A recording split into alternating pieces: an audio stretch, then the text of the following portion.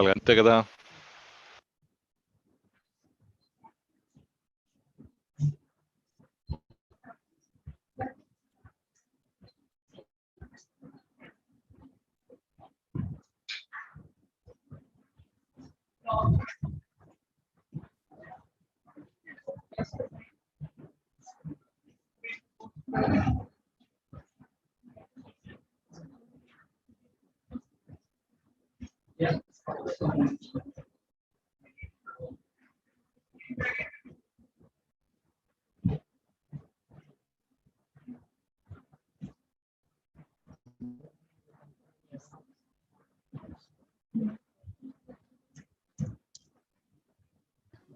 All D coordinator.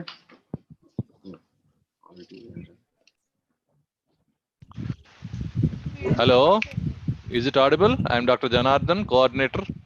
Yes, sir. Yes, sir. Sorry, moderator. Sorry. Oh, okay, sir. 1 second, sir. We are starting, sir. Okay. Yeah. Sure. So everything is set, Yeah, sir, yeah. according to you.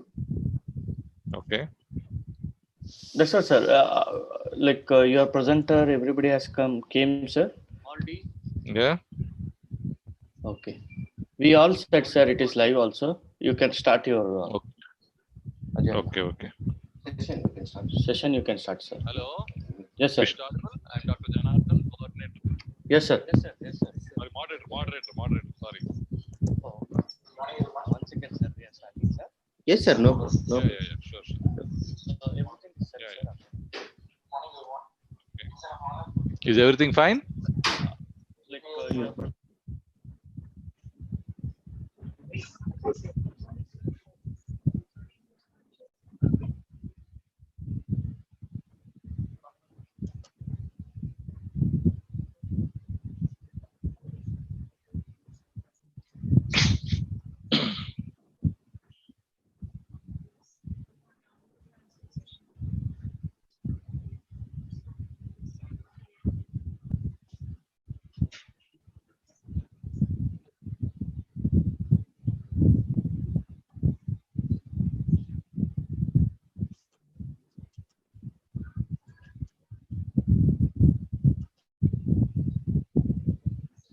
Am I audible?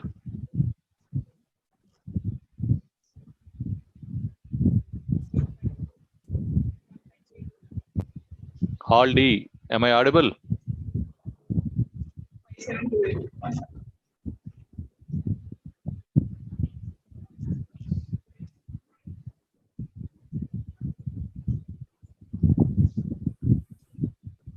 Hello.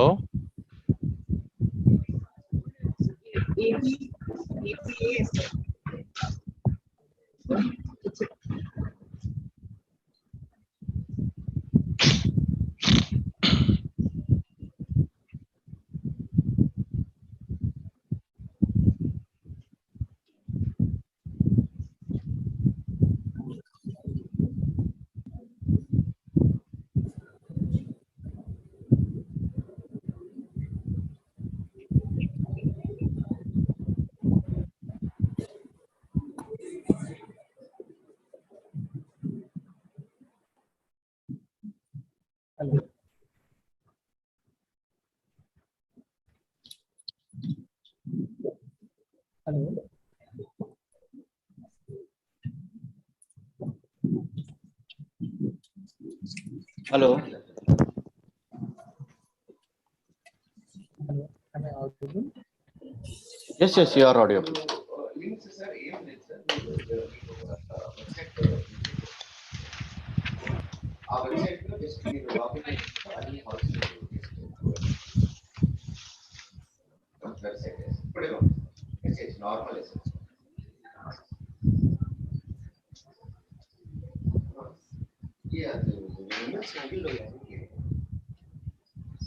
हो गया और check ಮಾಡಿಲ್ಲ.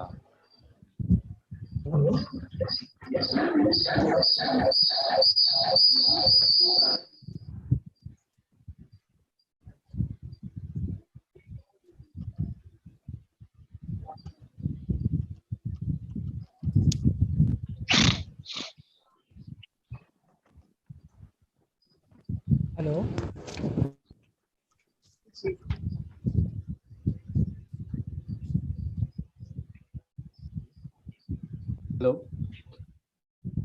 Hello. Hello. Hello. Yes. Sir, I'm audible, sir. Yeah. Who is it? Vishnu Keshav? Yes, sir. Yes, sir. Vishnu Keshav, carry on. Please start. Okay. Sir, somebody is connected two devices in your place. Please mute one device. Okay, sir. Can I start, sir? Yeah, sure. Please start, Vishnu. Yes, sir. So, very good morning to one and all. Myself, Dr. Vishnu Keshav. Today I'm presenting a rare case report of chronic volvulus in the intestinal malrotation. With the help of Dr. Suraj Girish, Dr. Kapil Nagaraj, and Dr. Ravi P. I'm from Meenakshi Medical College, Hospital and Research Center in Innatur, Kanchipuram. So, can I go to the poster page?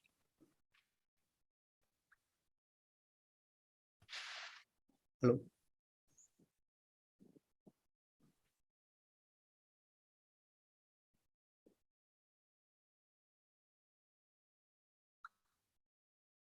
Okay. Yes. Introduction and the background. Midgut mal and non-rotation refers to the failure in counterclockwise rotation of the midgut, which results in the misplacement of the duodenojejunal junction to the right of the midline. In addition, the small bowel mesentery has narrow vertical posterior attachment, which is prone to volvulus. The Ladd's procedure, originally described by the pediatric general surgeon William Ladd in 1936, remains the mainstay in the surgical management. The procedure involves mainly the 5 steps and has been described both via open and laparoscopic approach.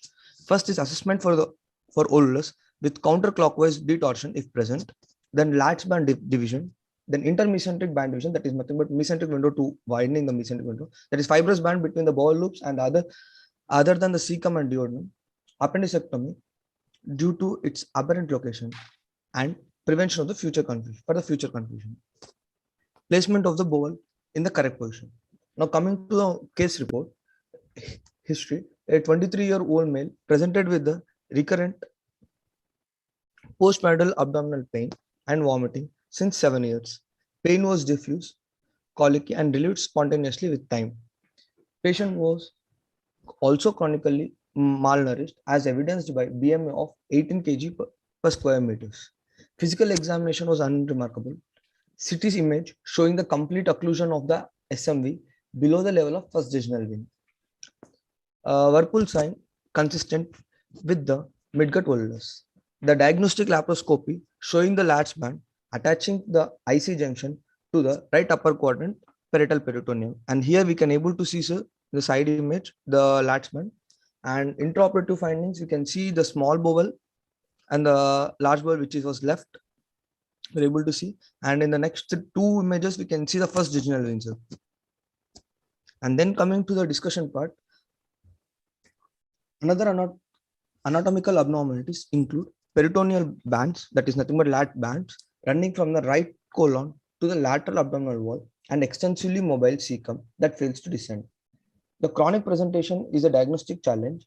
The most of the reported cases, the usual symptoms were the crampy abdominal pain, nausea, vomiting, bloating. The symptoms may be non-specific, hence diagnostic delay is common. Diagnosis is made by a CT image. The short mesenteric allows the small bowel to twist around the narrow SM pedicle to create a distinctive abnormal orientation of the superior mesenteric artery and vein relationship. The superior mesenteric vein lies abnormally to the left of the artery. As witnessed in the above case, the occlusion of SMV was below the level of the first jejunal vein. Bowel viability was maintained due to extensive collaterals between the jejunal vein and marginal branches of the IMV.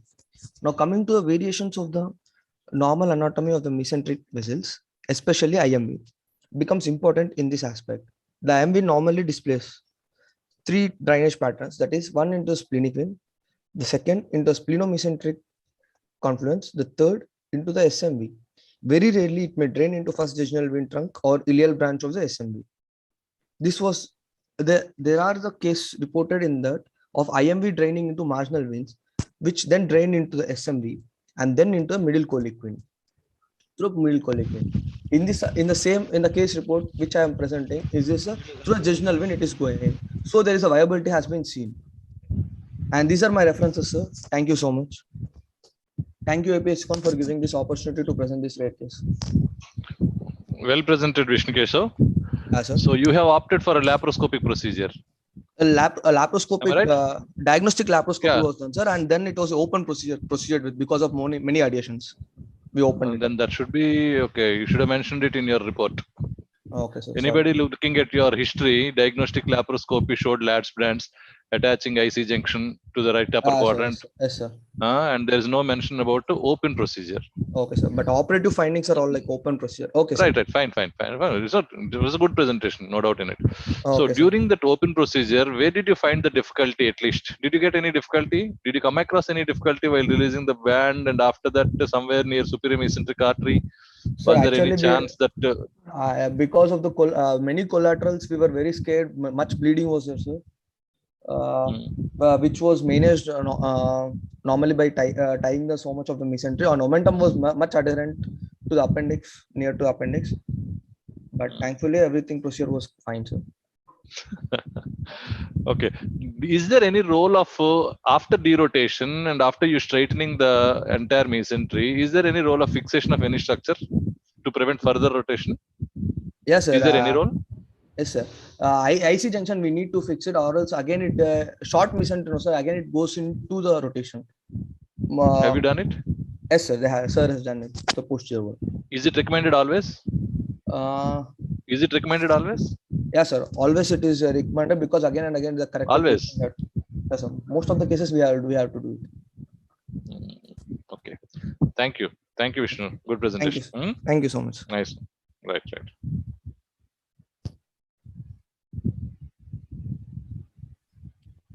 Hello. Good morning, everybody.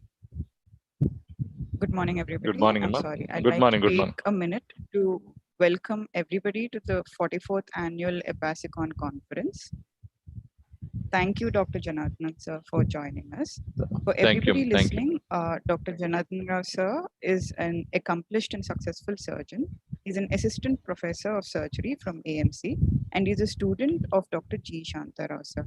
Sir, we're very honored to have you chairing this session this morning. Thank you, sir. Thank you so much. Dr. G. Saiteja. Yes, ma'am. If you could please continue. Yeah, yes, ma'am. Thank you.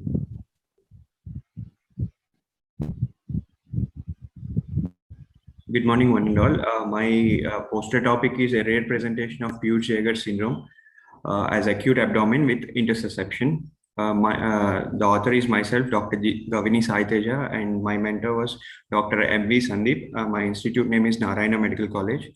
Coming to the introduction, Peutz-Jeghers syndrome is an autosomal dominant disorder characterized by the unique type of gastrointestinal hematomatous polyps associated with oral and anal mucocutaneous pigmentation. Intersusception is one of the complications of Peutz-Jeghers syndrome. 1/3 of the patients experience the symptoms during first 10 years of life. Coming to my case report, a 28-year-old male presented to the emergency room with a history of crampy abdominal pain since 2 days, which is associated with bilious vomitings and blood in stools.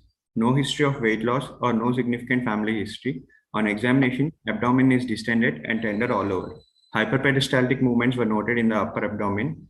On rectal examination, no pigmentations were noted. On distal rectal examination, stool staining was present. Stool for occult blood was positive, and erect X-ray showed multiple air fluid levels in the X-ray. Outside USG showed target sign with well-defined mass in the right iliac fossa. The impression was intersusception with multiple dilated bowel loops suggestive of intestinal obstruction. On CECT, the report is lobulated enhanced mass with increased vascularity along the herniation of ileal loops, floating in the lumen of ascending colon, along with the telescoping of ileum into the colonic lumen. Likely large hypervascular polyp or carcinoid serving as a lead point for the ileocolic intersusception, also causing subacute intestinal obstruction. Multiple enhanced polyps are noted in small and large bowel. Coming to the histopathological report, small islands of colonic mucosal glands and lamina propria separated by ramifying bundles of smooth muscle with focal collection of lymphomononuclear cells. No evidence of malignancy was noted, and impression is Peutz-Jeghers syndrome. My operative findings are on exploratory laparotomy, ileocolic interception with invagination of polyp was found. A small segment of gangrenous bowel, which is ileum, is noted in the segmental bowel resection with ileocolic anastomosis is performed. Gross specimen revealed multiple polyps in the resected bowel. Coming to the discussion, Peutz-Jeghers syndrome results from the mutation of STK11 gene, which is a tumor suppressor gene and is characterized by the development of non-cancerous growth called hematomatous polyps in the gastrointestinal tract and are greatly at the risk of developing certain type of cancers like pancreatic cancers, gastrointestinal cancers, cervical, ovarian, and breast malignancies. In this case, the intersection lead point is gastrointestinal hematomatous polyp. The characteristic pigmentation is not seen in this case. Further workup with CECT revealed gastrointestinal polyps and histopathology confirmed the Peutz-Jeghers syndrome. Patients should be screened for all the possible malignancies with Peutz-Jeghers syndrome. Thank you very much. Sai Teja, Yes, sir. it was a good presentation. Thank you. What was the cause for bleeding PR? So probably it is due to the prolonged history since 2 days. There is a chance of gangrene of the bowel loops, which leads to the because of the strangulated. No. Strangulated bowel never results in bleeding PR. See, there are several cases where you have strangulated hernias and strangulated, but you don't get bleeding PR. Yes, right? sir. Yes. So per rectal examination, no pigmentation noted. You mean mucosal pigmentation? Sir? Mucosal pigmentation per rectal examination or outside, external? External, sir. Perianal skin? Yes, sir. Digital rectal examination, only stool staining, no blood stain. No blood staining, sir. Okay. So what did you do? You have done for a ileocolic resection. Did you follow up the case further? Yes, sir. For 1 year, I followed the case, sir, but due to this pandemic situation, the patient haven't. It's okay. It's okay. During that 1 year, did you at any time think of further investigating the case for bleeding PR, or did you go for a colonoscopy? Yeah, sir. We went for colonoscopy, and the colonoscopic studies were completely normal, sir. There were multiple polyps, no? No? Yes. Yes, sir. So how can you call it normal study again? I mean, there is no bleeding PR, sir. Okay. Right. Thank you, Masai. It is a good presentation. Thank you, sir. Thank you. Next speaker, please. Good morning, sir.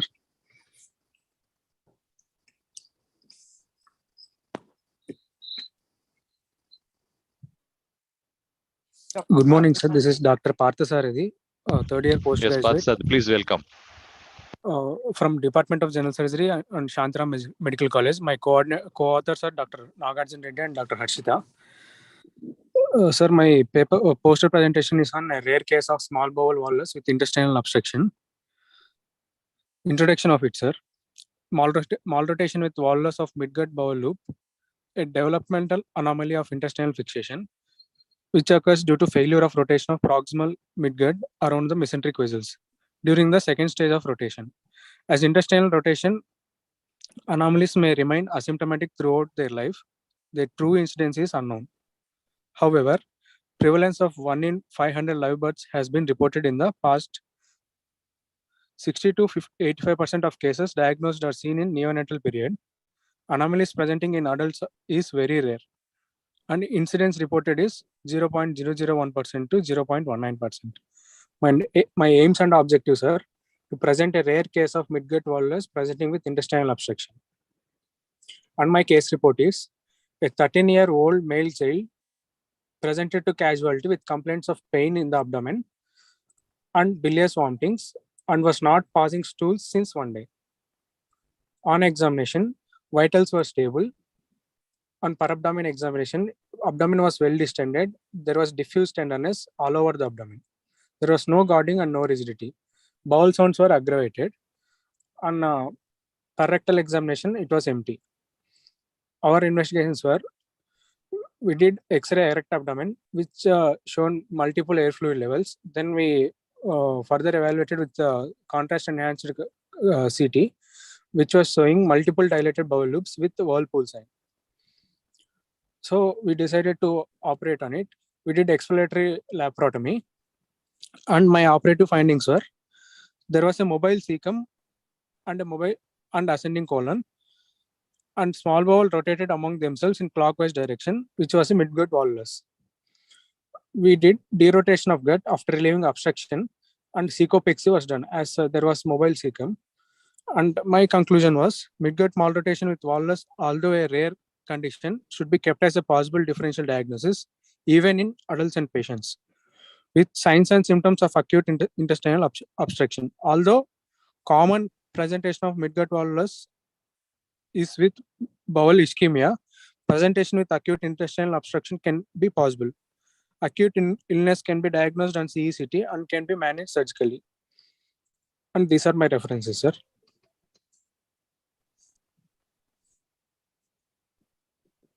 What is the incidence of bowel ischemia and malrotation of the gut? Generally, ischemia is more commonly presented, sir. No, Parsardi. Sir. Ischemia is more common in malrotation of gut than intestinal obstruction. Yes. Are you sure? Yes, sir.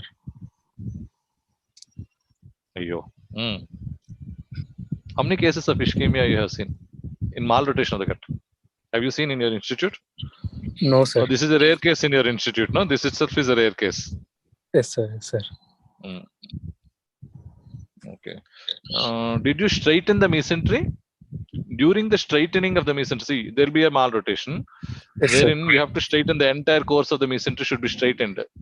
So Sir. during the straightening, did you come across a point where there is always a, what you say, deceiving, wherein you will try to ligate the superior mesenteric artery? A band will be there wherein you will be tempted to put your artery around the small pedicle. Did you come across such a pedicle there? No, sir. There was a band that we released and we. No, lads bands are different. No. Lads bands are different. When you are derotating it, there'll be a small band like a superior mesenteric artery. There'll be a superior mesenteric, and you have to straighten it instead of just ligating and trying to pull it out, because you'll feel that that is the place where it is obstructing. Sir. And unfortunately, you'll be tempted to ligate that and release it. You should not do it. Okay. Okay, sir. Maybe your sir, you think Nagarjuna Reddy was there, probably he helped you out. But anyway, good presentation from your institute. Okay, thank you so thank much. You. Thank you, sir. Thank you, Nana. Thank you, Dr. Parthasarathi. Dr. Dinusha Murthy.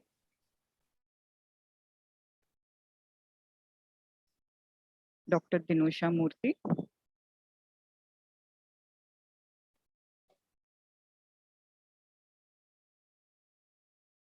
Do we have Dr. Dinusha Murthy?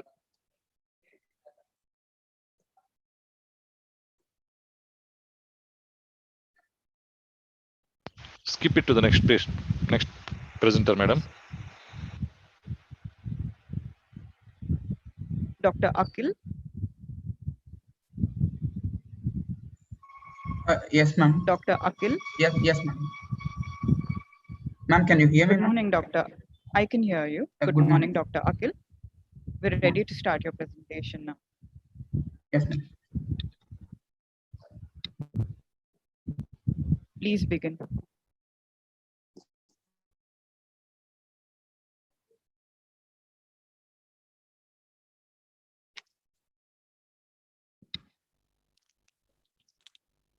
Dr. Akil, can you please begin? Yes, ma'am. Hello. Yes, Dr. Akil, we can hear you. Can you please start? Yes, ma'am.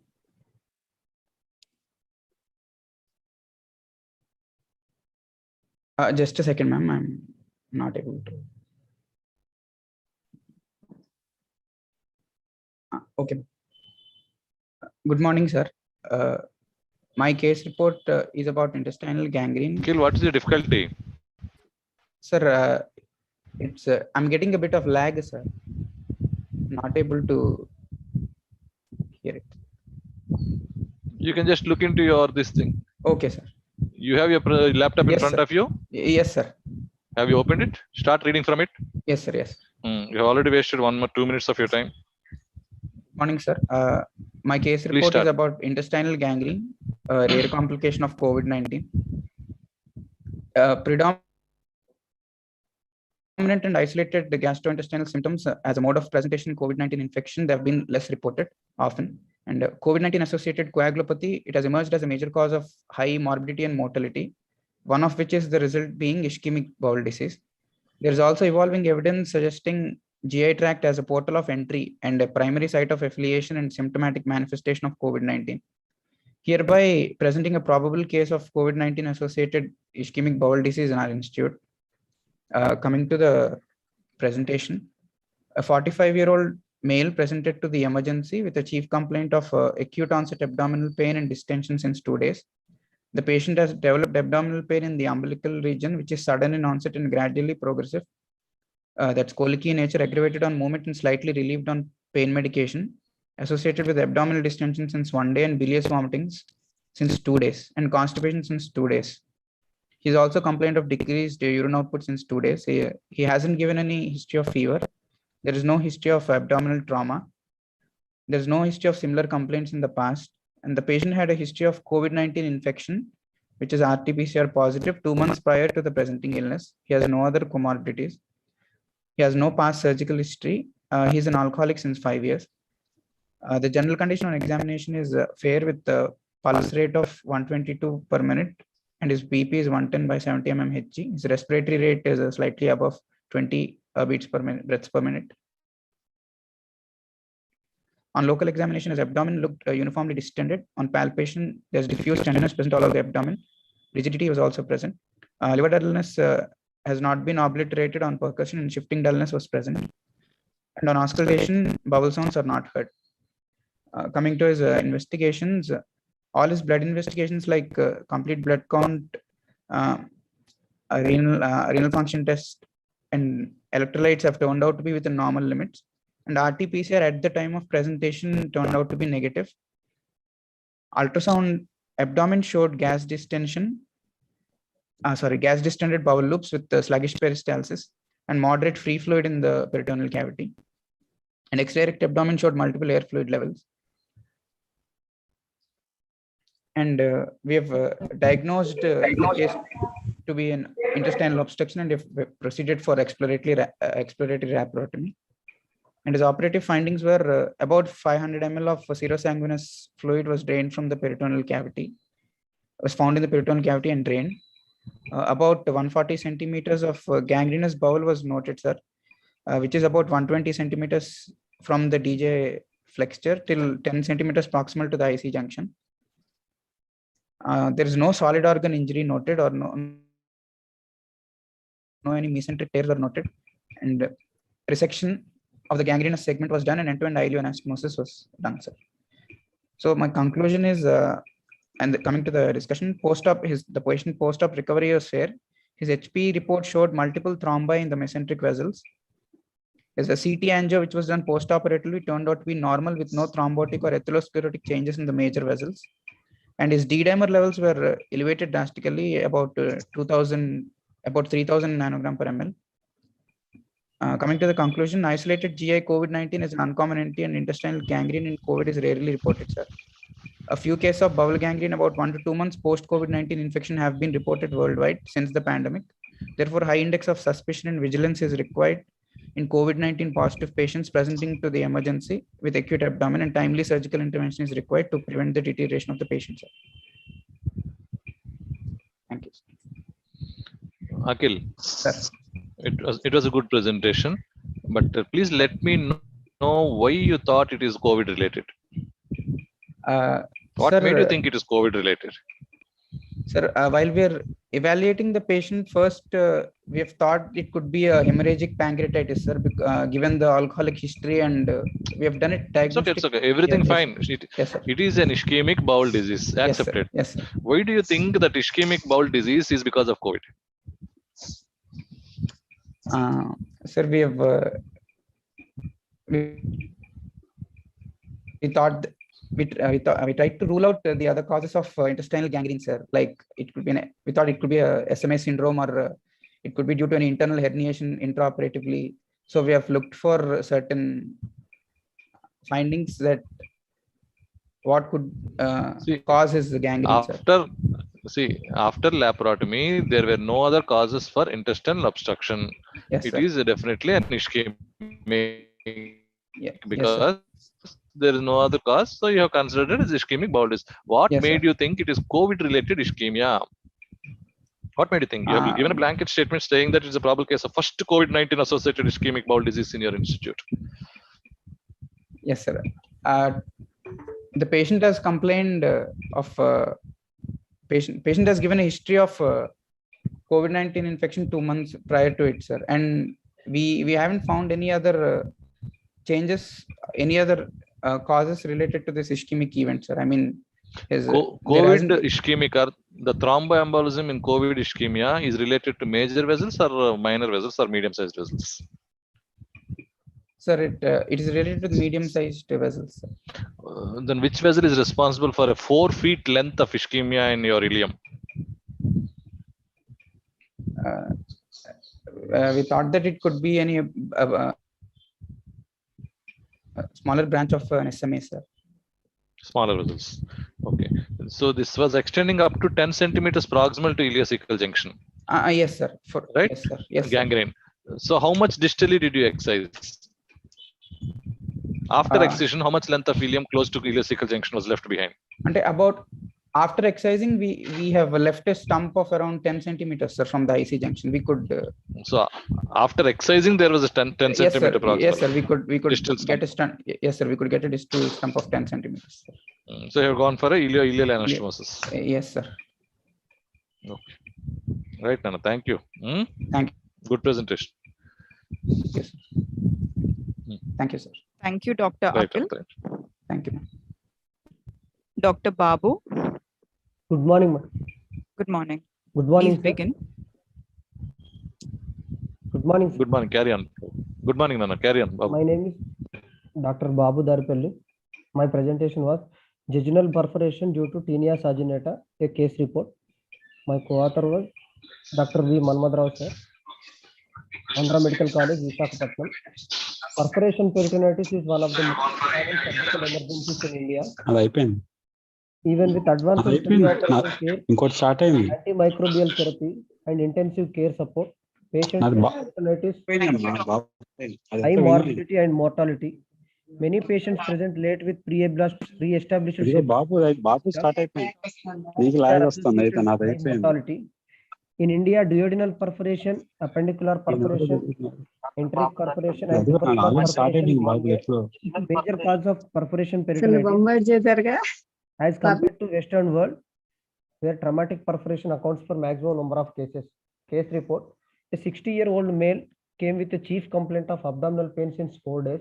He presented with diffuse pain all over the abdomen, which was sudden in onset, gradually progressive and burning type, aggravated on movement and slightly relieved on pain medication.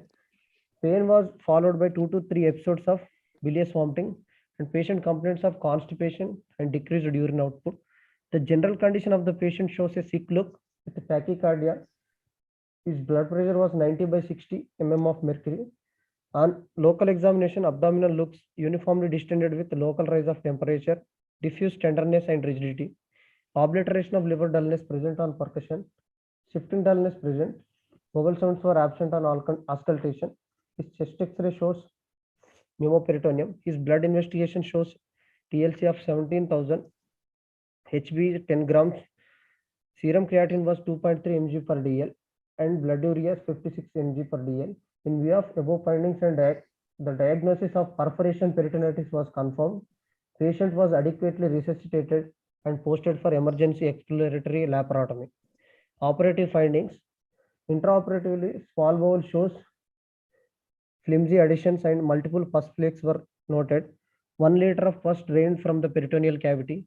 A 2.5 centimeters perforation was noted on the anti-mesenteric border of jejunum, about 20 centimeters from which worms seen and extracted out. About 2 meter long worm extracted out from the perforation site. Line was given and primary repair of the perforation and omentoplasty. discussion. Post-op recovery was fair and HPE report confirmed the worm as Banam. data. Hello, Tinea Banu. prevalence in tropical countries is very high. Tapeworm infestation is the infection of the digestive tract by adult tapeworms. Larvae are sometimes ingested by consuming undercooked food. Once inside the digestive tract, larvae grow into a very large tapeworm. Among the most common tapeworms in humans are the beef tapeworm, that is Taenia saginata, and pork tapeworm, Taenia solium. Fish tapeworm is Diphyllobothrium species, and the dwarf tapeworm is Hymenolepsis species. Taenia saginata is the beef tapeworm. Man is the only definitive host, and the cattle are the significant intermediate host. The majority of the patients are asymptomatic and do not have a serious sequelae. However, sometimes presented with pruritus ani and nausea, abdominal pain, intestinal obstruction, and perforation is commonly caused by Ascaris species, Ascaris lumbricoides, that is roundworm. Other worms like Enterobius vermicularis, Trichuris trichura, whipworm, and Taenia tapeworm can also shown same picture. Praziquantel is the drug of choice. The incidence of the tapeworm infection has been reduced by the proper preventive measures and the anti-helminthic drug. Thank you, sir. Babu, what was your post-operative management?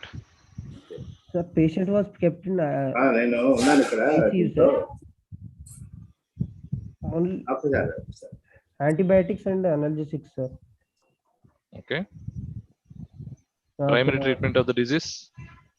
Laparotomy you have done. Laparotomy done. After sir. that, you have put him on antibiotics and analgesics. Analgesics, sir. How did you eradicate the disease?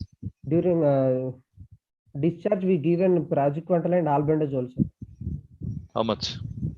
Albendazole to 400 mg 3 times. Single dose? 3 days, sir.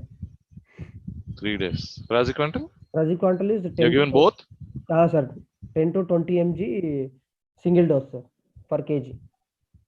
How much did you give? 10 mg, 20 mg? Or per kg body weight? We give 10 mg per kg body weight to single dose, sir. Okay. When did you follow him up again? After 1 month, sir. After 1 month for upper G endoscopy, we followed him, sir. Why? Why upper G endoscopy? For Taenia? Where does it generally harbor? Taenia is generally harbor in small bowel, sir. Jejunum. Yes, sir. What information do you get with upper G endoscopy?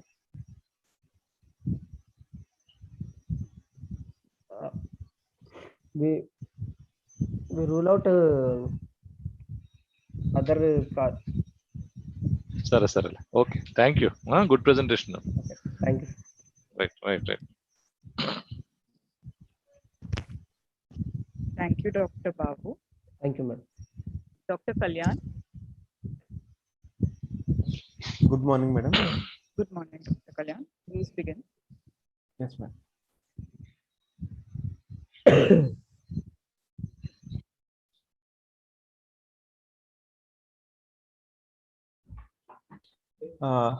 My name is Dr. Kalyan Kumar, madam, from Shankar Medical College, third year postgraduate. I am presenting a rare case of foreign body in rectum and sigmoid, madam.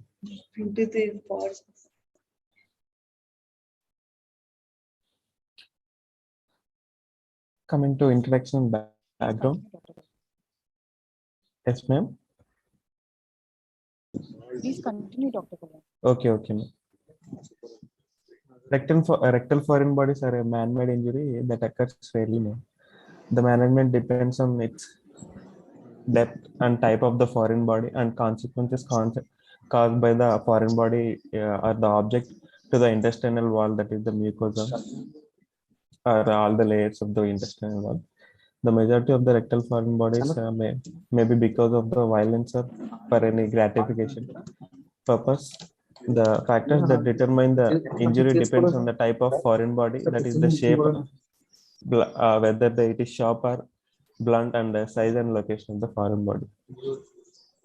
Case report: a 60-year-old male presented to the casualty with a history of ingestion of a glass bottle by himself through his anus one day before, that is 24 hours before presentation to hospital. The bottle stayed in his rectum and sigmoid for about 24 hours already before presentation. On examination per abdomen,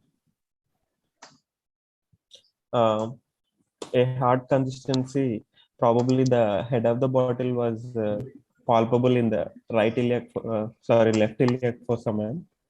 On rectal examination, a cylindrical glass-shaped plate, that is the base of the bottle, was palpable for about 4 centimeters from the anal verge.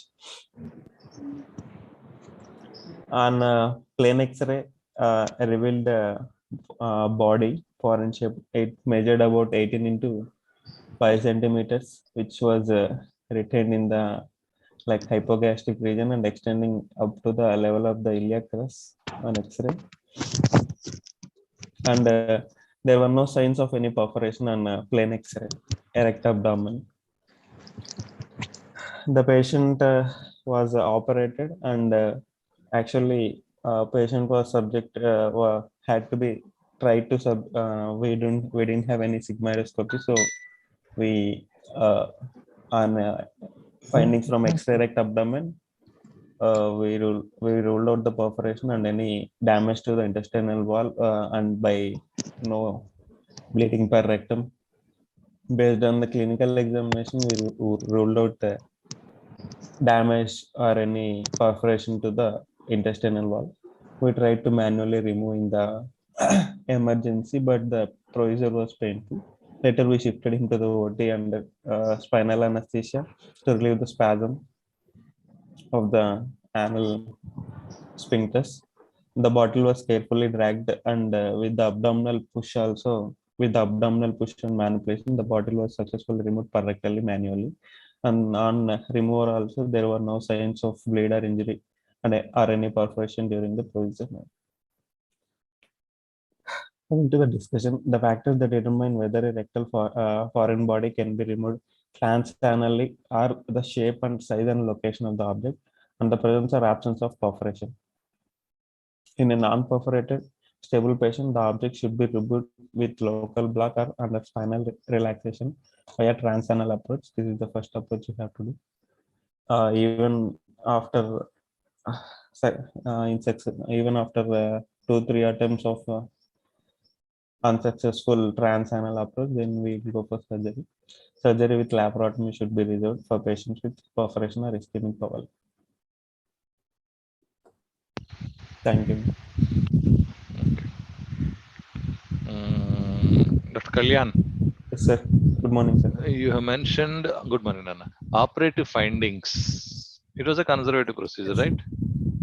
You Yes, didn't sir. go for any surgery. Am I right? No, sir. Yes, sir.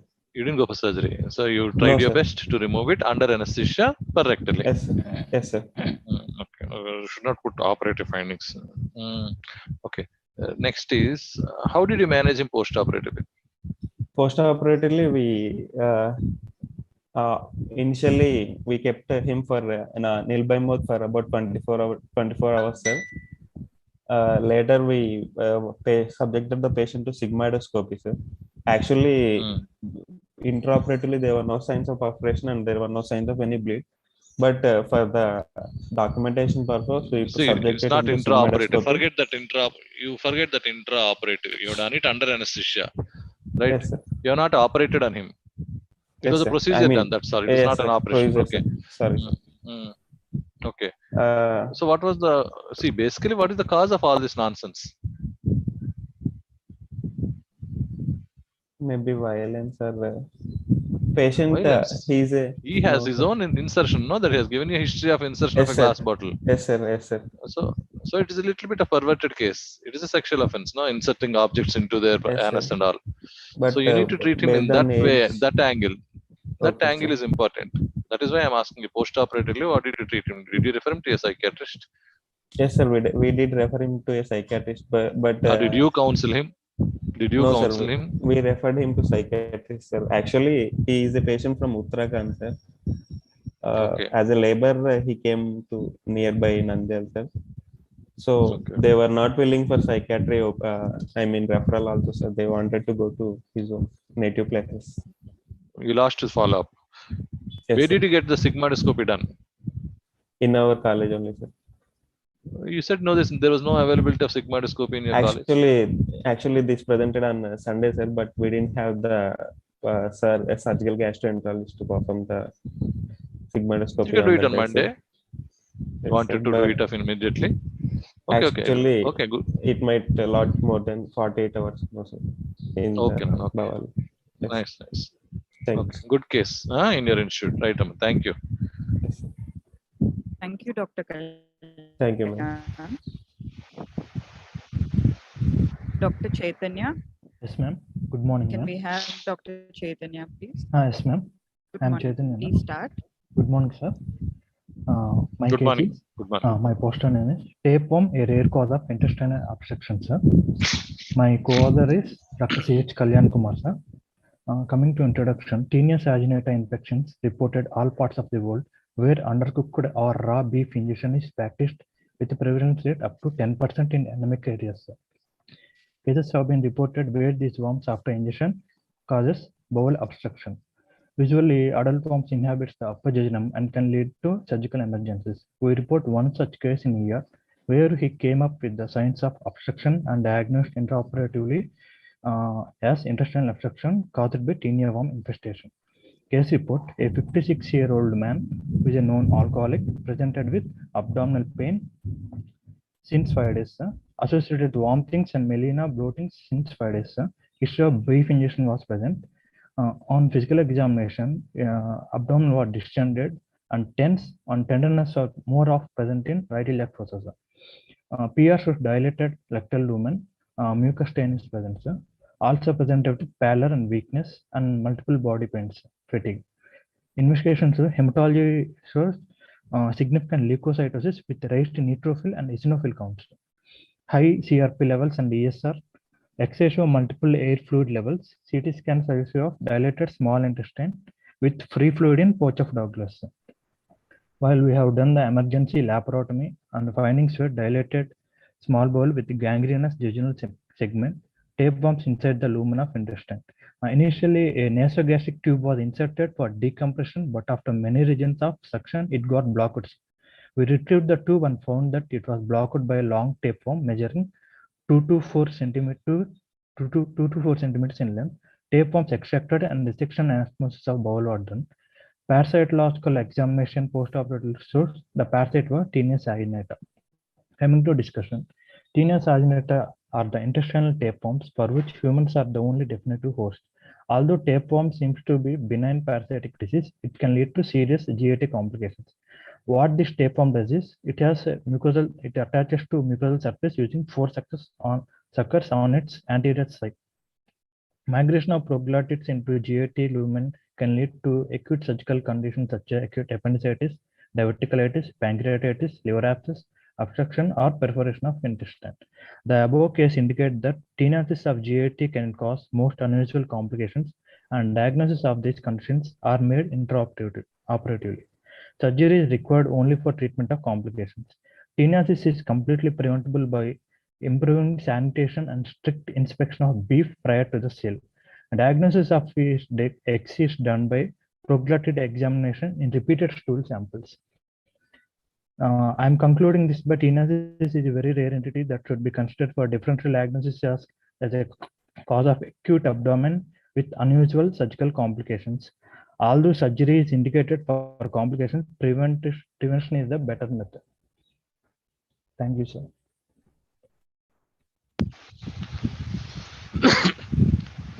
Thank you, Kalyan.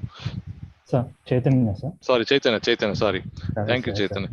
Is this the only one case, or you have seen several cases of this? No, sir. I have seen only one single case in my postgraduate life.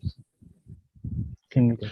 Have you given anti-helminthic drugs? Yes, sir. Post-operatively, I have given Post-operatively when? Which post-operative did you start your anti-helminthic drugs? POD1, sir. POD1. Yes, sir. You have given him oral. So POD1 you have allowed oral. Sir?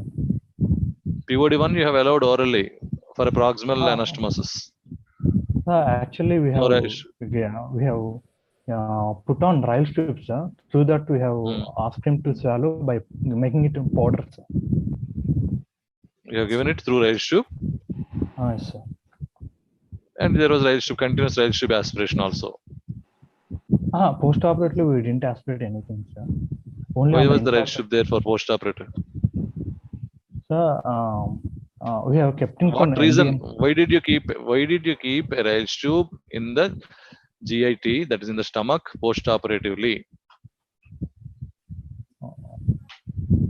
We have kept it for is it 2 for days, sir. aspiration or is it for feeding?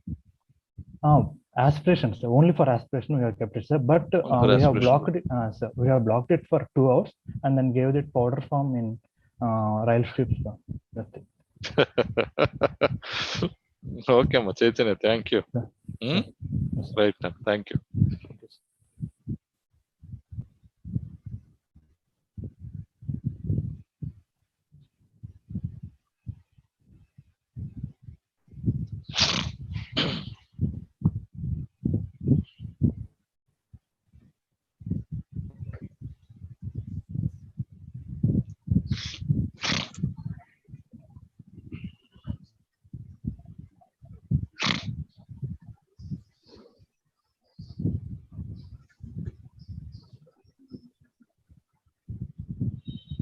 Sai Priyanka.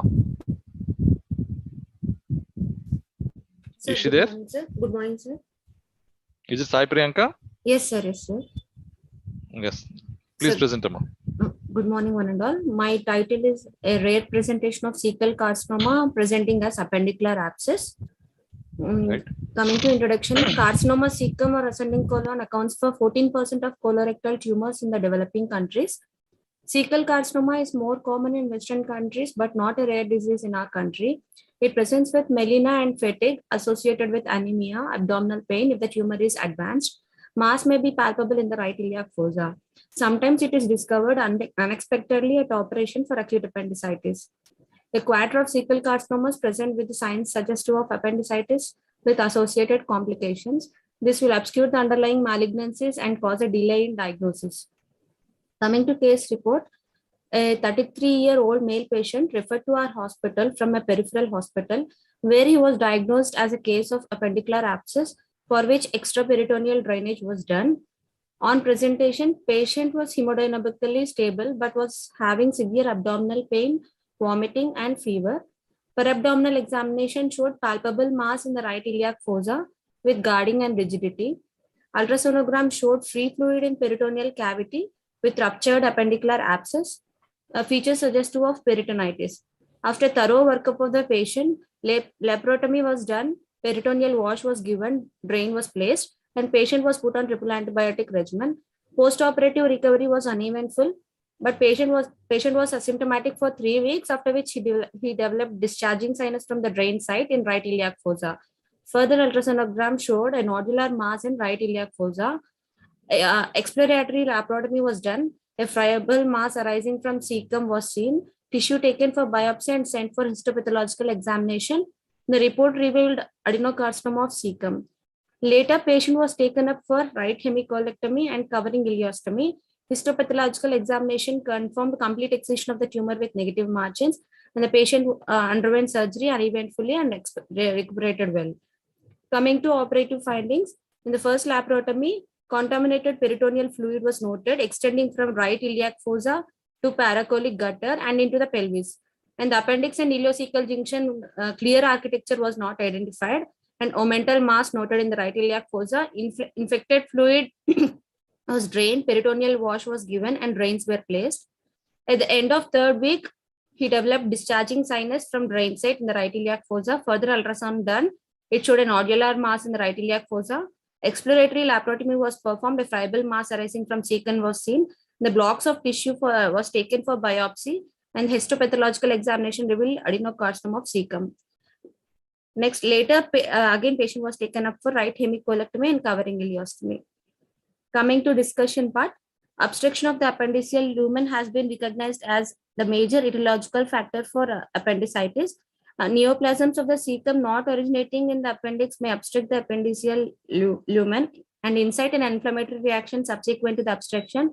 and then progressed to the rupture of the appendix with abscess formation. The association of carcinoma of cecum with appendicitis was first reported by Shears in 1906, according to a report by Booth et al. Adenocarcinoma of the cecum accounts for 10% of colorectal malignancies and may present as appendicitis. Treatment of appendiceal abscess is still debatable. Expected management consisting of intravenous antibiotics, percutaneous drainage, and an interval appendicectomy at a later date is gaining a wide consent as it seems associated with less morbidity and shorter hospital stay. An aggressive surgical approach of cecal masses with intraoperative abscess drainage and resection should be performed in selected cases to avoid delay in diagnosing malignancy and achieve a safe and adequate treatment. These are the images showing intraoperative image showing the mass, and this is a histopathological image. Here it is a histopathological image showing adenocarcinoma of the cecum. Thank you, sir. Sai Priyanka. Sir, yes, sir. You had this case after extraperitoneal drainage elsewhere. Yes, sir. The patient presented to you, you have done a laparotomy, you have drained the abscess. Yes, sir. That's all? First laparotomy. Yes, sir. There was extraperitoneal drainage previously done. When you opened the abdomen, what did you see? Sir, it was all a mass. It was a mass. Yes, sir. How many days after the first extraperitoneal drainage did you open the abdomen? Sir, no, sir. Initially, we did laparotomy, sir. After the patient has undergone extraperitoneal drainage elsewhere. Then he came to you.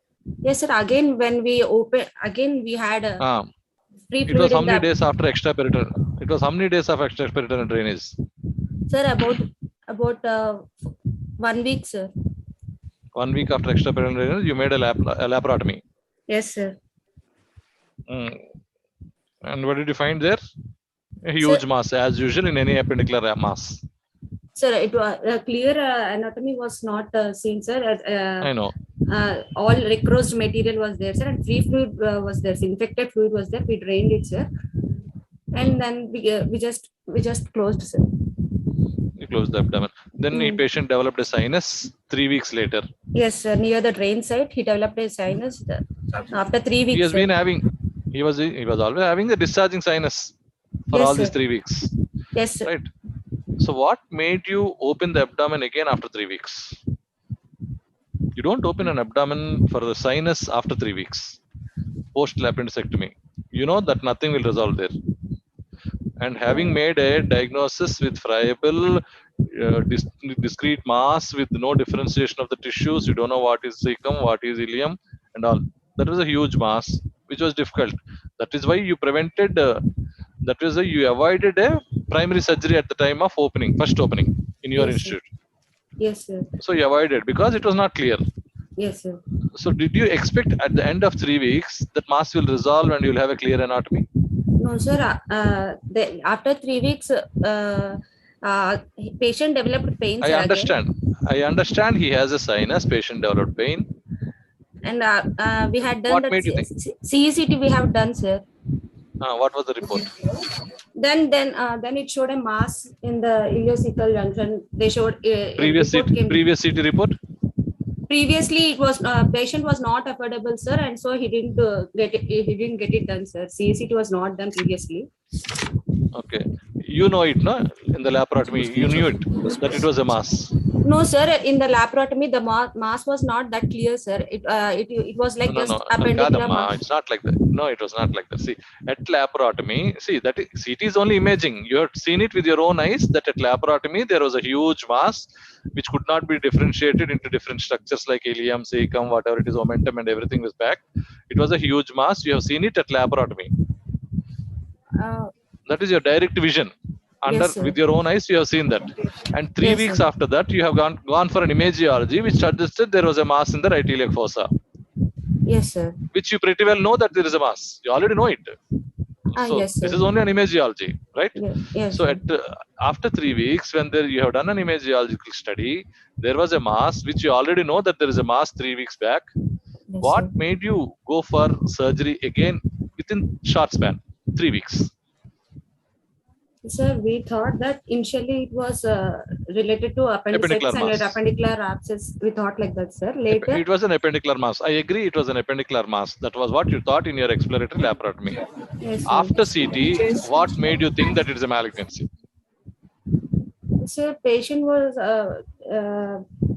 having a continuous complaint of that right tenderness. That tenderness was there in the right iliac fossa, sir. And CT was showing massive suspected malignancy, sir. So there was no resolution in the mass. Yes, sir. There was no resolution in the mass in spite of giving that triple regimen, whatever you yes, sir. positive, negative, and anaerobic regimen. So there was no reduction in the mass, which yes, made you suspect there is a malignancy. Yes, in view of his age. Age is only 33 years. What made you suspect? Sir? His age is only 33 years. Am I right? Yes, sir. Yes, sir. What made you suspect that it is a malignancy? Sir, no, in some young cases also, in some cases, very few cases are noted, sir. But we need to evaluate that, sir. So that is why you have presented this case, because it is a rare case. Yes, sir. Yeah. Okay, Amma, thank you. Your sir is with you? Sir, no, sir. No. We owe a lot of respect to him. He came from Kadapa, no? Yes, sir. Yes, sir. Sampath, sir. Yeah, Sampath, sir. I know. He told that Yeah, he'll Sampath. log in, sir. Yes, sir. Yeah, Sampath, sir. We know him very much. He's known for his academics. Yes, sir. We love him so much for his academics. I am an associate professor in Kadapa. Thank you, Amma. Thank you so much. Right, Thank Nana? you, sir. Thank you, sir. Thank you. Thank you, Dr. Priyanka. Yes. Dr. Dinisha Murthy. Hello. Hello. Good morning, sir. Who is this? Sir, this is Dr. Dinusha, sir. Dinusha, you came late. Yeah, sir. I just did my paper presentation, sir. That's why. Okay, Nana. Right. Welcome. Yeah, sir. Thank you, sir. Good morning, sir. Sir, myself, Dr. Dinusha, sir. I would like to present the carcinoma in sigmoid diverticum, a rare case, sir. Coming to introduction, the coexistence of colorectal diverticulosis and colorectal cancers is seen clinically, and so far there have been many research reports and case reports. However, it is extremely rare for colon cancer to develop from within a diverticulum of the colon. In this case, laparoscopic surgery was performed for a vesicosigmoidal fistula with diverticulitis of the sigmoid colon, and the postoperative histopathological examination showed colon cancer arising in the diverticulum. The clinical features of colon cancer arising in the diverticulum are reviewed along with past reports and including this case. Coming to case report history, a 76 years old male man came conscious of urgency when urinating 3 months earlier and developed frequent urination. He also recognized food residues in the urine 3 days earlier and consulted a nearby clinic. Since a vesicosigmoidal fistula was found on abdominal CT, he was referred to our hospital and admitted for the purpose of the intensive examination and treatment. On examination per abdomen, tenderness present in left iliac fossa. On investigations, HP was 9.2, total counts were 16.9, and PC is 29.8. CT image showed multiple diverticula in the sigmoid colon, and an increased CT value of panniculitis was observed around the large intestinal tract. Inflammatory changes around the large intestinal tract continued to the left bladder wall, and the bladder wall was slightly thickened. Treatment: laparoscopic sigmoidectomy and fistulectomy were performed. On histopathological pathology, it shows irregular atypical glands and diverticulum. Coming to discussion, an acquired condition affects less than 10% in 5th decade, increase it to 50 to 66% in their 9th decade. Diverticular diseases initially described by Ritter. First reported case of adenocarcinoma in intact sigmoid diverticulum was in 1976. Conclusion was colon cancer arising in diverticulum should be considered when diverticulitis complication is observed. These are my references, sir.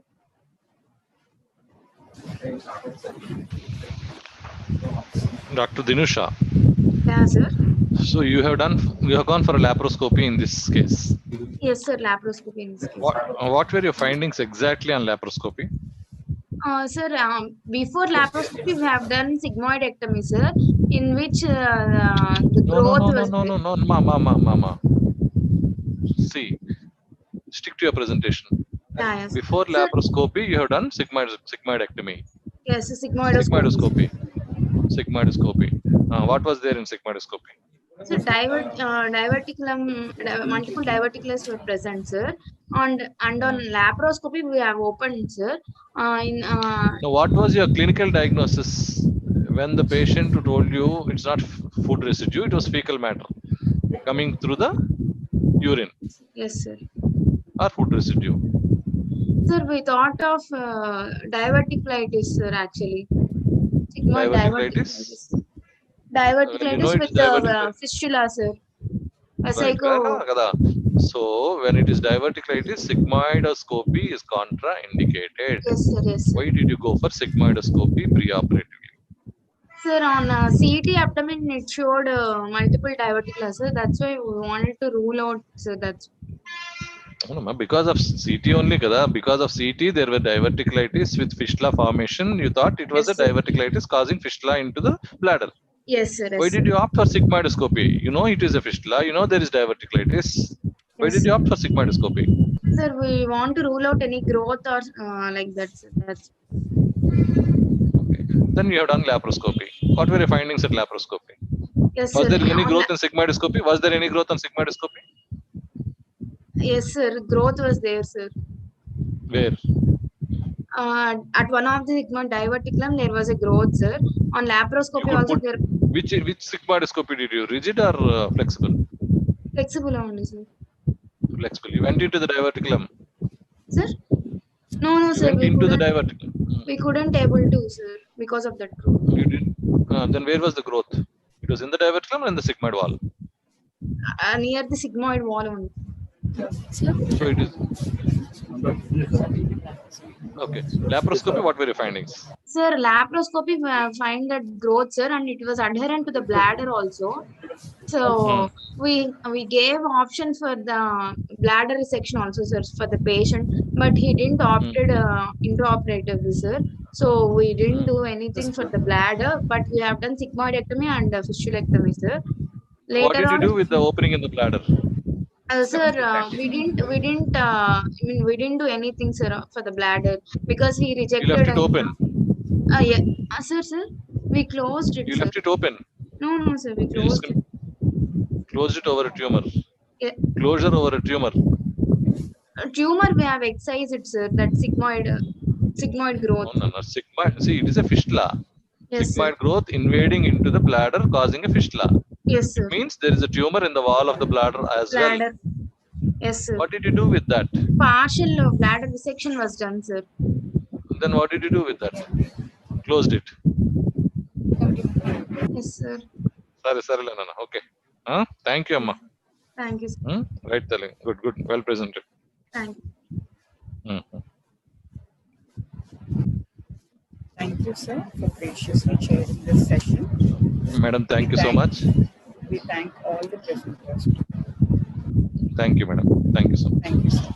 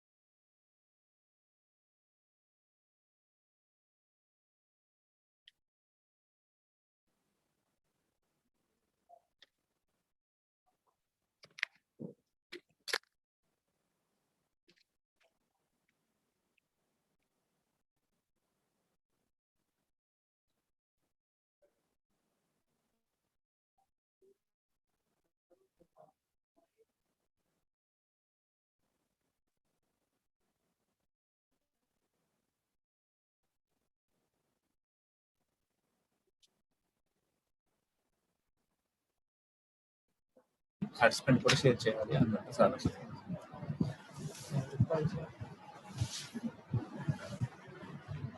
Good morning, everybody. We're ready to start the 9 to 10 session. We welcome Dr. L. Hariprasad Rao. We're proud to claim him as an alumnus of RMC Kakinada, where he's fondly remembered as a surgeon of yesteryears. Sir is presently a professor of surgery in RIMS, Amlapuram. Good morning, sir.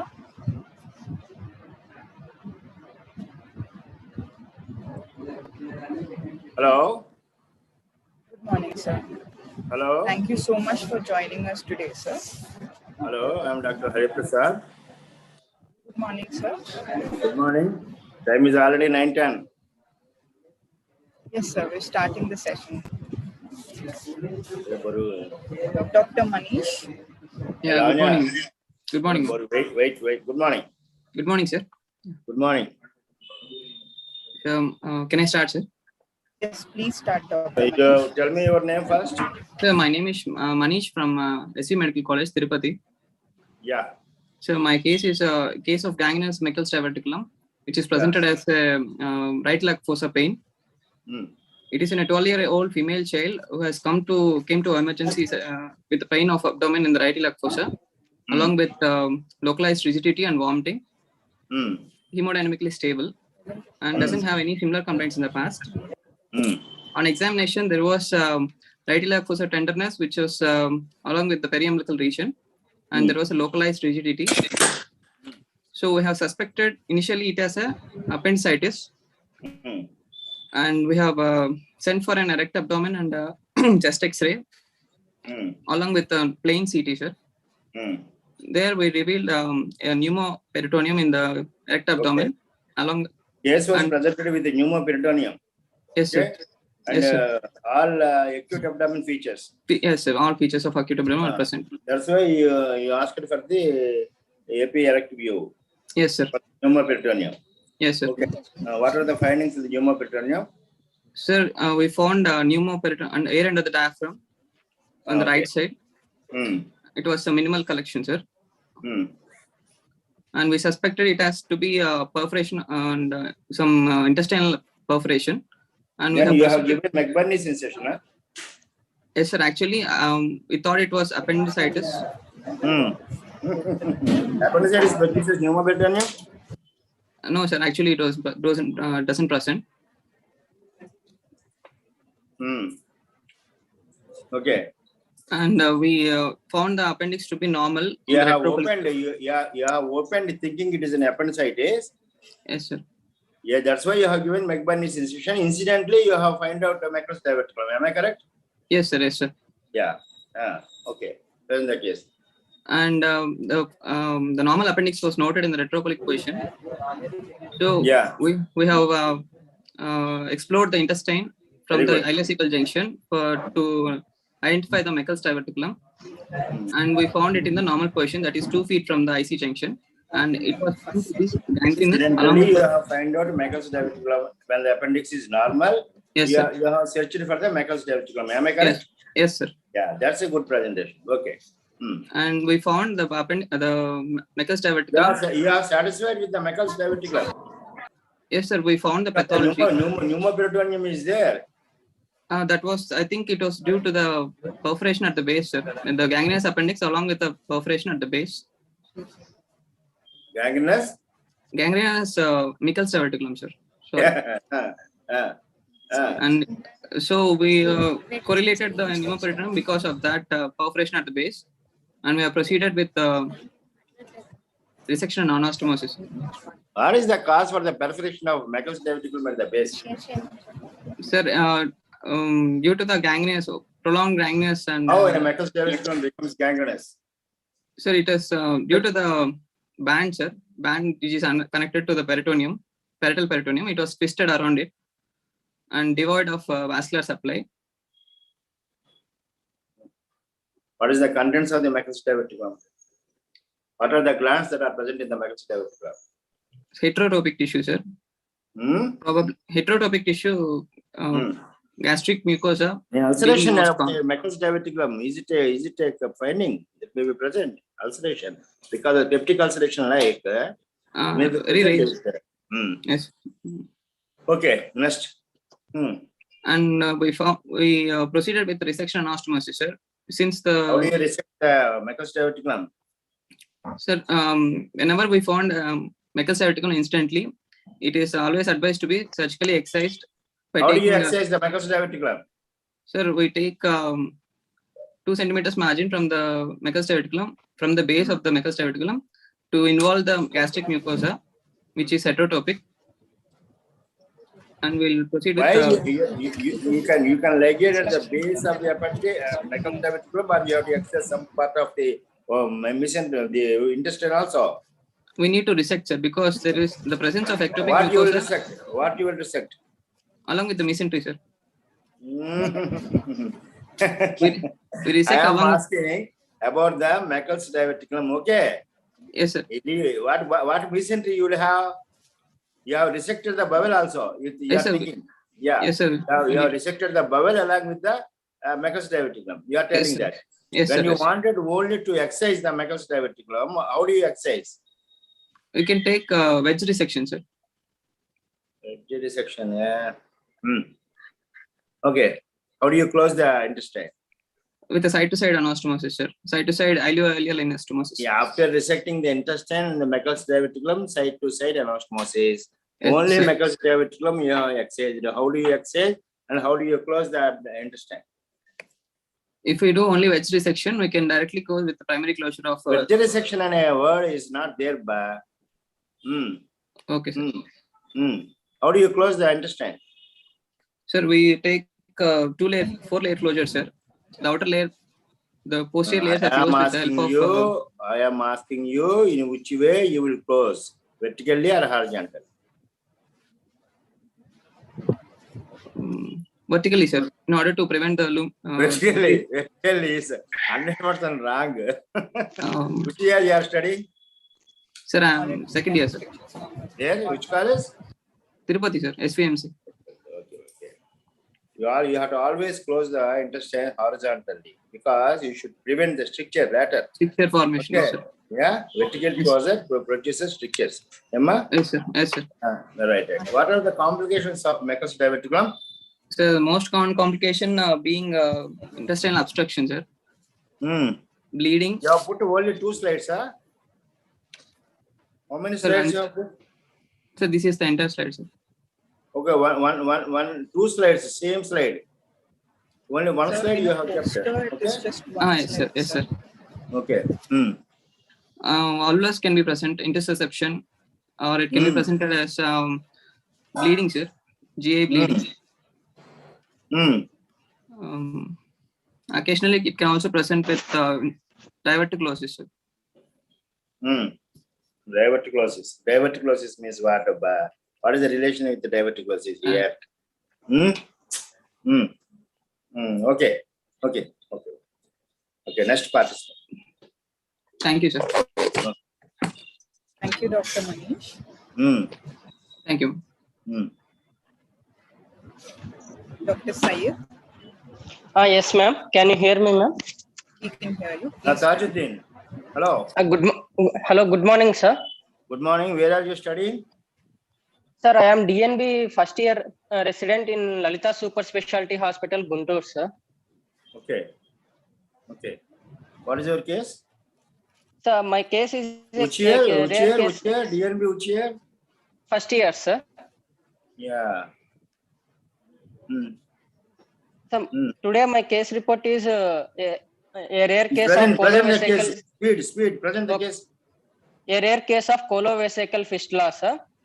Introduction is a colovesical fistula is an uncommon condition. It's an open connection between the colon and the bladder. This allows the fecal matter from the colon to enter the bladder, causing painful infections and other complications. Surgery, diverticulosis, infection, inflammation, or tumor or trauma to this part of body can cause a fistula to form. It is also known as vesicocolic fistula. It is a treatable condition, but however, because it's so unusual, there is a limited amount of information how best to manage this painful condition, sir. My case report is A 35 years old male patient came to the Department of General Surgery in Lalita Super Specialty Hospital with complaints of abdominal pain in the left iliac region associated with pain during defecation from 8 months. He also gave history of fecaluria, nocturia, increased frequency of urination. He has pneumaturia, sir. For abdominal examination revealed mild tenderness in the left iliac region. This colovesical fistula will form usually. The most common cause of colovesical fistula is diverticulitis, sir. Other causes are any iatrogenic surgeries or trauma, any inflammations or any carcinomas to this region. What malignancy usually produces colovesical fistula?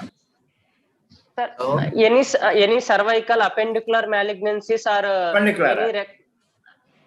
if it is a right sided, sir, cecal or then rectal sigmoidal or rectal. Yes, sir, rectal or colonic malignancies. Colonic malignancy, bladder malignancies can also, open sir. to the bladder. Yes, okay? sir. And the post radiation. Yeah, yes, sir. Post radiation effect also will produce colovesical fistulas. Okay. Yes, sir. Usually Yes, sir. the lower bowel is involved. Then only the bladder is accessible to form colovesical fistula, not upper bowels usually. Okay. Yes, sir. Yes, sir. So here, what is the cause for the formation of this colovesical fistula? So in my condition, the cause is diverticulitis, sir. We came to conclusion from investigation, sir. That is, in ultrasound abdomen, it showed the urinary bladder wall thickening with cystitis and sigmoid colitis, sir. In CECT abdomen, it shows sigmoid diverticular disease with diverticulitis. You are diagnosed this case in preoperatively. Yes, sir. With the help of cystoscopy and CECT abdomen, we came to a conclusion that it may be due to diverticulitis, sir. So what Good is morning. the cystoscopy? Good morning. Good morning, Hari. Good morning, Hari. Yeah. And this is Anna, sir. Oh. Please let them complete first, then ask questions, sir. Yeah, we are running behind. We are already before that person taken 10 minutes extra. Yeah. Please do not, you yourself don't take 10 minutes extra. Please complete it within 1 hour. Okay. Please let them complete the slide, then ask 1 or 2 questions, then we'll leave it. Thank you. Okay. Thank you. Good morning again. Okay, continue, ba. Okay, sir. Colonoscopy shows few diverticula in the sigmoid colon, sir. And cystoscopy shows 2 fistulas opening in the posterior superior wall of the bladder with active inflow of fecal matter, sir. In operative finding, patient was taken up for surgery after adequate bowel preparation, sir. Exploratory laparotomy was done with sigmoid resection after separation of the 2 fistulous tract between the sigmoid and the bladder, and end colostomy was done, sir. Bladder repair was done. Bowel continuity was restored after 3 months with circular staplers. Histopathological examination of the resected specimen was done and showed colonic diverticulosis with features of diverticulitis. Oh, diverticulosis are present. Okay. Yes, sir. Conclusion is very few studies have done in the colovesical fistula incidence among the Indian population. Diverticular disease such as is not very common in the Indian race, and among them very few presents as colovesical fistula.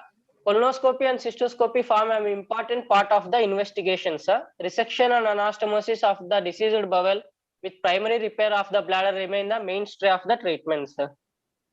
Okay. Yes, sir. What are the complications of diverticuli usually? What are the complications? One is in diverticulitis, infection or inflammation. Here you think of diverticulitis and later adhesion to the bladder and opening into the bladder. Do you think so? Yes, sir. Diverticulitis and it may get perforated, sir, and get adherent, sir. Yeah, two times. Two diverticuli are different. Yes, sir. In the image, it's showing 2 openings also, sir, in the histopathological section. What is the histopathological section? Only diverticular, nothing else. Yes, only diverticulitis. Urinary bladder is normal. Have you resected the part of the urinary bladder also? No, sir. We just closed it, sir. Okay. Endoscopically, that urinary bladder is normal. No, sir. In cystoscopy, it shows two fistulous openings, sir, on the posterior part of the bladder with the active inflow of the fecal matter, sir. Okay. Right. Yes, sir. How many slides you have put? What is the first slide is your opening into the urinary bladder. Okay. The next slide is? Sir, in colonos, under investigation is colonoscopy, sir. First one is CECT, sir. CECT abdomen. Second one is in cystoscopy. I am showing the opening, sir. In third one is the histopathological section of which showing the two openings, sir. In final is post-operative patient imaging, sir. Okay. Yes, do you think of any other conditions for vesicocolic fistula? So most common is diverticulitis, sir. Other than that, as we talked earlier, it is can be carcinoma to the bladder or descending colon, sir, or any traumas to that part of the bowel. Okay, good. Sir. Okay, go. Thank you, sir. Thank you so much. Right. Thank you, Dr. Next person. Dr. Likita. Good morning, sir. Good morning. Good morning, sir.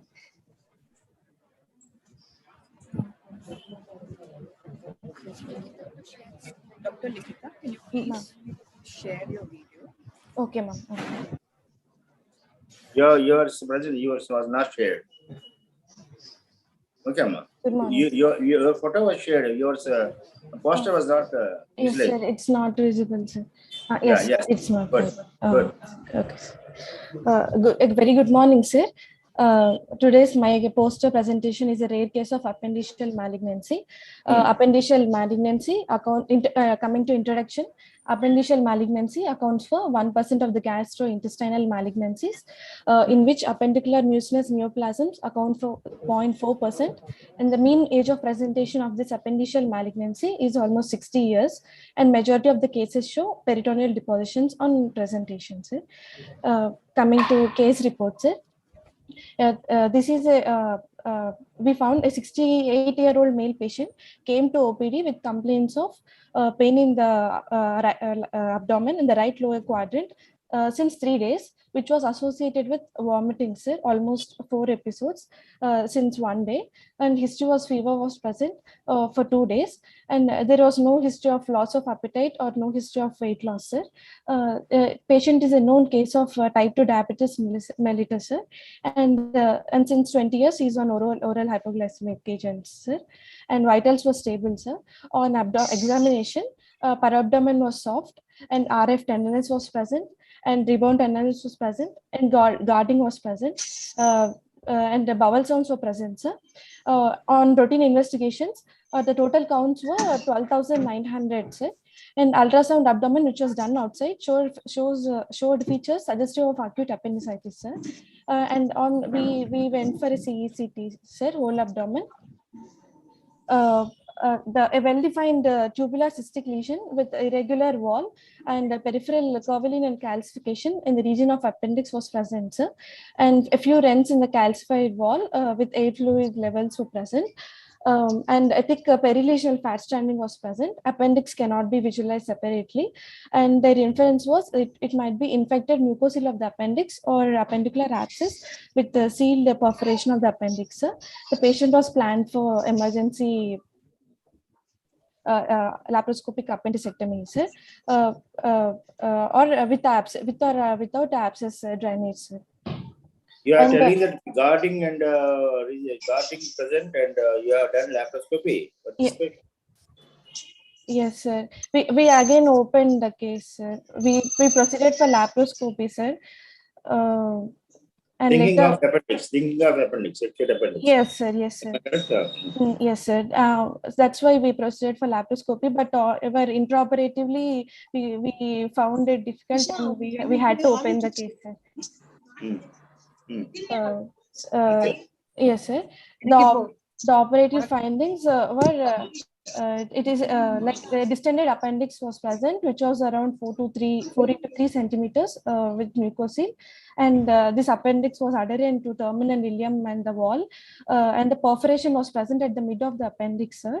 About 50 ml of mucinous content and also pus content was present posterior to the cecum, sir.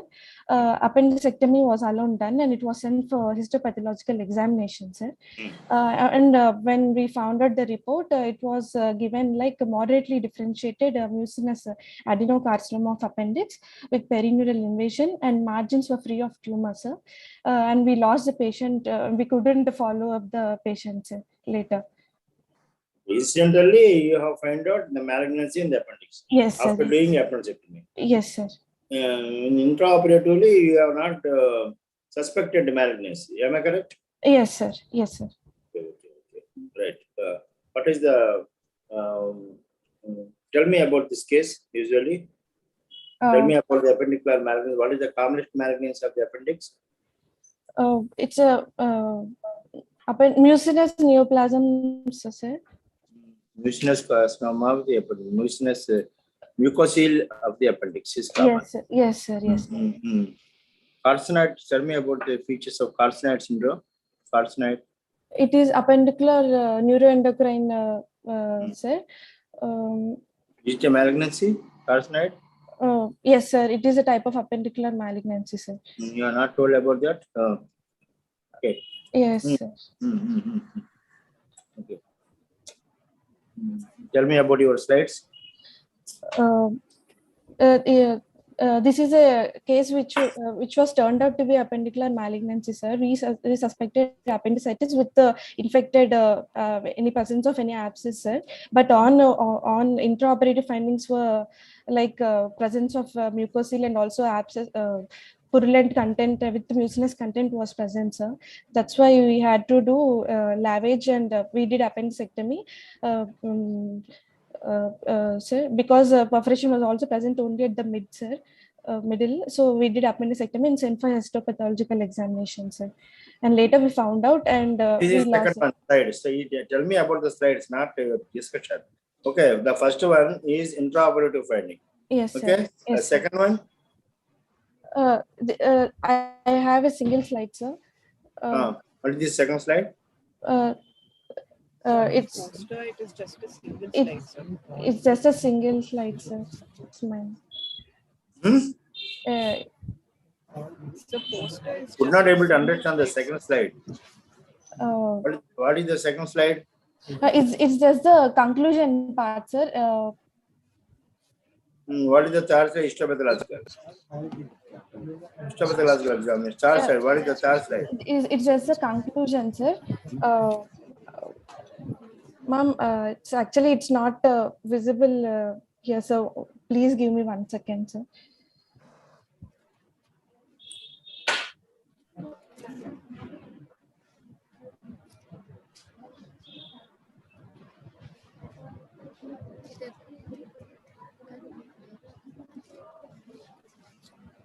Sir, it's just that I wanted to conclude the slide, sir, in the last 2 lines. And it is that most of the appendiceal malignancies present with abdominal pain, sir.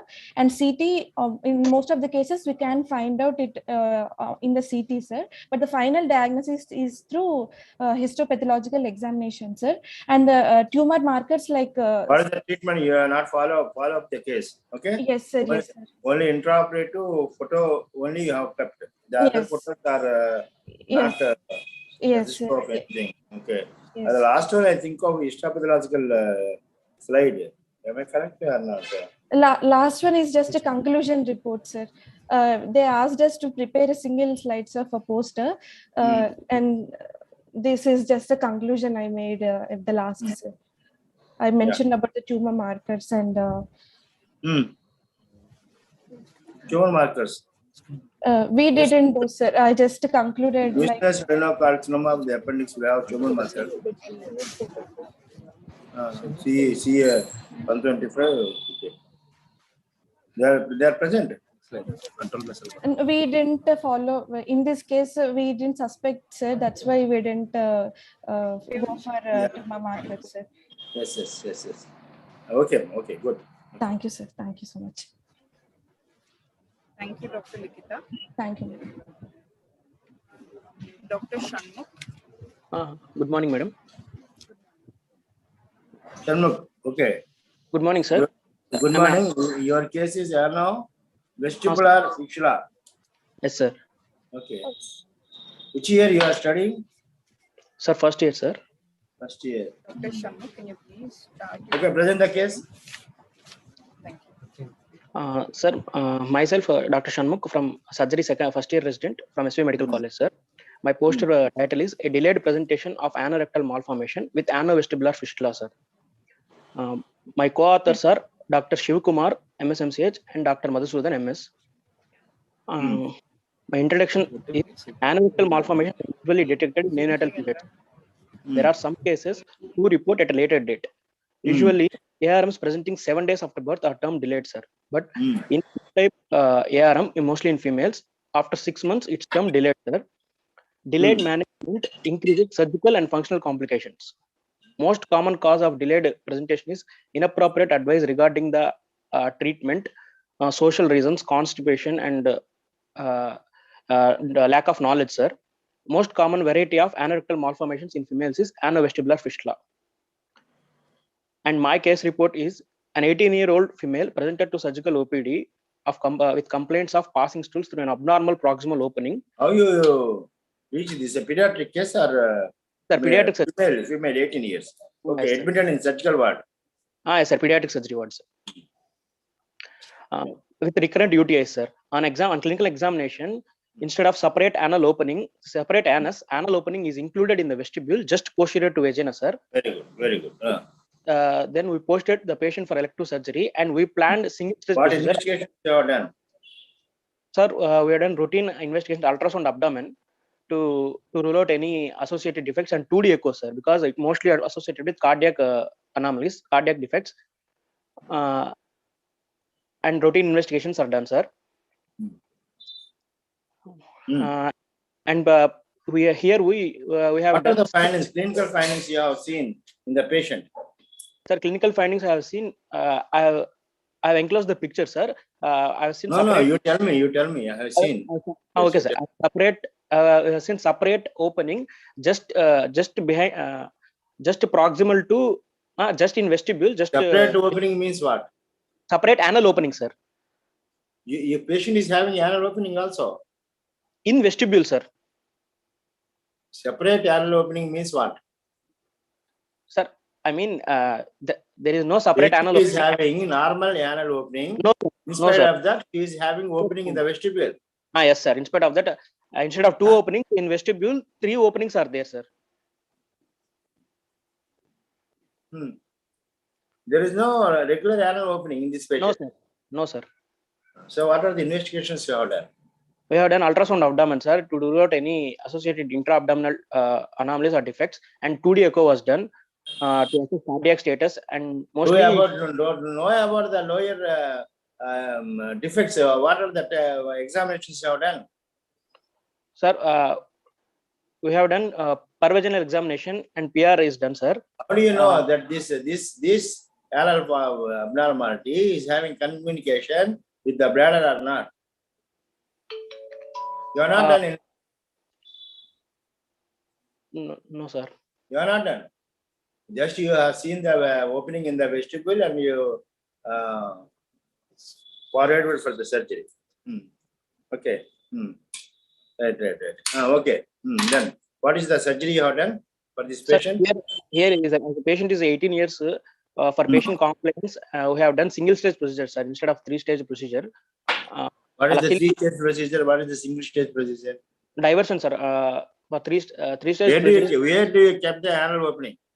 How do you know the position of the anus? Sir, we created anal opening just 2 centimeters distal to the No, vestibule. no. I am asking where do you kept that opening? Sir? You know, is it the site for the anus or not? How do you know? You can kept anywhere in the perineum, but how do sir. you know? So you just blindly followed the case, that's all. Okay. So how do you follow this case afterwards? Sir, regularly we have to tell the patient for follow-up, and dilator should be used, sir, 15, 16 starting with, and regularly a dilator should be used to prevent anal stenosis, sir, which we have created the opening. To prevent anal stenosis, dilator should be used. So you tell me about the slides. First slide. First slide is introduction, sir. Introduction, and second slide is my patient case report. Slide, about 3 slides you have kept. One slide, your finger, you are showing the opening in the vestibule. Am I correct? Sir. Second slide is intraoperative photo. What is that photo that is showing? Sir, that is anal opening, sir. Yeah, you explain the second slide, Abba. Second slide, intraoperatively, we have separated the vagina, because vagina and that opening in the vestibule have share a common thin wall, sir. We have to do meticulous dissection so that vagina will have a separate wall, and we created anal canal and opening, no, sir.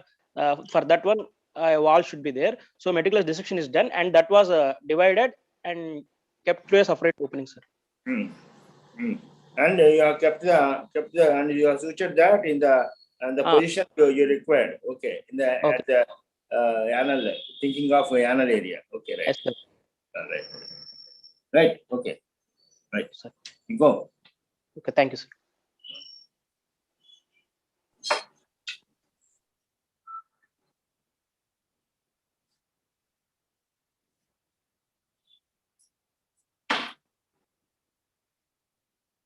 Harika, you present the case.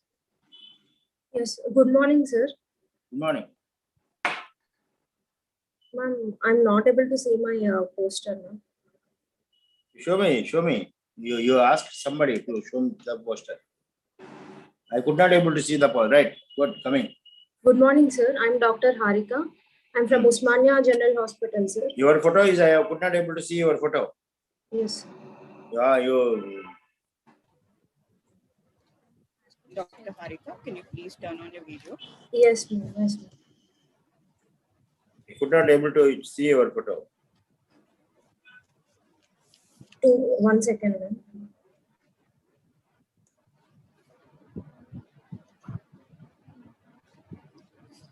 Dr. Harika, please hurry.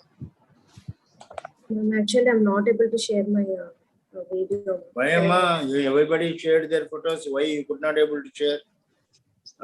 Okay. Present the case. Yes.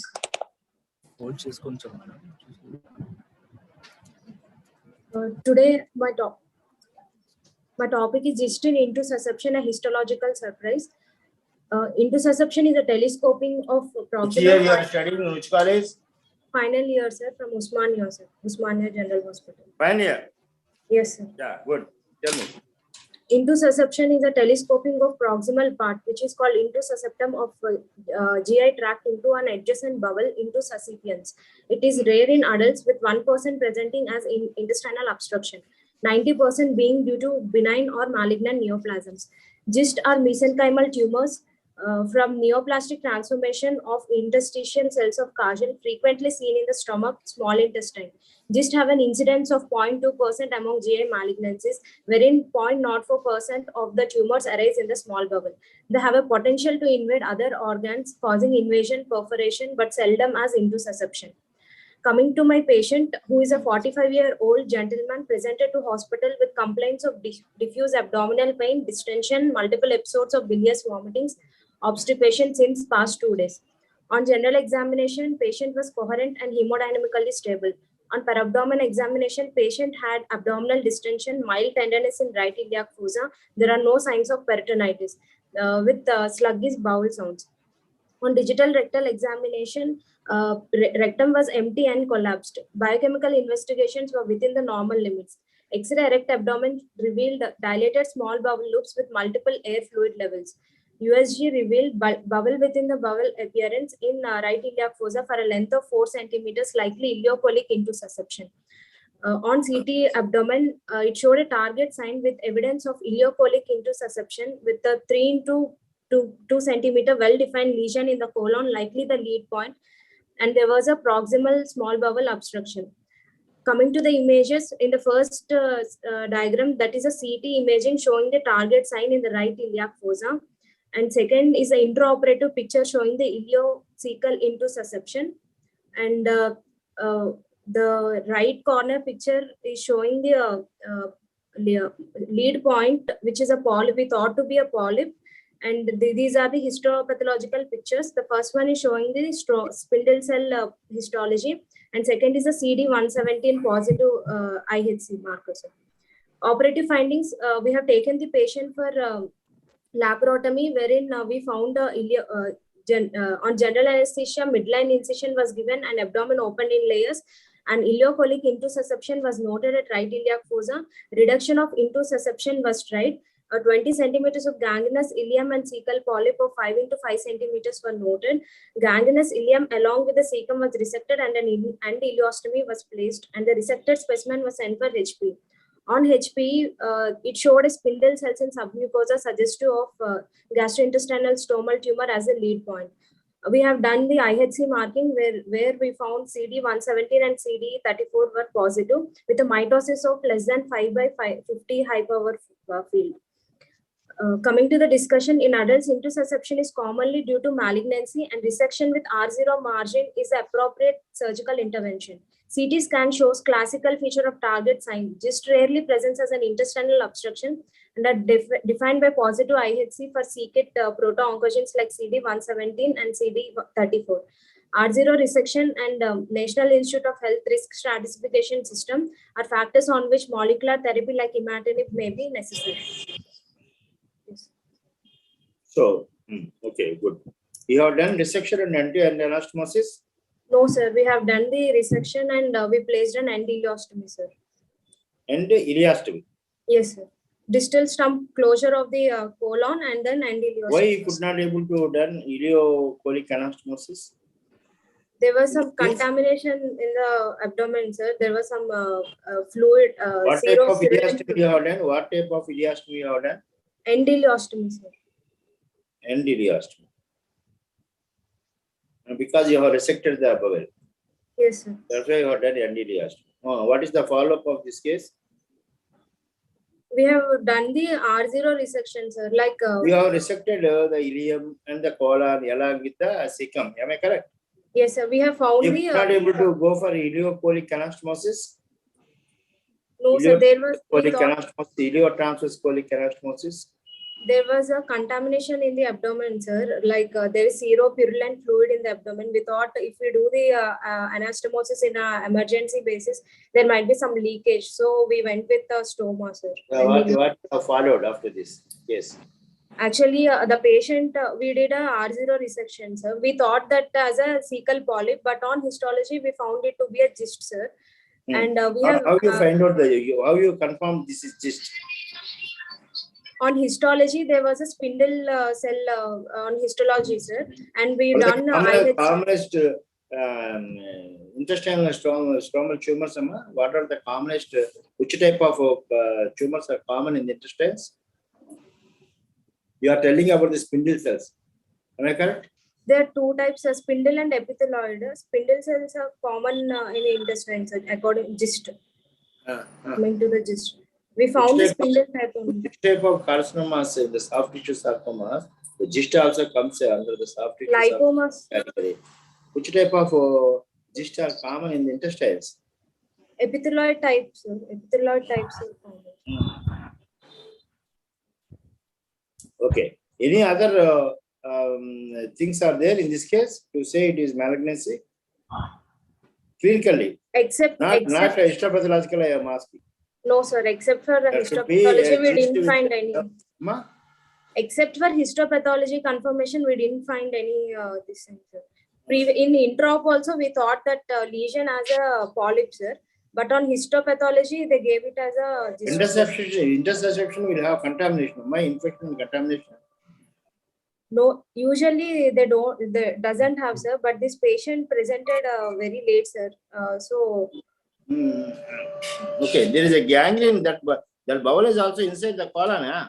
Yes, sir. We tried to reduce it, sir, but only it was reduced partially, and we found that 20 centimeters of ileum which went into the colon is gangrenous, sir. Okay, you have not followed the case afterwards. You have done Yes, only sir. for ileostomy. We have done ileostomy, sir. We have followed up, sir. How you done ileostomy? Which type of ileostomy you have done? Do you know? Don't you know? Yes, sir. Endoileostomy. Endoileostomy means what? You will close automatically. What are the precautions you will take for doing ileostomy?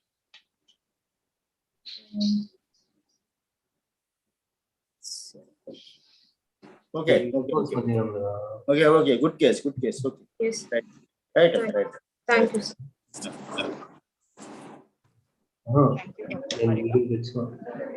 Dr. Prashant, Next, Vinay Aditya. Good morning, sir. Good morning. You are good. Right. Vinay Aditya, tell me which college you are studying? I am studying in Pinnamnen Siddhartha, sir. Very good. First year resident, sir. My case is idiopathic perforation of ascending colon, sir. A rare case presentation. A 40 years male patient came to the ER with complaints of abdominal pain, distension, and constipation for 4 days. The pain is sudden in onset, gradually progressive in nature, continuous and non-radiating. Patient is non-alcoholic, sir, and not on long-term steroids and NSAIDs, but there is a history of intake of psychotic drugs, sir, for the 2 years. On examination, the abdomen is distended and diffusely tendered with rebound tenderness and low local rise of temperature. Abdomen is rigid, guarding is present. The CBP revealed the leukocytosis and air under diaphragm is in NSAIDs, but there is a history of intake and in USD there is psychotic drugs for the 2 sir. years. I could not hear you properly. Sir? Your audio is jumbling. Your audio is you present neatly. Your audio is jumbling. We could not able to hear you. Sir? Yeah. Abdomen is open for exploratory laparotomy, sir, with the midline incision. A 4 centimeters perforation is located in the ascending colon at 10 centimeters from the ileocecal junction, sir. The primary closure is followed by omentoplasty is done, and the loop is created 20 centimeters. A loop ileostomy is done, sir, 20 centimeters proximally from the ileocecal junction, and the loop ileostomy is done at the right lumbar region. Right lumbar region, loop ileostomy. Yes, sir. What is the Pinnamnen Siddhartha college? Okay. Yeah. Okay, continue. Due to the delayed presentation and fecal peritonitis, sir, discussion, the perforation in the ascending colon is unusual presentation. No significant etiology could be established, sir. We sent for the biopsy, sir, to rule out whether any malignancy, sir. The biopsy report came out to be normal, sir. Okay. What are the intraoperative findings of the perforation? Sir, intraoperative 4 centimeters linear perforation is seen, sir, in ascending colon, sir. 10 centimeters from the ileocecal. Before doing surgery, have you taken any X-ray of the abdomen? Yes, sir. Any ultrasound of the abdomen? You are not told about any no investigations at all. Sir, X-ray is done, sir, and in the X-ray, the air under the diaphragm is seen, sir.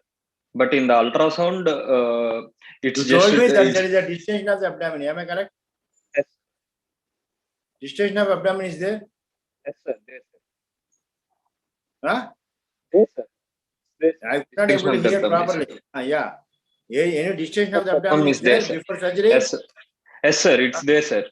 How do you correlate distension of the abdomen with the linear opening of in the colon? Air under the diaphragm. How much you have not produced this X-ray? Okay. You tell me about this X-ray. There is a air under. Yes, sir. The right side there is air under diaphragm is seen, sir. Yeah. Okay. And in ultrasound, it's suggestive of pneumoperitoneum, sir. mention about any perforation, sir, in ultrasound. Okay. How many days the symptoms are present in this patient? This patient, sir, for 4 days, sir. 4 days. What is the history? The patient is non-alcohol history, sir.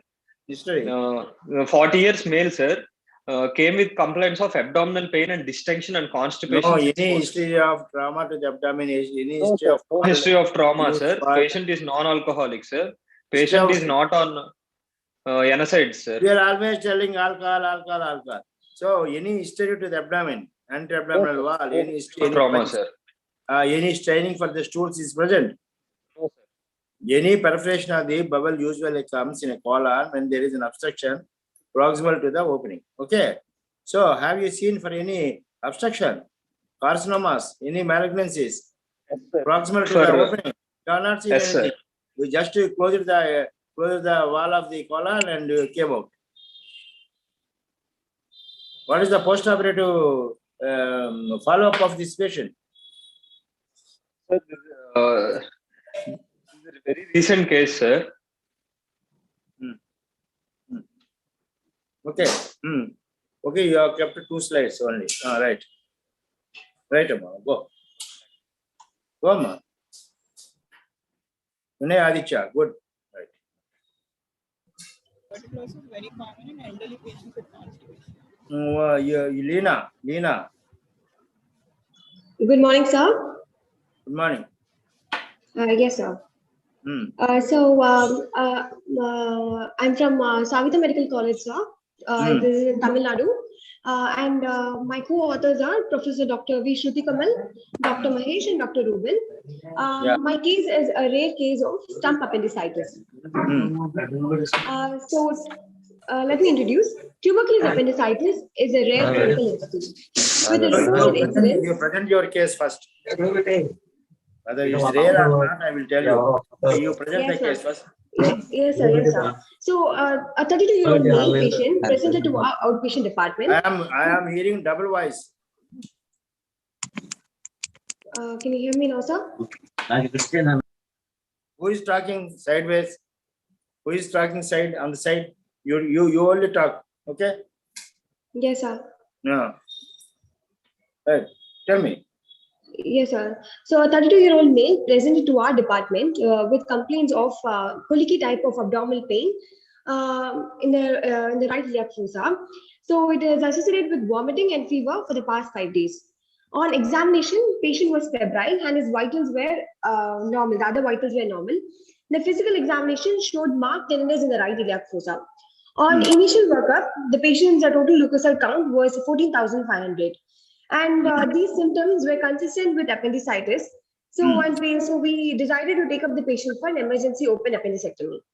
After the surgery, the HP revealed an acute appendicitis on the histopathological examination. The post-op period was uneventful. The patient again presented to the ER after 1 year of this surgery with complaints of right lower abdominal pain. So now when this patient came, we again examined the patient. The patient has tenderness over the right iliac fossa. Suprapubic region, and the previous surgical scar was noted. The abdomen is soft, there was no guarding, there was no rigidity, and the hernial orifices were free.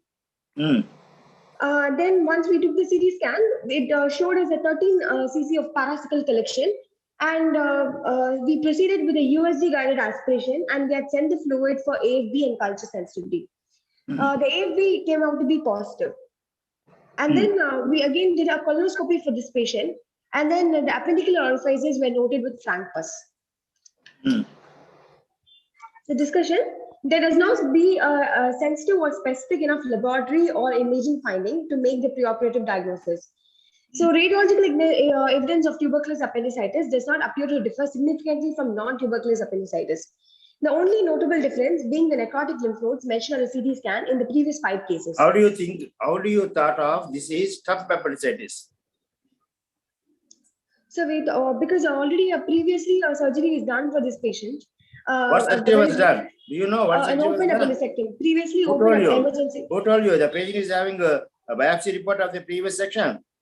Yes, sir. We did go back to the biopsy of the previous section and we did check, sir. Yeah, you are not If there you are not shown in your pictures, in your slides. Yes, sir. Yeah, I think this is the first time appendicitis. Okay. What do you think of staph appendicitis? Any surgery in the abdomen is appendicitis? Yes, sir. Already previously, this emergency open appendicectomy is done for this patient. The patient is pretty sure that the emergency open appendicectomy is done. So many cases, they will open the abdomen, they will not find out the appendix, and they will close the abdomen. No, we have the HP. There's already appendicitis in this case. As the first time appendicitis in this case.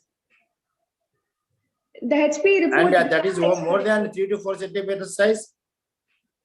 Yes, sir. And, yes. It is having all the structures of the appendix. Yes, sir. It does have. Yes, sir. Yeah. Yes, sir. How do you say it? Yes. This subappendix? Huh? So some appendicitis is because previously surgery was done, and we are sure.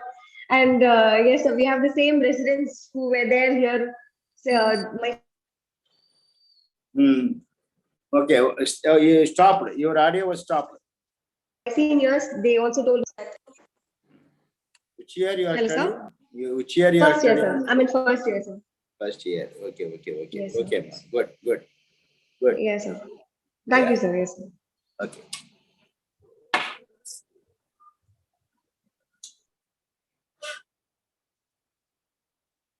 Next.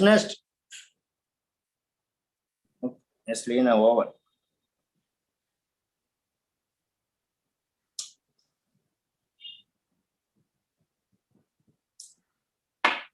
Come on, present the case.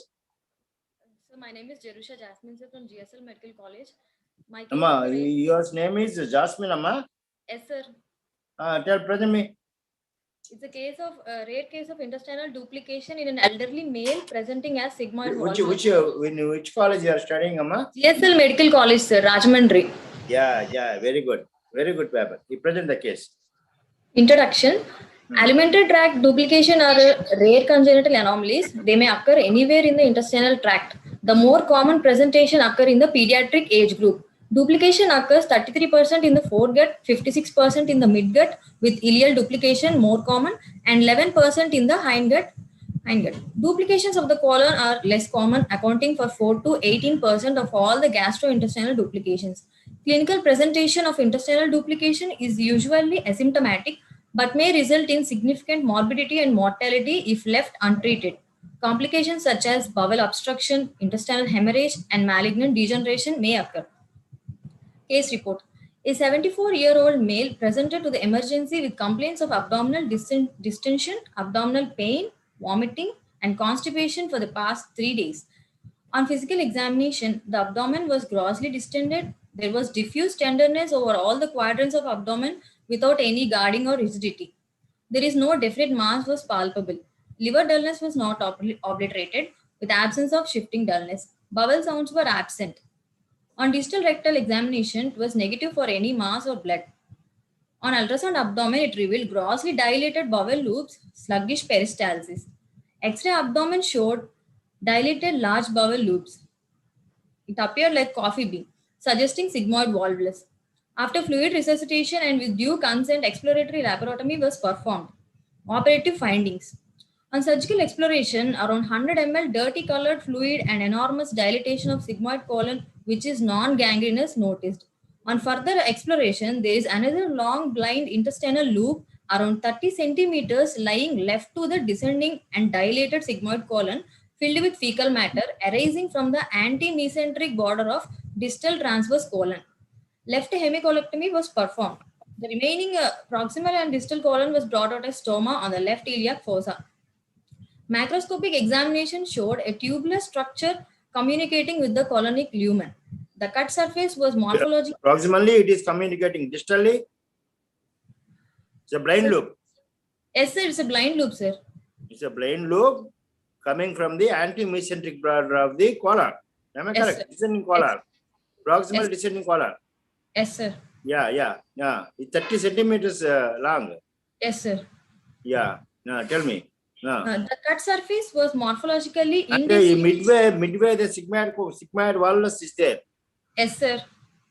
Midway sigmoid valve was there, And previous to that valvulus, an enlarged blind loop was arising from the proximal descending colon. Am I correct?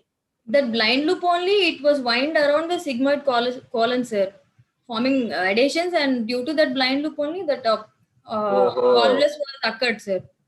Oh, okay. Right, After right. dissection only, we found that was a blind loop, sir. Yeah. Because Okay. of that Good. loop only, that volvulus occurred, sir. Yes. Okay. Continue. The cut surface was So morphological. you have dissected the sigmoid valvulus segment. Yes, sir. We have Separating this blind loop. Yes, sir. Yeah. After that, what have you done? We sent the specimen for histopathological examination, sir. And No, you have done end-to-end anastomosis. Where you have done end-to-end anastomosis? not anastomosis, we kept a stoma, sir. Stoma. Colostomy was done, sir. Yeah. Have you resected the sigmoid valvulus or not? Yes, sir. Resected, sir. Resected. Yes. Both ends will present. Okay. Yes, sir. You have closed one end? No, sir. Both ends were brought out, sir, as stoma. Both proximal and distal. How you brought out both ends, both stomas, two stomas? How do you do that? Yeah, I could not able to understand. Okay. You can go for Hartmann's procedure. What is this? Right. What have you done for this blind loop? It can be sutured, sir. The distal end can be sutured, sir. But in this What case, have you done to this blind loop? Blind tube is there. What have you done to that? blind loop we have resected, sir. ఏం చేసావమ్మా? Duplicate అన్నావు, blind loop అన్నావు, proximal గా వస్తున్నావు, దాన్ని ఏం చేసావు?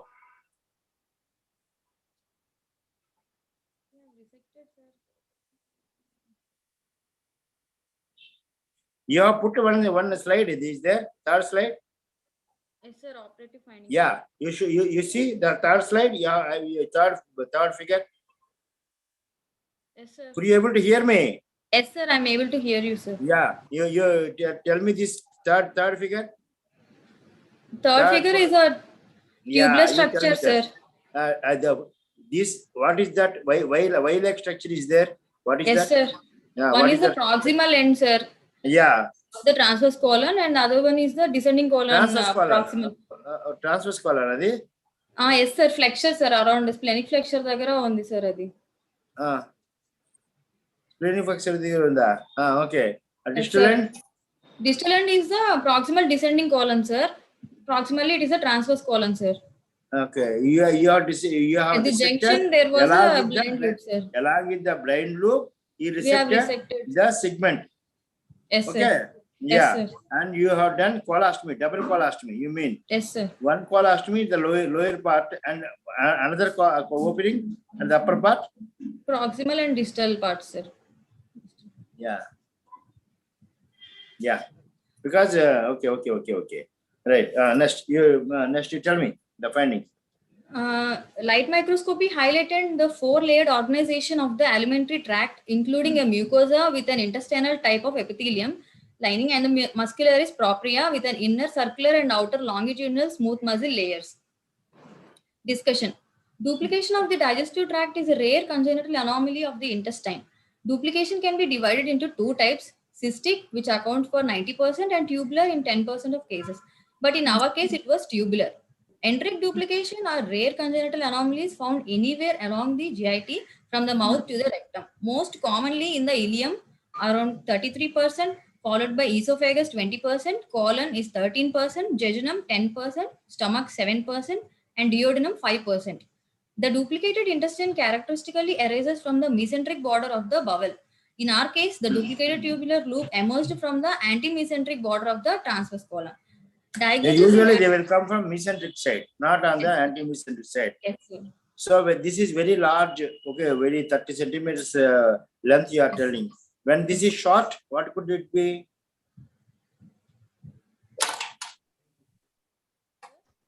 Can it be a diverticulum of the colon enlarged? It can be diverticulum, sir. Yeah. The duplicated Because intestine. this is arising from the anti-mesenteric border. Yes, sir. Okay, it's a blind loop. I am thinking it is an enlarged diverticulum. But histopathology showed there are all the 4 layers of intestine. Yeah, can it be enlarged diverticulum? Can be, sir. Because this is not arising on the mesenteric side. This is anti-mesenteric side. Diverticular usually arise on the anti-mesenteric side. Yes, sir. Am I correct? Okay. Right. So, what is the follow-up you have done? Have you done any follow-up? Yes, sir. We have followed the case, sir. After 6 weeks, we have closed the colostomy, sir. Closed the colostomy, and the patient was doing fine, sir. We have discharged the patient, sir. Now he's doing Have you fine. how many months done for this? How many months? Over after surgery? The patient presented afterwards or not? Yes, sir. He came to the OPD, sir. After 2 months, we have seen him, sir. After the anastomosis also, he's doing good, sir. You have done anastomosis after that? After 6 weeks, we have done, sir. You have not kept that photo? Okay. Right. Okay. Bye, Amma. Okay, sir. Thank you, sir. Right. Thank you, sir. For great. Babu, NSR ఒకసారి NSR చెప్పమ్మా.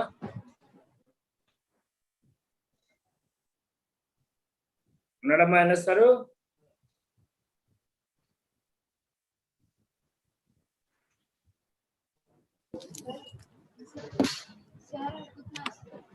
Hello. Sir, NSR sir is joining us.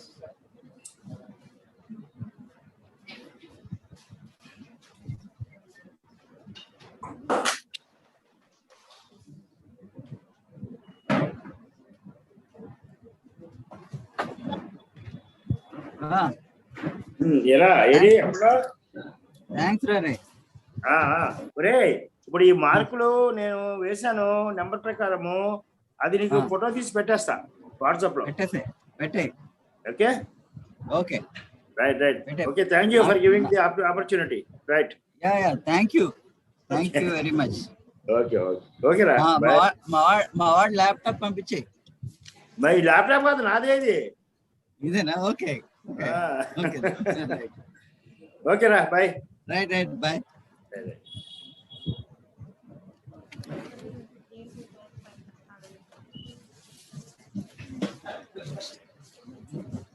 We will be shocked. We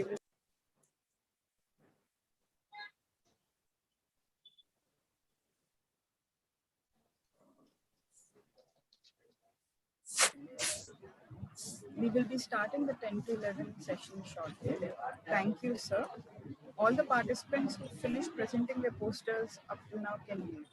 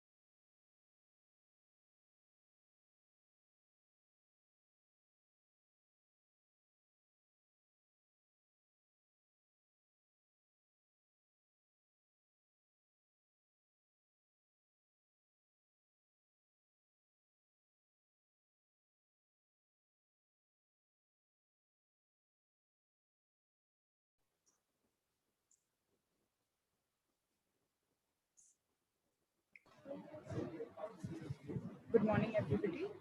We welcome Dr. P.S.M. Prasad. Sir is widely regarded among his peers as an excellent surgeon.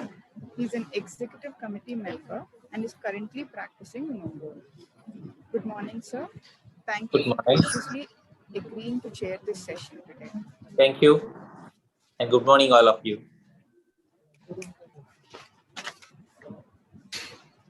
Dr. Venkata Mahesh Chalmuri. Yeah. Hello. Can you please start your video?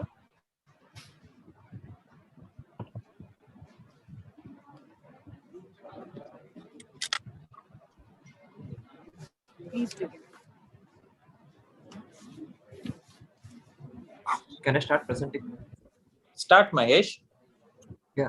Good morning, sir. Myself, Dr. Good morning. Hereby presenting a rare case of right colon diverticulitis. Coming to introduction, diverticulitis is abnormal outpouching of the sac of the colonic wall, and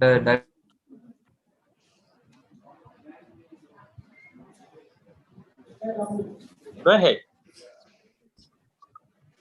left colon, which is 95%, and in right colon it is only 5%. But in Asian population, we can see around 20% in the right. Mentioned they report a case on the right-sided diverticulitis in 1912. Coming to my case, it is a 75-year-old female patient presented with 3 days history of right upper and lower quadrant pain, low-grade fever, nausea, flatulence, and bloating sensation with loose stools. She had similar complaints that over past 1 year with 4 episodes, which were managed conservatively. On examination, her abdomen was opposed. Tenderness noted in the right iliac, right lumbar, and right hypochondrium. No guarding or rigidity was noted, and no mass or no organomegaly was felt, and the bowel sounds were heard. And her lab report showed marked leukocytosis, and patient was kept on NBM and with IV antibiotics. And she underwent colonoscopy, which reported multiple diverticulitis in ascending colon and cecum with surrounding edematous mucosa, suggestive of right-sided diverticulitis. Was taken up for elective right hemicolectomy. And my intraoperative findings are ascending colon is adherent to the pericolic structures, and pericolic fat stranding was noted with multiple mucosal patches on the surface of the mesocolonic border of ascending colon, appendix, and appendix is appear dilated in its proximal half, and the rest of the bowel appears healthy. And iliotransverse colonic anastomosis was done, and specimen was sent for HP, and it showed the gross findings are diverticulum multiple diverticulum are attached to the cecum, measuring largest of about 5 centimeters, and cut surface showed rugal folds maintained and opening of diverticulum noted. And in ascending colon, the rugal folds are maintained and multiple openings of diverticulum are noted. And the microscopic features showed mucosa lined by columnar epithelium with extensive ulceration with focal neutrophilic collection, and lamina propria showed benign mucous glands with lymphoid aggregates and transmural collection of the chronic inflammatory cells. And serosal layer showed congested blood vessels, and this impression of suggestive of chronic inflammatory pathology. Coming to the discussion, diverticular disease, it is a acquired herniation of the colonic mucosa through circular muscles at the point where blood vessels penetrate. And the most common sites are sigmoid colon, and relatively very uncommonly presented in cecum and ascending colon. And it is very rare in Asian population due to the high fiber intake, and it is usually seen between the mesenteric tinea and antimesenteric tinea at the point where vasa recta closest to the mesenteric. And there are 2 types of diverticular, that is true or false.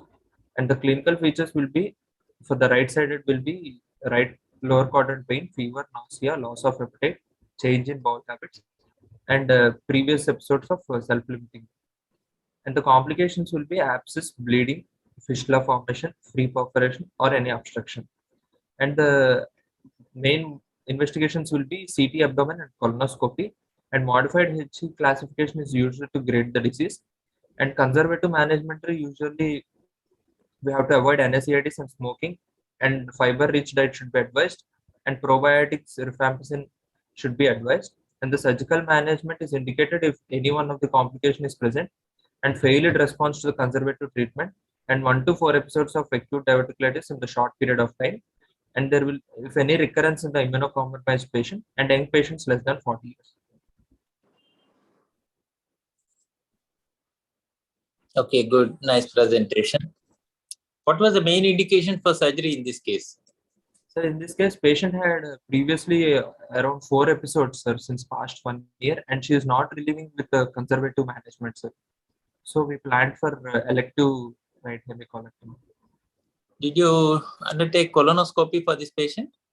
Yes, sir. Initially, we have done only colonoscopy, sir, which showed multiple diverticular with edematous mucosa in ascending colon only, sir, and rest of the bowel was normal. descending colon and segment colon. At operation, was there any obvious signs of risk of perforation? We have done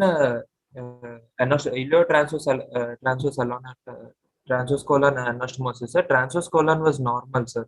There was no edematous mucosa at the time of operation. Elective procedure. Yes, sir. We planned for elective procedures. Only the ascending colon, there were multiple diverticulae and there was pericolonic inflammation and also. How did you do colonic preparation before surgery? Sorry, sir. How did you do colonic preparation before surgery?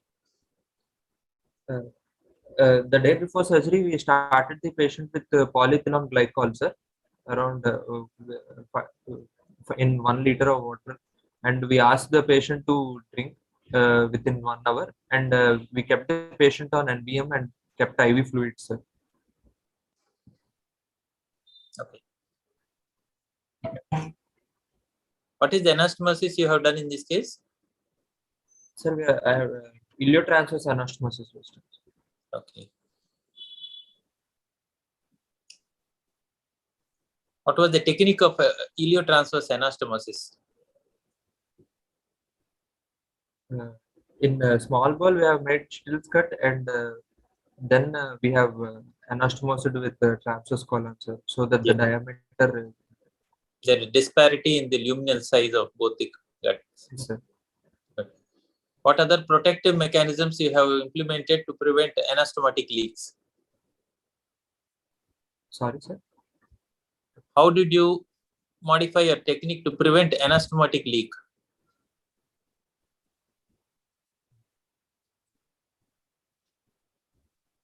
Did you put in a drain? Yes, sir. We have put one subhepatic drain and pelvic drain, sir. When did you start oral diet after surgery? Sir, we have started oral diet after 24 hours, sir. 24 hours. We tolerated. The following day, we started with solid diet, sir. Okay. Is there any possibility of malignancy in such cases? Sir, in diverticular disease, malignancy is very rare, sir. It doesn't transform into malignancy. Mainly, there will be any complications only, sir. Right.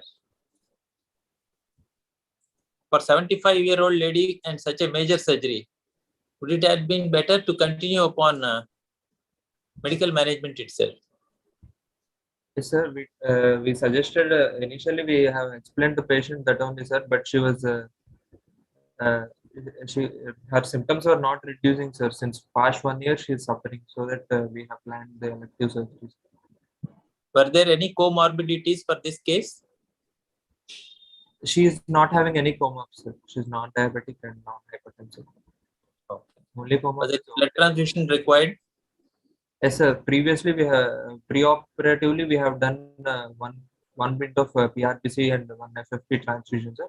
There was intraoperatively it was uneventful, so that no blood transfusion was required after the surgery. How was the post-operative period for this case? Sir, post-operatively, the post-operative period was uneventful, sir. Followed by 2 months, we have planned a colonoscopy again, sir, to check the status of rest of the bowel, and it was normal, and her symptoms were also reduced, sir. She's not having any pain or the loose stools or any bleeding PR. When was she discharged? After how many days? She was discharged after 7 days following surgery. On 3rd day, we have removed the drains. Drains were also very minimal, sir, for following the surgery. Okay, good. Okay, that will end, Mahesh. Thank you, sir. All the best. Thank you, sir. Thank you, Dr. Mahesh. Thank you, Dr. Mahesh. Dr. Prashant. Dr. Prashant. Dr. Hananya. Dr. Hananya Prashant. Good morning, sir. Yes, Dr. Prashad. Yes, sir. I'm Dr. Prashant from Narayana Medical College, Nellore, and I'm presenting a rare case of Meckel's diverticulum population under the guidance of Dr. Suhas Chaitanya, Associate Professor. Introduction: Meckel's diverticulum is a common congenital diverticulum arising from anti-mesenteric border of terminal ileum.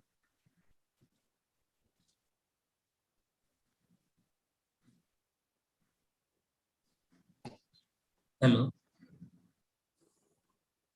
Hello.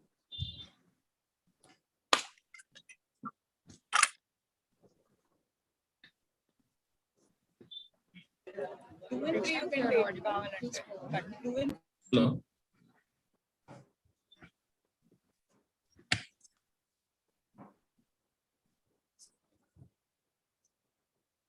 Hello. Hello, Krishna, you are audible. Please go on. Hello, sir. Good morning. Good morning, dear. I'm Dr. Prashant from Narayana Medical College, Nellore. I'm presenting a rare case of Meckel's diverticulum perforation under guidance of Dr. Suhas Chaitanya, Associate Professor. Meckel's diverticulum, it is a common congenital diverticulum arising from anti-mesenteric border of terminal ileum. It occurs due to incomplete obliteration of umbilical-mesenteric duct. It is a common congenital abnormality of Good morning, dear. It contains all the layers of bowel with independent blood supply. And the case report is, it is a 22-year-old female patient who presented to emergency department with complaints of pain abdomen, starting more in epigastric and periumbilical region, which progressed to diffuse pain abdomen in a span of 3 days, which is associated with vomitings, 3 episodes, and there is no other significant history. An abdominal examination, diffuse tenderness, and rigidity present with more in epigastric region, and then she was sent for chest and X-ray abdomen, from which she was diagnosed with pneumoperitoneum, and then she was immediately posted for emergency lab work. And with the operative findings, 10 ml of bile stain fluid was noted in the peritoneal cavity, with Meckel's diverticulum noted at the tip of the Meckel's diverticulum, and she was with normal attendance. And then resection and anastomosis was done. Coming to the discussion, Meckel's diverticulum is a congenital anomaly found in approximately 2% of the general population. Complications develop in only about 2 to 4% of patients with this malformation, with most cases presenting in childhood. And complications of Meckel's include hemorrhage, bowel obstruction, inflammation, perforation, and intussusception. Here we report a complicated and unusual case of a patient with spontaneous Meckel's diverticulum perforation who presented with acute abdomen. And the conclusion is Meckel's diverticulum complications are uncommon and challenge to diagnose. Early diagnosis and timely operative intervention must occur in order to provide the best outcome for these patients. Spontaneous perforated Meckel's always presents as acute abdomen, and pre-op differentiation is difficult.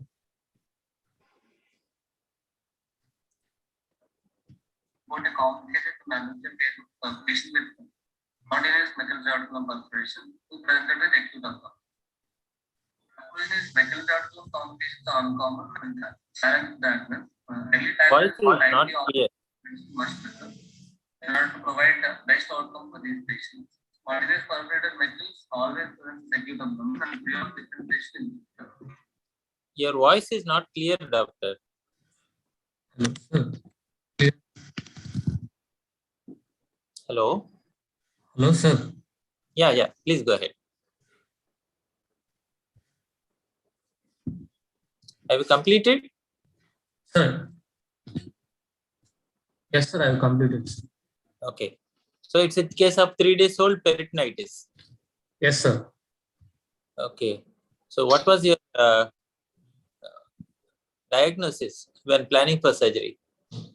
Sir, initially on erectile abdomen, we diagnosed pneumoperitoneum, sir.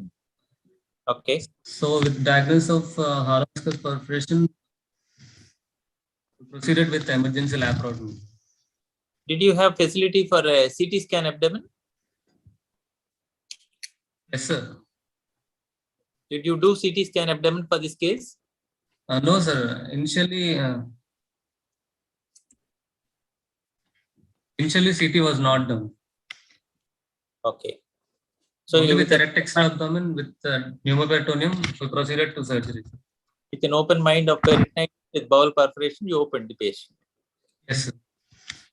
Did you plan for a diagnostic laparoscopy?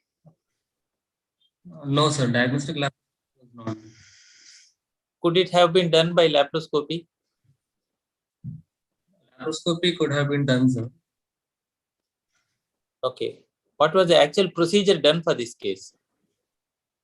For this case, resection and anastomosis of small vessel containing Meckel's diverticulum was done.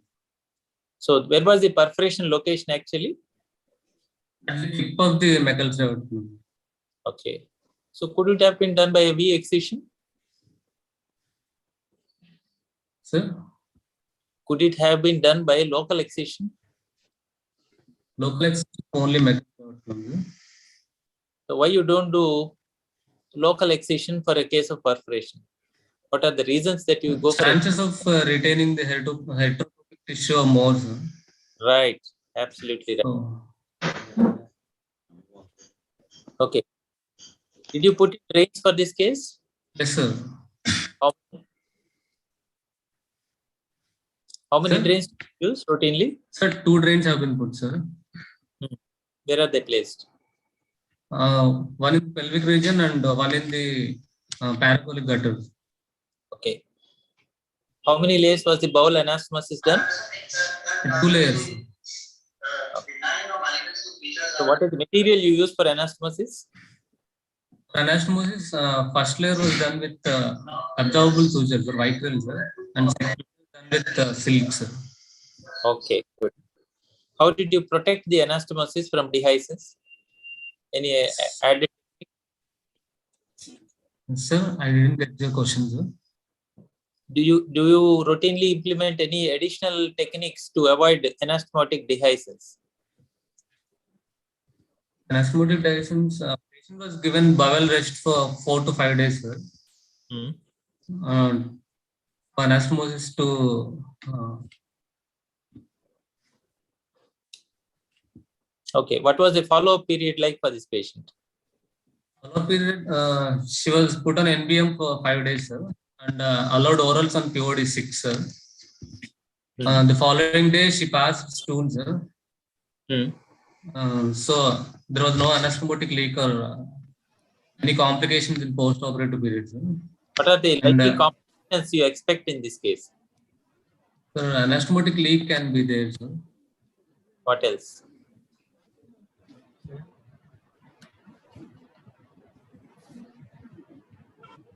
What else? Other complications? Other complications, there might be calculate abnormalities. Did you do exploration of the gut for any other associated congenital abnormalities apart from these Meckel's? She was found with normal appendix, sir.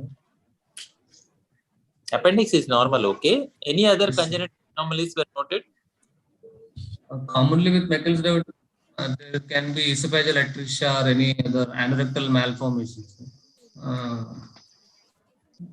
Nothing like that have been found in this patient. Okay. Good. Okay, Dr. Prashant. Nice present. Dr. Prashant. Dr. Pawan. Dr. Pawan. Good morning, sir. Good morning, sir. Good morning, madam. Good morning, Dr. Pawan.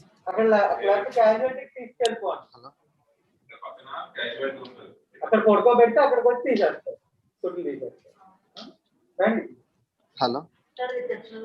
Yes, Dr. Pawan, please go ahead.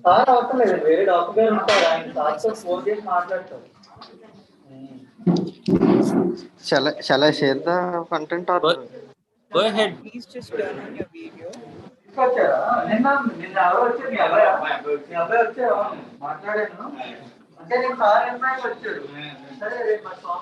Sir, there is a lot of disturbance, background noise is coming. I ask others to. Hello. Hello.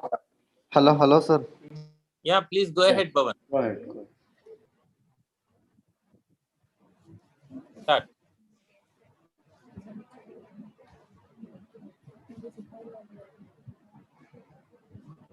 You are mute, I guess. Hello. Yes, Hello. you can speak. You can speak. My name is Dr. Pawan Kumar Yadav, and my father is Dr. Samir Ranjan Nayak, and I am presenting the case of small bowel obstruction query Raphael syndrome, sir. And I am from JHL Medical College and General Hospital, sir. Hello. Hello. Yeah, go ahead. Hello. Go ahead, Pawan. Okay, sir. Okay, sir. Introduction. Trichobichar is a rare condition. It is a hairball commonly seen in the stomach of young girls with psychiatric illness and trichotillomania and trichophagia, sir.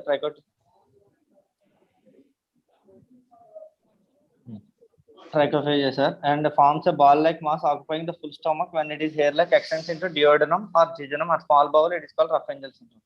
18-year-old girl presented with the complaints of colic abdominal pain in the left lower abdomen since 10 days, associated with vomiting and constipation since 5 days.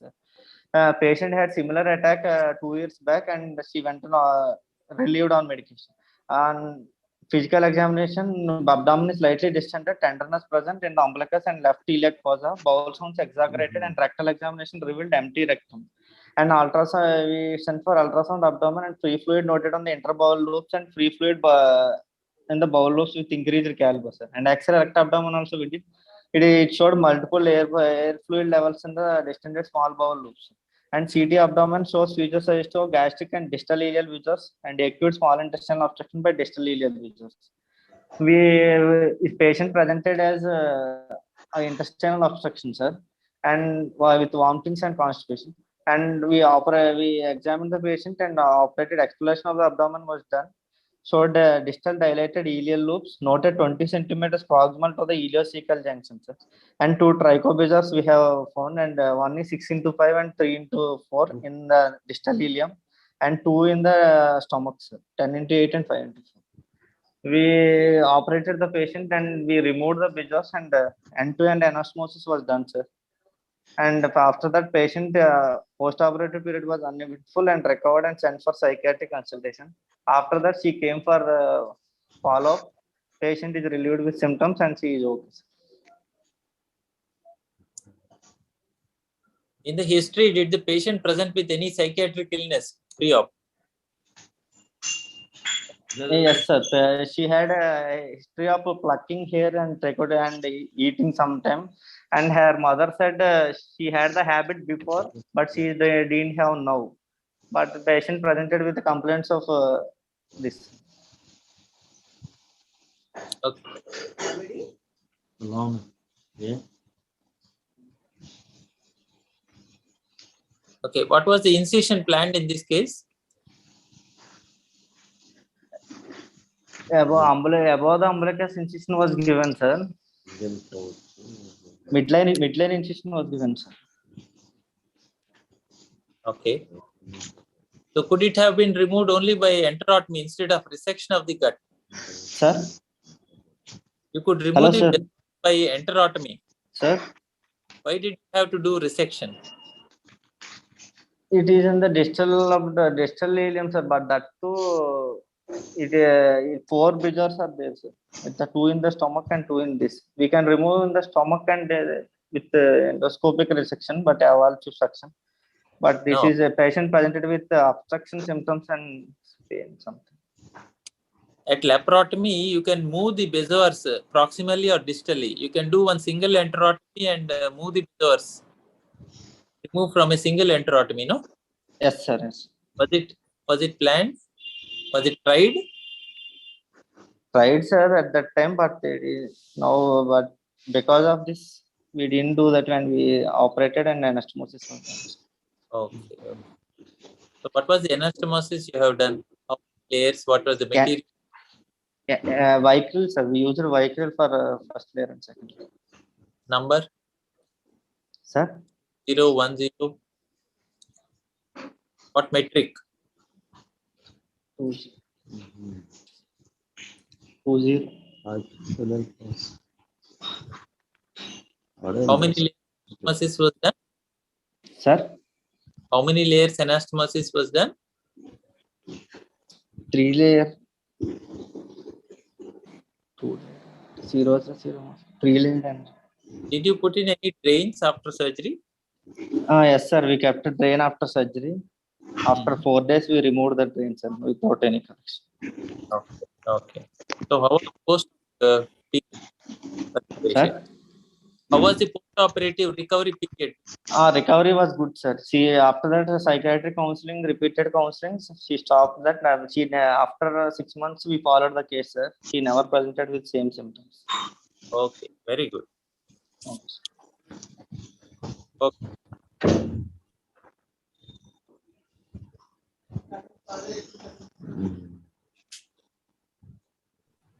Thank you, sir. Well, that will conclude, Pawan. Okay, sir.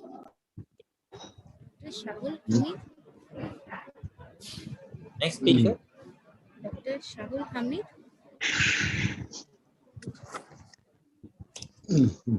Hamid. ఈ మార్కులు ఎలా పంపాలి మనం? మార్కులు ఎలా పంపాలా? తర్వాత message పెట్టడమే. ఈ ఫోటో ఇలా పెట్టేసి. Rest of the participants, please kindly mute yourself. కూర్చో button Rest of the participants, please kindly mute yourself. Dr. Hello. Shahul Hamid. దీని తర్వాత నేను అంతే కదా. Hamid. Hello. వినబడతలే. అట్లా కొంతమంది ఆన్సర్ చేయలేక Sai Pranit Reddy. Yes, ma'am. Yes, ma'am. I'm there. Dr. Sai Pranit Reddy, you are there? Yes, ma'am. I'm there. I'm there. Maheshwara sir, kindly please mute your video, sir. Mute your audio, sir.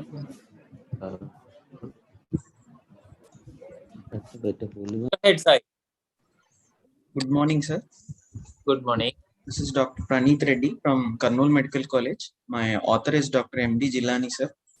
And my topic of presentation is a case report on adult colocolic intussusception caused by tapeworms. Coming to the introduction, intussusception occurs when a proximal segment of gastrointestinal tract called intussusceptum telescopes into the lumen of adjacent segment, also known as intussuscipiens. Although common in childhood, in children, intussusceptions are very rare in the adult population. Most intussusceptions in adult are due to lead point, which is an identifiable pathology, in opposition to children, where there are no identifiable pathologies or lead points. Adult intussusception is accounting only for 1 to 5% of bowel obstructions, in contrast to pediatric etiologies. In adults, identifiable cause is seen in about 90% of cases, and in 10% of cases, the cause remains idiopathic. Coming to the case report proper, in our department, a 35-year-old female who is agriculture labor by occupation admitted on 26th August 2021 with complaints of diffuse pain abdomen and obstipation since 2 months. On examination, abdomen was distended and tenderness was noted on the right side more compared to that of left, with absent bowel sounds. All the imaging modalities revealed negative signs, sir. We were not able to diagnose the intra-abdominal pathology, what was there, and her blood picture revealed anemia with leukocytosis, so that we have planned an exploratory laparotomy. And intraoperatively, we were able to see intussusception involving the cecum and right ascending colon, noted with pre-gangrenous changes with plenty of worms, alive tapeworms. Here we can see the specimen where ascending colon and cecum, the part of intussusception with live tapeworms, sir. We were able to retract the worms through the bowel in the above. The photograph is showing, sir. And right hemicolectomy was done with iliotransverse anastomosis with diversion loop ileostomy. Specimen revealed gangrenous intussusceptum with multiple worms inside, and also noted plenty of worms palpable in healthy small and large bowel. Post-operative recovery was good, and we have started her on praziquantel therapy, sir. Coming to the discussion, in adults, the intussusception is typically the result of mucosal, intramural, or extrinsic lead point that acts as a focal area of traction pulling the proximal portion of bowel into the peristalsing distal portion. Benign or malignant neoplasms cause 2/3 of cases with a lead point, and the remaining causes are caused by infections, postoperative adhesions, parasites like tapeworms, lymphoid hyperplasia, lipomas, submucosal lipomas, leiomyomas, etc. In adults, intussusception typically manifests as an acute or chronic obstruction with non-specific symptoms and physical findings and bare minimum signs on imaging. Coming to the conclusion, intussusception in pediatric patients is common and often benign. The diagnosis is usually made at clinical presentation, whereas intussusception being rare in adults, preoperative diagnosis is a challenge because of long-standing intermittent non-specific symptoms and bare minimum signs on imaging. Most cases are diagnosed at emergency laparotomy. Rarity of tapeworms causing intussusception poses a diagnostic challenge, especially in non-endemic areas.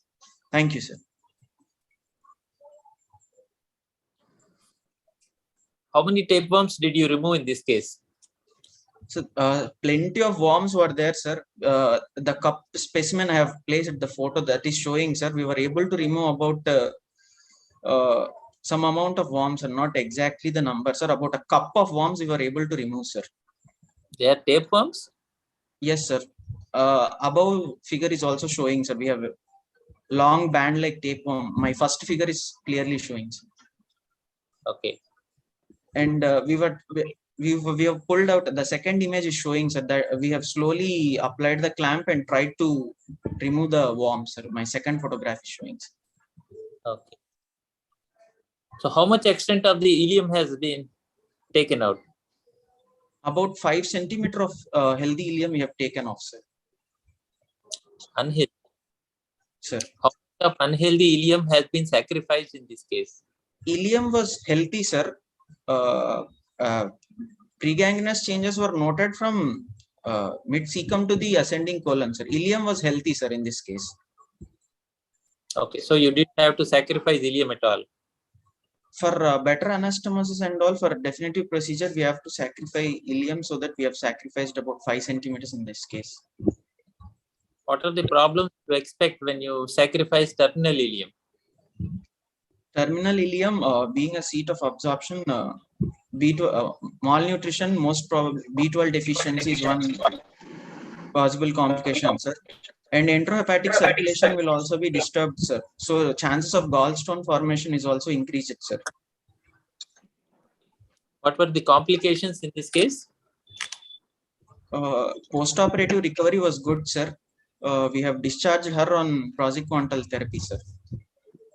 What is the dosage pattern of praziquantel you have advised? Praziquantel, according to WHO, it is about 10 mg per kg in divided doses, sir. For this patient, 600 mg in divided doses we have advised it, sir, per day. How long was the course of treatment? About 1 month, sir, according to WHO, 30 days. And later on, if patient is asymptomatic without any problems and all, we can give prophylactic also, sir, monthly 1 dose. Did you do routine exploration of the abdomen for any other features of this tapeworm infestation in the abdomen?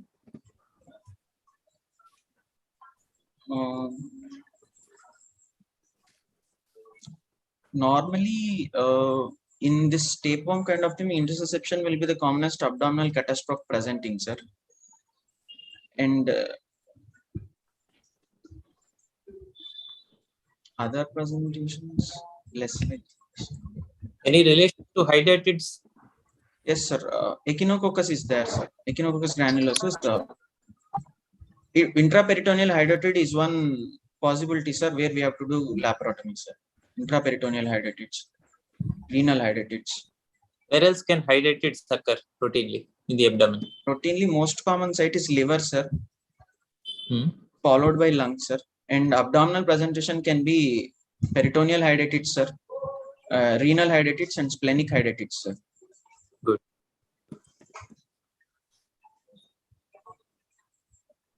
Good. Well presented. Thank you, sir.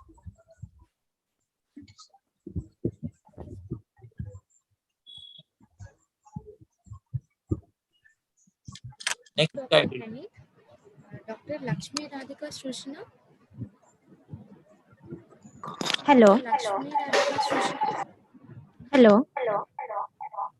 You are connected with two devices. Can you mute one? Hello, sir. Yes, yes. Now it's on. Lakshmi, can you turn on your video, please?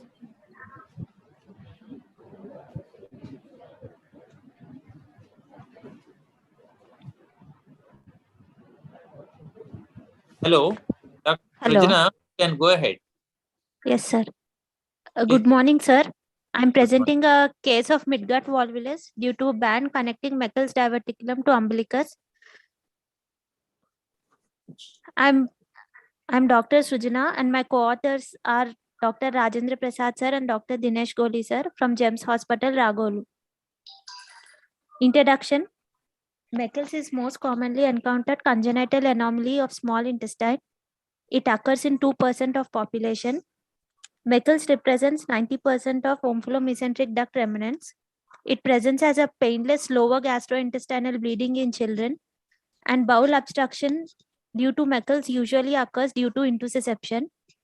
The volvulus of the bowel secondary to a band connecting Meckel's to the umbilicus is rare, and it often requires emergency laparotomy. Case report. A 17-year-old male patient presented to the casualty with diffuse pain abdomen, abdominal distension, and vomiting since 1 day. Patient has not passed stool and flatus since 1 day. On palpation, tenderness is present in all quadrants of abdomen. Guarding and rigidity is present. On percussion, tympanic note is heard. Bowel sounds are absent on auscultation, and per rectal examination, normal findings are noted.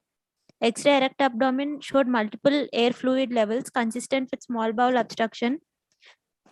The diagnosis is confirmed by ultrasound and CECT. Meckel's diverticulum operative findings. Meckel's diverticulum with a band connecting to the inner aspect of umbilicus is noted with volvulus of the midgut around the band, with gangrene of the terminal ileum extending up to 4 centimeters proximal to the ileocecal junction. Resection of the gangrenous terminal ileum with 2 centimeter ileal stump and N2 site iliotransverse anastomosis and closure of the distal ileal stump was done, and abdomen was closed in layers. Postoperative period was uneventful. The patient was discharged on postoperative day 10. Early mobilization, chest physiotherapy were advised. Enteral feeding was started on postoperative day 2. Follow-up of the patient is uneventful. Discussion. There are plenty of mechanisms for bowel obstruction arising from Meckel's diverticulum. The obstruction can be caused by trapping of a bowel loop by the mesodiverticular band, volvulus of the diverticulum around the mesodiverticular band, and intussusception, as well as by extension into a hernial sac. Midgut volvulus due to Meckel's is rare and must be considered in patients without previous abdominal surgeries presenting with intestinal obstruction. Symptomatic patients, treatment should always include resection of the diverticulum or segment of the bowel which is affected by the pathology. Early diagnosis and immediate intervention are required for the successful outcome.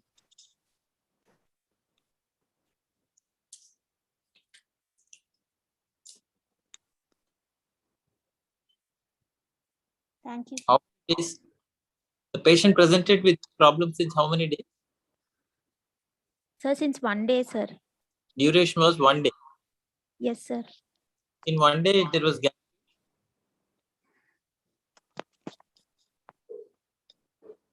Yes, sir. Okay, was it a very tense distension of the abdomen? Yes, sir. The abdomen was distended. Your images do not show that much of tense distension of the gut.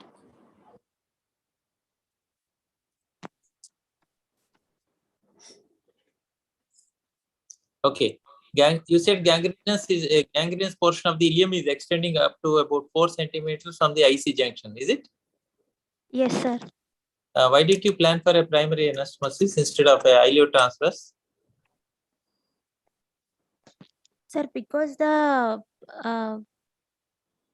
bowel there was gangrenous, we have closed it as a stump and we have done an iliotransverse anastomosis, sir. So you have produced a blind loop of the cecum and descending Yes, colon. sir. Yes, sir. So consequences of a blind loop.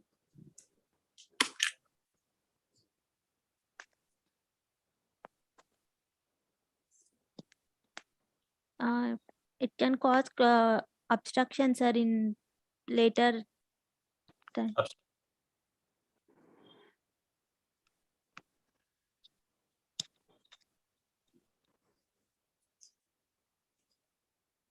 So was it possible for doing a hemicolectomy? No, sir. Actually, patient was hemodynamically unstable, so we didn't plan for an extensive surgery, sir. Good, good. That's true.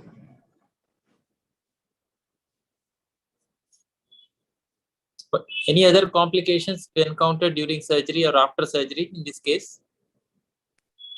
No, sir. Post-operatively, the patient, we have started him on diet on POD2. We didn't face any problems. The drain was also minimal from day 3, sir. We have discharged the patient on post-operative day 10. And we have been following up the patient for every 2 to 3 months, sir. The patient main complaint was steatorrhea and passage of frequent stools, sir. Okay. Because it's a very young person. So would Young you patient. suggest to undergo a hemicolectomy at a later stage?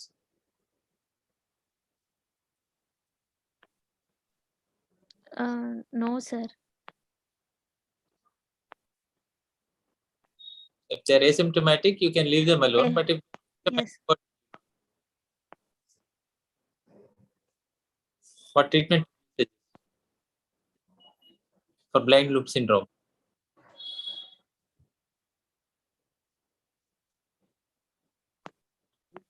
Okay, was any blood transfusion required in this case? No, sir. We haven't done any blood transfusion, sir, for this patient. What are the routine antibiotics you advise during surgery, after surgery, and how long? Sir, we have given cefporazone and sulbactam, sir, and metrogel for this patient for 5 days. And later, subsequently, we have stopped the antibiotics, sir. Okay. Okay, good. Nice. Thank you, sir.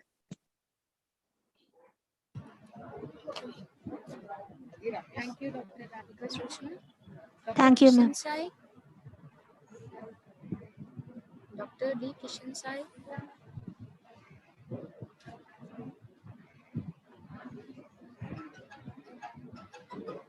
Dr. Kishan Hello. Sai. Hello. Go ahead, Dr. Dr. Kishan Sai, can you share your video, please?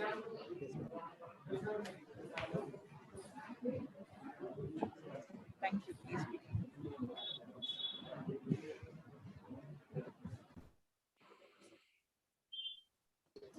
Please begin, Dr. Kishan Sai. Good morning, sir. I am Dr. Kishan Sai from third year postgraduate from GEMS and Hospital, Srikakulam. My co-author for this poster is Dr. Ashok sir, professor and HOD. I am presenting a rectal lipoma, a rare case report.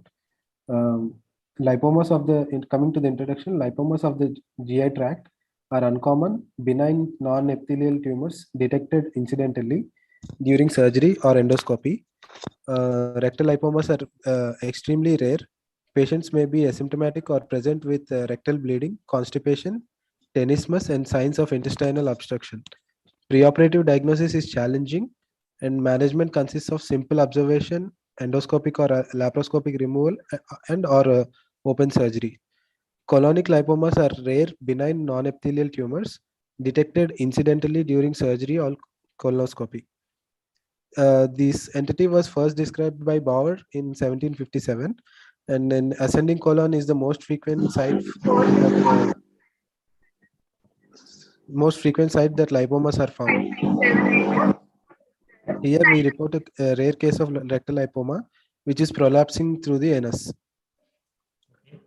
A 50-year-old female presented to the casualty with complaints of mass per rectum immediately after passing stools and pain since 1 day. The pain is aggravated with protrusion of the mass, and there is a previous history of constipation. And on examination, a reddish cauliflower-like mass of size 6 into 5 into 6 centimeters 6 into 5 into 6 centimeters was found prolapsing from the anal opening. And on digital rectal examination, the mass is firm in consistency and is extending from 12 o'clock to 6 o'clock position in the clockwise direction, and with the internal extension to approximately 7 centimeters. The rest of the mucosa is normal, and there is no bleeding per rectum. Operative findings: the patient was taken up for surgery after proper evaluation, and intraoperatively the external mass was found to have a connecting stalk to another internal mass which was 4 into 4 into 3 centimeters with similar consistency and features of the external mass. The mass was pulled down and removed in toto with the internal mass and sent for histopathological examination. And the postoperative period of the patient was uneventful, and she passed stool on postoperative day 2. Histopathological examination showed mature adipocytes with capsule and normal mucosal layers. The patient was followed up with colonoscopy after 1 month, which revealed no internal masses. Coming to the discussion, colonic lipomas are rare, well-differentiated benign lesions and mostly arise from the submucosa. In 10% cases, they extend to subserosa. A frequency of 0.035% to 4.4% has been reported worldwide, with preponderance of female gender between the 5th and 6th decade of the life. In this case, we aim to highlight a rare presentation of an intestinal lipoma as a rectal prolapse. Accurate diagnosis of anal tumors poses a significant preoperative diagnostic difficulty. So surgeons and clinicals involved have to be aware of this rare entity and consider this in the differential diagnosis of patients admitted with rectal prolapse. Thank you, sir. So you say this tumor presented per rectum. Yes, sir. How did you exclude malignancy? Sir, actually, we thought first we have thought that this was a prolapsed hemorrhoid, sir. But after 2 days of preoperative treatment, the external mass became necrotic and blackish, sir. So we have thought that the blood supply of the mass is cut off, and we went to we proceeded on with the surgeries, sir, so that we can send the specimen to the histopathology, and later we will rule out the malignancies. So you have done a parectal approach for operating on this case. Yes, sir. Yes, sir. Where did you note the pedicle of this lesion? How much from the anal verge?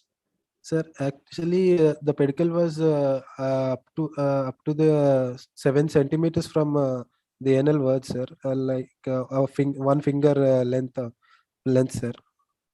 So up to that, we have seen the pedicle extending into the lumen, and from there we did not appreciate anything, sir.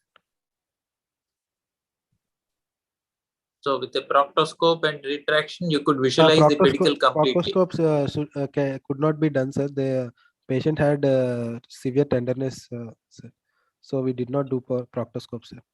Under anesthesia, how did you access the site of lesion? The patient was kept in lithotomy position after adequate spinal anesthesia was given, sir. And the external mass was clamped and thought to be removed, sir. But as soon as the spinal anesthesia was given and the anal canal was relaxed, the internal mass also prolapsed after clamping the external mass, sir. So then we have come to know that there is also an internal mass which is connected to this stalk. So we have clamped the internal mass, and then we have removed this mass in toto, and we have ligated the internal connecting things. Did you do colonoscopy for this case? No, sir. We have not done colonoscopy, but post-operatively we have done colonoscopy, sir, after 1 month. Why you don't choose a colonoscopy? Yes, sir.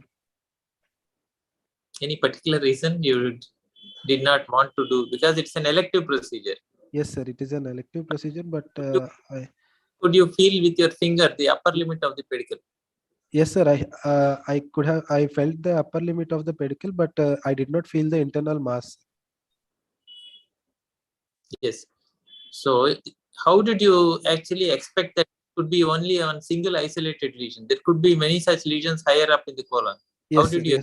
yes, sir. That is what, sir. We have thought that after relieving the female from her present main complaint with the cellularic pain, and she is not able to pass stools from 2 days. So we have thought that we will remove this external mass which is obstructing the anal lumen, and then we will go for a colonoscopy, sir. You didn't exclude carcinoma in this case.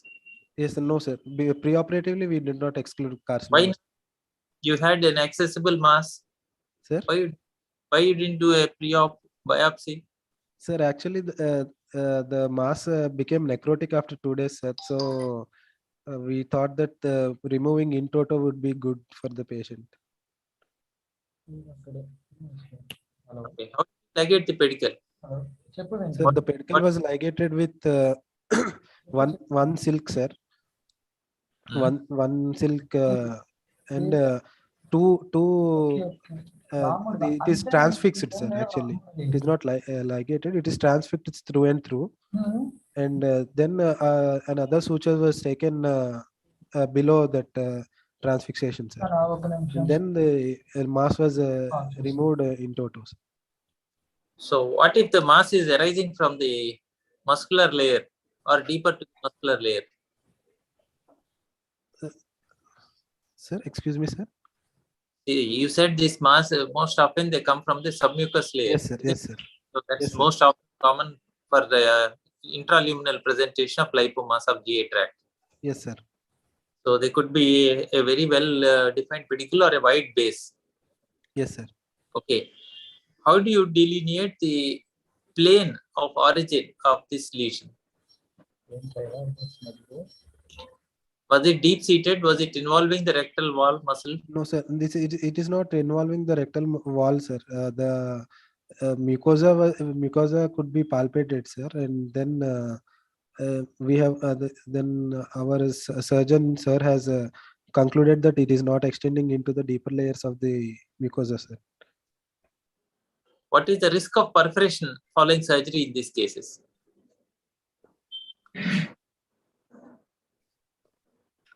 We have transfixed, sir, so there could not be any much risk for perforation, sir. Were there any post-op complications? No, sir.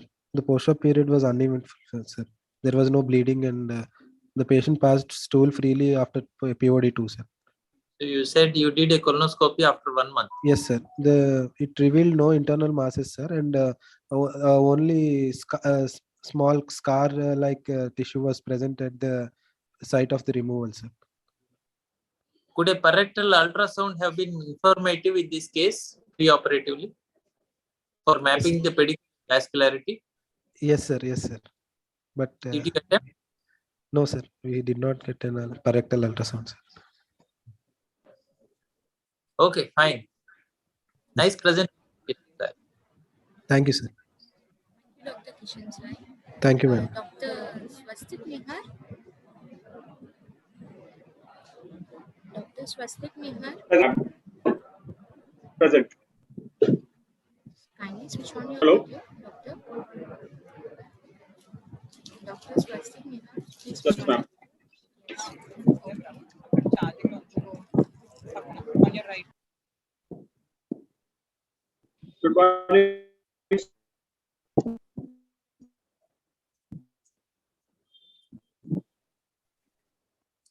Hello, am I? Yeah, you're audible, but you're Hello. very slow.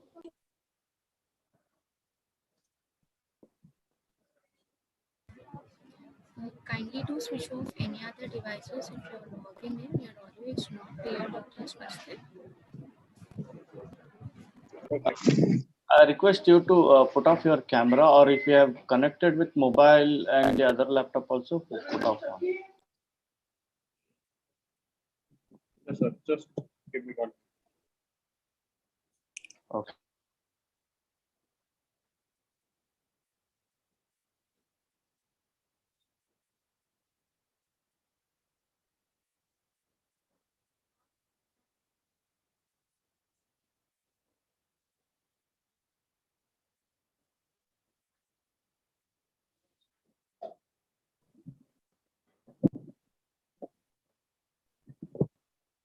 Hello. Hello. What doctor's Am I first audible? audio Yes, is here? Am I audible now, sir? Yeah. Go ahead. Go Good ahead. morning, sir. My poster is Meckel's diverticulum with band presenting a small bowel obstruction. I am Dr. Monti, second year resident DNB General Surgery. My co-author is Dr. Alok Majumdar, consultant Hospital, Visakhapatnam. Introduction. Meckel's diverticulum is a common congenital anomaly of gastrointestinal. It results from infiltration of vitreointestinal duct, leading to formation of a two divertic small intestine. Meckel's diverticula are often clinically silent, but complications of Meckel's diverticulum include hemorrhage, intestinal obstruction, diverticulitis, umbilical anomalies, and neoplasm. Technetium 99 per TechNet scan is investigation of choice. However, USG abdomen and CT scans are most commonly utilized. Most of the cases of Meckel's diverticulum are diagnosed as an incidental finding during laparoscopy or laparotomy. Treatment include simple diverticulectomy or small bowel resection depending on complications. Usual presentation of Meckel's diverticulum is best summarized by memory aid rule of 2% of population, 2 feet proximal to the ilio, 2 inch in length, 2 types of common ectopic tissues, which are gastric and pancreatic. 2 years is the most common age at clinical presentation, and 2:1 male to female ratio. My case is a 27-year-old female presented with complaint in upper abdomen and vomiting since 1 day. Extra abdomen was suggestive of small bowel obstruction. CCT abdomen with IV contrast revealed features suggestive of small intestinal obstruction. Patient was managed conservatively for 1 day. However, patient condition did not improve. There was suspicion of Meckel's diverticulum based on radiological findings, and therefore diagnostic laparoscopy was performed. Intraoperative operative findings were consistent with Meckel's diverticulum with adhesions of mesentery forming band causing small bowel obstruction. Laparoscopic adhesiolysis with excision of band and resection of Meckel's diverticulum by mini laparotomy was performed. Post-operative recovery was uneven. Sorry. Finished.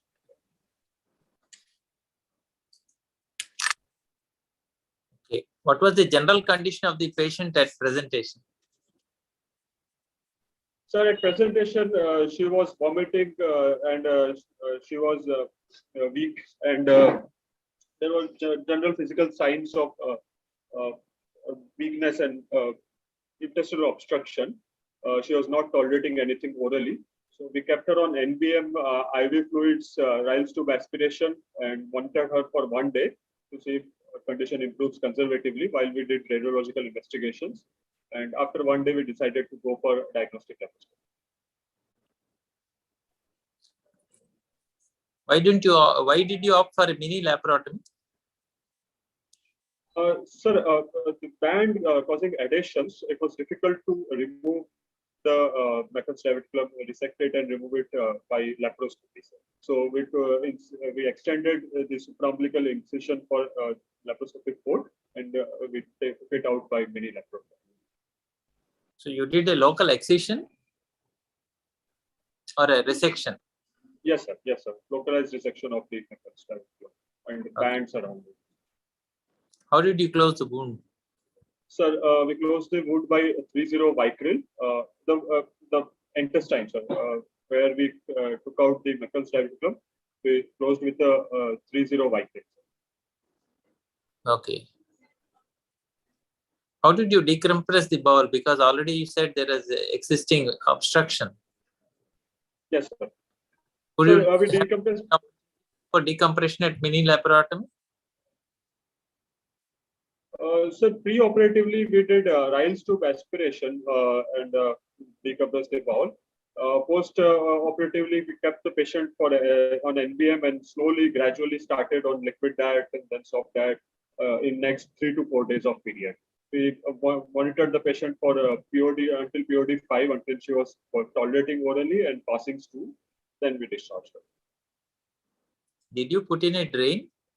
No, sir. No drain was required. Otherwise, there was no signs of peritonitis. Bowels were healthy. There was no fluid collection.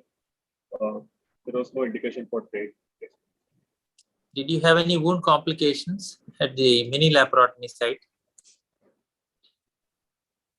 Sir, patient, no, sir. The wound, it took a little time because there was delayed healing, but the wound healed when we followed up the patient in OPD for suturing one end of the wound. What was the biopsy report like in this case? Sir, biopsy showed layers of mucosa, submucosa, and serosa, which was consistent with true diverticula and Meckel's diverticula.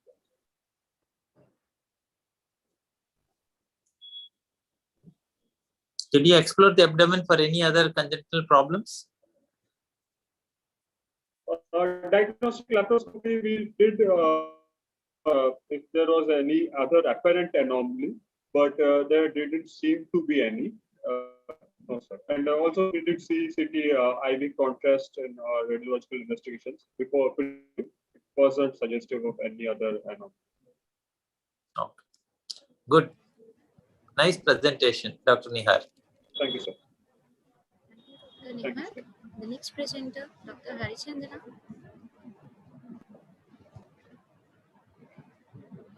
Dr. Harichandana. Yes. Please switch on your video.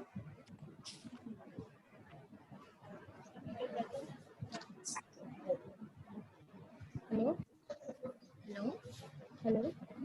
Chandana, switch on your video. Yes, sir.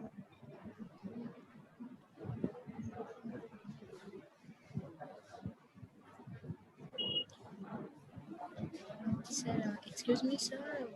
We are running out of session, sir. Usually it is 11:50. The session should be completed by 11 o'clock, sir. It is already 11:15, sir. Still one more presenter is left over, sir. Okay, go ahead. Yes, sir. Thank you, sir. Chandana, are you ready? Yes, sir. Switch on your video.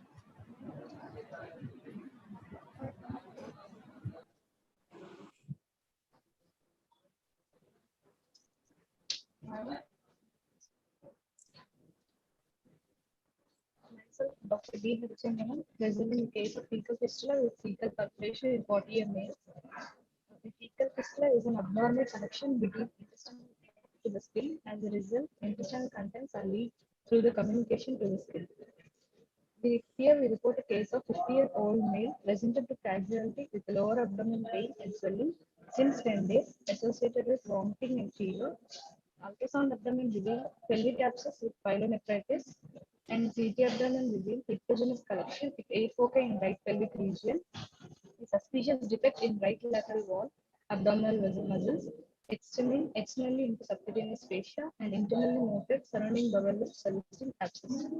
Intraoperative findings show useless material like a colon and cecal perforation. A cecostomy was done with Malikoff's catheter passing into the perforation and fixed with Costin sutures. Thorough debridement was done over anterior abdominal wall, slough excised, stay suturing done after necrosion followed by saline wash, veins placed and useless material sent for HPE. Operative findings, useless material at a semicolon and the cecal perforation was identified. Intracutaneous fistula, an abnormal connection between skin with various parts of blood such as duodenum, jejunum, etc. Cecal perforation is a rare cause of fecal fistula. Patients usually present with fever, pain in abdomen, continuous drain containing intestinal content. Mainstay of management contains stabilization, sepsis control, skin care, nutrition, and prevention of complications. Further management approaches varies depending on quantity of fistula, low, moderate.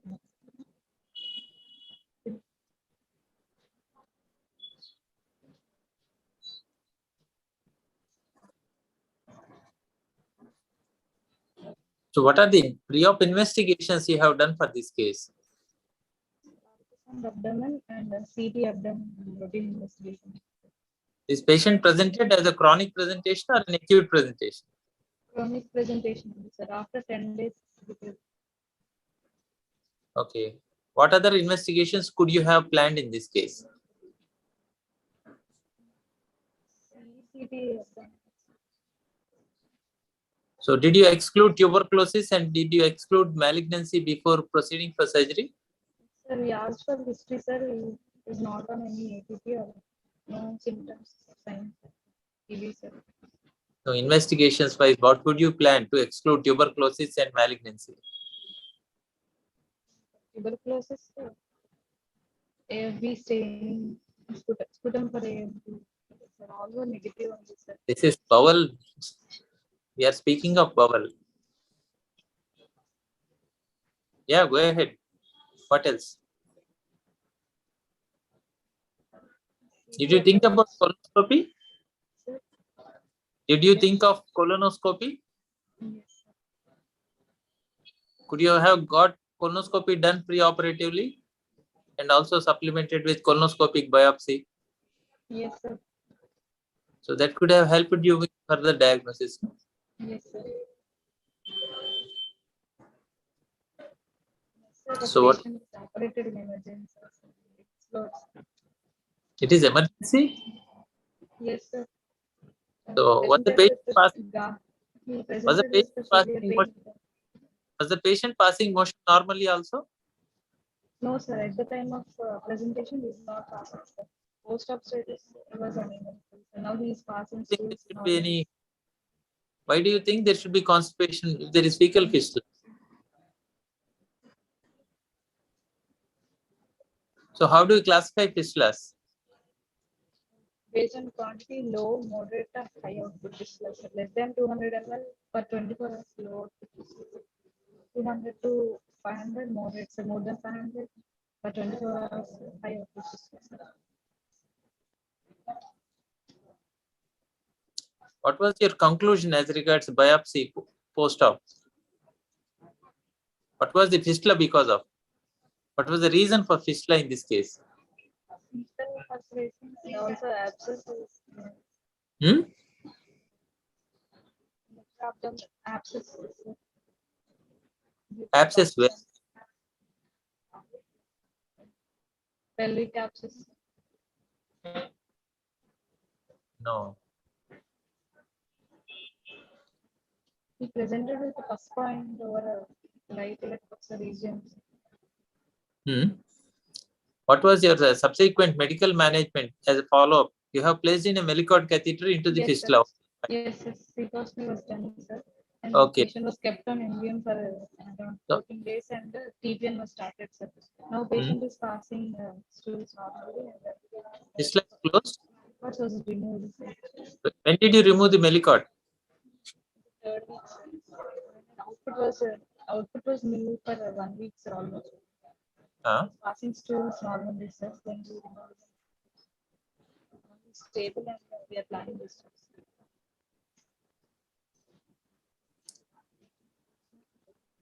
Okay. Nice presentation.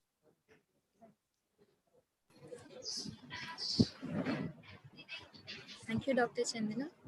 Dr. Sir, one of the presenter was left behind, sir. Dr. Shahul Hamid? Sheikh Shahul Hamid, are you there? Yes, yes. Hello. Hello. Good morning, sir. Good morning, Hamid. Sir, myself, Sheikh Shahul Hamid. I am second year postgraduate from SV Medical College, Tirupati. My co-authors are Dr. C. Shrikant Reddy, Associate Professor, and P. Himabindu Madam, Assistant Professor, SVRGH, Tirupati.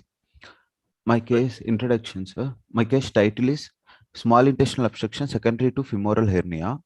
And introduction of my case is a femoral hernia is an extension of a viscus into femoral canal and exit via the saphenous opening due to defect in the femoral ring. It is the medial most compartment of the femoral sheath. It is 1.25 centimeters long and 1.25 centimeters wide at the base.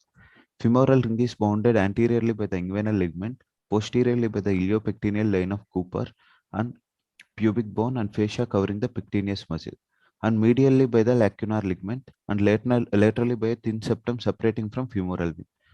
Femoral hernia account for 12% to 5% of all groin hernias, and it is most common in women, especially in old women. Case report, sir. A 55-year-old lady presented to SVRR GGH General Surgery OPD with complaints of abdominal pain from 1 day, and vomitings 2 episodes, and constipation from 1 day. On clinical examination, tenderness present in the hernial inguinal region, no guarding or no rigidity, and CT scan shows prominent free fluid noted and small bowel loops, dilated bowel loops, and right femoral hernia noted with dilated bowel loop in herniated segment. Patient was posted for emergency surgery and abdomen opened using McEvody's approach, and 3 into 3 centimeter hernial sac is noted below the inguinal ligament, below and lateral the inguinal ligament, below and lateral to pubic tubercle with bowel as content. After reduction of the bowel from hernial sac, 5 cm of the bowel noted with ischemic changes and garish stricture present. And after checking for viability of bowel for 20 minutes, bowel color changed to normal bowel color with high flow oxygen and hot saline mobs. That's why we didn't do resection and anastomosis, sir. We check for the viability of the bowel. So the bowel viability is normal. So we have closed the abdomen, and post-operative period is uneventful, and patient discharged after 7 days, sir. Strangulate intraoperative findings, sir. We can see ischemic bowel with the garish stricture, sir. After high flow oxygen and saline, hot saline mobs, it is turned to pink color, sir. And discussion, sir. Strangulated femoral hernia is a not common event. This hernia could include stomach, comentum, colon, small intestines, and the appendix, urinary bladder, fallopian tubes, and ectopic testis. Conclusion. That's it.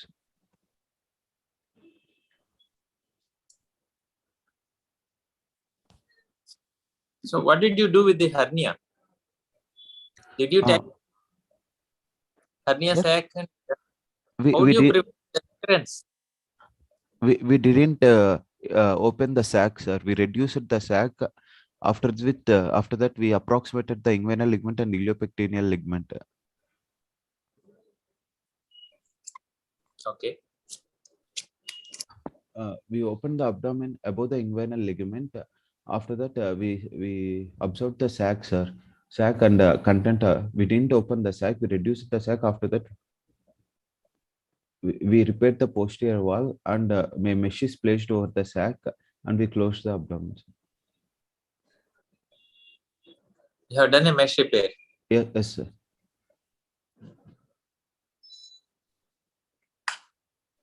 So what was the incision taken in this case? Incision is above the inguinal ligament, sir. McEvody's high operation approach. Above the inguinal ligament.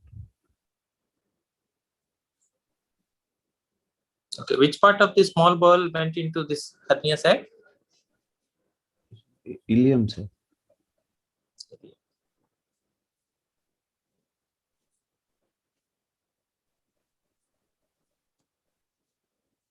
Okay, good, nice presentation. Thank you. But you have had more slides to show.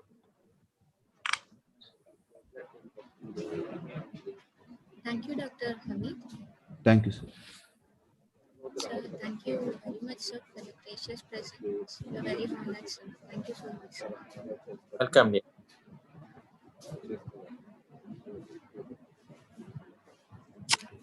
Presenters of this session can be 10 to 11 session can be. The presenters of 11 to 12 session, please stay.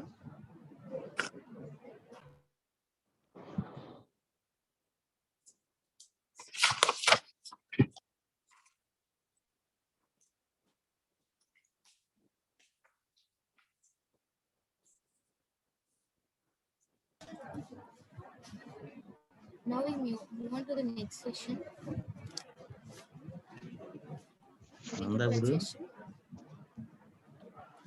I invite upon Dr. D. Umamaheshwara, sir, a proud, prestigious member of RMC and an inspiring professor. Hello. Hello, sir. Good afternoon, sir. Okay, good morning. Sir, we welcome you, sir. Little bit. Welcome you, sir. Okay, sir. Okay, Tale, a little bit of loud voice. I could not able to hear properly. Okay, sir. Okay, sir. Thank you, sir. Yes. So we are going to start our session now, sir. Okay, Tale. Okay. Start. Sorry for Already the half delay, an hour sir. late. Yes, Okay. sir. Sorry for the delay, sir. Okay. So we are very honored to have you here as a chairperson, sir. Okay. So we'll start the session, sir. Okay. First case. Dr. Sai Deepti Karga. Yes, ma'am. Yes, ma'am. Please share your video. Topic is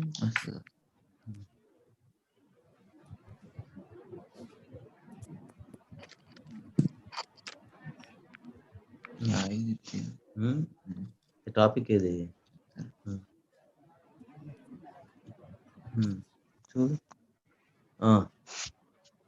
okay, present. Good morning, sir. Good morning, respected professors and delegates. I am Dr. Sai Deepti, second year general surgery resident at the Great Eastern Medical College, Srikakulam. My co-author is Dr. Ashok Reddy, sir, our professor and HOD, Department of General Surgery. Today, I am going to present a poster on a stercoral perforation of rectum, a rare entity. As an introduction, stercoral perforation is a bowel perforation due to fecal impaction in the lumen of the bowel, causing an increased intraluminal pressure, and then increase in capillary capillary pressure in the rectal wall, leading to mechanical pressure necrosis. And it is a rare emergency where it is more commonly seen in sigmoid colon. Old age more common. Old age. Yes, sir. And it is even rare in rectum. There were very less number of cases recorded worldwide. My case is 80-year-old female who was brought to an ER with complaints of sudden onset of diffuse crampy abdominal pain and fever since 2 days, with very chronic history of constipation and 1 month history of a surgery for femur fracture, and she has been bedridden since then. So she had a habit of using stool softeners, enema quite often for the chronic constipation. On examination, she looked grossly anemic, febrile, with the features of septic shock. Per abdomen showed generalized peritonism. Her total WBC counts were 14,000 cells per cubic mm. On erect abdomen, X-ray showed pneumoperitoneum, and on ultrasound and plain CT showed copious free fluid in the pelvis. With the probability of hollow viscous perforation, the patient was hemodynamically stabilized and then taken to the emergency operating theater. How you think it is a stercoral perforation? It can be another perforation. We thought it as a hollow viscous perforation. Everything is different. Okay. Yes, sir. We thought initially it is a hollow viscous perforation. Not because that. Some investigation is there which we give clue to the stercoral perforation. What is an investigation? Abdominopelvic CT. Yes, sir. What is the finding of CT? That is important because incision is very important in surgery. Yes, okay. Sir. If Yes, you sir. think of duodenal perforation, no, our incision won't help. Yes, sir. If you think of ileal perforation, one incision will be there. Yes, so in sir. this case, stercoral perforation, it is only the lower gut, lower Yes, large sir. gut. So incision Yes, is different. So before you plan surgery, you have to diagnose with CT. That is the best. Yes, sir. And book says that abdominopelvic CT is the best in stercoral perforation. Yes, sir. Okay. So Yes, that sir. is more important. Before opening the abdomen, you should diagnose proper cause. Otherwise, our surgery will be a waste. Okay. You have done Yes, sir. nicely, no problem. But pelvic CT is a very important point, which give delineation of the perforation in the that area, large bowel area. That is more important. Then our incision will be different from the other incisions. Okay. Yes, Proceed. Sir.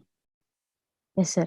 The intraoperative findings were grossly dilated transverse and sigmoid colon and with 2 centimeter of perforation on the left lateral side of the middle 1/3 of the rectum, with a huge fecalith at its mouth, and fecaliths were delivered through the same perforation, and the plication of the perforation was done primarily. After the peritoneal toileting, a loop colostomy was done. Despite the surgery, patient could not be revived, but taking this as a rare entity, on discussion, the more common cause of rectal perforation is iatrogenic during perineal surgeries, and rarest cause is fecaloma impaction, necrosis, and ulceration of the bowel wall. It is potentially a life-threatening due to peritonitis and has been observed in elderly and bedridden patients. And surgical management includes plication of the perforation and loop ileostomy and colonic diversion procedures if it is seen in sigmoid or transverse The Hartmann procedure is the best. Hartmann procedure is the best. Yes, sir. No. And since the diagnosis is often delayed. Who first described in the history? Who first described this cervical perforation? You know, some surgeon has described. Okay. He is in 1894. He described first. Yes, sir. Out of in English literature, it is only 150 cases are reported. Ever see the 151 case? Okay. Yes, sir. Okay. And best investigation for cervical perforation, which is the best investigation? MRI, sir. Abdominal CT and MRI. Yes, CT. Okay, that is very important. What are the CT findings? It is radiologist for you, but for interest, I am asking. CT scan, what you will see? On CT scan, we have seen the discontinuity in the very good. Discontinuity in the wall walls. Yes, sir. And any patient of old age with chronic constipation, with tenderness in the lower abdomen, think of cervical perforation. That's what book says. Okay. Yes, sir. And it is because of age factor and other things, and surgical factor, and our prognosis is always grave. Yes, sir. Maybe prognosis is serious, but grave also, yes, because sir. of the age and other factors. Yes, sir. The best surgery for this thing is Hartmann procedure. Hartmann procedure.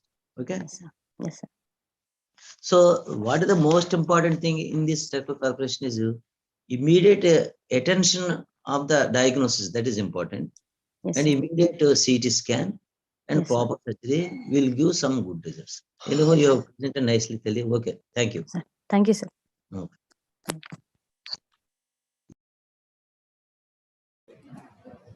Thank you, Dr. Deepti. Next presenter. Thank you, ma'am. Dr. V. Satyanarayana. Okay. Next. Good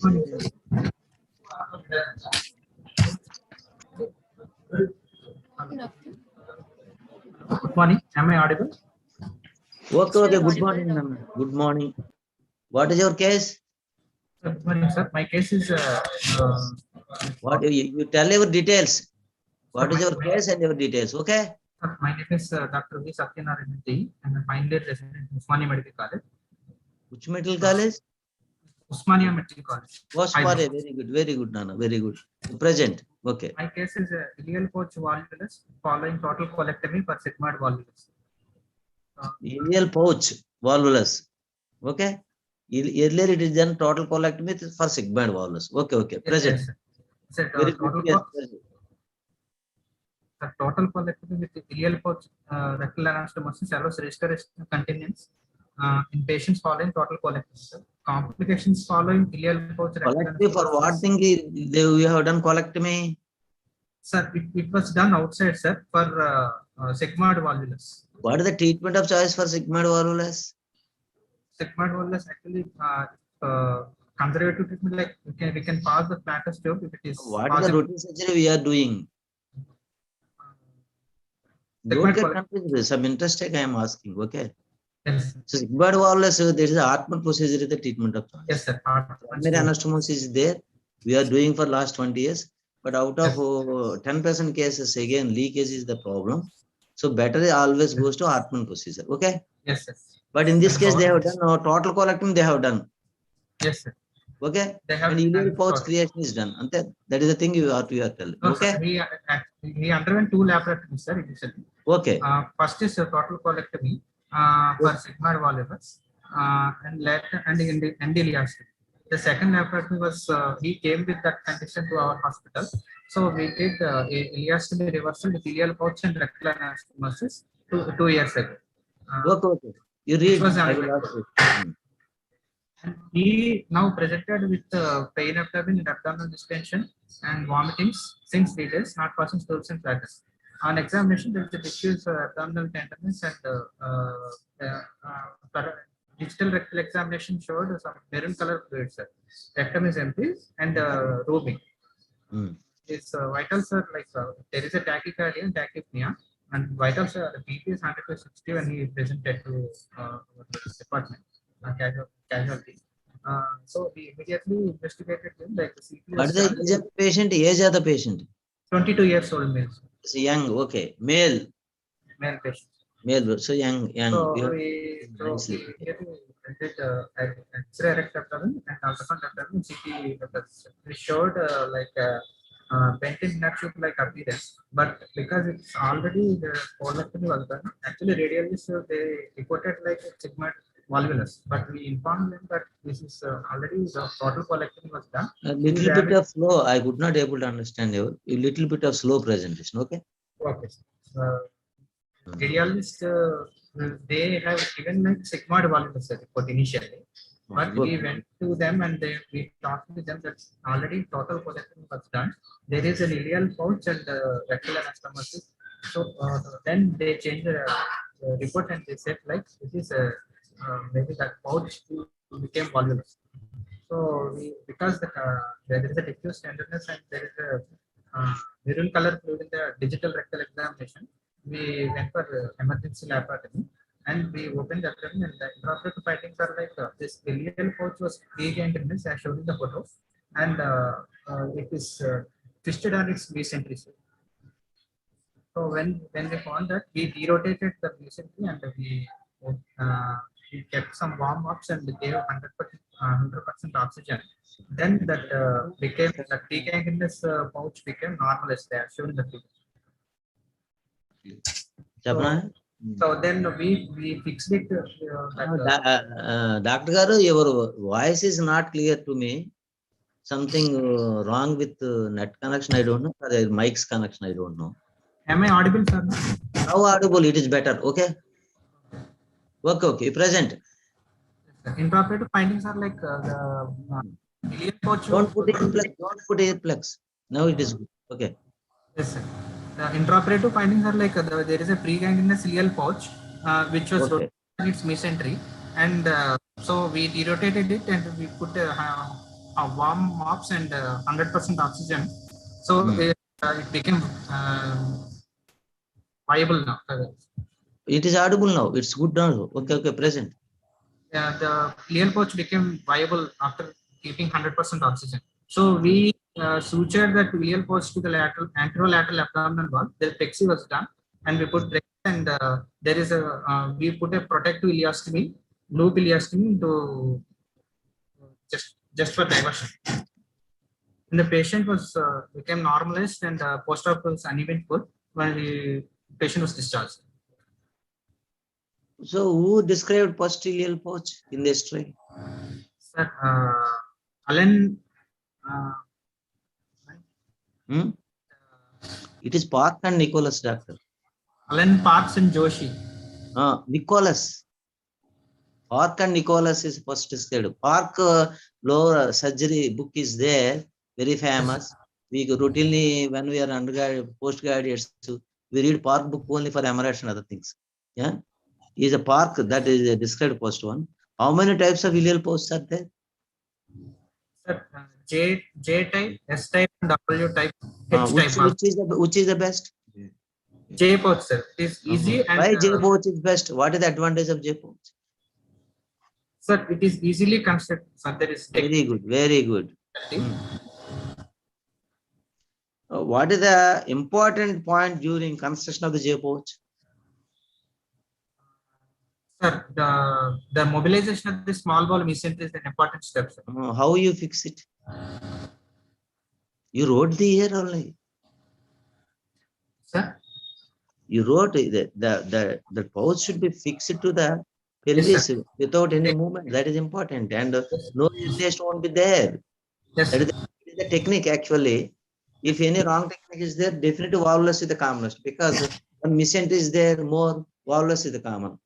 So here the problem is J pouch volvulus. That is the main problem here. So Yes, it is technically the previous surgeon has not done proper fixation of the pouch. That is important. Okay. Yes, okay. What are the complications of ileal pouch? What are the complications of ileal pouch? So common complications are pouchitis, anastomotic leak, stricture, and fistula formations. Okay. But pouch volvulus is a rare complication. It is not routine. A So rare in this pouch complication that volvulus is there means previous surgeon has not fixed it properly. Okay. Yes. That's my inference. So what is the main aim of treatment of this condition? So early detection is very important. Otherwise, in this also you have diagnosed early, because it is pre-gangrenous condition. The pouch is. Once gangrene is there again, but it is cumbersome surgery will be there. Okay. Okay. Okay. Next. What is the treatment? What are the treatment options for you in this case? Case ని దగ్గరికి వచ్చింది, treat చేసావు, ఏం treatment చేసావు? Any conservative endoscopic treatment is there, any surgical treatment, which is the best? Always surgical treatment is the best, no doubt. Yes, but endoscopic treatment is also described, but it has its own disadvantages. Yes, sir. So ultimately fixation again goes there. If it's gangrenous resection, otherwise you fix it again, and ileostomy, it is the common procedure. But Yes, some endoscopic treatment is also now adapted in Western countries. It has its results, but always surgery is the good. Okay. Next, who first reported pouch volvulus in this history? I don't know. Okay, it is Pigoioli is the surgeon who described it in the first time in the history. Okay. Okay, sir. It is a Pigoioli at all. Okay. What are the risk factors for the development of pouch volvulus? No. Number one, patient related, procedure related, combined factors. You know or don't? I don't. No, neatly given it. Patient related, procedure related, and combined related. Many factors are there. Okay. What is the most common symptom in these cases? Sir, excuse me, sir. When the bowel movement starts, they will complain of bleeding, sir. Initial bowel movement. Yes, sir. And you can see. Excuse me, sir. Is any? Sir, చెప్తలే. sir. Sir, presenter time 8 minutes దాటిపోతుంది, sir. Okay. Thank you. Next, BA. Thank you, sir.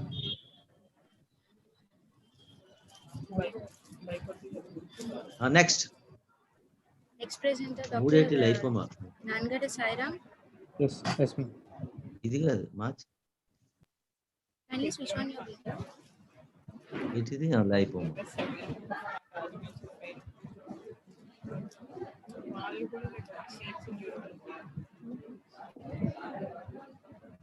Sairam, please switch on your video.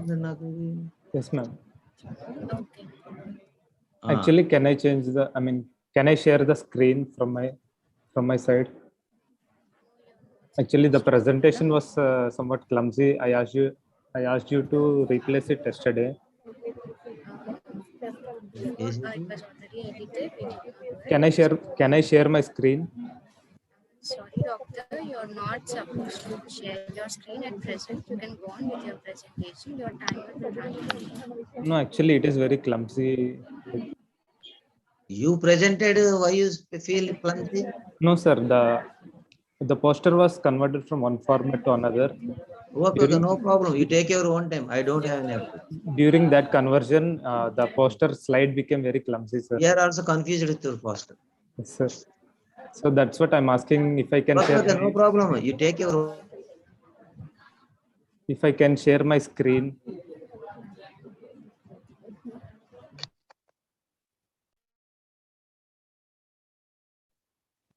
You ask the host, not me. Excuse me, ma'am. Can I share the screen from my side? If you disconnect, I can share it.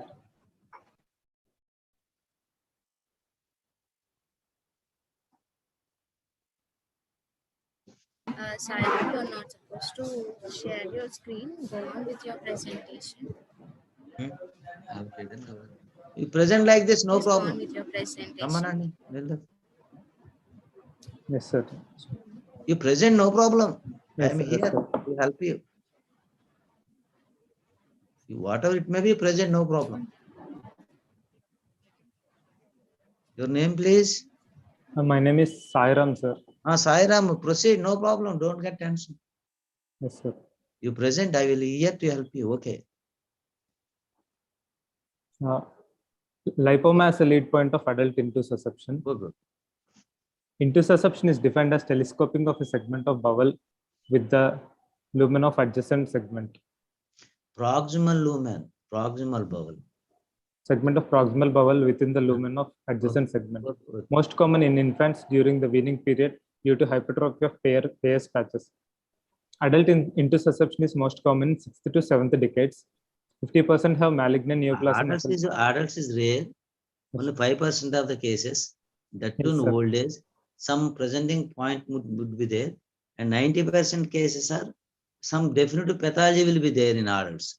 Yes, sir. But contradiction to infants, there is no pathology. Yes, that sir. is the main difference between old age intussusception and infants, basically, because of the hypertrophy of the lymphatic tissue. What you have to. Okay, proceed. In young adults, lipoma is the most common etiology. Coming to my case report, a 20-year-old female was rushed to casualty with a history of severe lower abdominal pain and vomiting since 5 days. Pain is insidious in onset, started as a dull aching colicky pain, which later became severe in nature over time, more in right lower abdomen and in the iliac region and hypogastric region. No radiation of pain, associated with multiple episodes of bilious vomitings. Examination revealed a mildly distended abdomen with vague tenderness, mainly on the right lower abdomen with increased bowel sounds. An empty roomy rectum with no palpable masses on rectal examination. Patient had elevated leukocyte count of 16,500 per ml, with all other blood parameters in normal range. Initial resuscitation was done to correct fluid and electrolyte imbalance. Preoperatively, a CT scan was done, and the patient was diagnosed with ilioileal intussusception with lipoma as a lead point. You have done ultrasound or not in this case? Have you done ultrasound? Actually, sir, at that moment, radiologist was not available, sir, in our hospital. So, if you done ultrasound, what is the finding you will see? Target sign. But routinely, we are every institute ultrasound is the first investigation we do. Yes, CT is little bit of costly. Some any benefit of doubt, we go for CT. That is the routine protocol. Okay. Yes, sir. So, what is the ultrasound finding in this case? If it is there, target sign might be visible. Okay, target and donut sign. Or pseudo kidney sign. In which view it is donut sign present? Which view? It is transverse view. Yes, sir. Okay. Yes, what sir. is pseudo kidney sign? It is in the longitudinal view. In yes, ultrasound also 2 views are taken. One is donut sign, one is the pseudo kidney sign. These two things are important because as a postgrad, you will ask in examination these two things. Okay. CT is okay, very good, but routinely every institute we will go for ultrasound, then we will go for CT. That is the routine protocol. Okay, yes, proceed. Operative findings, like laparotomy was performed, which confirmed the presence of intussusception involving terminal ileum 30 to 40 centimeters from ileocecal junction. Very good. A segment of 15 to 20 centimeters of ileum has been telescoped into the adjacent segment of ileum. A primary resection anastomosis was done, and postoperative period was uneven. Conservative treatment you have not tried. Without resection, you have not reduced that intussusception. Some technique is there. Yes, sir. You have not tried. Okay, because you think bowel will be injured, you go for resection anastomosis. Okay? Actually, patient presented with 5 days history, sir. Oh, old age.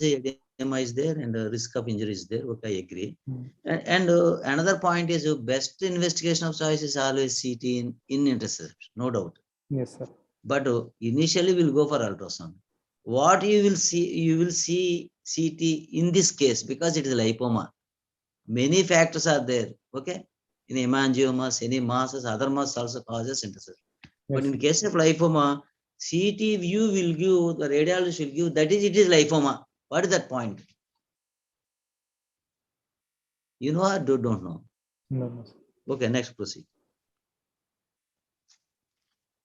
Discussion. Average age of presentation is of 6th to 7th decade with greater prevalence among males than females. The classical triad of symptoms, abdominal mass, bloody diarrhea, abdominal pain is seen in children but rare in adults. Adults mostly present with vague symptoms like nausea, vomiting, and abdominal pain. So it is difficult to diagnose early. Laparotomy is the treatment of choice for adult interception, as the incidence of malignancy leading to interception is high. Okay, very good. So what is the outcome of the patient? Primary resection anastomosis was done, sir, and patient was discharged on POD 7. Sir. So in conclusion, the results are prognosis is very good in these cases. Yes. And because of the lipoma, it is not a malignant disease, and Yes, resection anastomosis is the best opt for treatment. Okay. Yes, sir. Okay, you have nicely presented. Very good. Yes. Thank you, sir. Next one.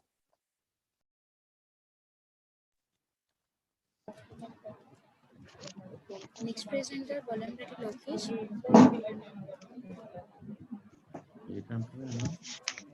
Dr. Lokesh.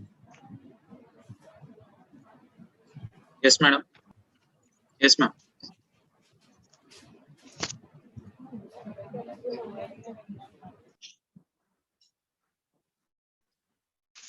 Okay.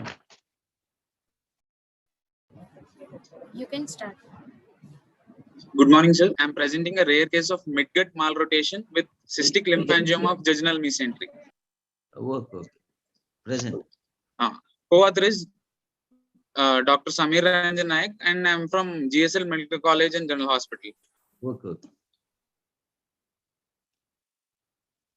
Present. Introduction. Present. Madam, lymphangiomas are, sir, introduction. Lymphangiomas are uncommon benign tumors with 90% of them manifesting in early childhood. Okay. Most common site of lymphangiomas are head, neck, and axillary region. Intra-abdominal lymphangiomas are rare. Only 1% of lymphangiomas present intra-abdominally. In abdomen, lymphangiomas are commonly located in small bowel mesentery, 66%, ascending and transverse colon, 33%, and less than 1% in descending colon or sigmoid. Okay. Seldom these mesenteric lymphangiomas are associated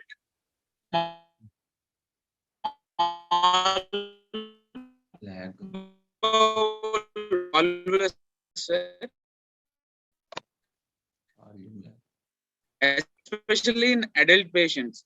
Small bowel volvulus is a condition small and it's mesenteric cystic lymphangioma with midgut malrotation. Sir, case report: a 25-year-old male presented with complaints of constricting pain around the umbilical region, which is non-radiating, associated with 8 episodes of vomiting, bilious, non-projectile, and history of obstipation was present since 1 day, sir. As on CT abdomen, there was clockwise twisting of 2.5 turns of bowel, mesentery, and superior mesenteric vein around the axis of superior mesenteric artery. What is this sign? Which is whirlpool sign. Yeah, whirlpool sign. It is important. Sir, whirlpool sign.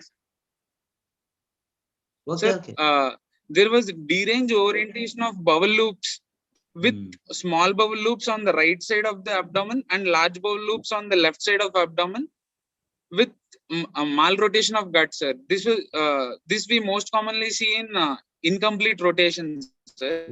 Okay. Very good. Okay.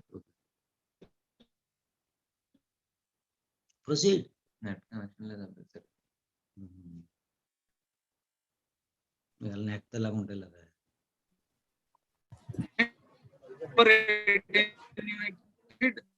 Likely proteinaceous material, sir.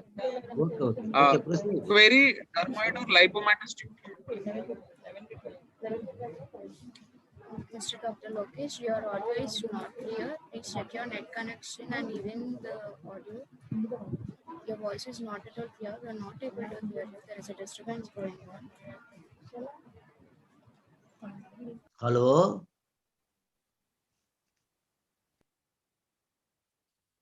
Now it is okay, ma'am? Now okay. Okay, proceed.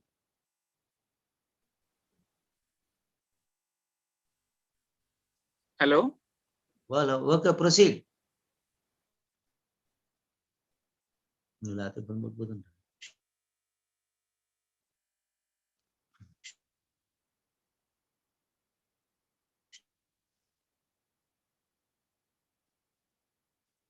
Next presentation. Hello, Dr. Lokesh, you are there? Dr. Lokesh?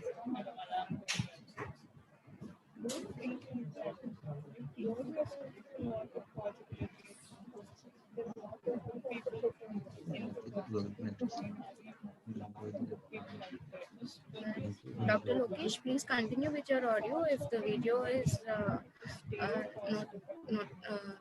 it's problematic, please do continue with your audio. Don't stop the presentation.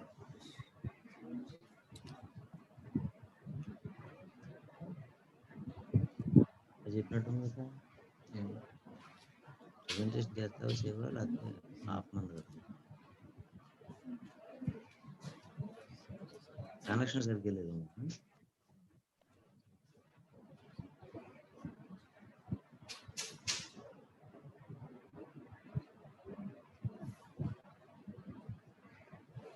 Hello, Dr. Lokesh, you are there? Hello? Sir, in the meanwhile, we'll move on to next. Next. Okay. Dr. Lokesh, please do check your connection and also please do log in from your laptop, not from your mobile. We move on to next presenter, Dr. K. Bhavana. Ma'am, can you hear me? Lokesh, don't worry. Hello? Please check your connection. We'll come back again to you. Yeah, sure. Okay, please do check your connection. We'll come back again. Dr. Bhavana. Good morning, ma'am. Thank you.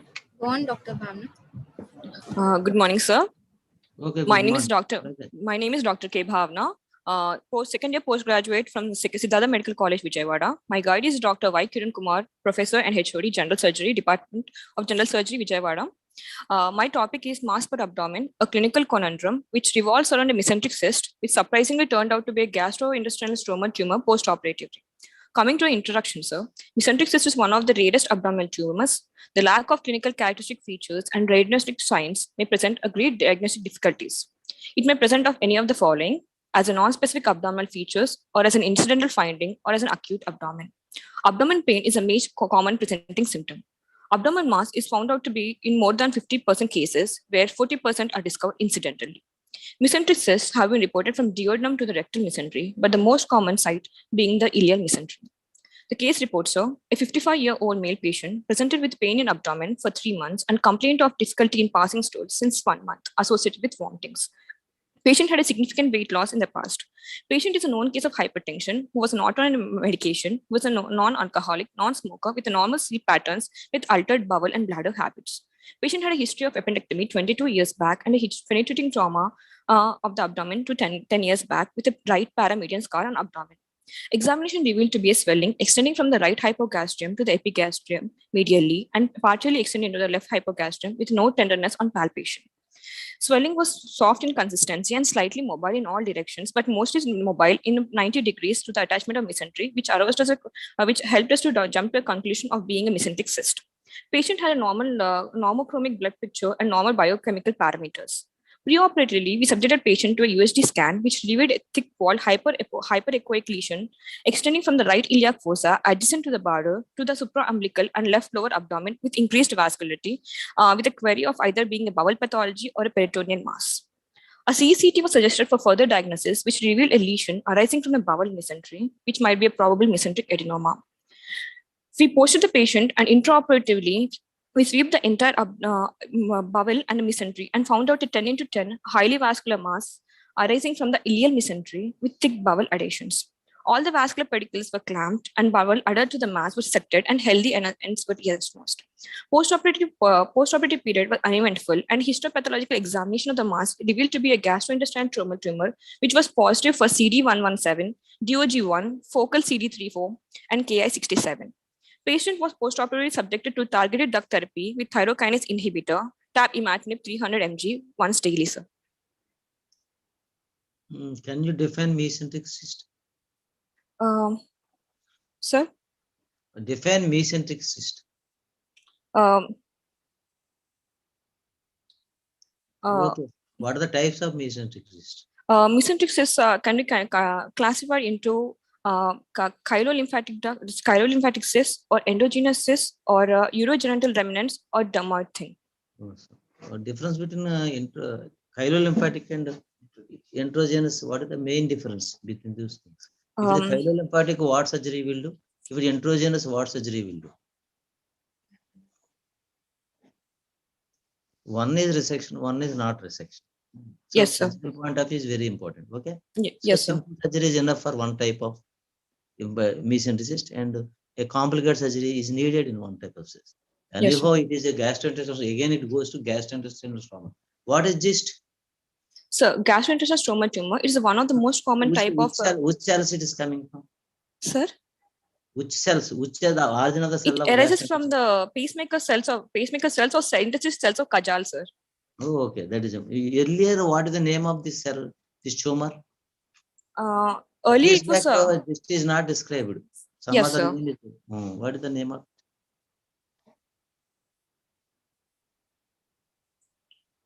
Okay.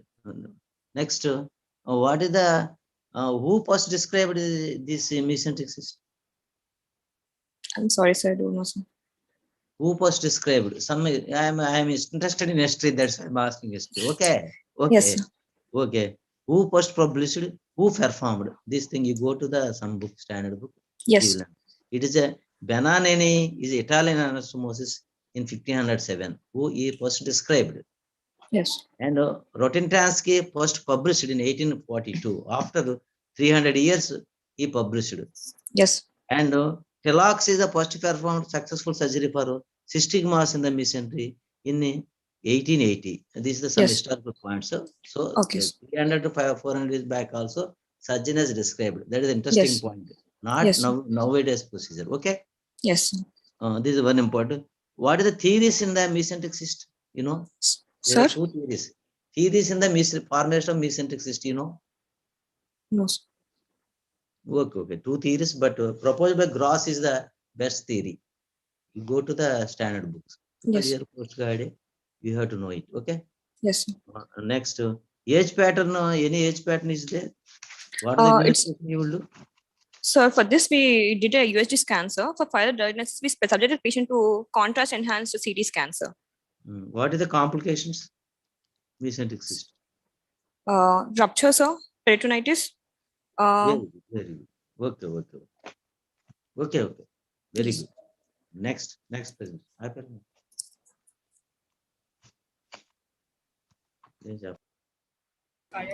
Thank you, Dr. Bhavna. Next presenter, Dr. Martan Kumar. Dr. Martan Kumar. Hello, I'm audible, ma'am. Yes, you are audible, doctor. Go on. Good morning, sir. Myself, Dr. B. Martan Kumar. I'm a second year postgraduate from Karnool Medical College, sir.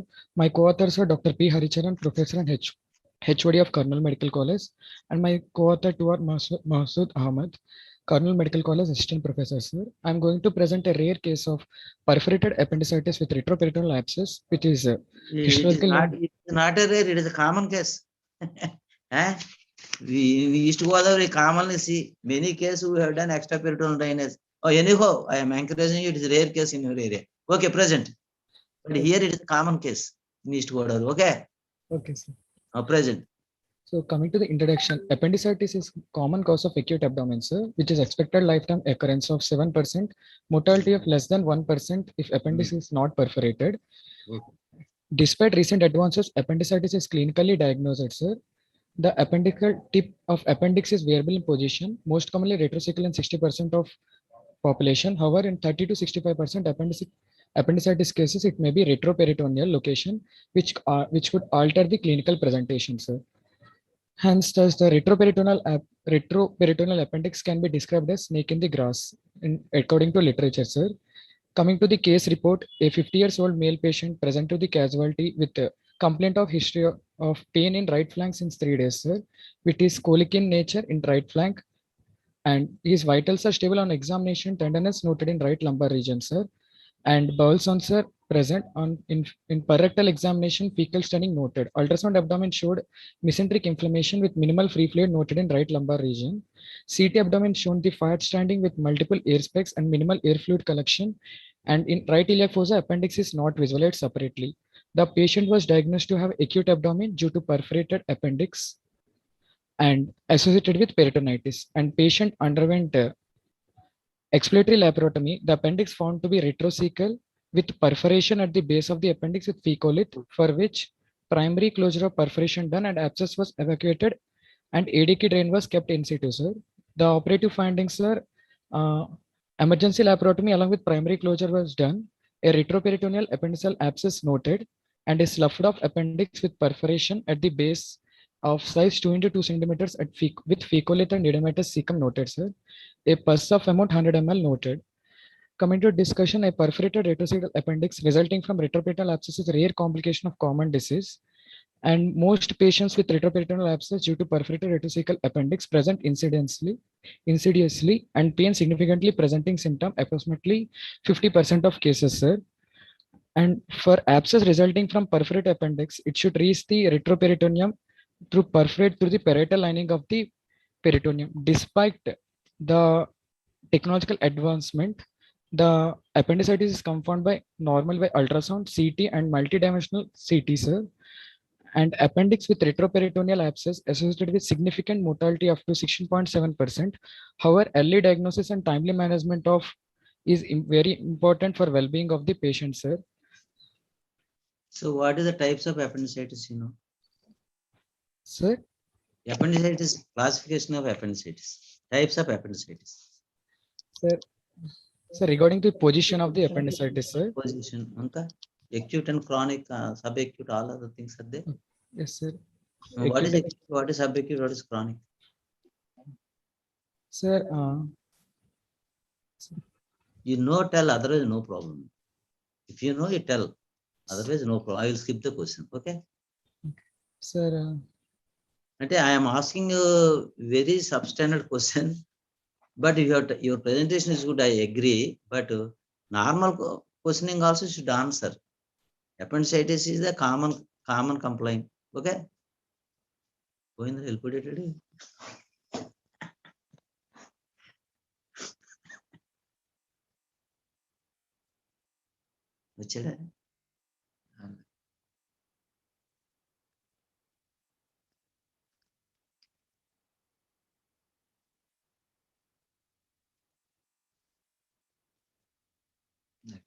Next one. Alan ప్రశ్నలు అడుగుతారు ఎందుకు వెళ్ళిపోయాడు అంటావు మాలిక అమ్మాయి ఉండే ఒకటి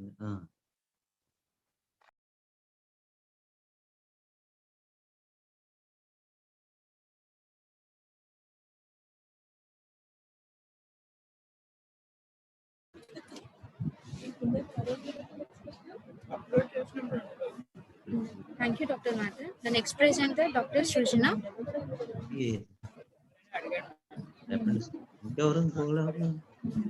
Dr. Srujana. EMI KCT. Good afternoon, sir. Okay, tell me. Present. Sir, am I audible, sir? You are audible, present. Sir, myself presented Dr. Srujana S. Kustagi, presenting a case on primary squamous cell carcinoma of rectosigmoid junction. Co-author Co-author Dr. P. Haricharan, Dr. HOD and Professor in Department of General Surgery, Karnool Medical College, and other co-author is Dr. Masood Ahmed, sir. So squamous cell carcinoma of gastrointestinal tract is very rare entity, and it represents less than 0.5% of all the colorectal tumors, with incidence estimated of less than 0.1% in the literatures. And most commonly reported location is in the rectosigmoid junction, sir. And etiology for the primary squamous cell carcinoma of the colon is undetermined, although various hypotheses have been proposed, sir, like differentiation of the pluripotent stem cells, squamous metaplasia due to external irritation, chronic inflammation, or viral infection, sir. Coming to the case, sir, a 62 years old female presented to the casualty with a complaint of pain abdomen, abdominal distension, vomiting, which is bilious type, and constipation, obstipation for the past 3 days, sir. And on examination, parabdominally, we could find a distension of the abdomen with diffuse tenderness and guarding, and bowel sounds were absent on auscultation, sir. Digital rectal examination showed no growth in the rectum, sir. Bowel sounds are absent, you said. Yes, sir, bowel sounds were absent, sir. Signs of peritonitis is there, okay? Yes, sir. Signs of patient actually presented in acute abdominal obstruction, sir. And previous history, the patient had no history of cancer or a family history of colonic malignancy, sir. So we went on for workup, sir, investigation workup within a span of 1 hour. So we could get X-ray erect abdomen, which showed multiple air fluid level with dilated bowel loops. Have you done PR in this case? Yes, sir. We did PR, sir. What is the finding? Sir, we could see the collapsed, empty rectum with no mass as such, sir, on PR, sir. And ultrasound abdomen also showed dilated bowel loops with to and fro peristalsis noted, sir. And we could get CT chest and CT abdomen. CT chest showed it was normal, sir. And CT abdomen showed some circumferential wall thickening noted at the sigmoid colon. The radiologist put a query of malignancy with a large and small bowel obstruction with few dilated loops and a transition point at the sigmoid colon, sir. Hence, we took the patient for emergency laparotomy, and we intraoperatively we could find a complete circumferential obstructing, growth obstructing the lumen of the sigmoid colon, infiltrating into the lower part of the rectus sheath. Hence, hemicolectomy with the negative resection margin and end colostomy was done, sir. And we sent the specimen for histological examination, where they gave moderately differentiated squamous cell carcinoma of the rectal sigmoid junction with metastatic deposits in omentum and the rectus sheath, sir. Coming to the discussion, it is a very rare that squamous cell carcinoma arises from the colorectal epithelium, sir. Skemintment published the first report of the pure squamous cell carcinoma in 1919. Since then, hardly 150 cases were appeared in the literature, sir. Most pure squamous cell carcinoma case of the colon have been reported in the rectosigmoid junction. Squamous cell carcinoma of the colon occurs most commonly around the 5th decade of the life, sir, with a slight male predominance. In another presentation, sir, Miyamoto, he suggested that there are certain requirements before a diagnosis of primary squamous cell carcinoma of the colon. First, metastasis from the other side to the bowel must be excluded. Second, squamous lined fistulous tract must not be involved. And the thirdly, squamous cell carcinoma of the anus with the proximal extension should be ruled out, sir. Fourth, gynecological origin is also there. Okay. Sir? Yes, sir. Yes, sir. And fourthly, histopathological analysis must be confirming that it is a squamous cell carcinoma. Sir, as in our case, the patient presented in acute intestinal obstruction. We tried maximum to rule out all these above points, sir. And assessing the prognosis in this patient is challenging because of its rarity, sir. So, presented a case of primary squamous cell carcinoma of sigmoid colon in a 62 years old female, and best we tried with emergency resections Resection, sir, and we told the patient for follow-up in radiological chemotherapy, sir, so that What she is the can best treatment nowadays? What is the best treatment for this case? Sorry, sir. What Sir, is the best treatment, surgery or chemoradiation? Sir, usually we first chemo sensitize the tumor, sir. Later on, we go for if the tumor doesn't reduces in size, then we go for surgery, sir. Latest report says that paradigm goes to most towards the chemoradiation, with 86% of results are in good, and compared to surgery in 46%. Okay, sir. So now the entire paradigm goes to the conservative treatment like chemoradiation. Okay, it's sir. a very good thing because of the population point of view. Okay, Don't sir. go for surgery, very cumbersome surgery and other things. You go for Okay, sir. sometimes it fixed to the rectum, you go APR also, you Yes, go sir. all those things. Now the report says in the latest literature that the chemoradiation is the best option for this case. That is something change what we have seen in the recent tension. Okay. Yes, sir. Okay. Thank And you. viral, you already told you very good. Viral, HPV and HIV association is also there. Viral. Yes, sir. Yes, sir. And colorectal adenomas. Adenomas are common, sir. Yes, sir. Okay. And another thing is proctitis is the commonest with ulcerative colitis. That is the one point who suggestive of rectal carcinoma, squamous cell carcinoma. Okay, So sir. ulcerative colitis you have to exclude it. That is also important. Yes, Oh, sir. your presentation good, Kelly. Very good. Very good. Okay. Thank you, sir. Yeah. Yeah. Thank you, Dr. Srujna. Dr. Thank you. Lokesh? Yes, ma'am. Dr. Lokesh? Yes, ma'am. Location. ఇందాక cell బాగోలేదు ఆడు మనం train చేసింది ఈ last అమ్మాయికి మంచి బాగా train చేసింది అన్ని చెప్పింది. Sir, shall I continue from operative matters? We are very eager to for your presentation. You continue. Sir, in our case, diagnostic laparoscopy was done, sir. On diagnostic laparoscopy, we found midgut volvulus with multiple large cystic swellings, sir, in the jejunal mesentery, and chyle was also present, sir. So we performed LADS procedure, sir, where we gave midline laparotomy was done, derotation of the bowel was performed, and LADS band was divided with LADS band was divided, and right colon is mobilized to left side, and jejunum and jejunal mesentery with the cystic swellings are resected, and end-to-end anastomosis was done, sir. Okay, very Sir, good. sir, coming to discussion, midgut volvulus is a condition that is very rare among adults. There are two different categories, sir. Like maybe due to primary type, due to the torsion of a segment of small bowel mesentery without evidence of any predisposing anatomical abnormality.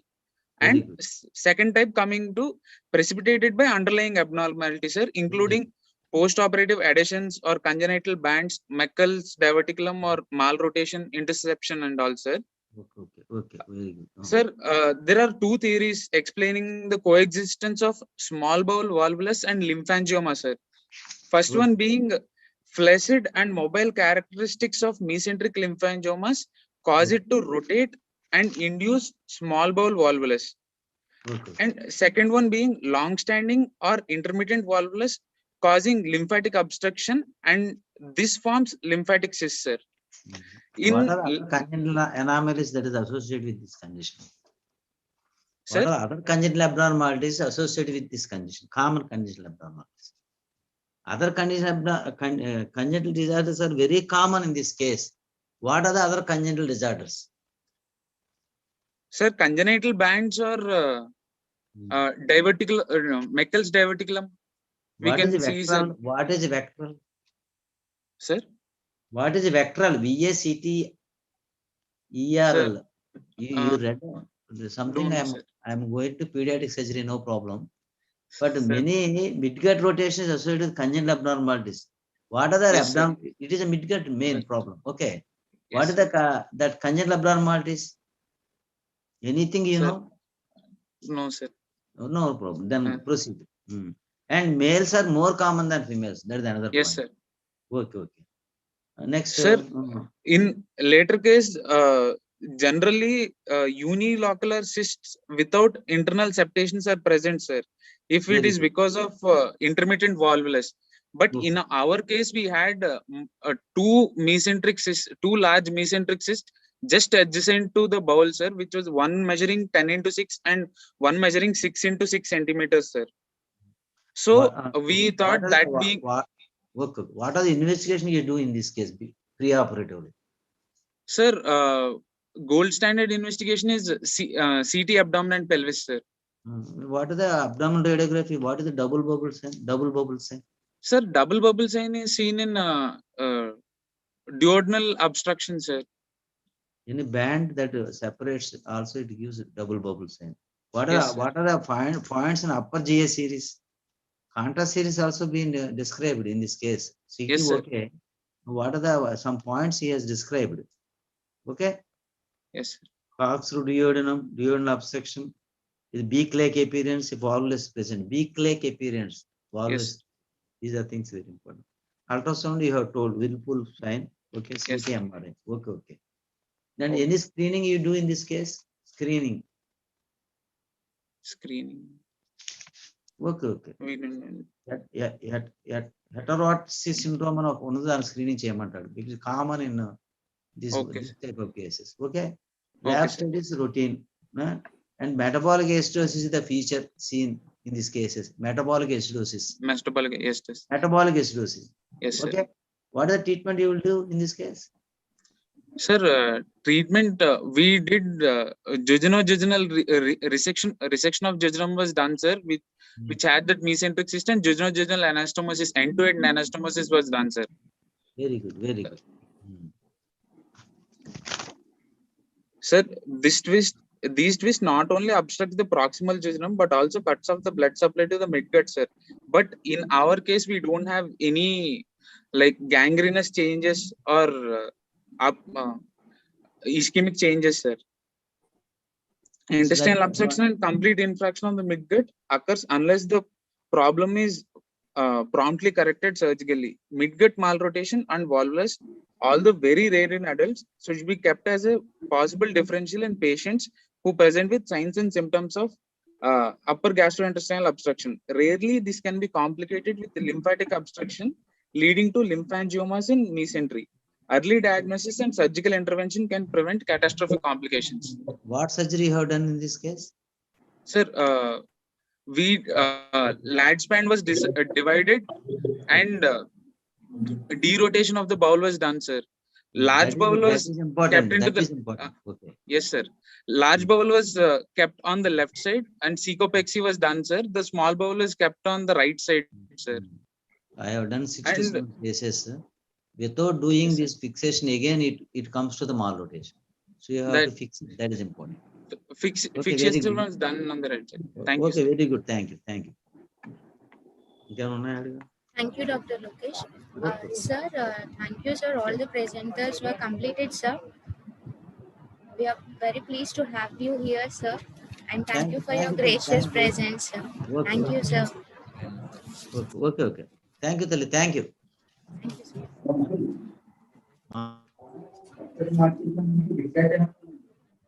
The presenters of 11 to 12 session can leave. Now the section 12 to 1 session will start.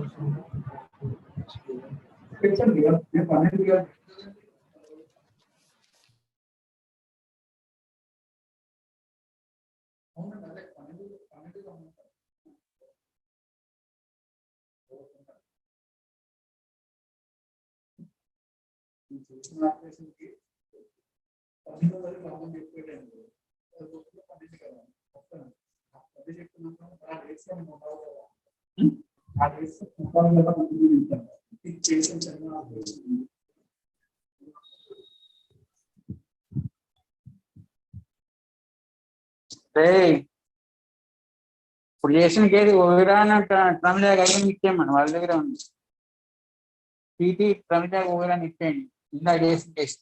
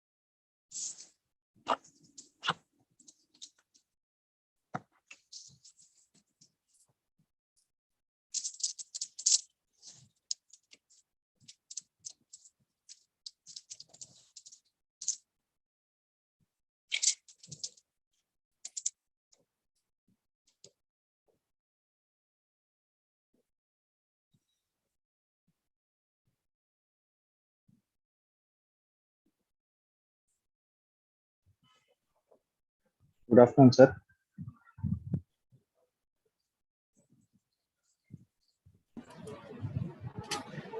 Dr. Bharat, Good afternoon, madam.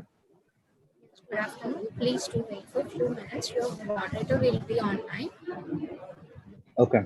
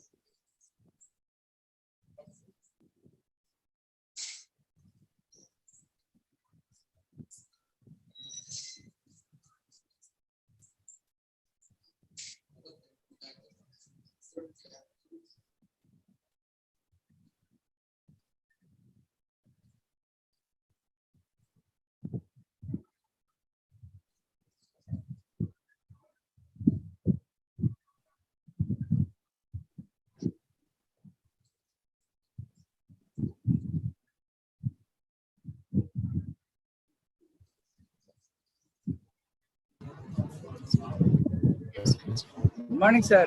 Balkrishna, sir. This is Srinivas. Hello.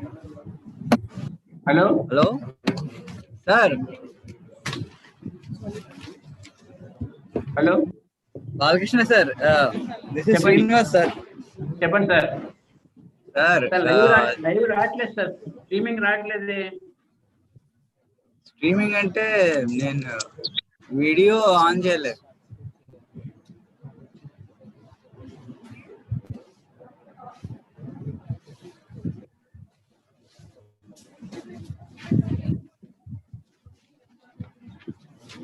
ఇది రావట్లేదు నాన్న. చేసేవాళ్ళు sir. Okay. ఎవరు sir చేస్తున్నారు కదా, ఇంకా ఇద్దరు రెండో వాళ్ళు. Next session 12 to 1 later sessions. Okay. Madam, the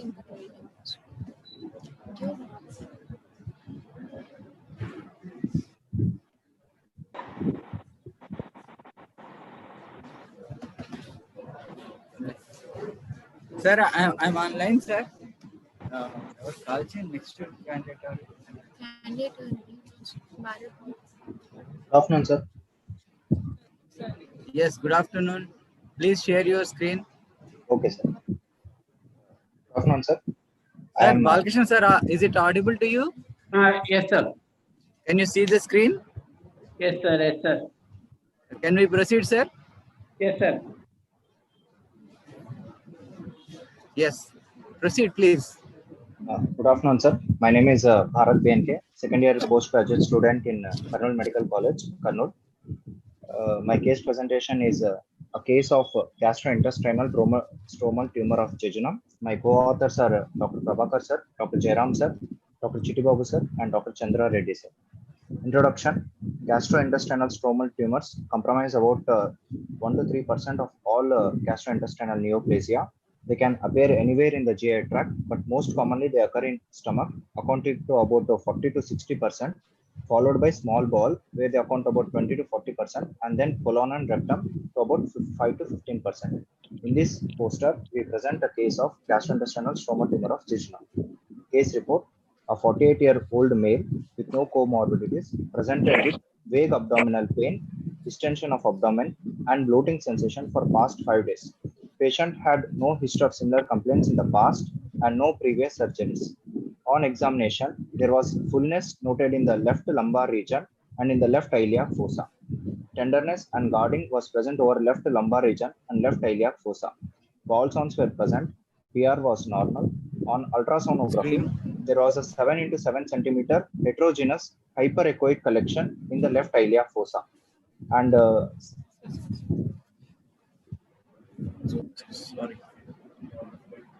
Sorry, one Sorry, second. Sorry.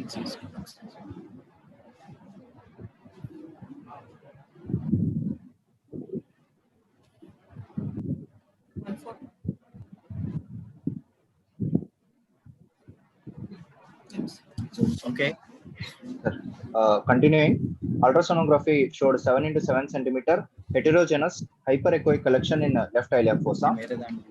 CCT abdomen with IV contrast was done, which showed 10 into 8 into 7 centimeter well-defined lobulated mass arising from mesenteric border of the jejunum with heterogeneous contrast enhancement at the periphery, and at the center there was necrotic areas. The patient was taken for OT and exploratory laparotomy was done.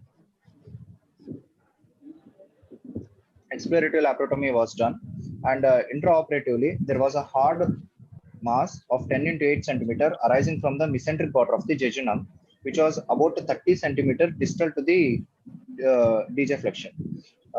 Resection of about 100 centimeter of the jejunum along with the tumor was done, and the ends were anastomosed end-to-end manner. The specimen was sent for HPE. HPE was suggestive of low-grade unifocal spindle cell type of gastrointestinal stoma tumor, and the margins were free of tumor. Just coming to the conclusion, just have unpredictable biological behavior. They can range from small benign lesions to massive lesions and can have necrosis, hemorrhage, and mets. Tumors over 5 centimeter, they have to be considered that they might have malignant potential, and hence they are resected. As these tumors are universally associated with mutations in tyrosine kinase c-KIT oncogene, they are sensitive to tyrosine kinase antagonist, that is drug is imatinib. GIST is most common variety of visceral soft tissue sarcoma and might have varied clinical presentation. Surgical resection and tyrosine kinase inhibitors postoperatively are the mainstay of treatment. Recurrence can occur up to 20 years after the resection also, and hence long-term follow-up of the patient is warranted. Thank you, sir. Yeah, what is the most common presentation? Sir, mostly they are incidental, sir. Incidental. So, how frequent is the obstruction? Sir, obstruction is usually rare, sir. If the mass is very large and it compresses the bowel externally, that can lead to the obstruction, sir.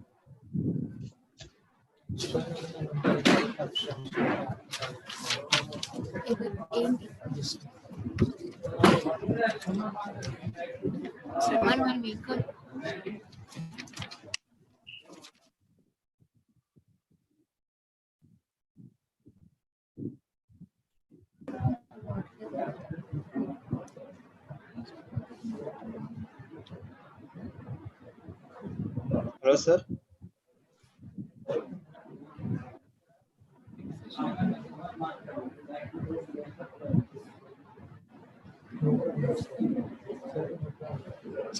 Sir, how many post-operative days you have observed the patient, sir?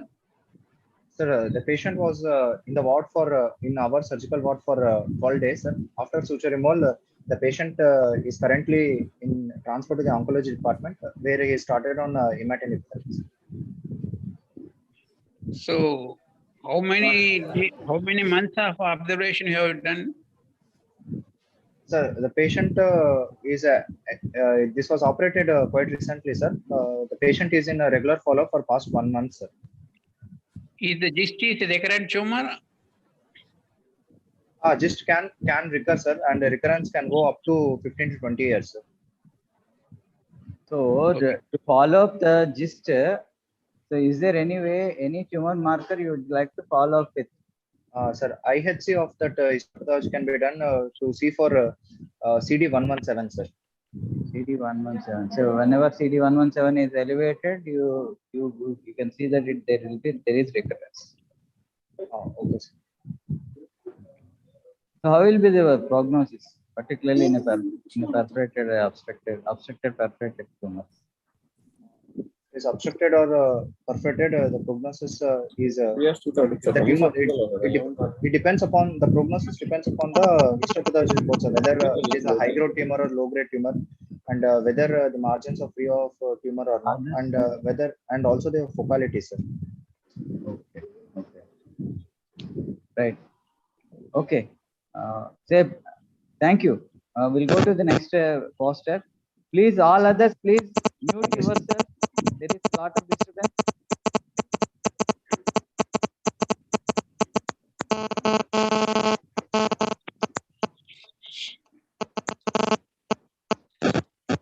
Yes. 142.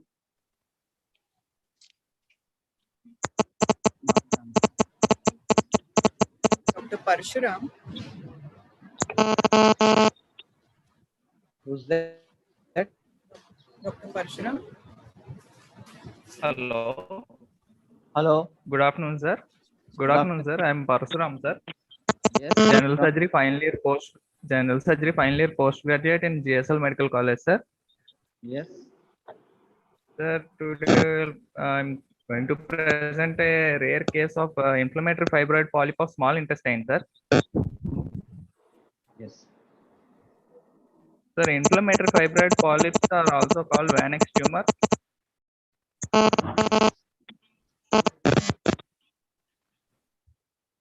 Hello. Continue. Hello, sir. Am I audible? Am I Yes, audible? you are audible. Please continue. So, inflammatory fibroid polyps are also called as the Vanek's tumor, and these tumors are rare benign tumors that can arise throughout the gastrointestinal tract. Although the molecular pathogenesis of these lesions has been well characterized, their morphological features often vary. So, most patients had non-specific presentation, and those with small intestinal lesions, particularly, will present with intussusception. Histologically, these IFPs are centered within the submucosa in all the resection specimens, but mucosal extension can also be present. So IFPs represent a diverse set of submucosal based lesions that are commonly extended into mucosa, making them amenable to endoscopic biopsy. Although their classic histological features of perivascular onion peeling, onion skinning, and predominance of eosinophils are well described, there may be alternately present with a short vascular growth pattern, a sparse number of eosinophils, and prominent hyalinization. So, case report. We have seen a 50-year-old male driver by occupation with complaints of pain in the upper abdomen, colicky type, on and off, since 3 months, associated with vomiting 15 to 30 minutes after having food. So there is also a history of weight loss up to 5 kgs in 1 month. There is no history of constipation, loose stools, or fever. He is a non-alcoholic and a non-smoker, sir. So past history is insignificant. He did not have any past history of tuberculosis or so. So examination on abdominal examination, the umbilicus was central. Abdominal distension present in the upper abdomen with visible peristalsis, sir, from left hypochondrium to umbilicus. There is no palpable masses. Bowel sounds also present, sir. Genitalia normal, and digital rectal examination is also normal. And other system examinations are all normal, sir. So investigations we sent to routine blood investigations, and upper GI endoscopy was done, and it was normal, sir. X-ray erect abdomen, there is multiple air fluid levels with features suggestive of small bowel obstruction. But ultrasound abdomen, there is dilated bowel loops with peristalsis, to and fro peristalsis, suggestive of subacute intestinal obstruction.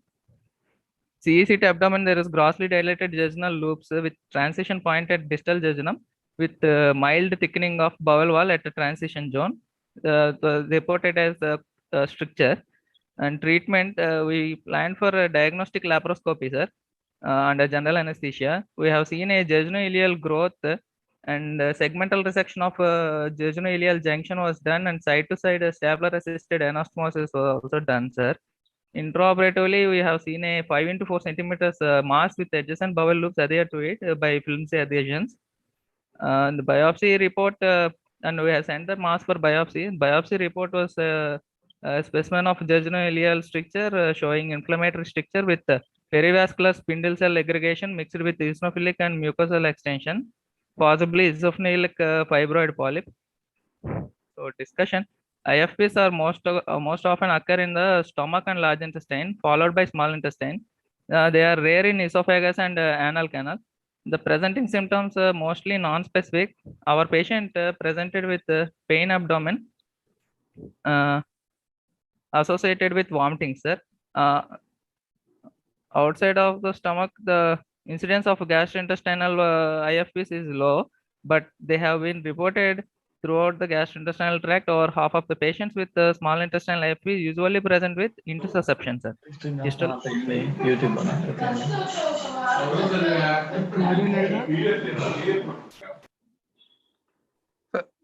Sir, is bleeding per rectum?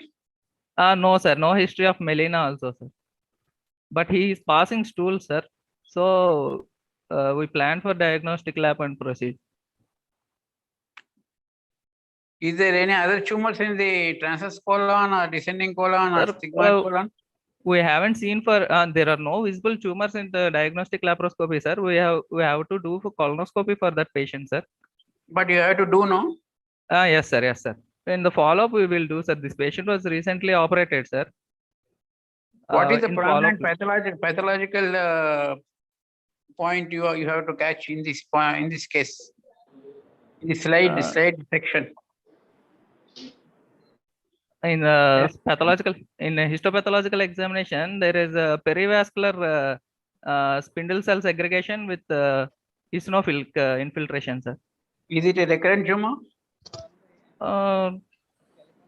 Not recurrent, sir, but it may be seen in cases, multiple lesions can be seen if it is a tuberculous abdomen, sir. It is a recurrent tumor. You have to study and come, man. Okay, thank you. Thank you. So, one question is that why a preoperative colonoscopy was not done? Because it totally influences your management, no? Yes, sir.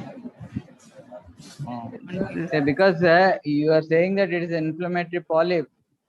So until you get the biopsy report, you don't know whether it is an inflammatory polyp or adenomatous polyp. Sir, this polyp is present in the jejunal junction, sir. So Maybe. we could not see this in the endoscopy, sir. Upper GI endoscopy. Why not? Why not? Jejunal junction. Yeah, you can do a piggyback colonoscopy. So there is something called, what is meant by a piggyback colonoscopy? I don't know about piggyback. Okay, anyway, thank you. Thank you. Thank you, Dr. The next presenter, Dr. Anup Shashidhar. Dr. Anup Shashidhar. Yeah, am I audible? Yes, you are audible, doctor. Please share your video. No, you have to share, no? Good afternoon, sir. My name is Dr. Anup Shashidhar. I am from MIMS Vijayanagara. My guide is Dr. Shekhar Babu, sir, MSMCH. And today's my topic is descending colon volvulus. Coming to the introduction, a volvulus is a twisting or axial rotation or of a portion of the bowel about its mesentery. Volvulus of the colon occurs in these portions where there is a mesocolon, that is generally around at sigmoid colon, cecum, transverse colon, and rarely splenic flexure when the fixating structures are congenitally absent or divided surgically. The rotation causes obstruction to the lumen of the bowel or even occludes the mesenteric vessels. Volvulus of descending colon is very rare, sir. It causes acute large bowel obstruction with or without gangrene of the bowel. High clinical suspicion with early surgical intervention is needed to prevent the gangrene of the bowel. My case report is a 64-year-old patient presented to the emergency department with pain abdomen and obstipation since 4 days. On examination, there was generalized abdominal distension with diffuse tenderness, guarding, and absent bowel signs. On digital rectal examination, the rectum was roomy and empty. On evaluation, there is by taking plain X-ray film of erect abdomen showed dilated large intestine with significant air fluid levels. So initial diagnosis of the volvulus of left colon is made based on the X-ray findings. After resuscitation, we posted the patient for emergency exploratory laparotomy for acute large bowel obstruction. So the intraoperative findings are like intraoperatively found volvulus of descending colon was noted with 180 degrees anti-clockwise rotation and a persistent long mesocolon. There was no sign of vascular compromise, so derotation of the descending colon was done. The redundant descending colon was resected, and a primary end-to-end anastomosis of the transverse colon to sigmoid colon was done. During the development, if a part of the entire dorsal mesentery persists in the region of descending colon, it becomes the descending mesocolon, which may lead to intestinal obstruction by volvulus. So presentation, investigations, and management are similar to the sigmoid volvulus. So presence and location of whorl sign with efferent and efferent loops on the CT is the key in the diagnosis of the exact location of the volvulus. My conclusion is descending colon volvulus due to persistent mesocolon is very rare entity and causing acute intestinal obstruction. So diagnosis mainly depends on the findings of the plain X-ray films and CT scans. Prompt diagnosis with surgical exploration and resection of the redundant colon should be done to prevent complications and recurrence. How can you say that it is a volvulus of descending colon, not a volvulus, extended volvulus of the sigmoid colon? Sometimes the sigmoid colon may be very long. So why can't it be a sigmoid colon itself? Can you hear me? In the sigmoid colon is normal. Only we confirmed it after exploratory laparoscopy. Before that, we have a doubt of whether it is a sigmoid volvulus or a descending volvulus. Mostly we thought it of sigmoid volvulus. After opening the patient only, we confirmed it is a descending colon volvulus. So the whole of the left side of the colon is having volvulus? Yes, sir. That's a real rare condition. Okay, anyway, thank you. Thank you. Thank you, Dr. Shashidhar. Our next presenter, please. Dr. Akhil Ratnam. Dr. Akhil Ratnam.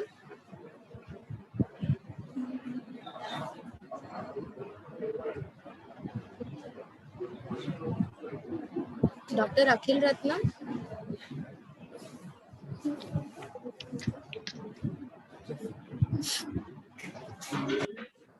Dr. B. Balaji.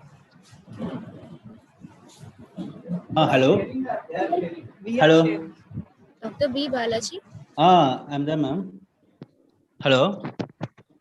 Okay, okay, doctor.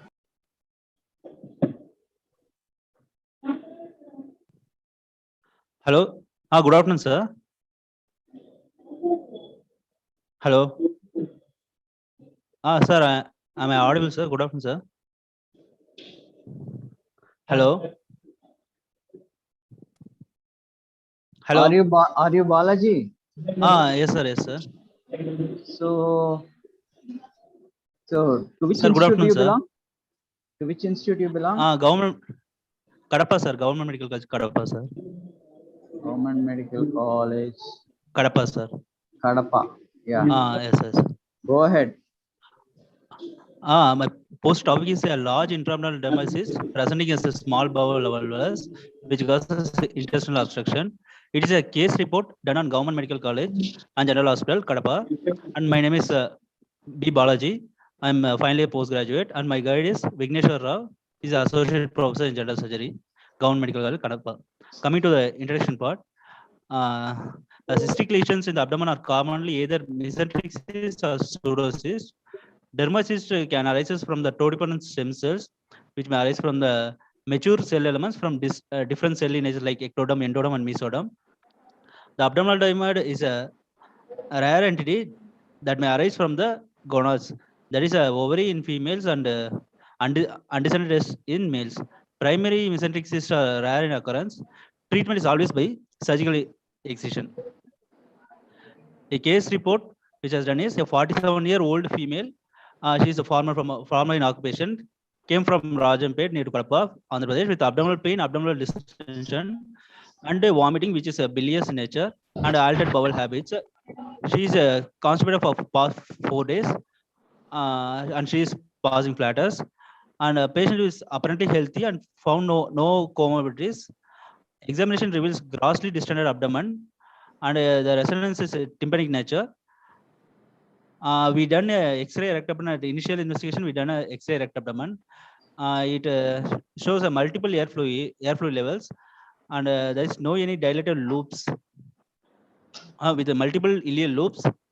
And electrolytes also show some dearranged values because due to vomitings, continuous vomiting. Patient at initially placed on conservative management for first 24 hours. Hello. Hello. Hello, sir. Balkrishna sir, there is a lot of disturbance from your side, sir. Hello, sir.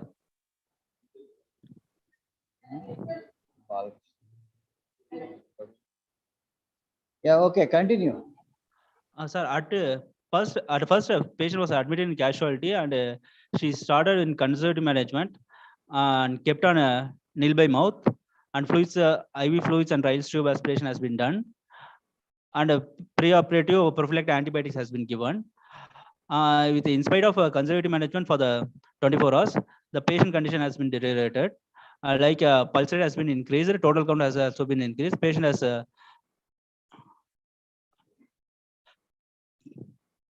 also a fever now after admitting to hospital, and patient has been planned for emergency exploratory laparotomy, and she was shifted for EOT. This is a preoperative photo with grossly distended abdomen, and X-ray rectal abdomen showing airflow levels, and we also done a CT, but CT shows just dilated loops, and plain CT we has been done plain CT. It has been inconclusive, and we shifted the patient to emergency. We shifted the patient for exploratory laparotomy. A midline incision is given over the abdomen. After opening the abdomen, mass of size 10 to 8 centimeter identified over the hypogastrium and bilateral iliac fossa. It is cystic with variegated consistency. There were 2 pedicles strapped in the mass, providing vascularity to the lesions, and loop of small bowel was found to be around that pedicle. Proximal bowel loops, which consist of jejunum and ileum, found to be dilated, and distal loops has been collapsed. The bowel was identified. Bowel was twisted on its own mesentery, and the volvulus has been identified mainly intraoperatively, because in preoperative, in X-ray also we didn't find any features of volvulus, and in CT also has been inconclusive. While operating the case on table, we found the volvulus, small volvulus, which causes the intestinal obstruction. Bowel has been found viable with good vascularity, and as it has been separated from the mass. After milking the bowel, obstruction has been relieved, and the distal segment has normal flow of the luminal contents. Atas mass has been separated completely from the bowel serosa and mesentery. It is only the mass has been extended only intraperitoneally. There is no any retroperitoneal extension. Closure has been done, and there is since there is no any resection or stenosis and no any bleeding, the no any abdominal drainage kept, and patient has been started early oral on next day itself, and she has accepted well. She has been discharged on POD after POD 6. We have been follow the patient over the 2 weeks, on which she found to be asymptomatic, and she has been functioning well. Hello, sir. So hello, sir. There is no communication between the small bowel and the cyst. There is no any communication, sir. Small bowel and it has been, sir. Yeah. What are the other types of mesenteric cysts that can occur, which can have communication with the small bowel? What are the different types? Gastrocolic cysts, sir. What are the different types of mesenteric cysts? Enterocolontric cyst, sir. Cyst. Chyliolymphatic cyst. Chyliolymphatic cyst and gas. Sir, no, sir. So the second question is that what is the problem that can occur with dermoid cyst associated with the small bowel? Suppose if it gets ruptured or if it gets perforated. There may be chance of peritonitis, sir. What sort of peritonitis? Secondary peritonitis, sir. Chemical peritonitis. Chemical peritonitis, sir. Chemical peritonitis, sir. Okay. Sir. Okay, Balaji, thank you. Okay, sir. Thank you, sir. Next presenter, Dr. K. Praveen Kumar. Am I audible, madam?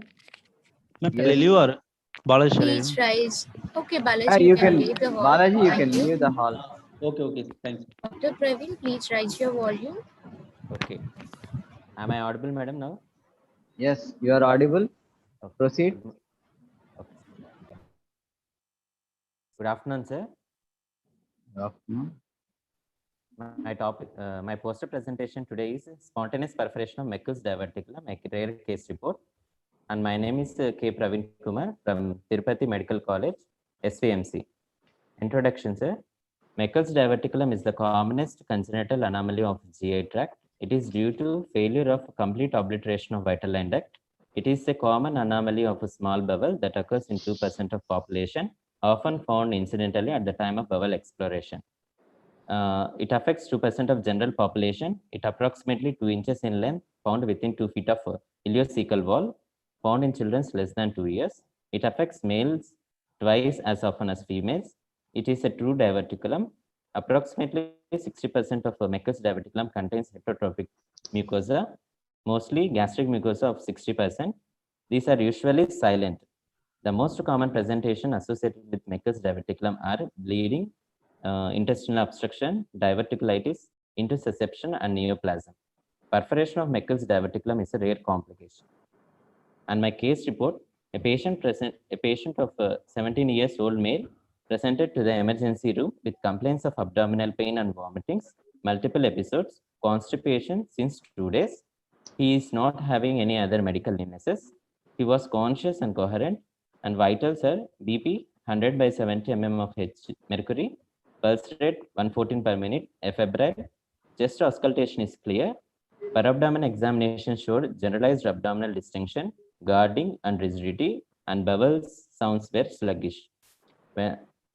He was immediately shifted to ultrasound abdomen, which suggested intestinal obstruction and a free fluid noted in the pelvis.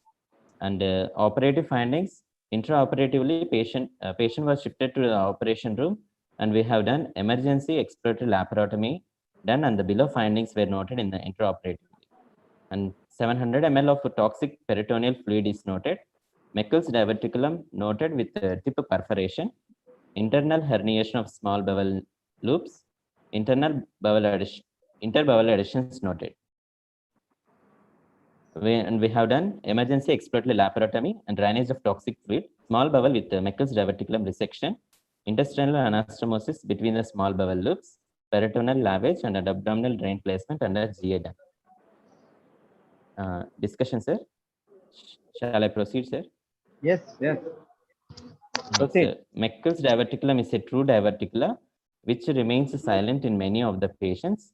If it is presented, it would usually present as obstruction, bleeding, and perforation of Meckel's diverticulum is a rare entity. The above case is a combination of intestinal obstruction with the spontaneous perforation of Meckel's diverticulum.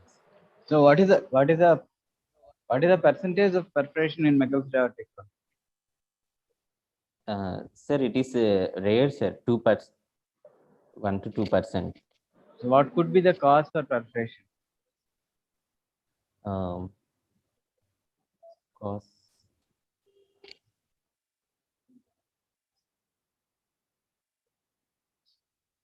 And you said there is internal herniation of small bowel. Where is the internal herniation? Yes, sir. Sir, in the first diagram,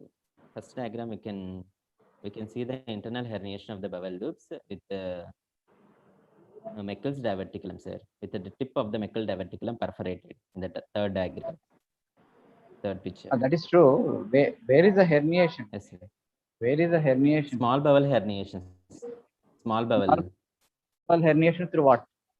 Usually Meckel's diverticulum herniation can occur either if it is attached to the umbilicus by a cord, there can be internal herniation. Yes, sir. So what sort of herniation, what sort of internal herniation is there?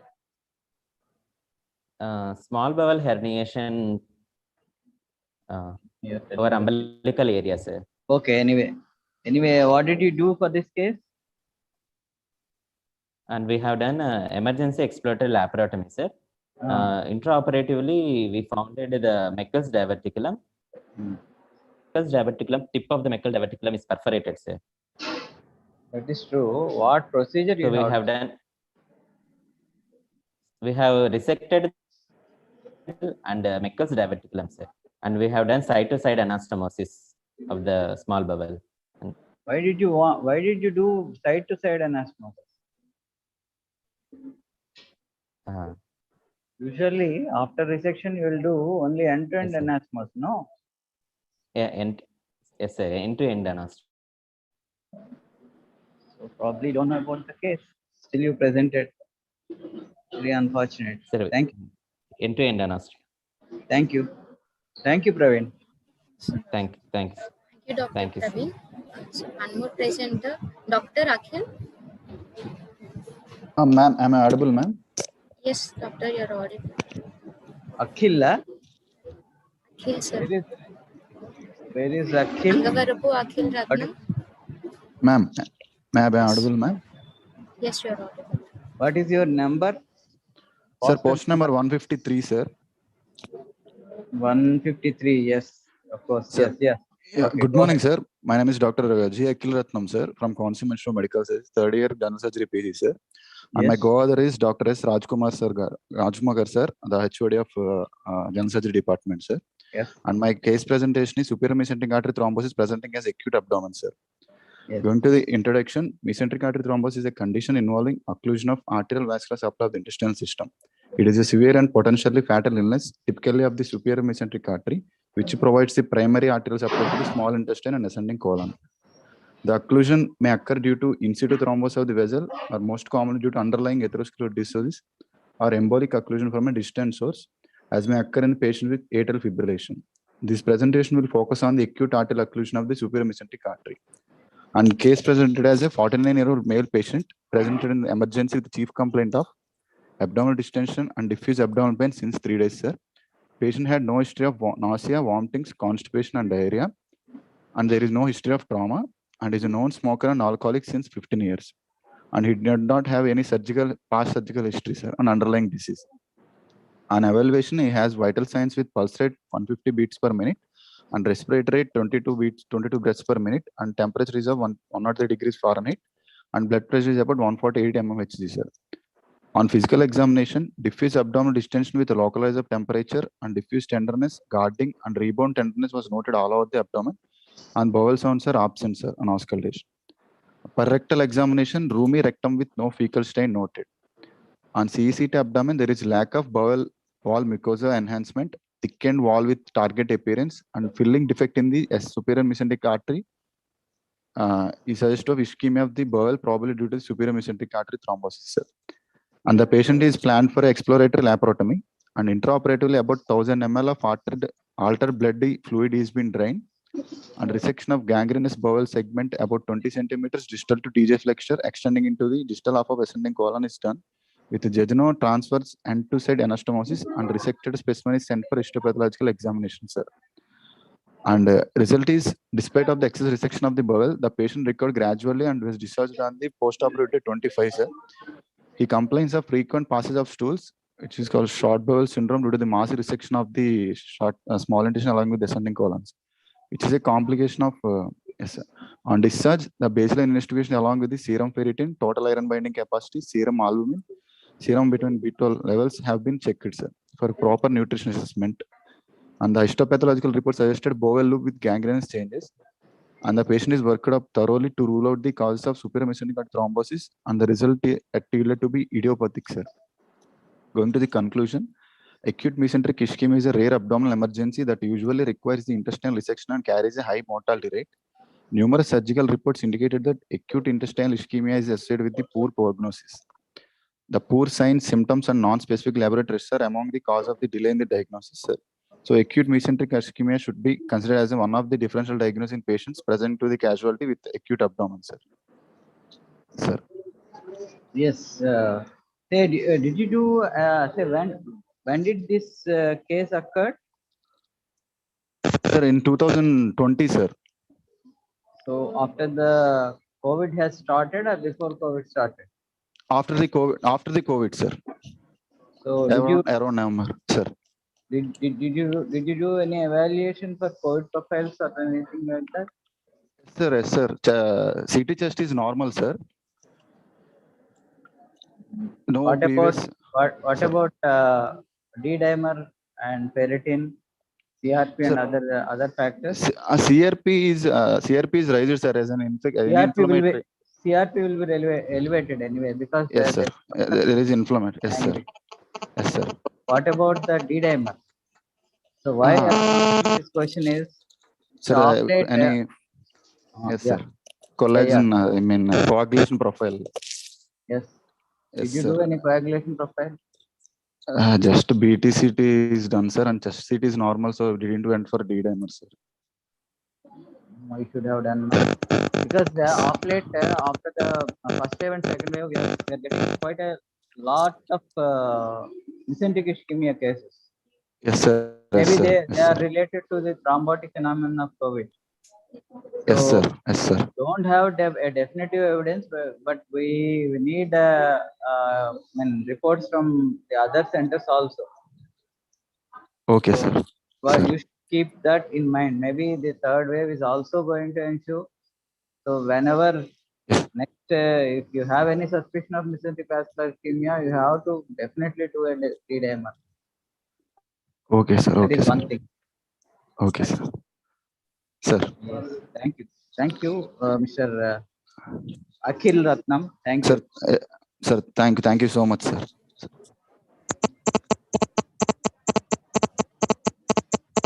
Next presenter, Dr. P. Anurag. Dr. Anurag. Dr. Anurag is there. Please turn on the audio, Anurag. Hello, sir. Am I audible, sir? Yeah, you are audible. Good afternoon, sir. Go ahead, Anurag. I am Anurag, sir, second year postgraduate in RMC, Rangraya Medical College. My co-author is Dr. P. Naresh Kumar, sir. So today I am going to present a case of perforated jejunal gastrointestinal stromal tumor, sir. Gastrointestinal stromal tumors are most common sarcomatous tumors of GI tract arising from interstitial cells of Kajal. Typically seen in patients older than 50 years with equal incidences in male and female. Usually, the most common site of gastrointestinal tumor is stomach, sir, followed by small intestine, and then colon and rectum, and later on esophagus. They arise from interstitial cells of Kajal, sir. We report a case of 42-year-old male presented with complaint of pain abdomen and lump abdomen and constipation since 1 week, sir. Clinical picture was suggestive of subacute intestinal obstruction and patient was kept under observation, sir. CECT abdomen revealed a slight lobulated, huge exophytic solid bowel mass lesion of 21 into 9 into 18.7 centimeters with areas of necrosis arising from jejunum, suggestive of gastrointestinal stromal tumor, sir. During period of observation, patient later on developed complaints of severe abdominal pain, bilious pumping, and was operated on emergency basis, sir.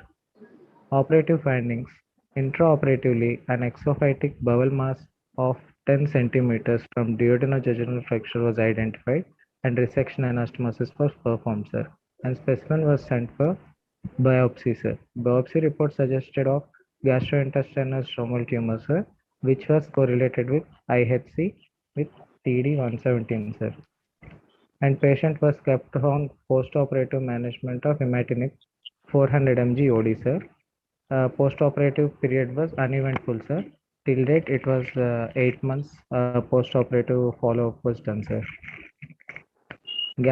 Discussion. Gastrointestinal stromal tumor generally presents with GI bleeding features, sir. Localization can be done by ultrasound and CECT. Treatment is complete surgical resection with wide or wedge-shaped excision with 2 centimeter margin, sir. If it is unresectable, downstaging of the tumor is performed, sir, and the drug of choice is imatinib, sir. Investigation of choice for assessment of response of imatinib is PET scan, sir. For recurrence, gold standard investigation is PET scan, sir, and CD 117 also can be done, sir. So how do you follow up the patient? Patient was advised to radiotherapy, sir, where he was chemotherapy, sir, where he was given imatinib, sir. 400 mg OD dose was given, sir, every day. So, would you like to follow up with any tumor marker? Yes, sir. CD 117, sir. Do you advise PET scan? Only when CD. Only when to see the response of imatinib, sir, or else if there is elevated markers of elevated levels of CD 117, sir. Chances of recurrence? 40%, sir. Age group? Age group is 50 years, sir. 50 decade people. 50 decade. Commonly found in? It is equal predominance. It is of equal predominance. Okay, thank you, Anurag. Hey, Martan Kumar is there?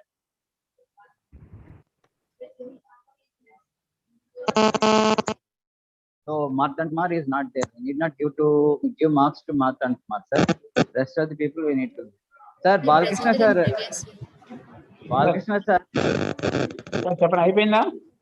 Sir, మీది actually next session meet, sir. Okay. Next 1 hour meet, sir. 1 to 2 p.m. is yours. Okay, sir. I will be. Sir, I'll leave, sir, then.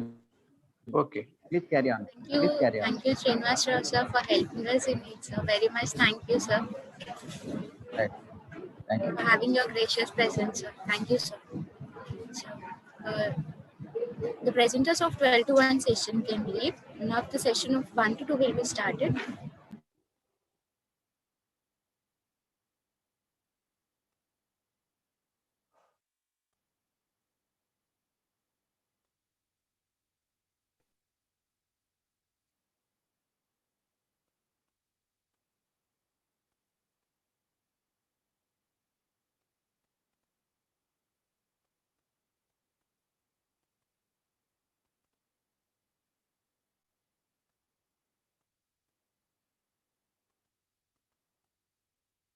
అయిపోయిందా అన్న? అది 2కు పెట్టుకుందాం. తాగు. ఇలా కింద OP ఉంటే చూసుకొచ్చే.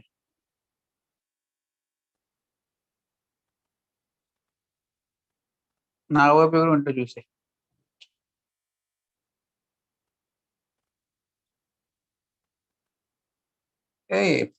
Poor audio poor video నాకు కక్కుర్తి పడ్డట్టు నా డబ్బులకి. మంచి కంపెనీకి ఇస్తే ఎంత బాగుంటుంది. అదే చెప్తున్నా.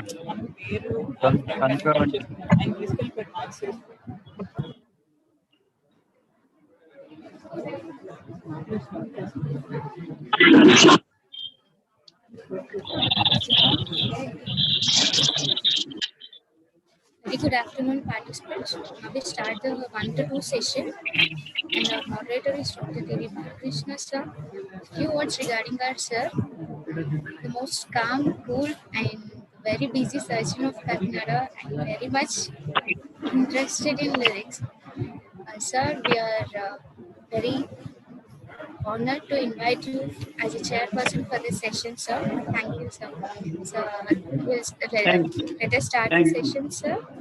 Yeah, continue, ma'am. Thank you. Yes, sir. Thank you, sir. So first presenter, Dr. Anish Nandan. Good afternoon, sir. Am I audible? It's your audible, doctor. Please Yeah. share your video. Just a minute.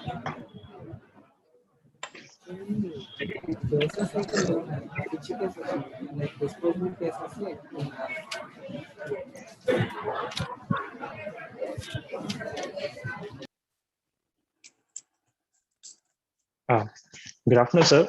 My name is Dr. Anish Nandan, and I am a third year postgraduate in Quantum Institute of Medical Sciences. The topic for my presentation is a rare case of torsion of omental lipoma presenting as acute abdomen. The co-author for my presentation is Dr. Sisla Rajkumar, sir, Professor and HOD of General Surgery in Quantum Institute of Medical Sciences. May I continue, sir? Continue. Yeah. So coming to my topic, lipoma is a common benign mesenchymal tumor. Its occurrence in the omentum, however, is a rare finding. Torsion of intra-abdominal lipomas is rare and if present leads to acute abdominal pain. In previously reported cases of intra-abdominal lipomas, torsion was found to occur in the mesentery or in the omentum. The omental lipoma, they may twist and progress to torsion, which is challenging to diagnose with the non-specific clinical features and acute abdominal pain. Due to less published reports, the long-term behavior of these lesions is not well known.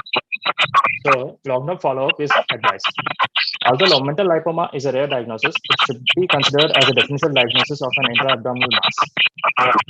The definitive management for omental lipoma is surgery.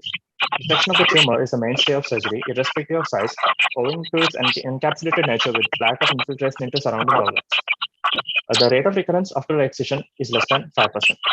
So coming to my case, an 18-year-old female came with complaints of pain abdomen for 3 days, which is sudden in onset, gradually progressive, without any aggravating and relieving factors. The pain is of dragging type, initially around the umbilicus. Later, it shifted to right lower quadrant.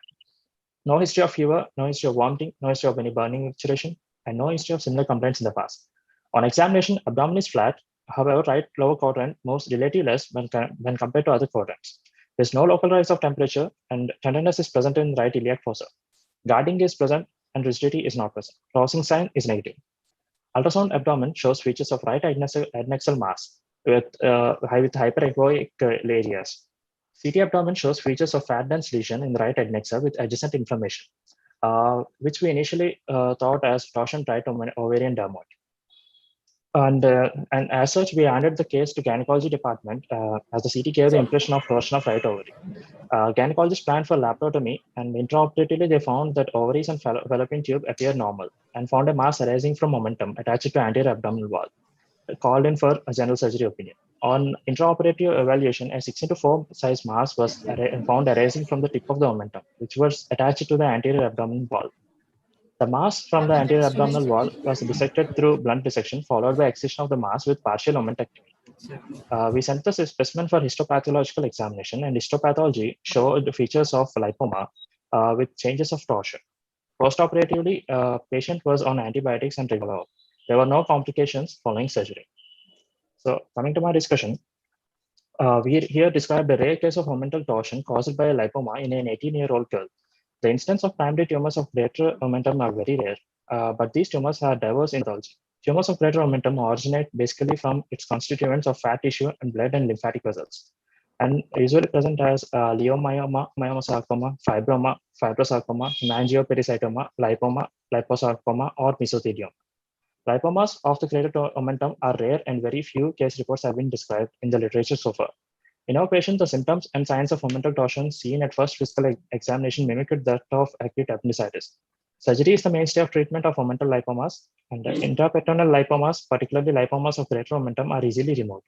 The rate of recurrence following excision is less than 5%. Here we decided to perform tumor excision partial omentotomy because of torsion of omentum. Thank you. What are the incidents of same type of case occurring in your Amalapuram area? Sir, this is the first case that we have encountered in Amalapuram area, sir, in the past 2 years or so. And even the patient is having any neurofibromatosis? No, sir. There's no history, no neurofibromatosis, sir. Thank you.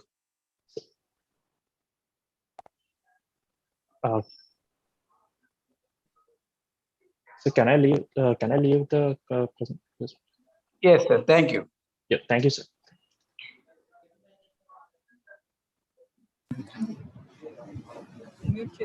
Balakrishna sir.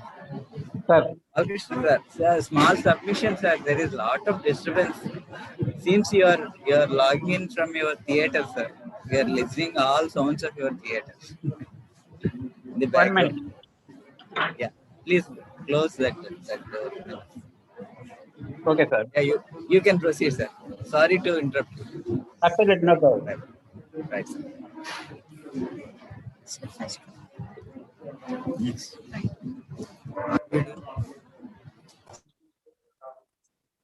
So carry on.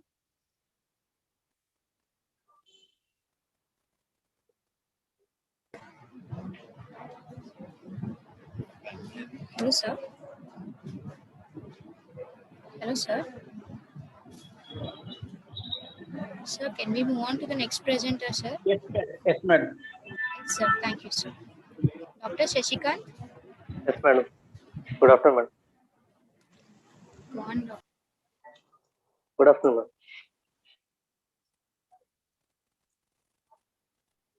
Carry on.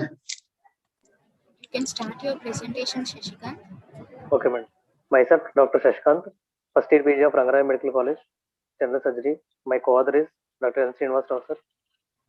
And here is my title is Case of Jejunal Adenocarcinoma. Introduction. Jejunal adenocarcinoma, small bowel adenocarcinoma, is a rare cause of small bowel obstruction. Jejunal adenocarcinoma classically presents with vague clinical symptoms like abdominal pain, discomfort, and weight loss, making timely diagnosis challenging. And suspicious structure along with the diseased portion of the intestine was removed through and block dissection in this case. And we conclude that also rare jejunal adenocarcinoma should be kept in mind when dealing with a patient presenting with symptoms indicating small bowel obstruction. Here is a case of 35-year-old male presented with vomiting, nausea, abdominal pain, and bleeding for rectum since 6 months, which was gradually progressive.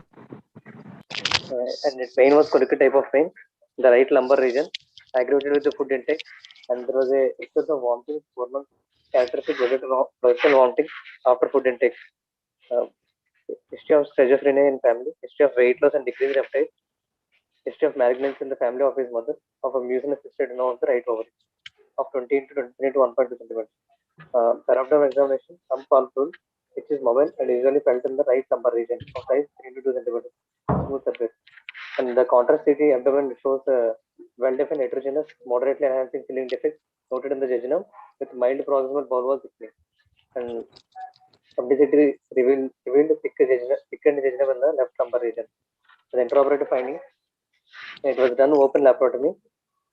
Dissection of the tumor with 5 centimeters bowel wall proximal and distally was done to remove the tumor. Post-operative histopathological examination revealed a tumor of size 3.5 into 3.5 into 2 centimeters. Features suggest of primary jejunal adenocarcinoma with tumor-free margins. No lymphomaclar invasion is noted. The pathological stage was PT3, PT4. Patient was discharged on post-operative day 10 with no complications. The 10-ton chemoradiotherapy for further management. Discussion: jejunal adenocarcinoma, small bowel adenocarcinoma, usually present with the vague clinical features. There is abdominal discomfort, pain, and weight loss, which makes the timely diagnosis challenging. Here is a laboratory may serve as both diagnostic and surgical modality for small bowel adenocarcinomas in early stages, especially in the cases of low-ranking countries where the facilities of advanced imaging techniques are not readily available. Further, profound research is required to assess the potential applications of new invasive strategies. How many days follow-up you have, sir? 6 months, sir. What is the incidence of this case in your area? Yes, sir. We have observed the only one case of jejunal adenocarcinoma, sir. What is the prominent sign you will see in the OPD in these such cases? Sir, vomiting after 1 to 1.5 hours of food intake, sir. Any melena and blood bleeding, streaks sir. in the vomiting? Yes, no blood stains, sir. In this case, he has bleeding, sir. Bleeding the rectum. Okay, sir. Thank you. Thank you very much.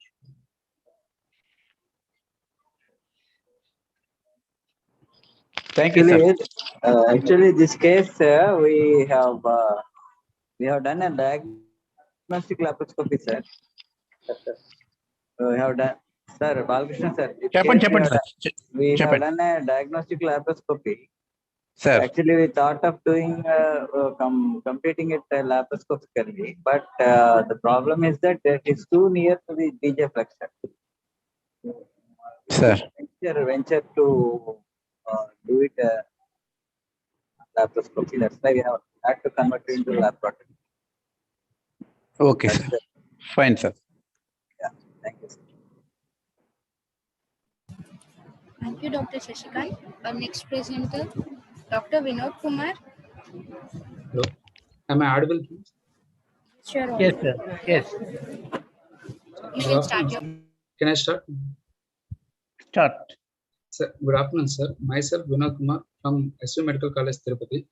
And today I am going to give presentation on a mesodiaphylar band of mecasodiaphyllum causing small bowel obstruction in children. And my father is Dr. Shobarani, madam, my chief and HOD. And coming to introduction, mecasodiaphyllum is the most common congenital anomaly of the gastrointestinal system.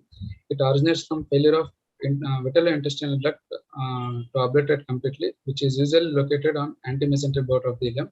Its incidence is around 1% to 3%. Involvement of mesodiaphylar band of mecasodiaphyllum as an obstruction is seen rarely in children. And coming to case report, and a 12-year-old child came with a pain abdomen with bilious vomitings and constipation since 3 days. And on examination, it's looked like subacute intestinal obstruction. Then he put on for a conservative treatment for 2 days. Then after 2 days, the symptoms got worse. And on X-ray abdomen, it showed dilated bowel loops, which is attached here. And then baby was immediately taken to emergency laparotomy. In intraoperatively, it was found that a diaphyllum band from tip of the mecasodiaphyllum to base of mesentery is found, which cause around which intestine is rotated and cause obstruction of the bowel. And then the band is released and bowel loops were released. And post-operative period was uneventful and patient was discharged after 7 days. And intraoperative pictures are attached here, which includes a band of mecasodiaphyllum causing obstruction with the proximal dilate and distal collapsed bowel loops. And coming to discussion, mecasodiaphyllum is the most common congenital abnormality of the gastrointestinal tract. It results from failure to obliteration of vitalointestinal duct in 5 to 7 weeks of period. And hemorrhage, a common complication of mecasodiaphyllum is hemorrhage, and after that intestinal obstruction. But due to mecasodiaphylar band, it is rare in children, which is more common in adults. And intestinal obstruction. And coming to that's. So did you check for any other anomalies in the child? No anomalies. No anomalies. How about the CBD and liver? So they are all normal, sir. Normal LFT and intra. Not LFT. How about the CBD? CBD is normal in caliber, sir. ఇక్కడ నా పేరు పిలుస్తారు అప్పుడు చెప్పిన sir కాదు చెప్పాలి ఏం చెప్పాలి sir hello sir hello sir. Is it common associated with the CBD anomalies in this child? No, sir. Did you had refer the literature? Yes, sir, but there is nothing about CBD abnormalities, sir. Okay, sir. Nice. Thank you, sir. Thank you very much. Thank you, sir.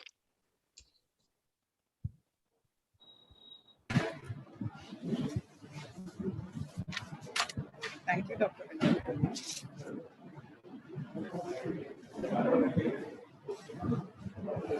Can we have Dr. Sunaina, please?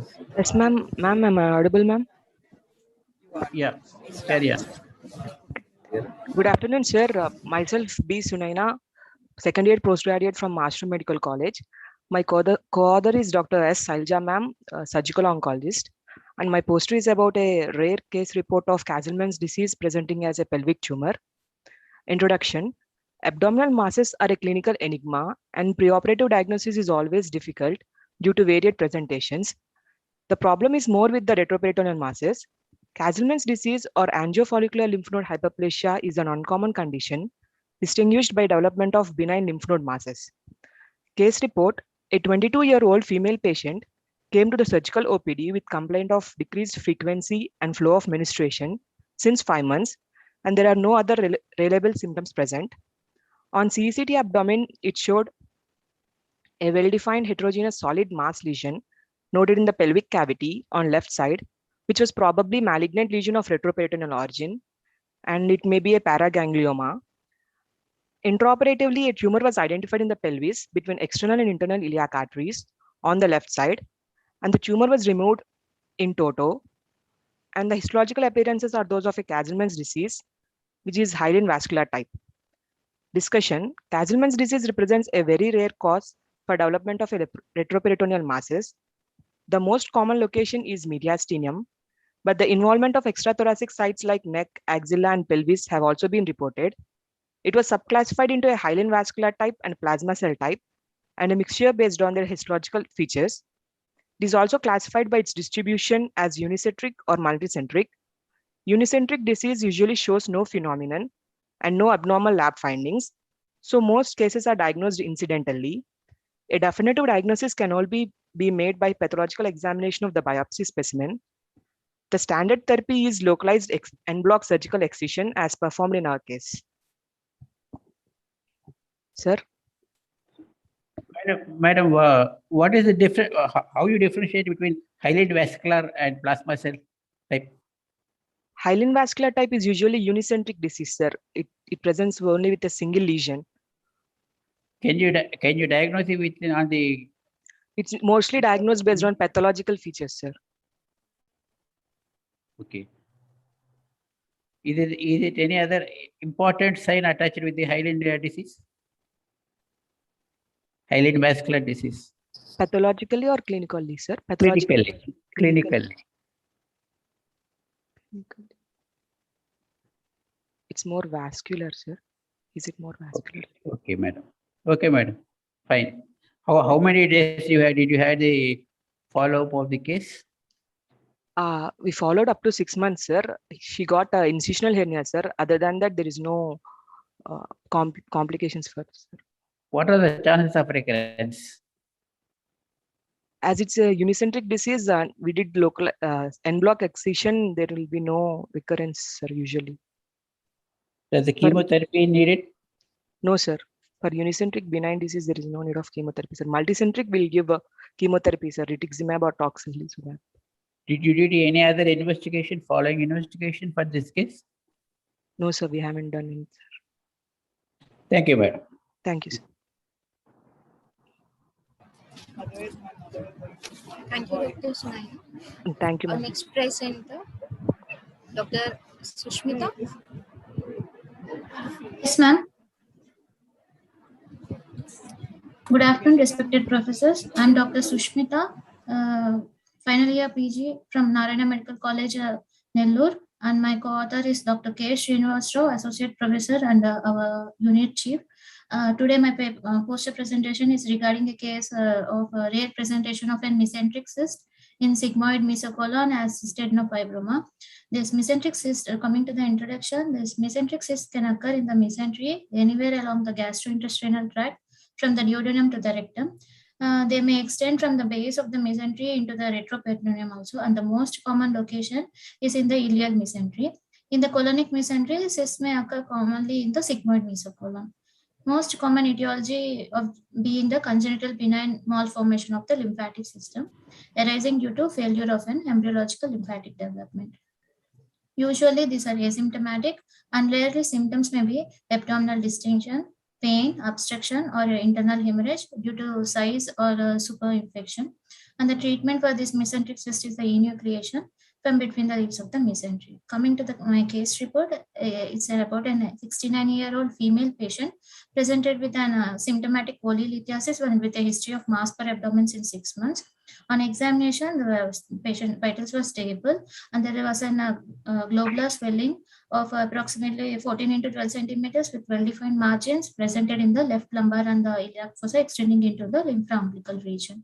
And it was a cystic in consistency and mobile in horizontal direction, not moving in the vertical direction, and the dilated veins were present over the lower abdomen. By ultrasound abdomen, it was reported as a large, well-defined cystic lesion with multiple dense internal echoes in the infraumbilical midline, measuring 14 into 12 centimeters with tiny papillary projections in the posterior wall, probably mesenteric cyst and also polylithiasis. On plain CT, it was reported as a well-defined cystic mass of 130 into 132 into 103 mm, dimensions in the infrapancreatic region, occupying the mid and left lumbar region, causing mild displacement of the adjoining visceral organs, possibly of the mesenteric cyst. And this patient, by the investigations, it was diagnosed to be an mesenteric cyst, and the patient was taken up for exploratory laparotomy. And there, in the intraoperatively, a large thin wall cyst swelling in the sigmoid colon was present, and the adhesions between the cyst wall and the mesocolon were released, and the cyst enucleated in toto with intact walls, and the specimen was sent for histopathology and also polycystectomy done. Post-operatively, recovery was uneventful and patient was discharged with no complications. On histopathologically, grossly, there was a single globular gray-white cyst mass measuring 15 into 15 centimeters with external surface was multilocular with wall thickness of 0.3 centimeters filled with serous fluid, and the inner surface is covered with a papillary and mucinous foci. Microscopically, this cyst was lined by ciliated columnar epithelium with underlying fibrous stroma. At few places, papillary projections are seen with few foci lined by the cyst macrophages. Based on the histopathological examination, it was given as a cystadenophibroma. Coming to the conclusion, mesenteric cysts are more commonly located in the small bowel mesentery, and they can rarely present in the large bowel like sigmoid mesocolon, and they're very rarely histologically diagnosed as cystadenophibroma, and they generally tend to be benign, and surgery by the enucleation of the cyst showed good prognosis. Madam, what is the common age group, madam? Cystic lymphangiomas are present less than 1 year child, sir, and this lymphatic this pathology may be present in adults in elderly age groups, sir. And any other investigation you have done to this case? No, sir. Routine surgical profile was done, sir. That's it, sir. Don't you think any other investigation needed? Angiogram is, how about the aortic angiogram? No, sir, we haven't done, sir. But you have to check the vascularity of the tumor now.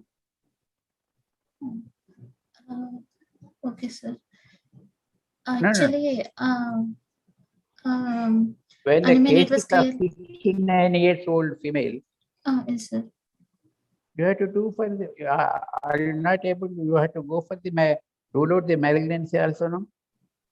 Clearly, by clinical diagnosis, it's cystic lesion, sir. And then imaging also, we have diagnosed as mesenteric cyst, sir. So with that, we proceeded to the surgery, sir. Good, madam. Thank you. Thank you, Dr. Sushmita. We move on to the next presenter, Dr. Venkat Krishna. Good afternoon, sir. Hello. Carrier. Good afternoon, sir. I am Dr. Venkat Krishna from SV Medical College, Tirupati. Today, my topic is an interesting case of mobile phone blast injury with multiple small bowel perforations. The blast injury is accompanied by a complex blast wave composed of blast pressure wave and mass movement of air. A mass movement of air from rapid expansion of gases at the expansion displaces air at supersonic speed. This results in injury patterns ranging from traumatic amputation to total body disruption. When a blast pressure wave hits the body, a force of the impact sets up a series of stress waves that are capable of internal injury, particularly at air fluid interfaces.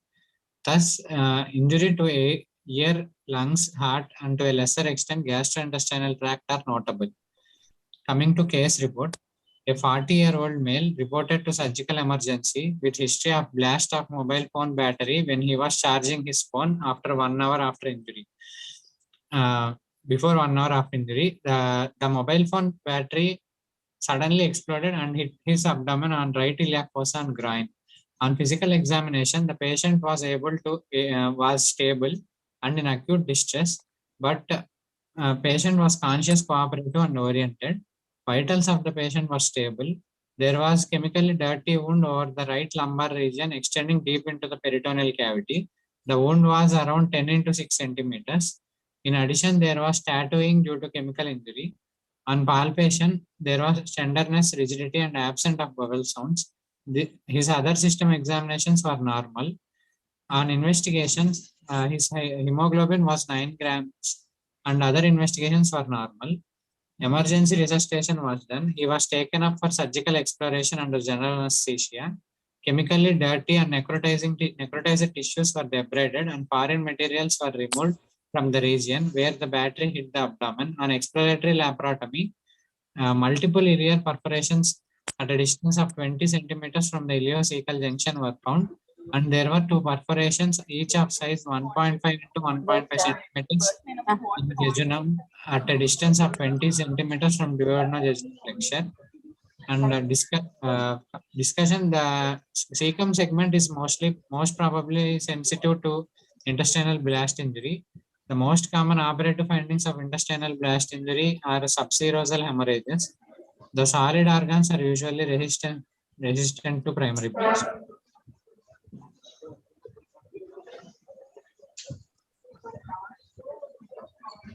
How is the post-operative very complication, sir?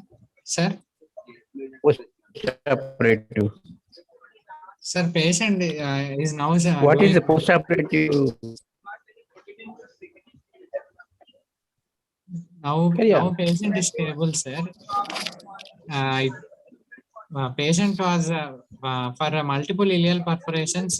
The segment of perforations over the ileum was resected, and proximal segment was brought out as ileostomy. Sir, distal end was closed, and for jejunal perforations, primary closure was done. Sir, patient is now stable. Sir, it was 2 months ago. Sir. Thank you, sir. Thank you very much. Okay, sir. Thank you. Thank you, Dr. Venkakrishna. Our next presenter, Dr. Rajkumari. Hello. Good afternoon, ma'am. Good afternoon, sir. You can leave. Hello. Am I audible? Yes, you're audible, Rajkumari. Please share your video.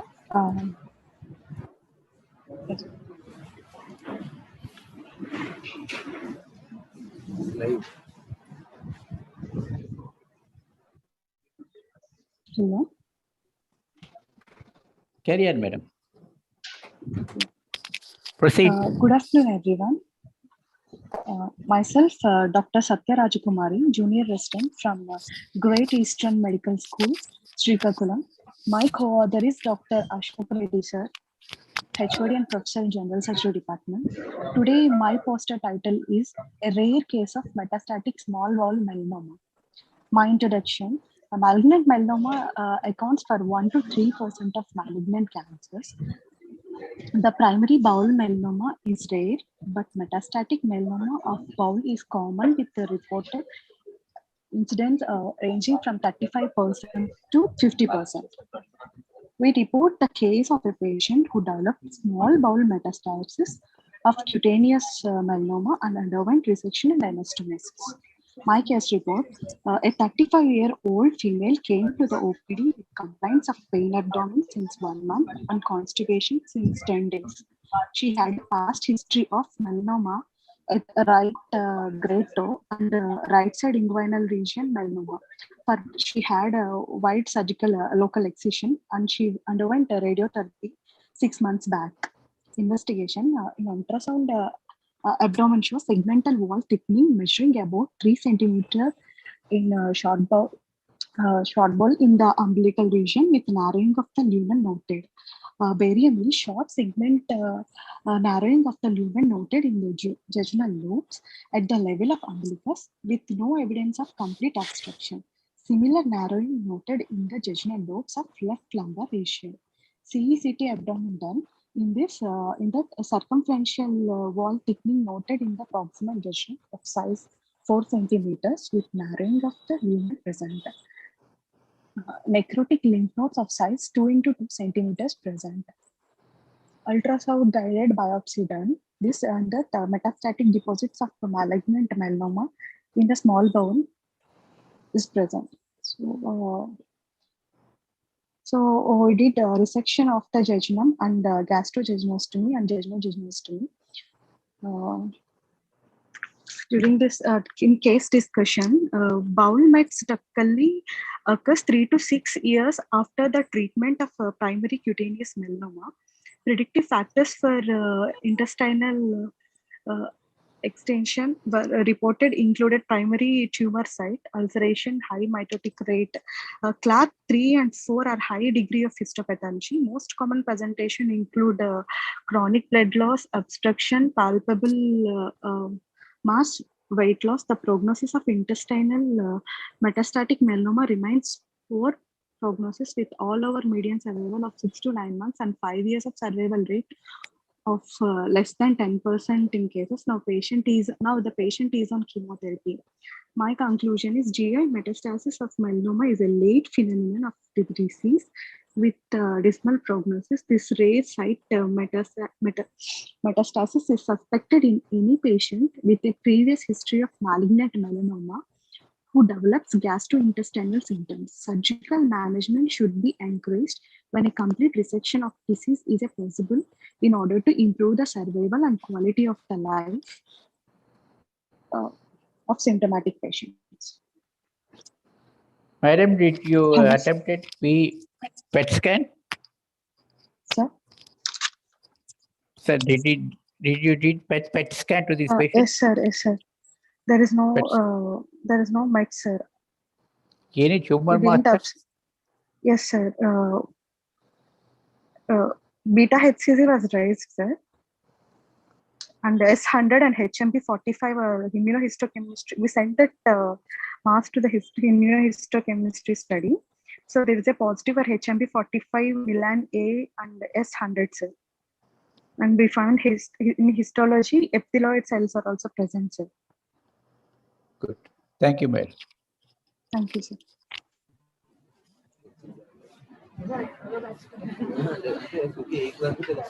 Thank you, Dr. Rajkumari. Our next presenter, Dr. Sheikh Shamli. Dr. Sheikh Shamli. Hello, am I audible now? Yes, you're audible. Please share your video, doctor. Carry on, madam. Good afternoon, sir. Hello, am I audible now? Yes. Yes. Good afternoon, sir. Good afternoon. Carry on. So, title of my poster is Appendicular Mucosal, a case report and a review of literature, sir. And myself, Dr. Sheikh Shamli, and co-authors are Dr. K. Madhavi Shamala, Madam, Associate Professor of General Surgery, and Dr. J. Kundareddy, Assistant Professor of General Surgery. I'm from Karnool Medical College, sir. Mucosal of appendix is discovered by Rokitansky. And appendicular mucosal is a very rare disease and found in only 0.2 to 0.7 appendicectomies. It is characterized by obstructive dilatation of appendicular lumen caused by intraluminal accumulation of mucoid material and present with the clinical features or limits acute appendicitis are just as an asymptomatic mass. It can be distinguished based on pathology as a simple appendiceal mucosal with epithelial hypoplasia, cystadenoma, and cystadenocarcinoma. Dissemination of neoplastic cells and mucoid material in abdominal cavity by perforation results in pseudomyxoma peritonei. So its materials and methods. A 34-year-old male patient was presented to casualty with a complaints of pain in the right lower quadrant of abdomen and 1 month, intermittently on and off, associated with nausea and fever from 4 days. On physical examination, no failure on abdominal, no failure and other any signs and no lymph nodes. And on abdominal examination, skin is normal with the no scars and no swellings or mass, and palpation rebound tenderness present in the right iliac fossa with no palpable mass or swelling. Alvarado score of 7 to 10 with no palpable lymph nodes. His ultrasonography showing features suggestive of acute appendicitis and inflamed appendix of 10 mm with the surrounding inflammatory changes noted. Routine blood investigations were showing leukocytosis and other reports were normal. Chest X-ray and erect abdomen X-ray were done and it was normal. Open surgery was performed at the time of surgery. Cystic mass of 7 into 4 into 3 centimeters of appendix noted as depicted in the picture shown below, and no discharge is noted. Because it was suspected on opening the cystic mass and appendicectomy was done as no pathology is noted in the base of the appendix and lymph nodes were not identified or noted. Results: the postoperative period was uneventful. Patient was doing well after 3 months of appendicectomy, and conventional surgery was preferred over laparoscopic method because of it. Because it will give a fuller inspection, palpation, and direct vision of spots in the abdomen. And careful dissection was done without rupturing the mass in the abdomen, thereby preventing the pseudomyxoma peritoniae. And the HP diagnosis was the benign mucinous adenoma of appendix, showing both acute and chronic inflammatory changes. The conclusion is a mucosal of appendix is a rare disease with vagal symptoms. Abdominal ultrasonography scan is of important diagnostic tool, but histopathological is needed for definite diagnosis. Surgery for benign appendiceal mucosal has an excellent long-term prognosis. Thank you, sir. Did you check the gallbladder, madam? Yes, sir. It was normal, sir, in the ultrasound. Because it's a mucosal, possibility of gallbladder enlargement is also will be there, no? Yes, sir. Any Was other ruled out, sir? other investigation you have opted? No, sir. Actually, we planned for the CECT, sir, as he was an obese patient. And it was an emergency, so we have taken to a conventional procedure, sir. Thank you, madam. Yes.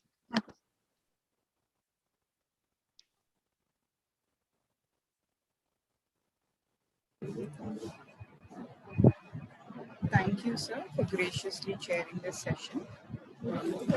We now start with our Q&A session.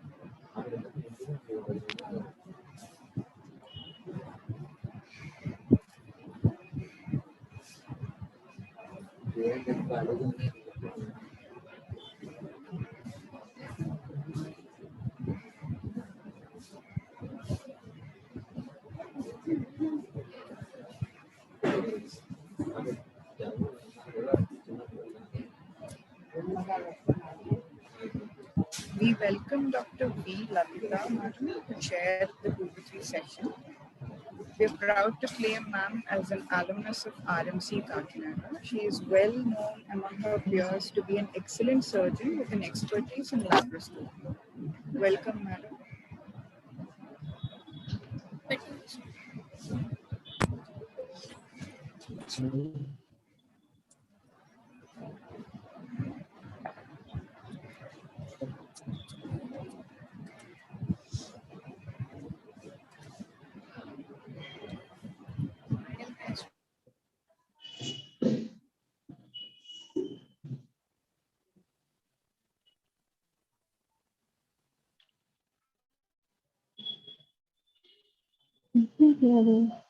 Hello. Hello. Starting and madam. Dr. Aparna, will you please hold on? Please mute yourself. I'll tell you when to start. Hello. Good afternoon, madam. Am I audible, madam? Dr. Aparna, you are audible. We're waiting for the chairperson to log in. Kindly mute yourself until I give you further notice. Okay, madam. Thank you. Cheers,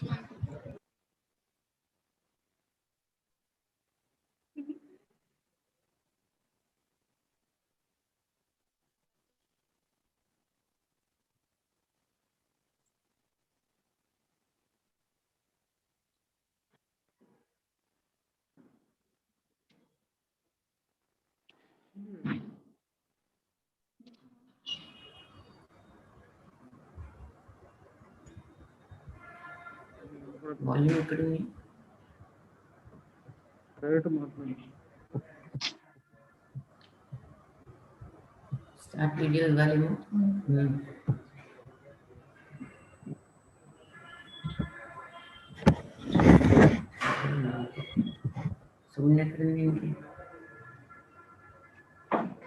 Good afternoon, madam.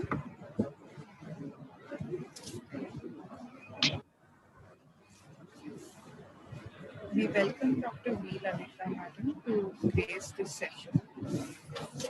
We're very proud to claim madam as an alumnus of RMC Kakinada. Madam is well known among her peers as an excellent surgeon with expertise in laparoscopy. Thank you, madam, for agreeing to chair this session today.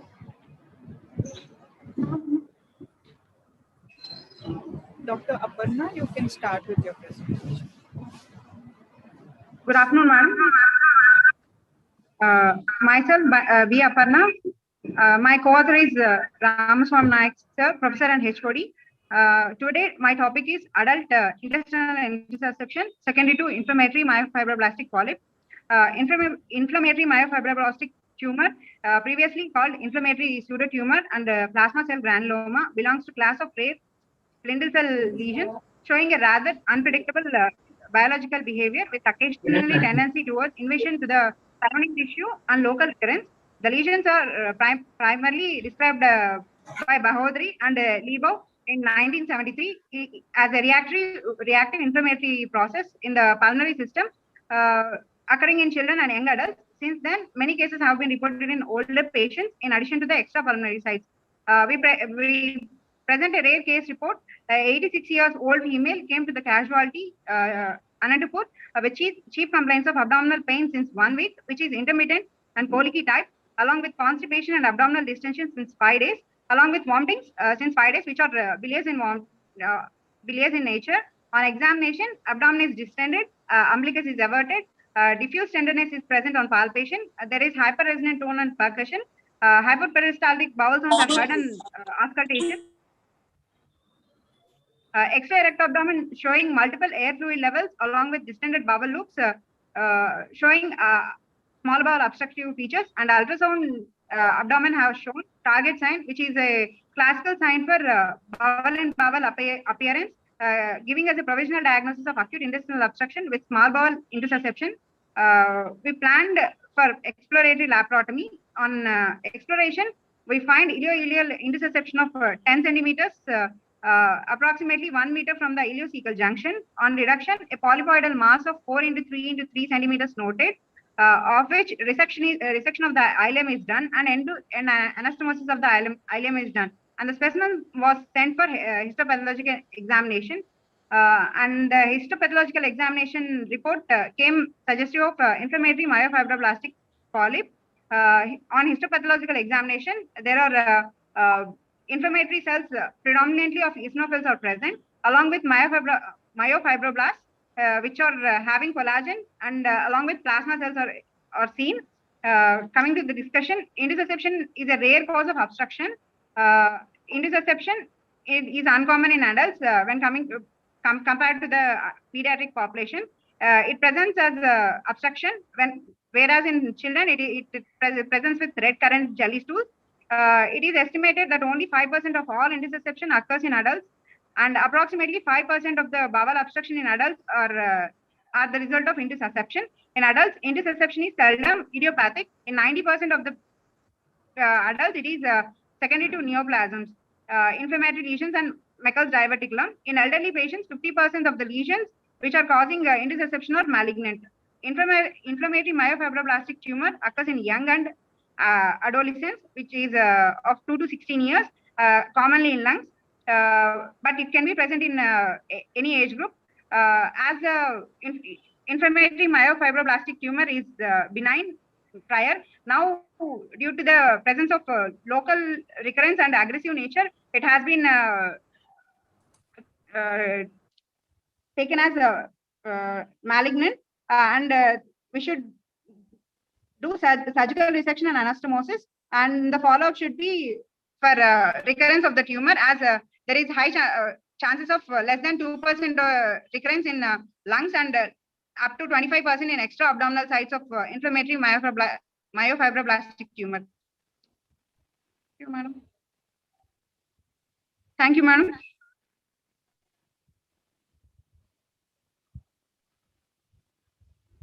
Hello. Hello, madam. Hello. Your Yes, madam. presentation was good, doctor. Don't metastasize to the lymph nodes. And what is the importance? If they don't metastasize to the lymph nodes, lymph node clearance is not required.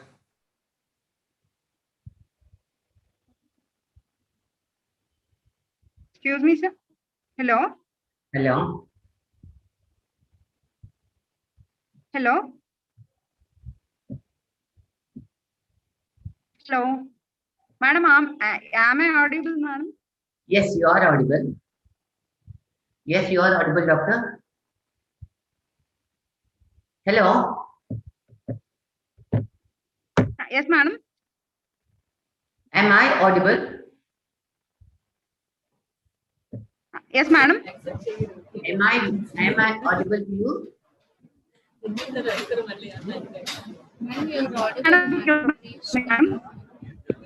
I audible to you, doctor? Yes, madam. You are audible, madam. Yes, your presentation was good, doctor. Do you mean to say Thank you, madam.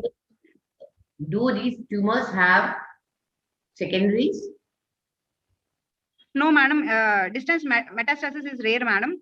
Less than 5% of the cases have metastasis, madam.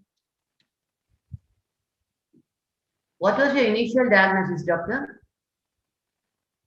Madam, it is diagnosed as acute intestinal obstruction, which is of small bowel pathology, madam.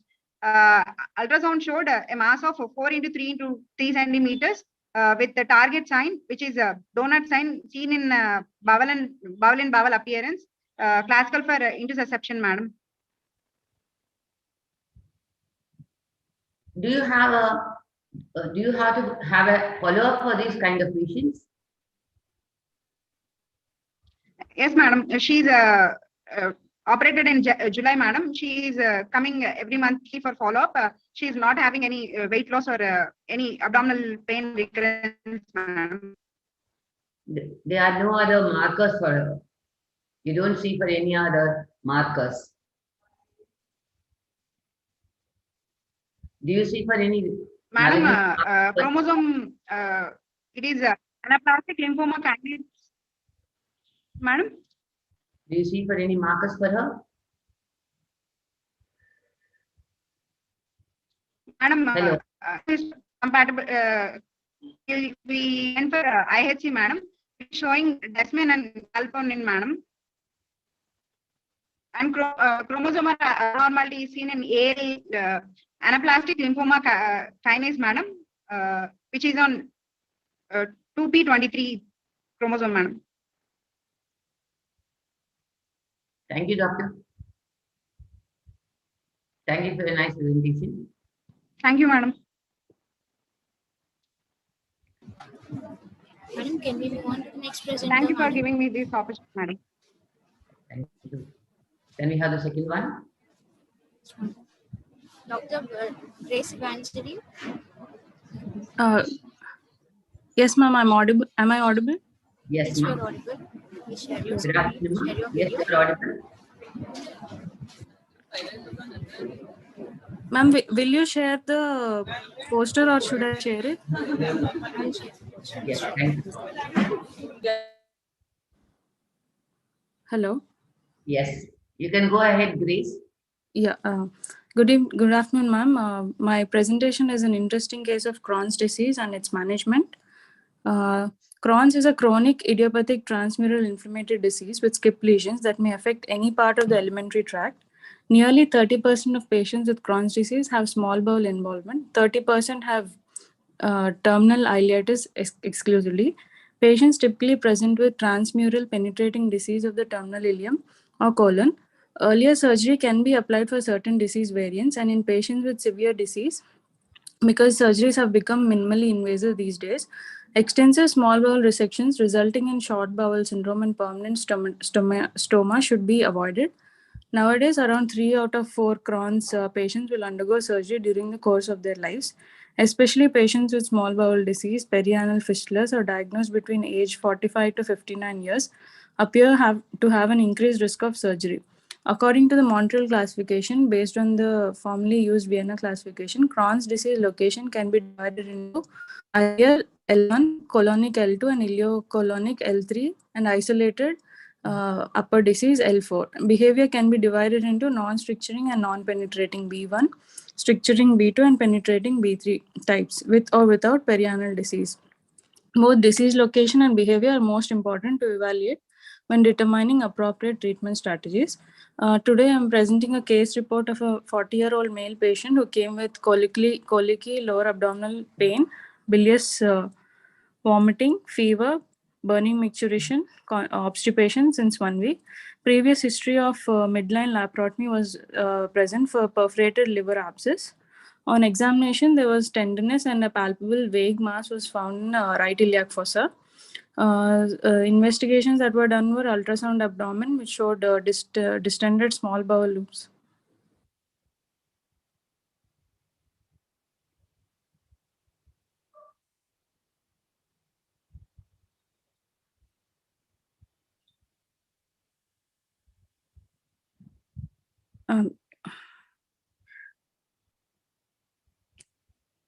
So the ultrasound showed distended small bowel loops measuring 4 centimeters. CECT abdomen was done the next day, which revealed distal ileal obstruction due to inflammatory or infective etiology. So we managed the patient conservatively for subacute intestinal obstruction, and patient was improving. Later, when we started him on solids, patient started having the symptoms again, and he had severe abdominal pain. So we posted him for diagnostic laparoscopy to see the cause of the disease, which revealed necrosed and perforated ileum. Immediately, the surgery was converted to midline laparotomy, and the abdomen was open. On the findings were a 3 millimeter perforation was noted in the ileum, 20 centimeters proximal to the ileocolic junction, and 10 to 12 centimeters segment of ileum, 15 centimeters proximal to the IC junction was dusky in color and was dilated with decreased vascularity in its adjacent mesentery. So we resected the non-viable bowel segment, and the bowel content mixed with pus discharge was seen. Yes, ma'am.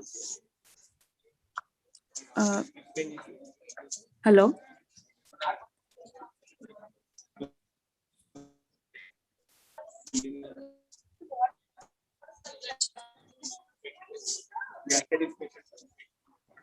Ma'am, am I audible to you?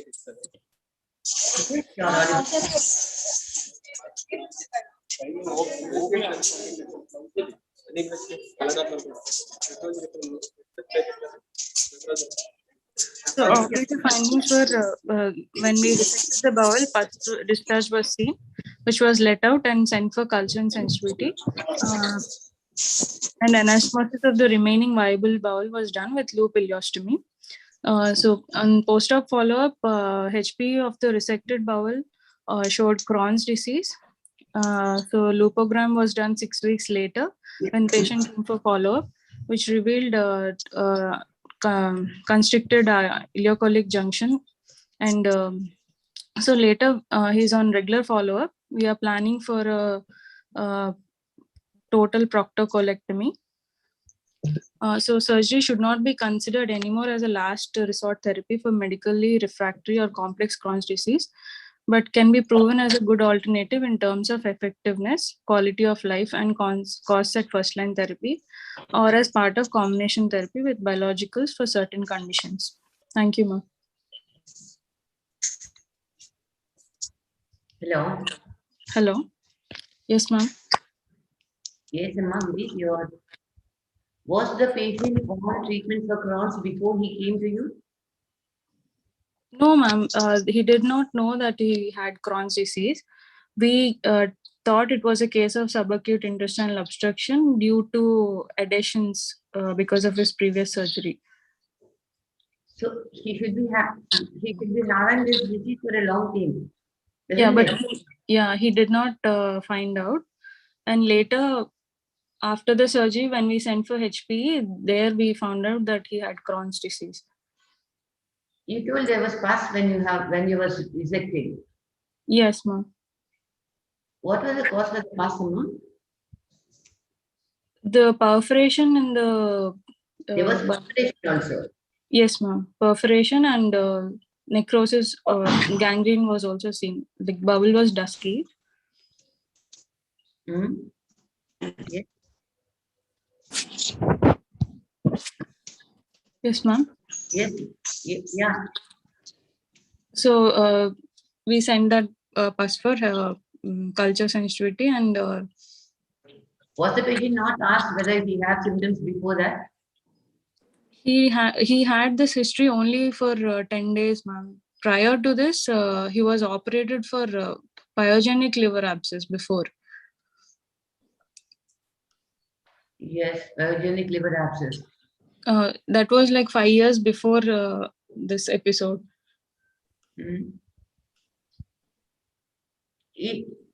As it appears, it is not a recent case. He should be having this for a long time. When he, isn't it? Yes, ma'am. Crohn's, yeah, he might have had symptoms, but he was not treated anywhere before other than for pyogenic liver abscess. You are planning of putting him on a long-term therapy. No, ma'am, we are planning for, we started him on sulfasalazine last time when he came for follow-up. And he lost a lot of weight after the symptom onset. So we started him on protein diet. And so later we are planning for his leukogram as seen in the picture. It shows distal constriction, ma'am. So we are planning for total proctocolectomy. Currently, his the stoma is intact, ma'am. Thank you, ma'am. Thank you, ma'am. Next presenter, Dr. Anand Babu. ఇక్కడికి మెస్కేనా Dr. Anand ఏమన్నా Babu. Room లో doctor అమ్మా egg dosa I'm audible. Yes. Yes, doctor. Can I start now? Yes. Can you please share this? Are you heard by other doctors, doctor? Madam? Are there other doctors with you? Are there other doctors with you? No, madam. Only you and me. Yes, madam. Oh, yeah, you can go ahead. Okay, madam. Good afternoon, madam. I am presenting a rare case of acute abdomen due to compound sigmoid volvulus, madam. Yes. Presenting author Yamal Anand Babu and co-authors is Dr. Rojaram, madam, associate professor, and Dr. Ajay Babu, sir. Okay. Introduction, madam. Yes. Yes. Compound sigmoid volvulus is also known as yellow sigmoid knot. Is a rare cause of intestinal obstruction, madam, which involves the twisting of the ileum, loops of the ileum around the sigmoid, or the vice versa, madam. It's a surgical emergency. Often we miss preoperatively due to non-specific features. Can I continue, ma'am? Yes, doctor. With high mortality and morbidity, ma'am, because of its rapid progression to gangrene. Case report, ma'am. Yes, you continue, doctor. Okay, ma'am. I'll be listening to you. You don't worry. Okay, ma'am. A 60-year-old male patient present emergency OPD, ma'am, with colicky pain abdomen, progressive in nature, associated with non-bilious vomiting and abdominal distension, ma'am. On examination, he is in painful distress and severe dehydration, ma'am. We resuscitated him, and per abdomen, abdomen is distended with absent bowel sounds, ma'am. Diffuse tenderness is present with guarding and rebound tenderness, ma'am. Per rectal examination showing roomy rectum with no growth, nothing, ma'am. X-ray on X-ray rectal abdomen, dilated bowel loops with features suggesting of small bowel obstruction is seen, ma'am. CT abdomen, large bowel gas-filled loops lacking hosta, forming a closed loop obstruction is noted, ma'am. Yeah. Operative findings, madam. We have done exploratory laparotomy, ma'am, on which twisting of the ileocecal loop is seen around the base of the sigmoid colon, ma'am, with the toxic peritoneal fluid and gangrenous terminal ileum of 120 centimeters, ma'am. sigmoid colon is also resected. Proximal part of the bowel loop is kept as endoileostomy and distal loop is kept as mucous fistula. Post-operatively, recovery is unimproved. Discussion. So compound volvulus is a life-threatening closed loop type of intestinal obstruction with male predominance. Etiology is not clear now, but long mesentery as with narrow base and ingestion of the bulky food after fasting are the major predisposing factors. Usually, which is seen in African and Excuse me, what are the etiological factors? Madam? What are the etiological factors, doctor? Long mesentery with narrow base, madam, which usually twist around. Hello, madam? Yes, long. Mesentery, yes, madam, yes, with narrow base. Mm-hmm. And also bulky food ingestion after some major fasting. Okay. Compound sigmoid volvulus is classified into 3 types, madam. Mainly food. Hello, madam. Yes. First ileum is around the sigmoid colon, madam. And then second type is sigmoid colon around the ileum, madam. Third type is ileocecal around the sigmoid. And fourth type is undetermined, madam. Which is usually subdivided to A and B due to its clockwise or anti-clockwise nature. Yes.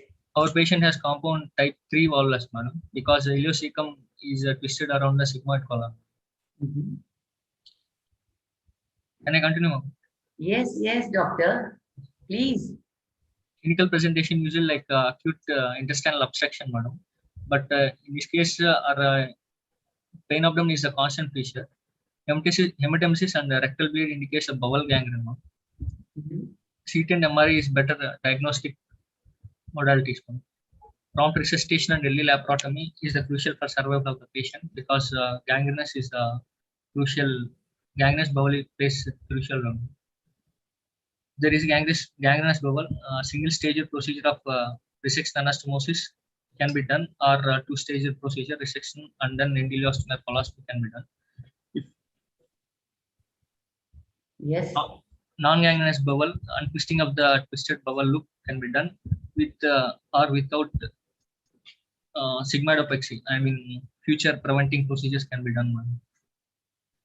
Prognosis depends on early presentation, diagnosis, and prompt intervention. So mortality rate usually 6 to 8 for non-gangrenous, but usually 20 to 100% for gangrenous bowel for this type. Okay. Yes, doctor. Oh, over, ma'am. Yeah. He was 60 years. Ma'am, 60 years, ma'am. What was his HB like, doctor? Ma'am, what was his hemoglobin like? Hello, madam. What was his hemoglobin like? Hemoglobin 7.8. Was he anemic previously? Did you ask him? Was he anemic previously also? Yes, ma'am, but he doesn't know. It's the first. He didn't get any investigation. Yes, ma'am. He didn't. He presented to you with acute abdomen. Acute abdomen. Yes. Okay. Did you see for any malignancies in the loops which you have resected? No, madam. No malignancies. Did you see any other case of the same type? Madam? Did you see any other case? Any other variants of the snotting? No, ma'am. This is the first case. Yes, ma'am. To be true, doctor, I have never seen a case. That's why I'm asking you. No, ma'am, I have seen. I have never seen a knotting case anywhere. So that's why I'm not questioning you. Your presentation was excellent. I do appreciate. And is it necessary to keep the patient for a long time with you? Yes, madam. Absolutely necessary. He has two ileostomies. One endoileostomy and one. Yes? Yes, how will you manage it in future? In future, hello, what are you going to do? What are you going to do with the two again? Side to end, I mean. You are going to reoperate on the patient. Yes, madam. Yes, madam. And then you close it. Yes, ma'am. Okay. Good case, doctor. Madam? You are very lucky to get a case like this. Madam, I can't understand. You are lucky to get a case like this and operate on a case like this. Thank you, madam. Thank you. Thank you, Next Doctor. present, Dr. Jeevan Kumar. Yes, I'm present. Yeah.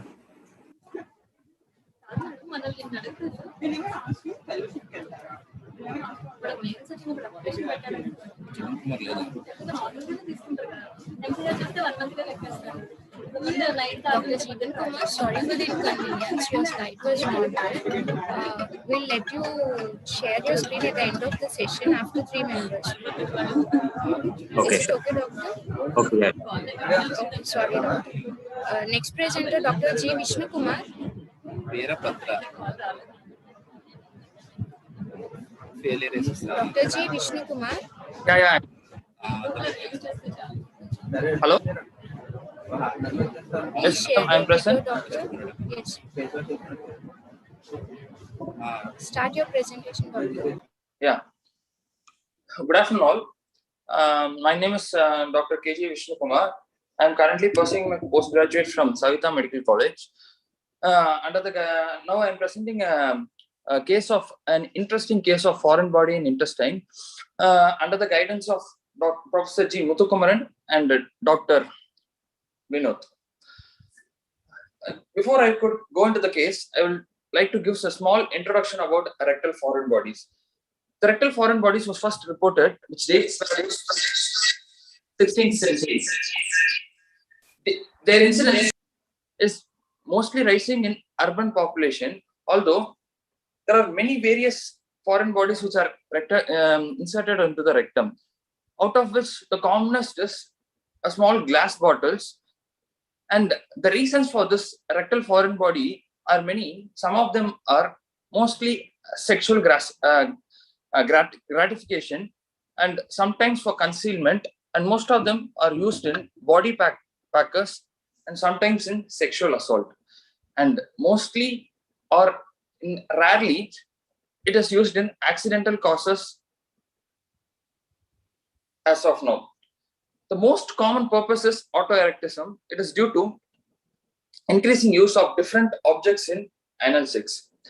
The time of presentation, which varies in different emergency services immediately because of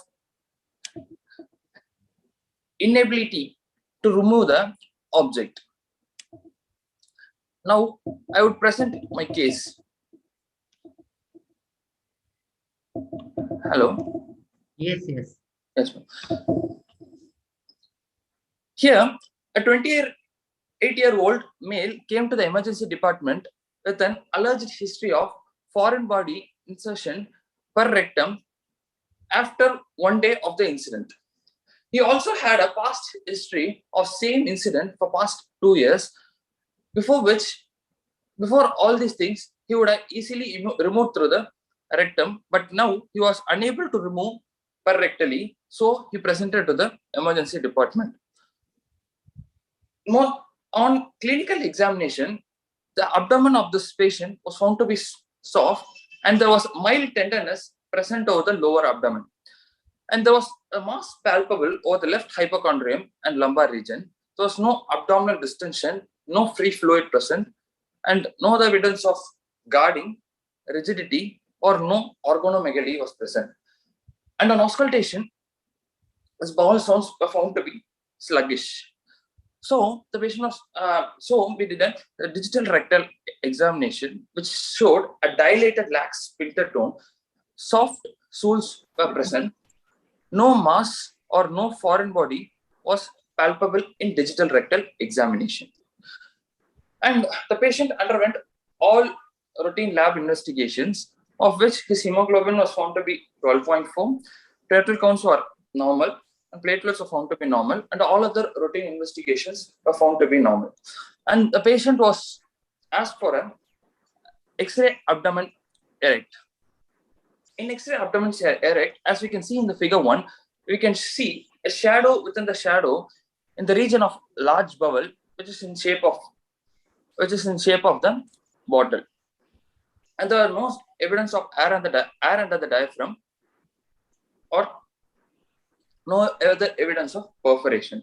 So the patient was planned for an colonoscopy. The colonoscopic findings were found to be the foreign body was found in the descending colon near the splenic flexure, and another finding was the colonoscopic mucosa was found to be thinned out, and the patient was planned for colonoscopic retrieval of foreign body. The patient was planned, but the colonoscopic retrieval of foreign body was deferred because of difficulty in retrieval and thin colonoscopic mucosa. Since the colonoscopy was failed, the patient was taken up for emergency laparotomy. The emergency laparotomy, the patient underwent under anesthesia. Again, the digital rectal examination was done, and and the surgeon looked for the foreign body through pararectal examination. But again, as the foreign body was higher above the rectum, the digital rectal examination retrieval of foreign body was also a failure. Now the patient underwent a laparotomy, and the foreign body was found to be in the descending colon, and hence the foreign body has been milked from above through assistant surgeon into the rectum, and below pararectally, below the foreign body has been retrieved by a surgeon through pararectally, as we can see in the figure 3. And it was a small oil bottle which measured nearly 15 centimeter, which was conic in shape at the tip and broad at the base. Since it was conic in shape at the tip, the colonoscopic retrieval was much more difficult. The post-op period of this patient was very much uneventful, and the patient was having a Riles tube, which was removed on POD3. The patient was comfortable, and patient passed flatus and was started on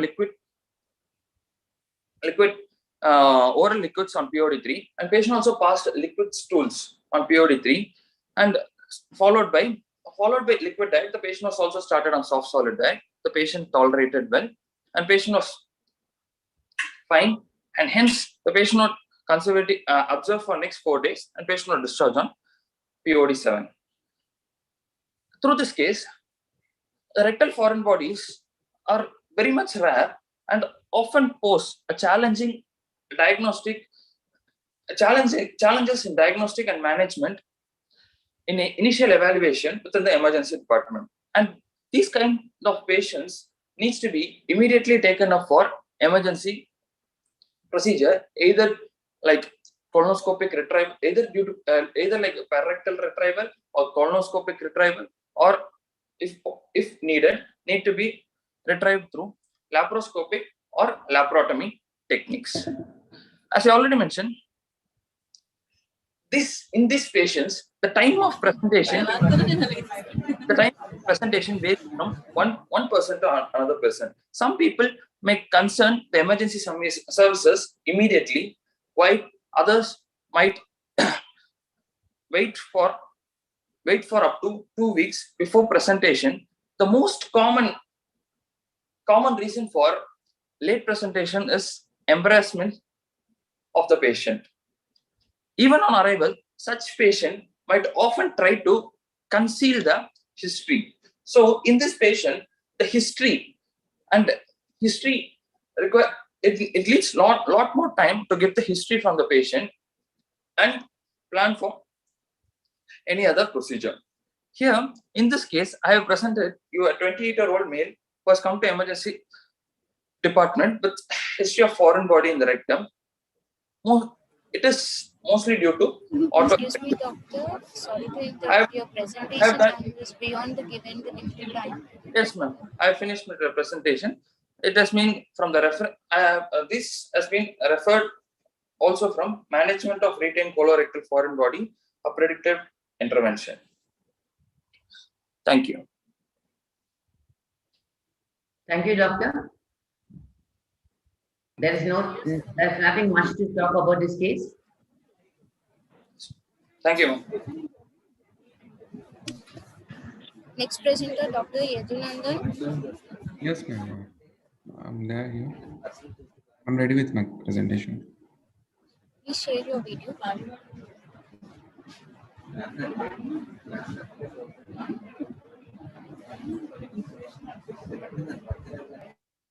Good afternoon, ma'am. Am I audible? Yes, doctor. Yeah, thank you, ma'am. Absolutely. Myself, Dr. Yadunandan, ma'am. I'm from Katuri Medical College, Guntur. Right now, I'm presenting a case, rare case, like a typical presentation of a mucosal appendix rather than its usual presentation. To begin with the introduction or the background of this case, mucosal of appendix is an obstructive dilatation of an appendix caused by an intraluminal accumulation of a mucoid material. It is an infrequent event, rather to say it is a rare case, presenting with 0.3 to 0.7% of all the appendiceal pathology and 8% of the appendiceal tumors. A patient's clinical symptoms usually, when they present with a mucosal appendix, they present with pain in the right lower quadrant of the abdomen, palpable abdominal mass, nausea, vomiting, weight loss, GI bleeding, and signs of intersusception of intestines may also be present. If treated improperly, the mucosal may progress, the epithelial cells may escape into the peritoneal cavity. They will be seeding of all the mucinous material into the adjacent peritoneum, leading to the condition called a pseudomyxoma peritonei, which has a high mortality rate. This condition have benign as well as malignant processes. According to the modern classification, there has been 4 histological varieties in the mucosal appendix. We name it as retention cyst. It could be a mucosal hyperplasia, mucinous cystadenoma, and mucinous cystadenocarcinoma.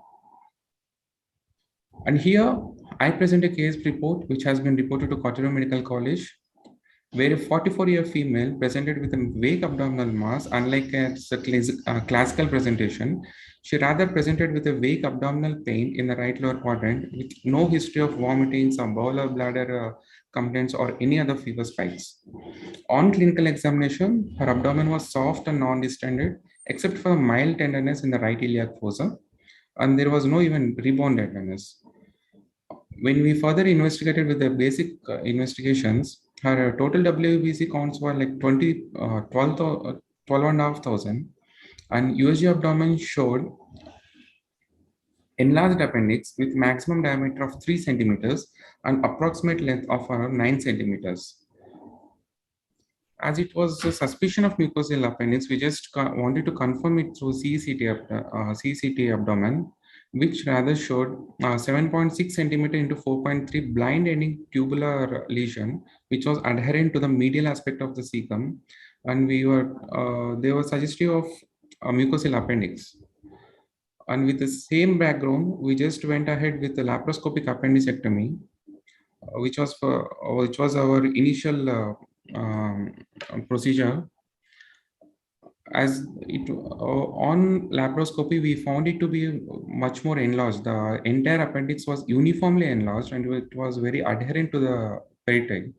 So what we have done is we have converted it to the open procedure, where appendicectomy was done with a limited resection of the small terminal part of the ileum and also the cecum, and a little part of the ascending colon has also been dissected, only because the base of the cecum was also affected.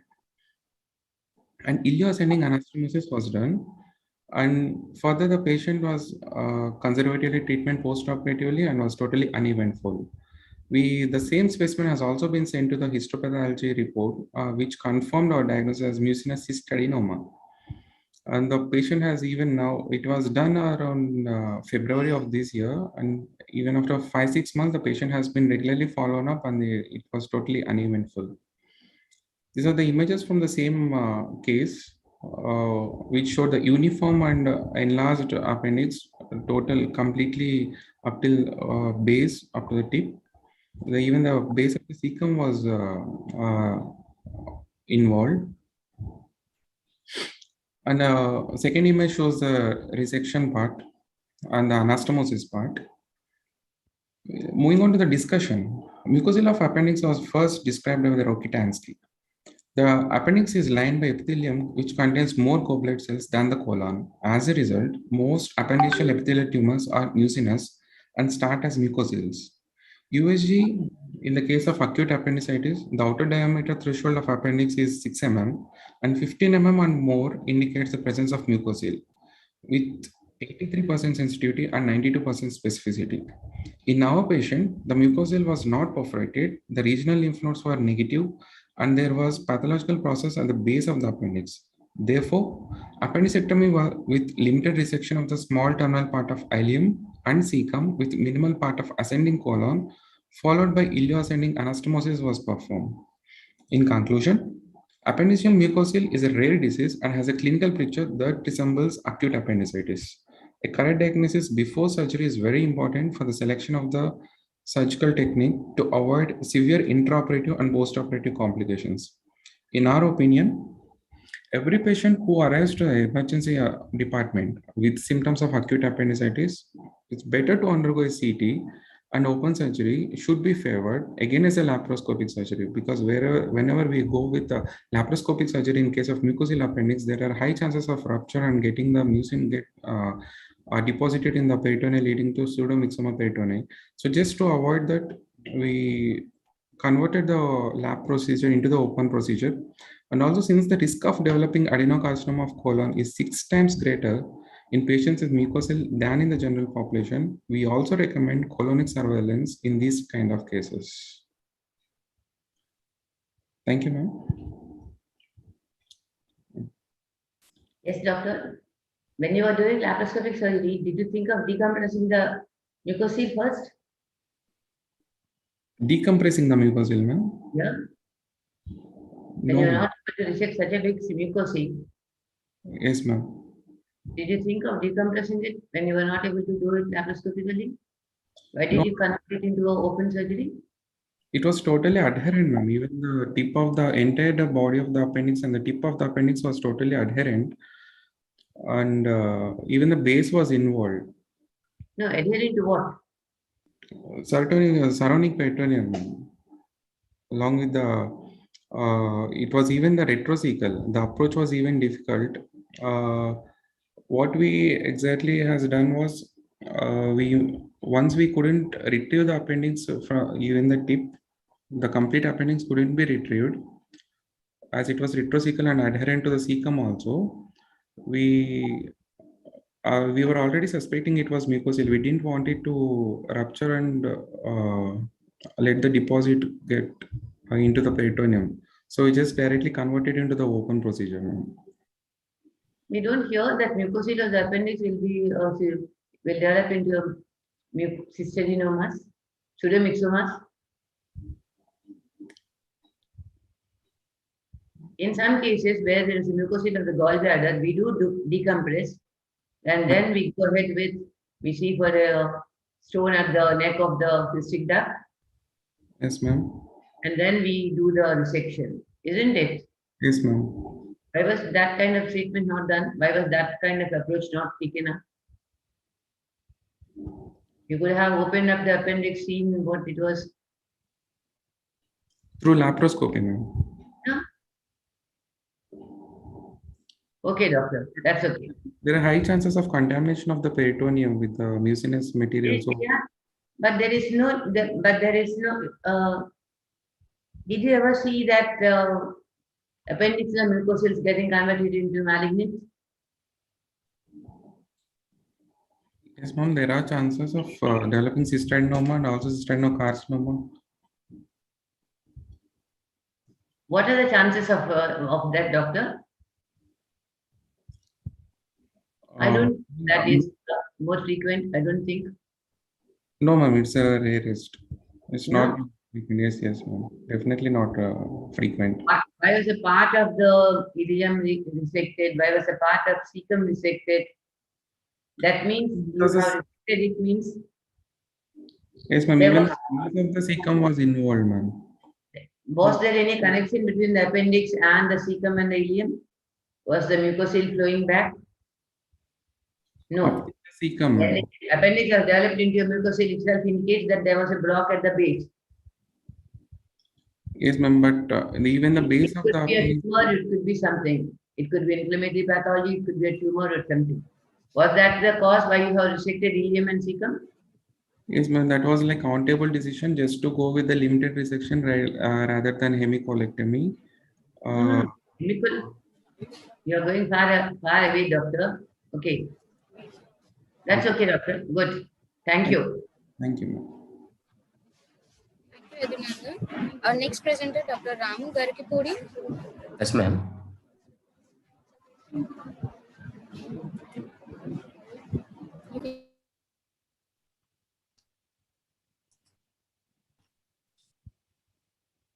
Good afternoon, ma'am. Yeah, good afternoon, doctor. Yes, Carry ma'am. on. I'm presenting a case of malignant cyst presenting as intra-abdominal mass. It's a malignant. Malignant cyst, ma'am. Okay. Presenting as intra-abdominal mass. Okay. Introduction. Malignant cyst arises from the mesenchymal tissue and constitute about 20% of malignant neoplasms of small bowel. These tumors are common in stomach, jejunum, and ileum, typically diagnosed in 5th and 6th decades. Coming to my case report, a 50-year-old female patient presented with complaints of lump in the left side of abdomen associated with pain. There is no history of vomiting and altered bowel habits. No obstructive features are present. On examination and palpation, a lump of size 15 to 10 centimeter palpable in left side of abdomen, occupying the left hypochondrium, epigastrium, and left lumbar and center of abdomen. It is freely mobile and moving with respiration. It is firm in consistency. Lump is not bimanual palpable or not palatable. Investigations we done is ultrasound abdomen reveals exophytic mass from hollow viscous, most likely cyst. We done a guided biopsy, reveals malignant cyst. On CECT, which is a confirmatory investigative procedure, on CECT it shows well-defined mass. It is multiloculated, heterogeneously enhancing lesion on left side of abdomen of size 26.5 into 15 into 15.2, crossing the midline, and mass effect on pancreas, left adrenal and splenic vein, and left renal vein. We plan for surgery. Operative findings: under general anesthesia, vertical midline incision made and mass of size approximately 30 to 20 centimeters arranged from the proximal jejunum was found. It is approximately 20 centimeters from DJ flexure. Mass is made free and delivered out. The feeding vessel are clamped and cut. Excision of tumor along with it is adherent to jejunum. So we excise the part of jejunum and jejunogenital anastomosis was done. Bowel lumen was normal and mass arising as exophytic growth from serosal surface. Although mass is large, there is no features of obstruction present, ma'am. Post-operative period was uneventful. We discharge the patient after 5 days. Coming to discussion, just are most common mesenchymal neoplasms of GI tract. Typically present. Yes, ma'am. Can you zoom it, doctor? Yes, ma'am. Can you zoom it a bit? Hello. Can you zoom your presentation?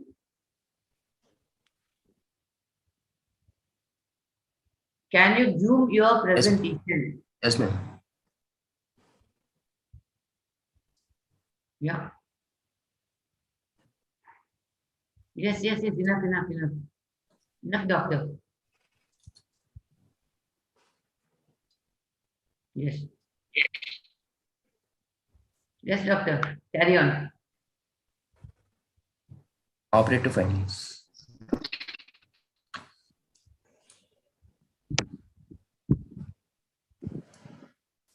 Yes. Ma'am, I'm unable to scroll it down. Trying. Yeah. Yes. Yes, ma'am. Operative findings. Under the anesthesia, we have given a midline laparotomy incision. Mass of size 13 to 20 centimeters arising from proximal jejunum was found. Approximately 20 centimeters from DJ flexure. Mass is made free and delivered out. The feeding vessels are clamped and cut. We excise the tumor along with the jejunum, and jejunal anastomosis was done. The bowel lumen was normal, and the mass arising from wall as exophytic growth. The postoperative period was uneventful. We discharged the patient after 5 days. Coming to discussion, these are most common mesenchymal neoplasms of GI tract, typically present as subepithelial neoplasms in the stomach and small intestine.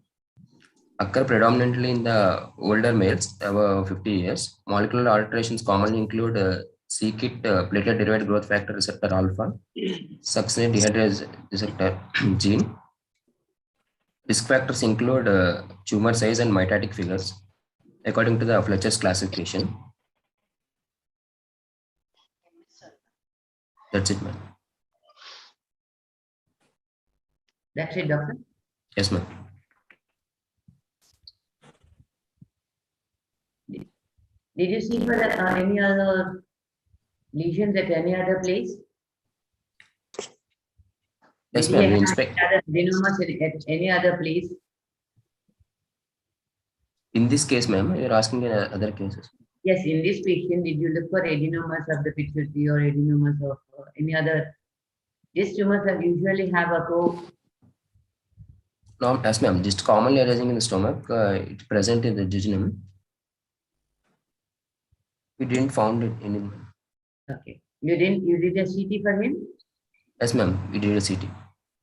Was it okay? No, CT brain did you do? No, ma'am. We didn't order CT brain. Okay. Okay, doctor. Yes, ma'am. Thank you. Dr. V. Nagaraj. Yes, madam. Hello. Chepama. Am I audible, ma'am? Yeah. Yes, ma'am. My title of the case poster is regarding small bowel obstruction due to Michael's diverticulum with mesodiverticular band. My co-author, sir, Dr. Srikanth Reddy, sir, our associate professor, and Haribabu, sir, Himabindu, madam. Coming to introduction, Michael's diverticulum is the most common congenital anomaly of gastrointestinal system. Most frequent complications of Michael's diverticulum includes hemorrhage, small bowel obstruction, and diverticulitis.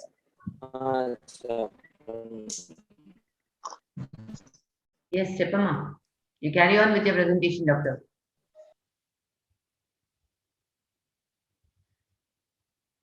You're not audible.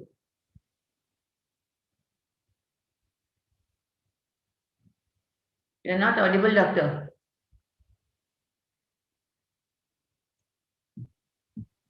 Hello. Yes, you are not audible, doctor. Madam, no. Am I audible? No, madam. Yes. Madam, mesodiverticular band causing bowel obstruction is rare in Michael's diverticulum.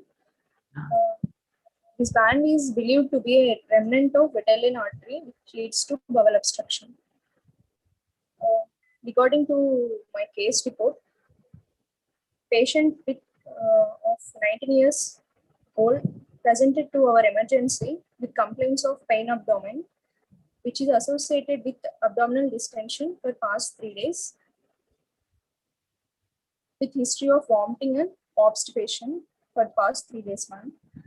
On examination, patient was moderately built.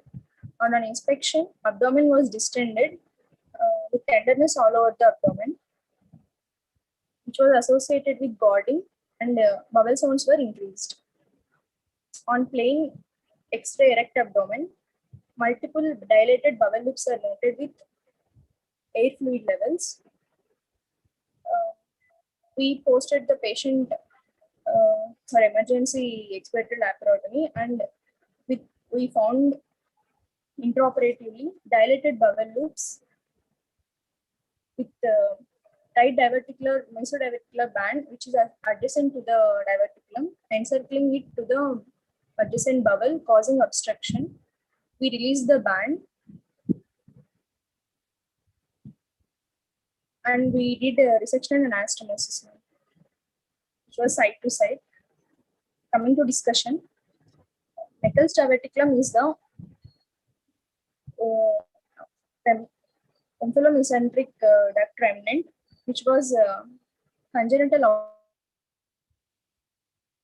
10 centimeter distal to the ileum. 100 centimeters to the ileum. Michael's diverticulum presents with an incidence of 1 to 3% in the general population, which was mostly asymptomatic, which was found as an incidental finding.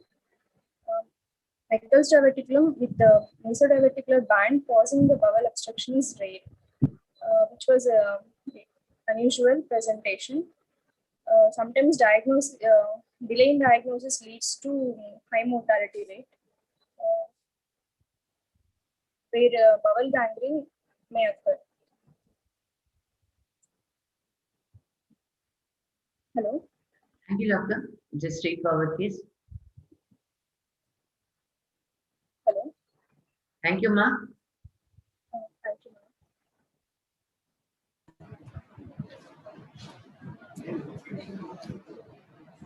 Thank you, Nagesh. Dr. Jeevan Kumar? Yes, I'm here. Yeah. Sorry for the inconvenience, doctor. Now you're ready to share your screen. Yes, I'll be sharing my screen. Good afternoon, ma'am.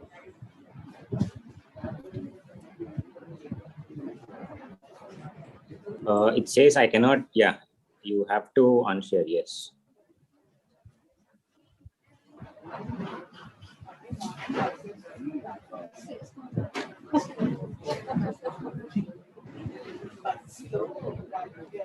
Is my poster visible, ma'am? Yes, doctor. Yeah. Good. Want me to zoom in?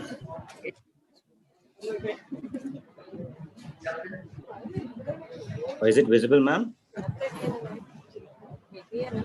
Yes, doctor. Yeah.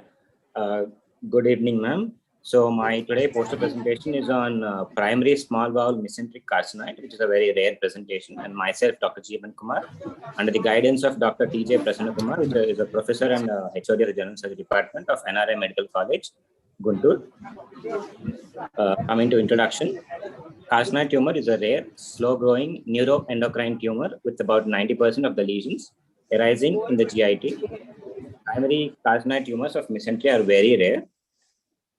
Coming to the case report, a 54-year-old female patient came to the OPD with a chief complaint of lump in the lower abdomen in the right side since 3 months, associated with pain which was intermittent, dull aching type and non-radiating, and no aggravating and relieving factors. And there's no history of fever or no history of vomiting, constipation, or no history of melena and bleeding per rectum. There's also no history of loss of appetite and loss of weight. And the normal bowel and bladder habits. She is non-diabetic and non-hypertensive, and there is no other family member who had a menopausal with no previous surgeries. On per abdomen examination, she is obese with a non-distended abdomen, and the skin over the abdomen is normal. We just found out a non-tender 8 to 6 centimeters lump palpable in the right iliac fossa, extending to the right lumbar and the hypogastric region, which is not moving with respiration, and it is firm in consistency with a smooth surface, well-defined borders, and the mass is mobile horizontally. There is no organomegaly. No other palpable masses are felt, and there's no free fluid in the abdomen, and the bowel sounds were heard. On pelvic examination and parietal examinations were normal, and the other systemic examination was normal. And so we have done a CECT abdomen, which gave an impression like a soft tissue dense lesion is seen intraperitoneally in the umbilical, right lumbar, right iliac fossa, extending up to the hypogastrium, which is a size of 9 to 9 centimeters into 6.4 centimeters. The lesion is well circumscribed with no evidence of fat stranding into the surrounding tissues, and heterogeneous enhancement with areas of necrosis noted. No evidence of regional lymphadenopathy, and the impression they gave was exophytic cyst arising from the ileal loop. And we have already also done a CT-guided biopsy, which gave an impression like histological appearances are in the favor of neuroendocrine tumor. And on immunohistochemistry, the CD11 was positive and synaptophysin was positive. So we have taken the patient on operative procedure. We were given a midline vertical exploratory laparotomy incision was given. A 10 to 7 centimeters smooth surfaced solid tumor is found in the small bowel mesentery. It is attached to the cecum, appendix, and the terminal ileum inferiorly to the duodenum superiorly. It is in close proximity to the superior mesenteric vein. The tumor is carefully dissected from the duodenum, superior mesenteric vein, and the ascending colon is mobilized. The terminal ileum, the ascending colon up to the middle 1/3 part, which is in close proximity to the tumor, are removed en bloc with the tumor. And ileocolic end-to-side anastomosis was done, and the post-operative period was uneventful. And the specimen was sent for histopathological examination, which revealed a neuroendocrine tumor, carcinoid in mesentery with no communication with the mucosa, and the mucosa is normal. The images on the right side show the intraoperative pictures along with the histological examination picture. And conclusion, the GIT carcinoids are classified as foregut, midgut, and hindgut types based on the anatomy and involvement of the foregut, hindgut, and midgut. Normally, they present as button-like elevations involving the mucosa and the submucosa. The primary carcinoid tumors of the mesentery are very rare. Usually, mesenteric carcinoids are secondary to some tumor in GIT. This case is also a primary mesenteric carcinoid without any primary tumor in the gut. Thank you. Yes, doctor? Yes, ma'am. Good presentation. Madam? Your presentation is good. Thank you, ma'am. Good case. Did you look for any lung signs? No, ma'am. Lung signs. Sorry, ma'am. Lung. Did you look for the lungs? Lungs were clear? Yes, ma'am. Lungs were clear, ma'am. Yes, ma'am. Okay, doctor. Post-operative patient was fine. Yes, ma'am. She was fine, ma'am. She doesn't have any other symptoms. No, ma'am. And we have given her a feed after about 3 days. Even with the tumor, previously also the patient didn't have any kind of flashings or anything. Sorry, ma'am. The patient didn't have symptoms of carcinoid. Is it? Oh, sorry, ma'am. I'm sorry, I didn't get it. There was a disturbance in the video. Even before you diagnosed it as carcinoid, the patient didn't have any carcinoid symptoms. No, ma'am. She didn't give you any history of having any flashings or sudden pain, vomiting, like that. No, ma'am. She didn't have any. Usually, we see with flushing is the most common symptom we usually see, ma'am. But then we didn't see that symptom in this patient, ma'am. It's only on FNA you got the report that it is carcinoid. Yes, ma'am. You are planning of keeping the patient with you for how long? But if it, once after we give the food, we discharge the patient, ma'am. Okay, doctor. Thank you. Thank you. Thank you very much, madam. We are very honored to have you here on this session, and we are very much pleased, despite of your having the busy schedule, you made your time for us. Thank you very much, madam.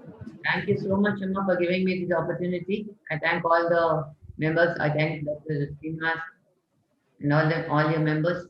Thank you so much for giving me. Let us all the participants a very bright future.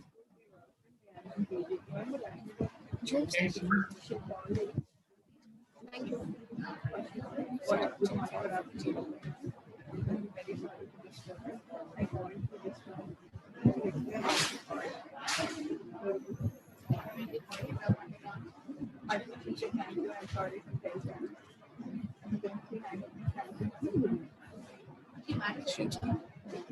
Hello, sir. Harsha sir. Are moderator? Sorry.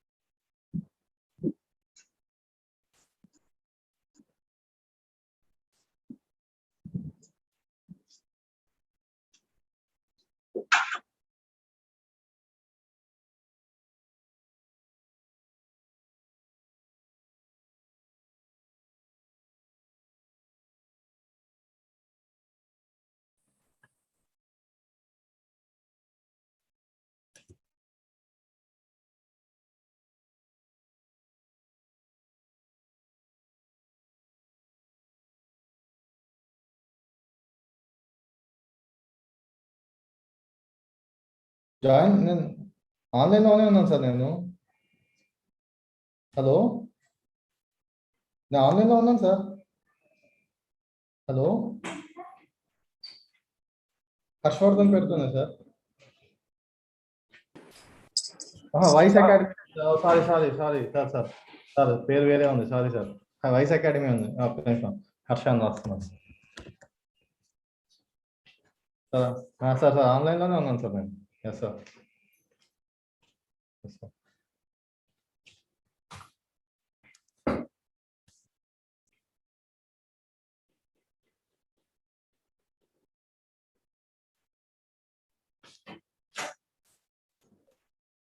Hello. Good afternoon, everyone. I'm Dr. Harshvardhan. I will be moderating this session of genitourinary poster presentation. Am I audible? Hello.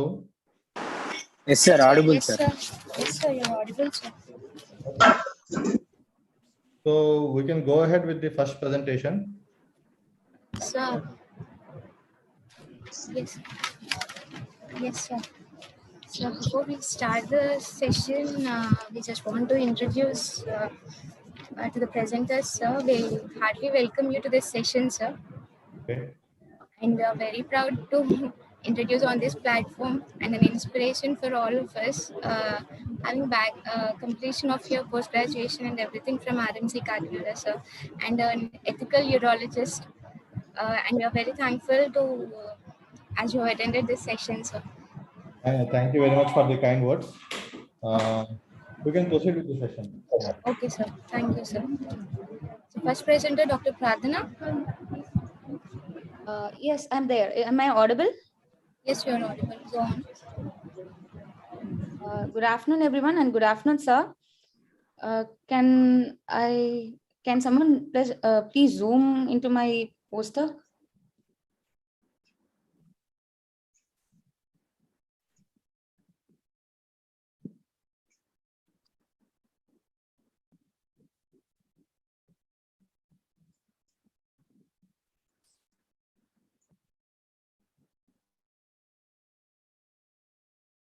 Yes, Dr. Pradhana.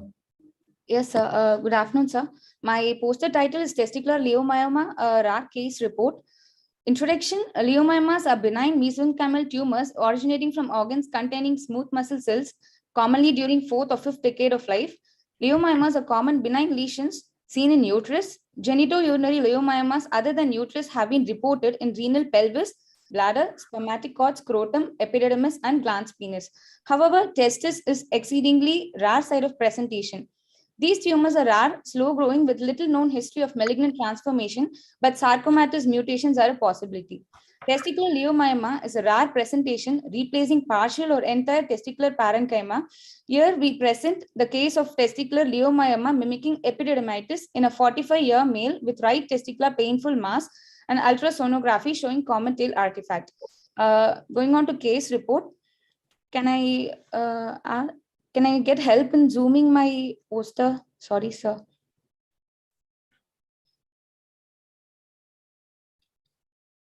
Yeah, thank you. So going on to case report, a 45-year male came with complaints of right hemiscrotal swelling for the past 5 years with intermittent pain for the past 6 months following history of trauma. No known comorbidities. Past surgical history is consistent with excision biopsy for left epidermal cyst done 5 years back. No significant family history. Clinically, his vitals were stable and general examination was within normal limits. General examination revealed a palpable 1 × 1 centimeter firm tender swelling in the right hemiscrotum in the region of the head of epididymis with minimal hydrocele. Rest of the cord structures and epididymis were normal. Left side testis, epididymis, and cord structures were also normal. Ultrasonography was done, which showed a 1 × 1.3 centimeter heteroechoic lesion with multiple hyperechoic foci and a common tail artifact, which was suggestive of epididymitis. So treatment for epididymitis was proposed for the 2 weeks and surgical intervention of excision biopsy was proceeded when pain was persistent for the patient. Operative findings, a 1 × 1 centimeter A 1 × 1 centimeter firm to hard globular swelling was seen arising from the testis adjacent to the head of epidermis. The adjoining structures were normal and the swelling was excised, which was sent for biopsy.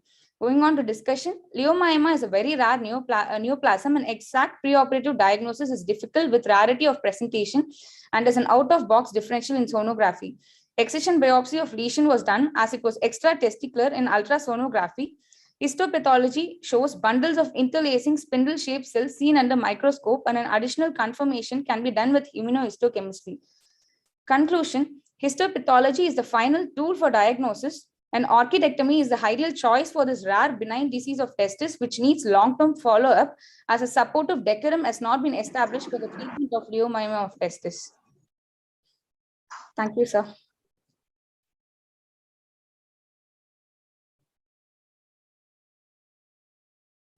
So you are diagnosed finally it as a leiomyoma, right? Yes, sir. Yes. What are the immunohistochemical markers that you have used for this case? So for this case, actually, we couldn't do any immunohistochemical markers, sir. But Desmin is a immunohistochemical marker, which usually the pathologist will stain for, sir. Desmin and smooth muscle actin, these both, sir. Okay. So how do you differentiate if it is a leiomyoma or leiomyosarcoma? In leiomyosarcoma, sir, there will be increased mitotic figures, and depending upon the malignant pathological features, increased number of mitotic figures will be there, and the chromatin will be more spindled, and the arrangement will not be a proper bundle-shaped presentation, sir. Okay.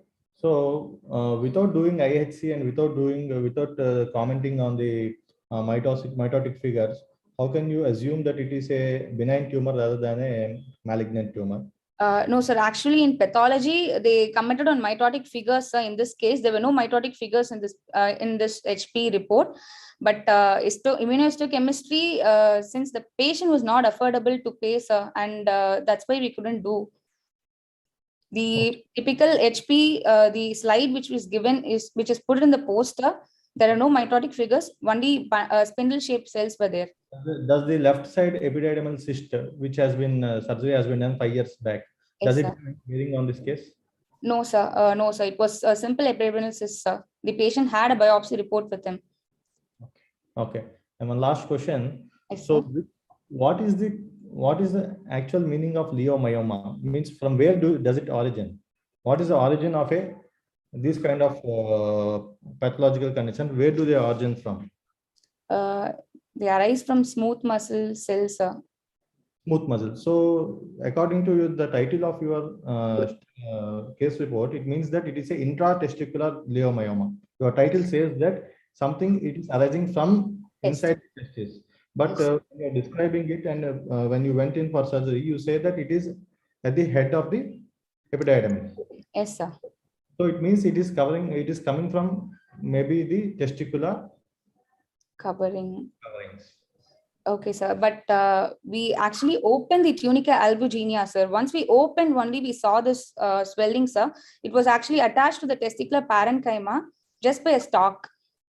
We just excised it and we sent to HP, sir. Did not open the testis, no? No, sir. We did not open the testis, sir. It was just attached with the stalk, so we just cut it and we excised it, sir. Patient was not willing for orchidectomy, but we suggested him for orchidectomy. He was not willing, sir. So we went for excision biopsy, sir. Okay. Okay. Right. Thank you. Thank you very much. Sir. Thank you, sir. Thank you. Next presentation, please.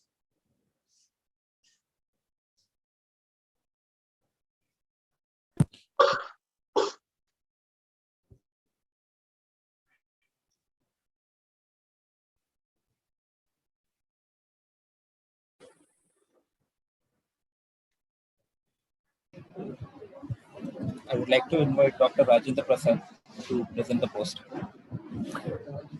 Hello, sir. Hello. Next presentation. Please share your screen, sir. Dr. Rajendra Prasad, sir. Please share your screen. Please turn on the video, sir. You can see it. Hello, sir.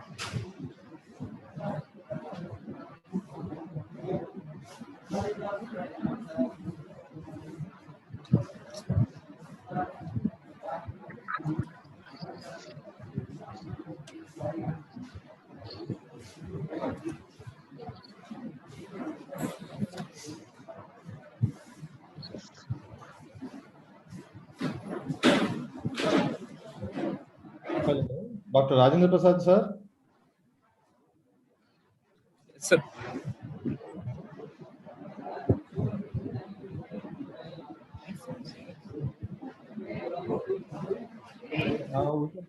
Please present your poster, sir. Is Dr. Rajendra Prasad online? Hello.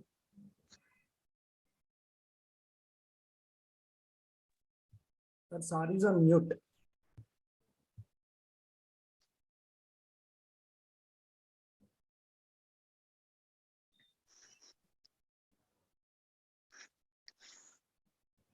Dr. John or Dr. Hall D, whoever it is, co-host, or if Sir is not able to present, can we move to the next presentation?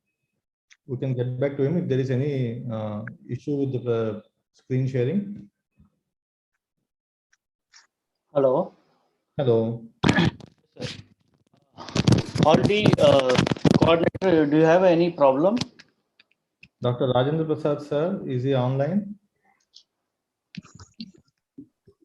Yeah, sir is on there. Okay.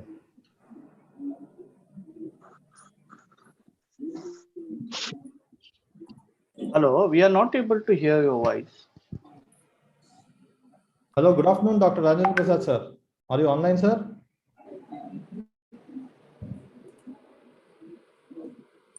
Sir is connected, sir, but we are not able to hear his voice. He's on camera. Or check. If you have Sir's number, you can make a call to him.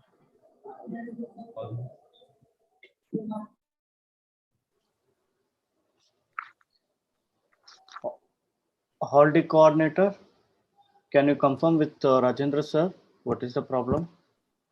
If we have a cell number.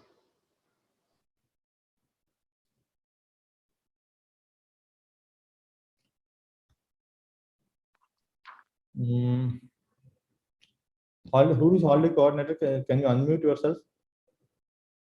Haldi coordinator.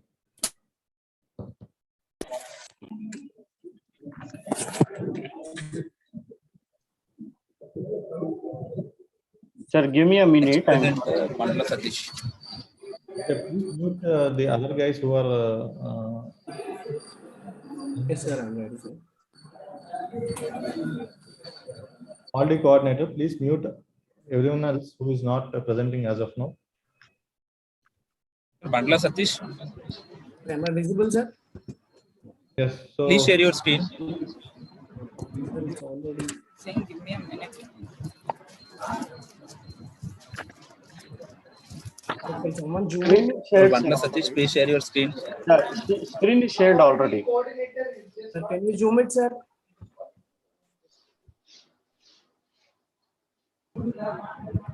Haldi coordinator, kindly mute.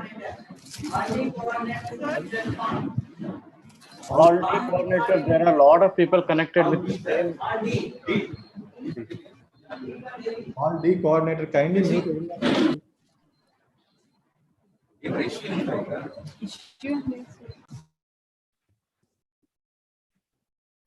Sir, good afternoon, sir. Sir, can I present, sir? Yeah, ready. You are good to go. Yeah. Sir, good afternoon, sir. I'm Dr. Mandla Satish, third year postgraduate in Siddhartha Medical College, Vijayawada, sir. My presentation is about a case report of torted intra-abdominal testicular tumor. Sir, as an introduction, torted intra-abdominal testicular tumors are rare, while the common diagnosis of right iliac fossa is an acute appendicitis or appendicular mass. Rare causes should not be disregarded, sir. As a case report, a 35-year-old male patient to the emergency department with 5 days history of painful swelling in the right iliac fossa associated with anorexia since 20 days. So no history of vomiting or constipation, no history of bloody stools or melena. So on examination, a single spherical shaped swelling of size 8 to 8 centimeter in the right iliac fossa, which is variable in consistency, which is of non-mobile with well-defined borders. Surface appears to be smooth, sir. Tenderness is there, no guarding or no rigidity. Right side testis is not palpable in the scrotum or groin. On investigation, a USG and USG abdomen and pelvis is revealed a 6 centimeter diameter mass right fossa. Appendix is not visualized, suggestive of not suggestive of not suggestive of appendicular mass. However, with the absent in right testis and variable consistencies, we have done a CECT abdominal pelvis, which revealed a total intra-abdominal testicular tumor in origin with no intra-abdominal lymphadenopathy. In addition, there was a elevated beta HCG serum tumor marker, sir. So on operative findings, can you come down there? Sir, the slide is Already coordinator, please kindly move the slide, please. Scroll it down, sir. Little.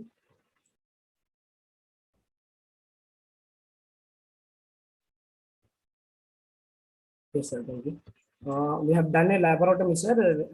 Right side testicular mass was present with no infiltration into the right adjacent bowel or adjacent structures. Excision of the tumor was done and sent for histopathological examination.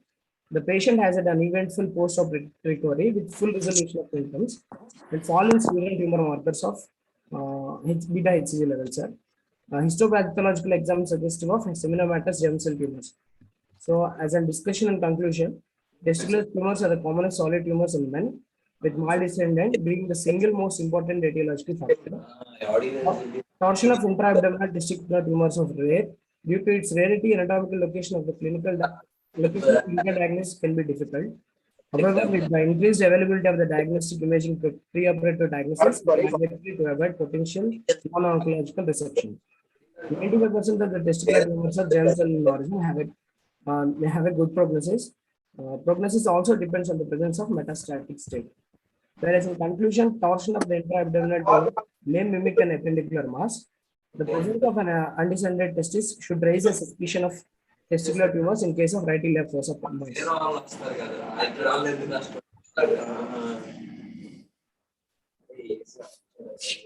Okay, Satish. Okay, it's actually a really rare presentation for this to get torsion. Okay, so pre-operatively, what made you? Was it a physical examination that made you look for a torsion testis, or was it a radiological examination that made you feel that it is a torsion? Actually, physical examination, sir. So what are the CT findings that were in favor of seminoma? You said it is a tumor. CT findings of tumor. What CT findings were suggestive that it was a tumor? Sir, increased in vascularity, sir. We have done a CECT, sir, actually. Increase in vascularity of the swelling and size where and there is no testis in the scrotum, sir. That looks So like from the time of his presentation to the time of how many the time of presentation? Hello. Sorry. Okay. How much time did you take to operate on the patient, in the sense from the time of presentation to the time of surgery? What was the time period?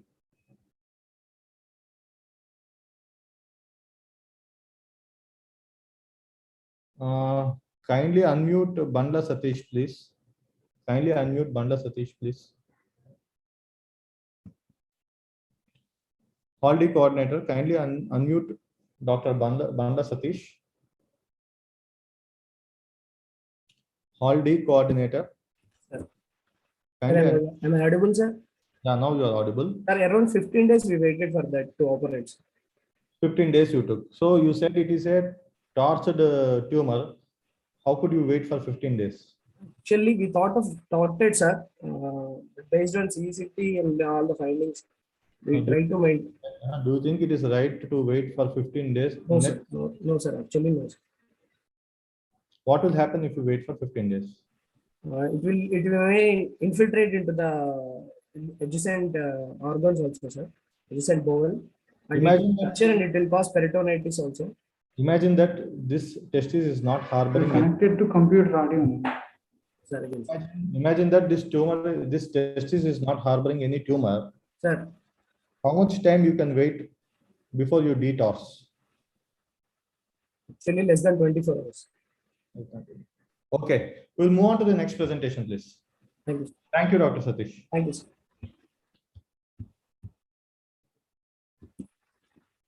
I would like to invite Bharat Kumar for the presentation.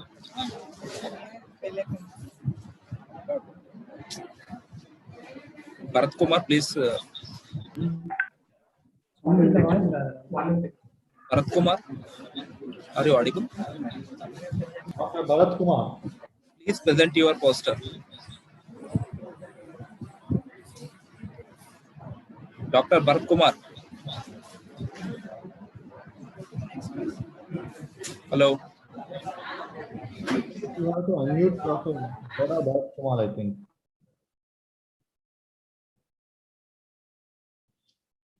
Hall-D coordinator, you have to unmute Dr. Boda Bharat Kumar. Poster number 162, Boda Bharat Kumar. You have unmuted Golivi Bharat. That is poster 205. You have to unmute poster 162. Hall-D coordinator.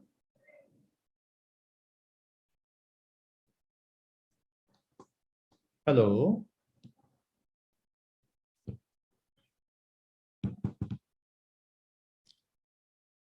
Unmute poster number 162, Dr. Boda Bharat Kumar.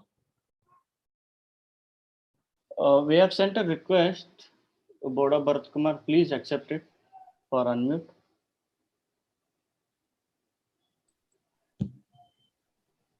Probably, sir, yes, now unmute. Okay.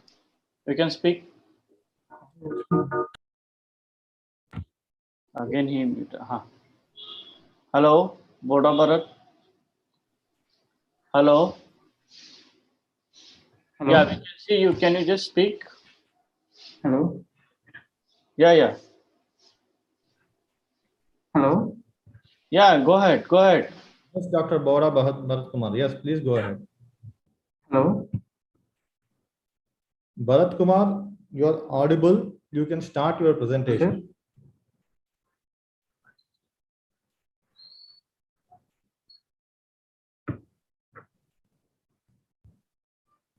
Hello, can you hear us?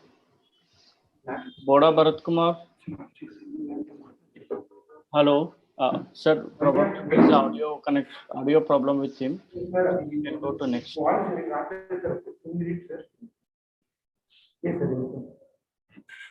Hello. Boda Bharat Kumar. Narayana Medical College. Okay.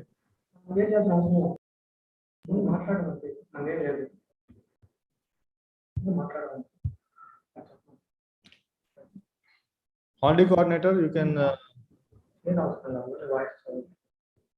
see.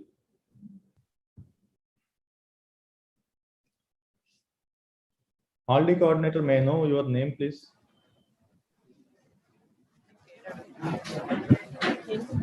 Boda Bharat Kumar, please unmute.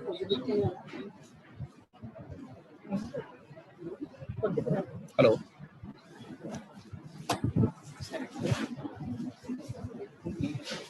Good evening, sir. Dr. Bharat, we'll get back to you shortly. We seem to be having trouble with your presentation. We'll move on to the next presenter. Ask the comments, sir. Dr. Punita, are you ready? Hello, ma'am. Am I audible? We are actually going Good into evening, Dr. someone's Punita. Can site, you sir. please start sharing your video? The order. Yeah, sure, ma'am. It's okay, sir.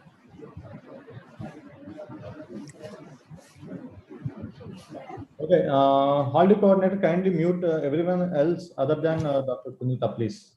Yes, sir. Hello, sir. Good evening, sir. Am I audible, sir?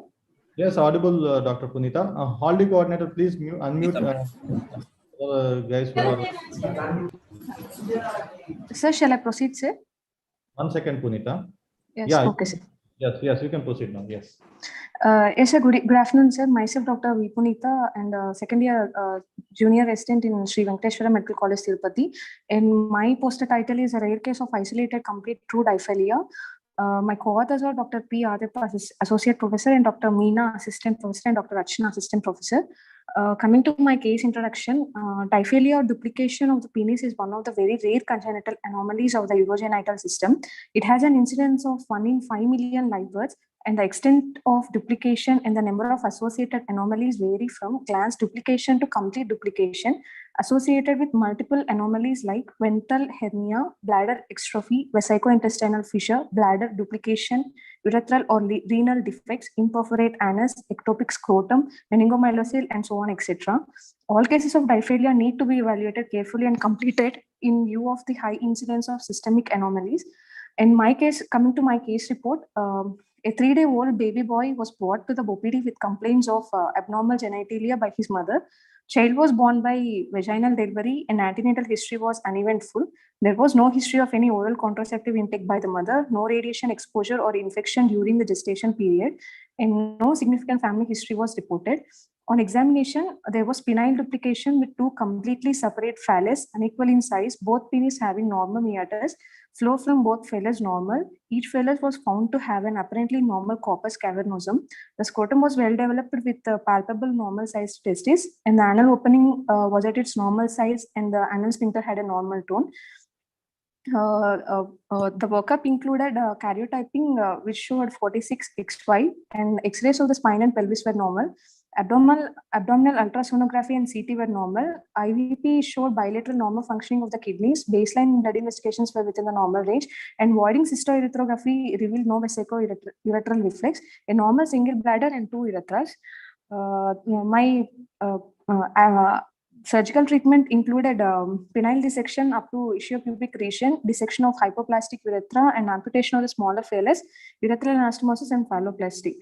Dysphagia or duplication of penis is one of the rare genitourinary anomaly, and according to Schneider, dysphagia has been divided into 3 categories, one being glans duplication, second one being bifid dysphagia, and third one is a complete dysphagia or complete penile duplication. According to Villanova and Reventas, fourth category included pseudodysphagia. Conclusion being complete penile duplication is a rare congenital genitourinary condition and should be evaluated in detail to rule out any systemic anomalies because of morbidity and mortality will be rare if associated with any systemic anomalies due to infection, etc.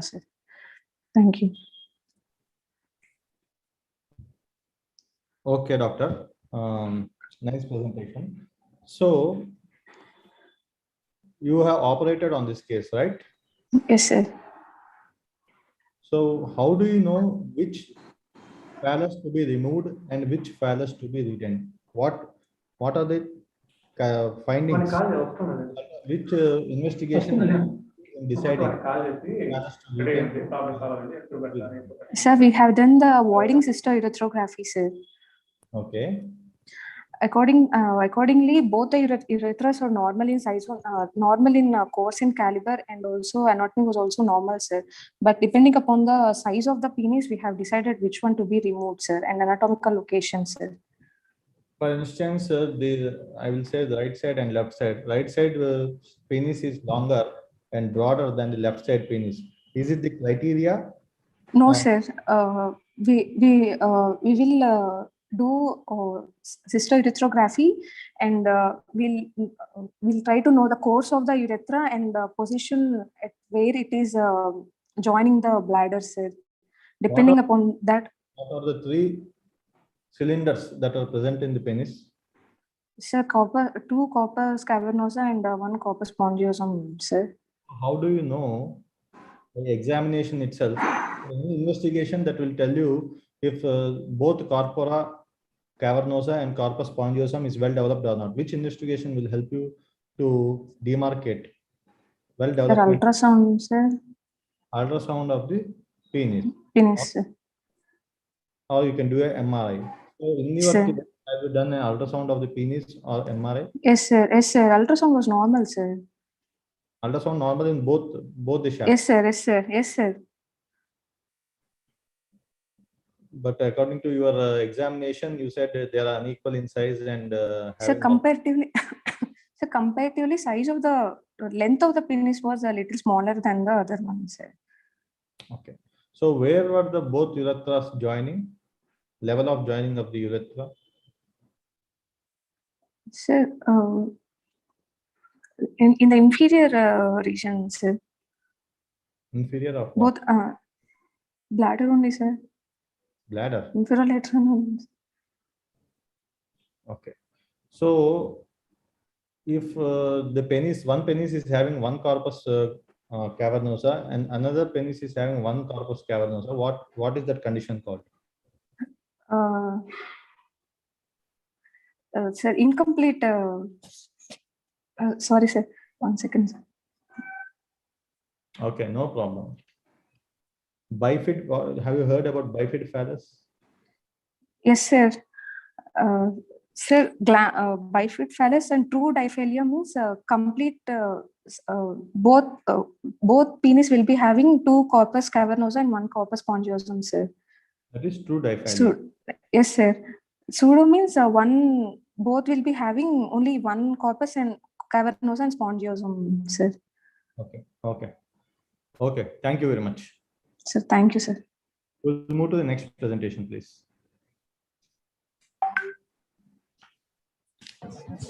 Thank you, Dr. Punita. Yes, sir, thank you, sir. Dr. Kamalnath Reddy.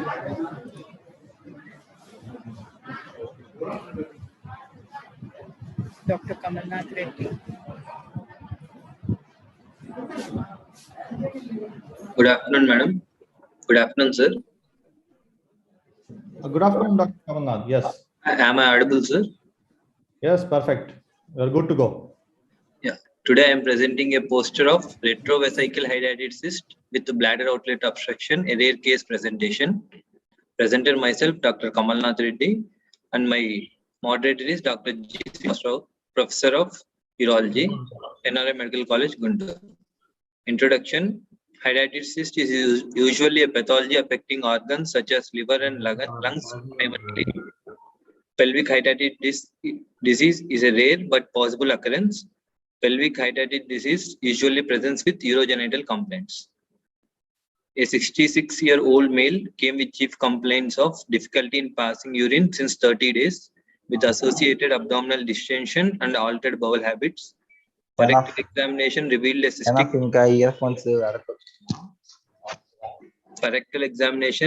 cystic mass of size 11 into 10 centimeters anteriorly. Ultrasound abdomen and pelvis shows a cyst of size 11 into 10 centimeters in the pelvic region. CECT abdomen and pelvis show multiple well-encapsulated fluid attenuating cystic lesions, largest of size 10.8 into 10 centimeters in pelvis, displacing the bladder and rectum, suggestive of retrovesical hydatid cyst. Provisional diagnosis is retrovesical hydatid cyst. Treatment plan, excision of cyst. Procedure under general anesthesia, patient in supine position. Phenelstein incision is given, muscles are retracted and bladder is identified and separated from the cyst. Intra findings, a large 10 into 8 centimeters oval shaped hydatid cyst adherent anteriorly to bladder and posterior to rectum. Cyst was separated from bladder and posteriorly dense adhesions were present. Marsupiation of cyst was done. Thorough lavage with betadine and ADK drain placed. Post-op recovery is eventful. Report, HPE report shows section studied shows a parasitic cyst with outermost pericyst composed of inflammatory cells along with fibroblastic proliferation. Also is ectocyst composed of acellular laminated hyaline material. Discussion. Pelvic hydatid disease occurs due to spread from a primary source, usually liver. Primary pelvic hydatid cyst occurs when there is no liver cyst. Pelvic cyst usually remains asymptomatic until they attain a significant size, which then leads to complications such as pressure effects of the surrounding pelvic organs or may lead to rupture leading to peritonitis and may progress to death due to anaphylaxis. Conclusion, pelvic hydatid cysts are usually rare and proper imaging for diagnosis and preoperative medication and surgical treatment is the treatment of choice of such cases.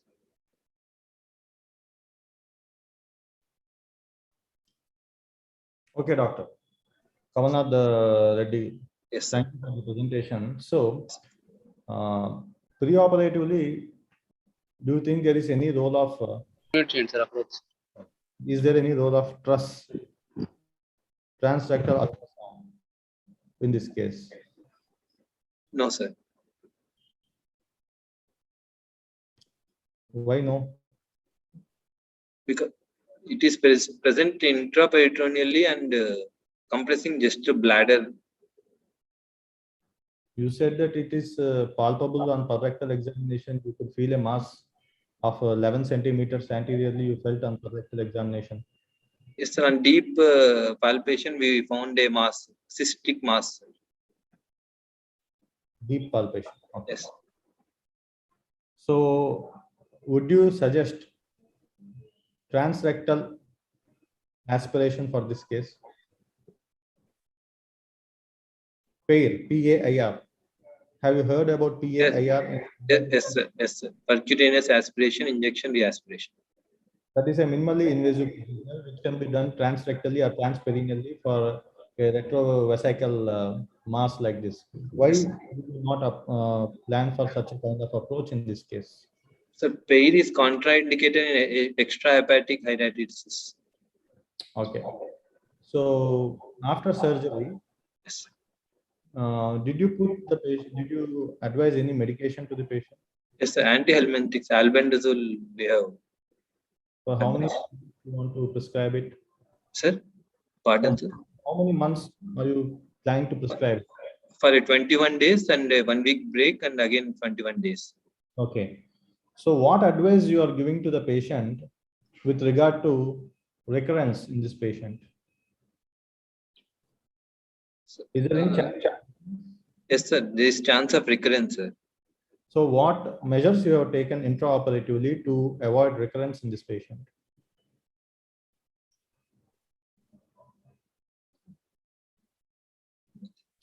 Was the cyst removed in toto or? No, sir. Posteriorly, it is very tightly adhered to rectum. Okay. So a part of cyst wall is left over and remaining part is removed, sir. So did you take any measures to prevent recurrence in this case? Because you have clearly mentioned that you have done marsupialization, yes, which means that part of the cyst wall is left over, yes, which is a definite source of recurrence. Yes, sir. And as you know, hydatid is like a locally burrowing kind of thing. It may burrow into the rectum as well. Yes, sir. Right? So yes, what additional measures could you have taken to prevent recurrence in this case? Sir, advised to continually use antihelminthics, sir. Okay. And serial follow-up. Okay. Okay. Okay then. Thank you, Dr. Kamalnath Reddy. Thank you, sir.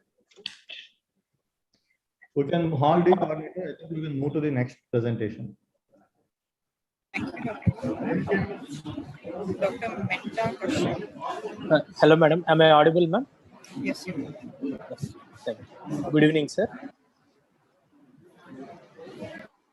Good evening, sir. My name is Dr. Menta Kashyap, sir. Second year postgraduate from SVMC Tirupati. Today, my poster presentation is intra-abdominal testicular seminoma in a 35-year-old man, a case report. Author myself, Dr. Menta Kashyap. Co-authors, Dr. B. Shobharani, Professor and HOD, Department of General Surgery. Dr. K. Vamshidhar, Assistant Professor. Dr. J. Paranjyoti, Assistant Professor. Introduction, sir. Cryptorchidism is the most common congenital anomaly of genitourinary tract in men. The complications of undescended testis are malignant transformation, ischemia, infertility. In cryptorchid testis, the risk of testicular germ cell tumors is 10%, with higher risk in intra-abdominal testis is seminoma. We here present a case report of intra-abdominal mass corresponding to seminoma in a fertile middle-aged man. Case report. A 35-year-old male presented with vague lower abdominal pain since 3 months. Later, he noticed a swelling in lower abdomen since 15 days, which is tender and progressively enlarging. Patient had high-grade fever for 4 days, relieved on taking medication. Clinical examination showed ill-defined palpable intra-abdominal lump in right lumbar region, extending into right iliac fossa. Scrotal examination. Sorry.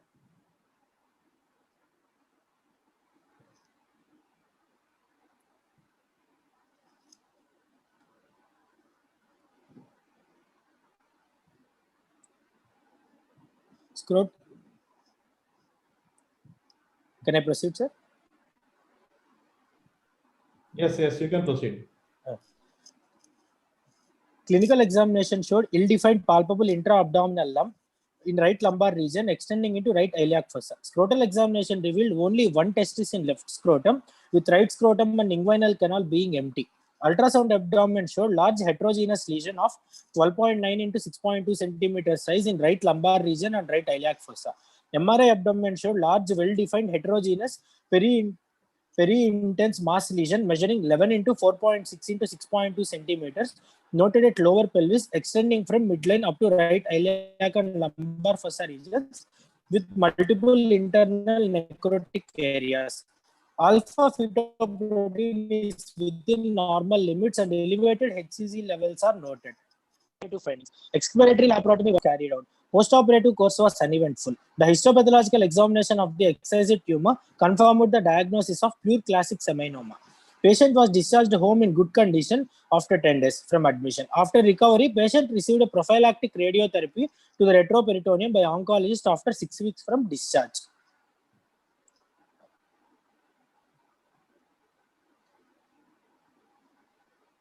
Discussion. Testis is an intra-abdominal organ during development which descends into the scrotal sac, usually between 28 to 32 weeks. It may get arrested anywhere along its tract. The risk of cancer in undescended testis is 10%. Seminoma is the most common histology of tumors in undescended testis, particularly in intra-abdominal testis.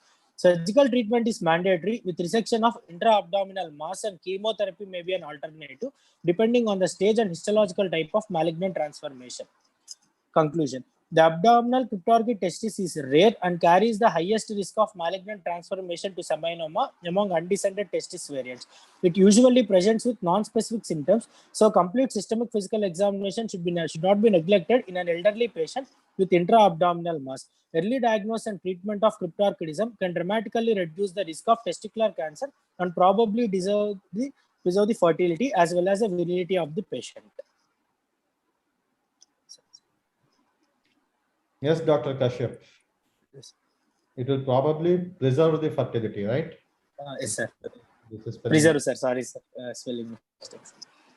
So, what is the most common tumor in a cryptorchid testis?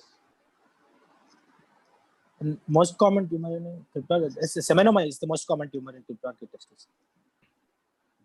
What about, see, this is right testis, right? Which one you have removed? The right testis, sir. Yes, sir. What about the risk of harboring malignancy in the left testis? Is there any chance like that?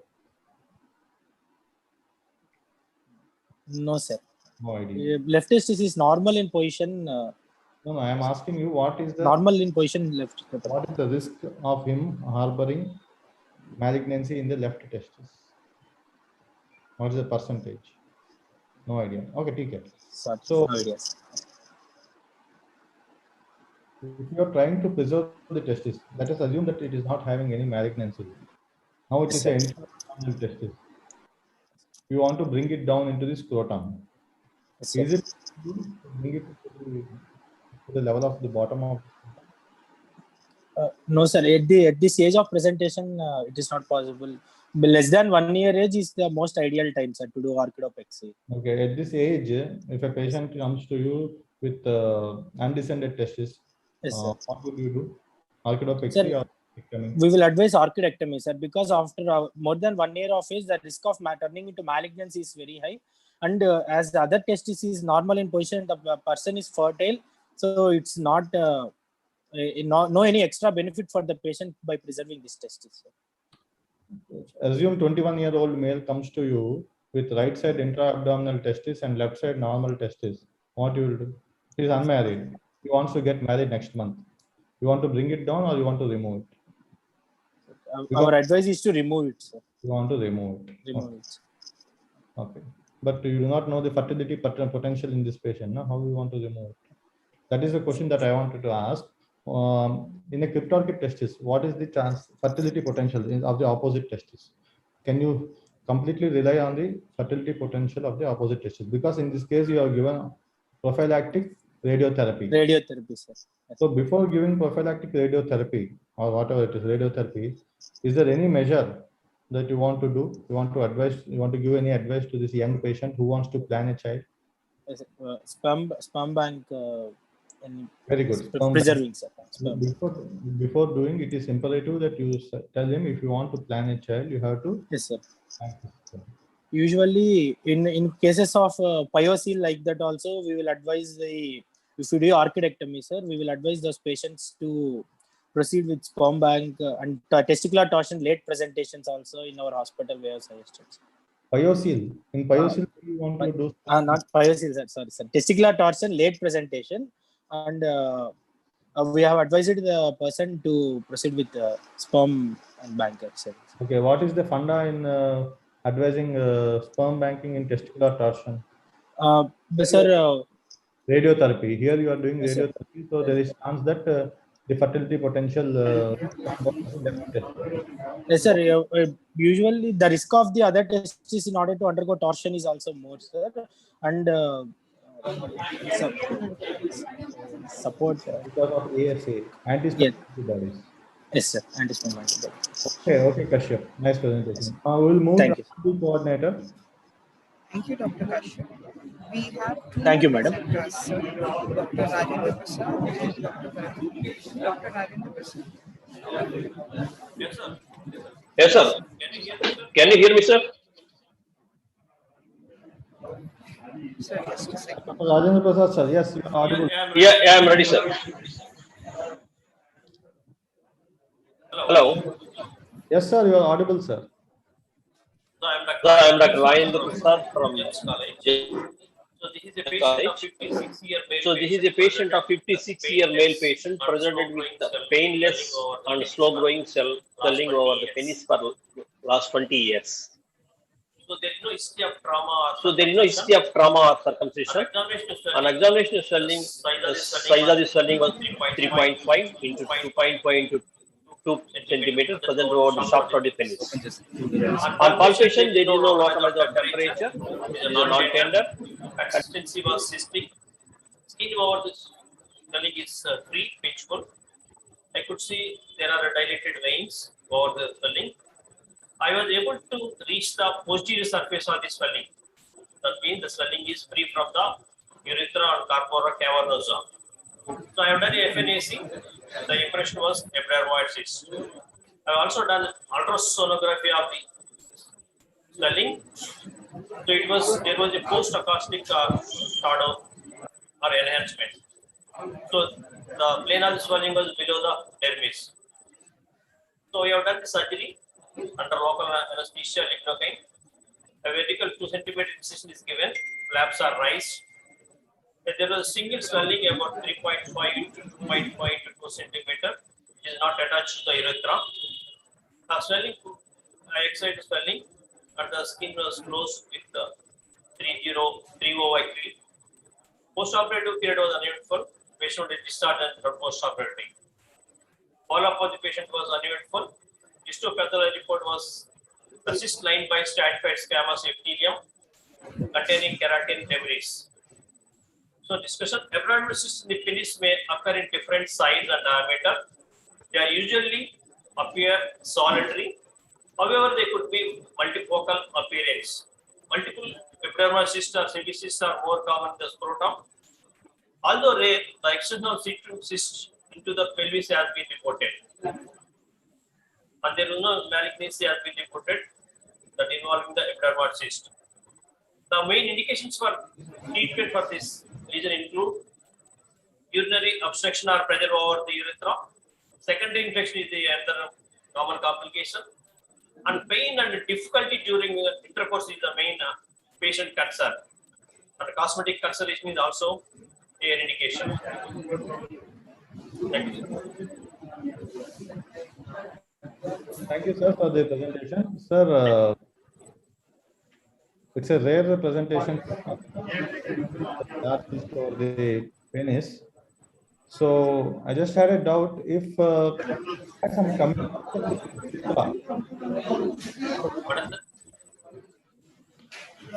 if there was any communication with the Yes, sir. I have done a cystoscopy and there is no communication. I palpated the spongiosa also, and I could see some amount of, you can see, sir, in the diagram, there was some amount of lateral cord is also there. So that was my worry. So after surgery, I followed the case, and penis was straight after the surgery. Okay. And there was no fistula or any communication. Okay, sir. Thank you very much, sir. Thank you very much. Thank you, sir. Our last presenter for this session is Dr. Bharat. Yes, ma'am. Yes, ma'am. Dr. Bharat, Yes, ma'am. Yes, ma'am. please Yes, begin.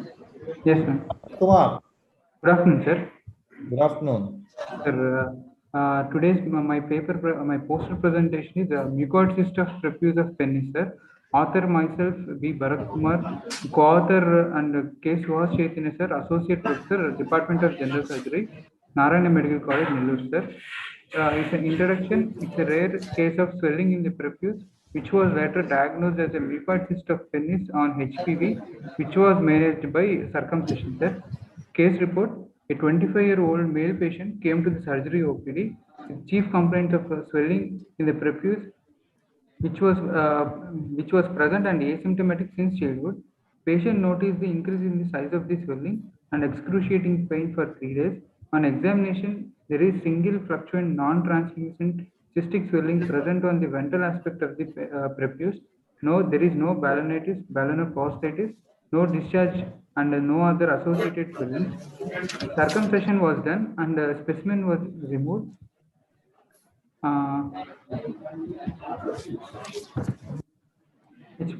Specimen was removed and sent for HPV and swab for culture sensitivity. HPV report showed mucoid cyst of penis, and swab for culture sensitivity there is no growth shown. This is the diagram and discussion. Only less than 200 cases of mucoid cyst of penis were identified worldwide. Mucous spinalis is a rare, uncommon benign cyst affecting mainly young individuals and mostly on the ventral side of the glans penis. They are midline developmental cysts and can found anywhere from anus to urinary meatus. Most of them are present since birth, but they are detectable at adolescence or at adulthood.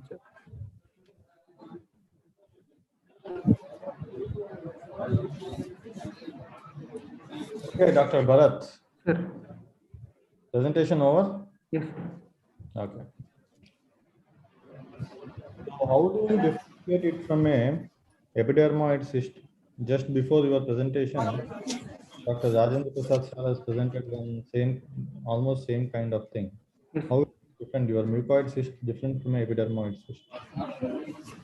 Sir, mucoid cyst is diagnosed only on HP. In this case, on HP report, it is diagnosed, sir, actually. What is the epithelium that lines a mucoid cyst? On HP, it was diagnosed, na? Yes, sir. So there should be some characteristic feature which will let you know that this is a mucoid cyst but not a epidermoid cyst. Yes, sir. What is the content of your cyst? Content. What's inside your cyst? Hair was there, or was some toothpaste like material was there, or mucus was there? Sir, there is a mucus like material. Mucus like material. Which epithelium is a secretory kind of epithelium? Which epithelium is a secretory in nature? Secretory epithelium. What are the different types of epithelium, you know? Sir, columnar, squamous.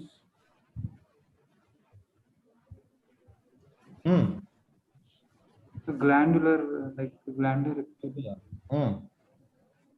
Cuboidal. What is that? So, which is a secretory epithelium? Okay, epidermoid cyst, what kind of epithelium you can expect in an epidermoid cyst? Squamous epithelium. So, here what you can expect?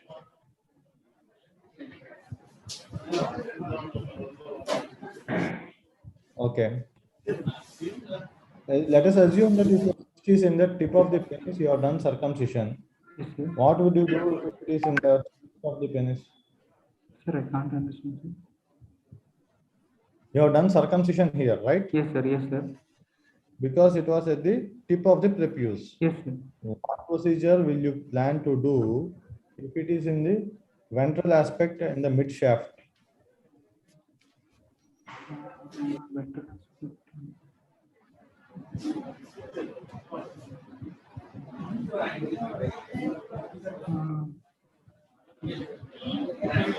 Okay, Bharat, no problem.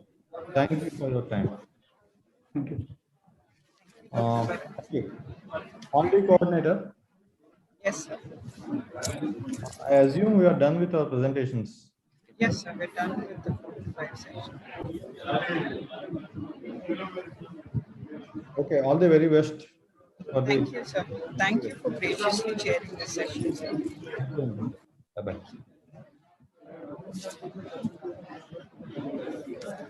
Thanks.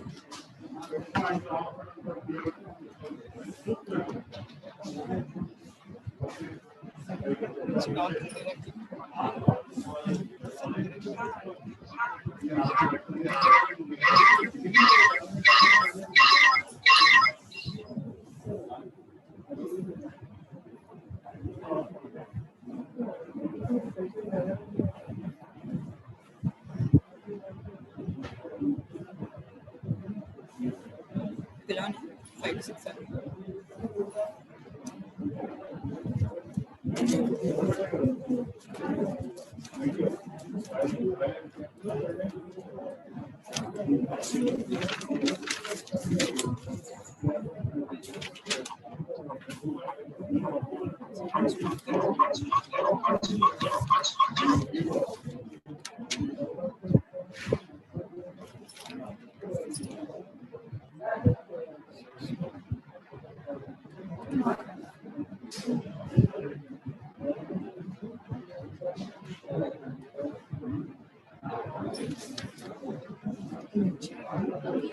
Hello, Dr. Shashidhar, are you ready with your poster?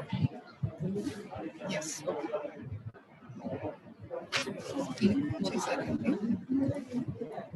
Sir call చేస్తాను.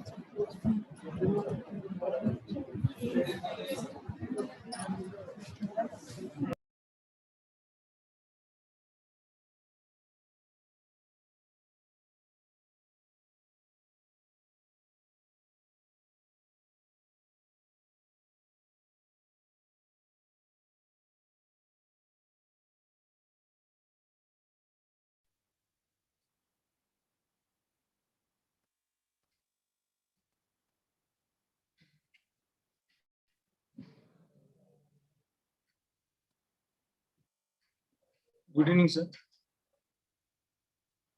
Hello. Hello. Hello. Good evening, sir. Good evening, ma. Sir, I am B. Sesdar. I am studying in Dr. Teachings and RF. I am second year resident in the Department of General Surgery. My co-author name is Dr. Sudhir Suggala. Today my topic is transradial. B. Shashidhar, pause your presentation. I would like to introduce our chairperson, Dr. Ramanand Reddy, owner of Lakshmi Hospitals and successful laparoscopic surgeon, neurosurgeon, and vascular surgeon. Please, sir, chair this session, sir. Thank you, sir. Thank you very much, sir. Please proceed with your proceedings, sir. Okay, sir. Good evening, sir. Yeah. Shashidhar, please sir, start. My name is B. Sesdar, sir. I am Okay. second year postgraduate in Department of General Surgery in Dr. Teachings and RF, sir. My co-author name is Dr. Sudhir Suggala, sir. And today my topic is transradial stent-assisted coiling of a ruptured posterior communicating segment aneurysm with bovine arch configuration, sir. Okay. Sir, most commonly we use transfemoral approach for the coiling procedure, sir. Today I want to present a rare case, a 45 years female who is a known hypertensive, present with a sudden onset of severe headache, vomiting, and drowsiness for the past 1 day, sir. Upon arrival, her GCS was E2 M5 V3, sir. She was intubated and underwent an emergency DSA and CT angiography. Findings are 4 into 3 into 3 mm PCOM segment aneurysm is wide-necked aneurysm is identified, sir. Additionally, in CT angiography, there is a bovine arch configuration, and it was difficult scenario to cannulate the left ICA. Hence, a transradial ISS was planned, and a stent was decided to place as it was a wide-necked aneurysm. to assist the coil, sir.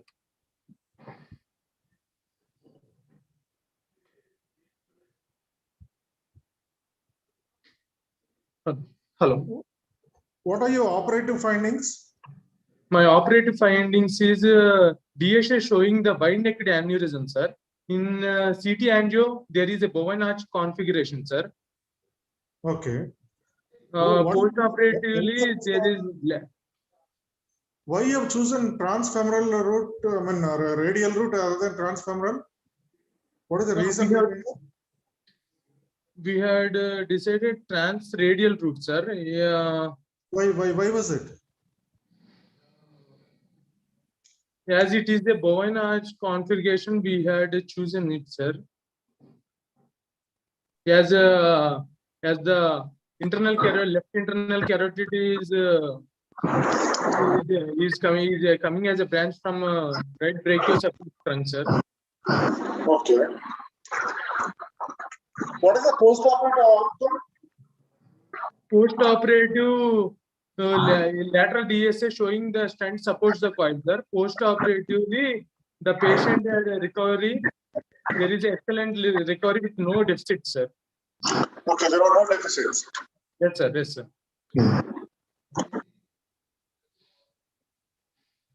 Okay, thank you very much. Can I go for the next presentation, sir?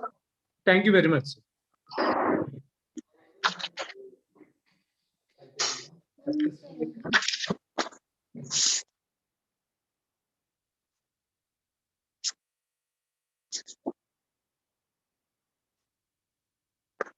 Hello.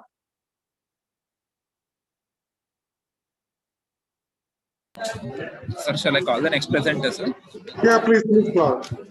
Yes.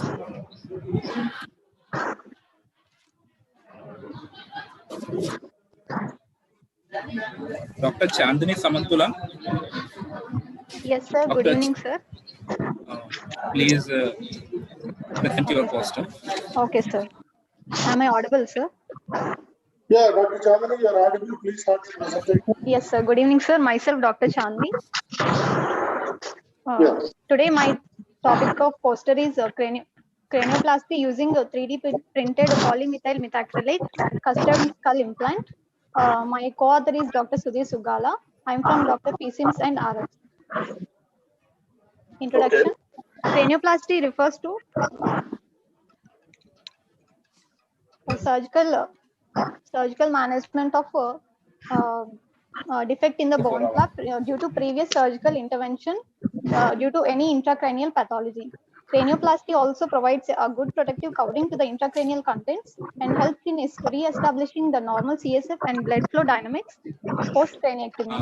Studies also conclude that autologous bone carries a higher reoperation rate, mainly due to resorption. The most cost-effective and widely used option is PMMA, that is a polymer with thermoplastic and radiolucent properties comparable to bone strength. It is easier to design implants using PMMA to fit different shapes of skull defects. However, when the defects are larger, as in decompressive craniectomy, the cosmetic outcome is usually less than ideal. It is difficult to get an ideal fit design, thickness, contour, and smooth surface. 3D printing has gained a widespread medical attention in planning, execution, and analysis for complex surgical scenarios. Hence, by combining computer-assisted design and 3D printing technology, we adapted a cost-effective method and provided a cosmetically accurate implant using PMMA in patients having craniectomy defects without native bone flaps. Case report: a 41-year-old male patient had underwent right frontotemporal decompressive hemicraniectomy after a road traffic accident. His native bone flap was discarded due to infection. On examination, he was conscious and oriented with left hemiparesis of 4 out of 5 muscle power grading scale. He underwent a thin 1 mm cut CT scan brain and underwent 3D reconstruction template formation, and a PMMA flap was designed. He underwent the procedure and had a good cosmetic outcome. Here is the operative findings. In picture 1, this is the computer assisted design. In figure 2A, it is the template with bone flap. 2B is intraoperative final image with perfect fit. And picture 3A is the pre-op photo of the patient. And picture 3B is the post-operative image. Discussion. The technique described In this study, using computer-assisted design and 3D printing technology gives ideal cosmetic effect and cost effectiveness. The major advantage of this system is reusability without adding any additional production costs.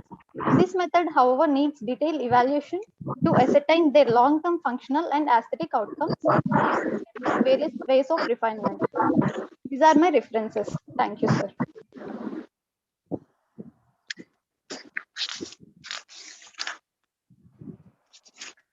Hello, Dr. Chandani. Yes, sir. What are the complications of this surgery? Complications of 3D implants, sir. Yeah. At the acute present, these are found to be most effective because in most cases due to severe traumatic brain injuries, so we cannot find the patient's native bone flaps, sir. In such scenarios, 3D printing technology proved to be very effective, sir, and cost effective and good cosmetic outcomes, sir. Okay. Is there any chances for rejection on this? No, sir. There is no chance of rejection, sir. As PMMA is inert material. No chance at all? There is no chance of rejection, sir.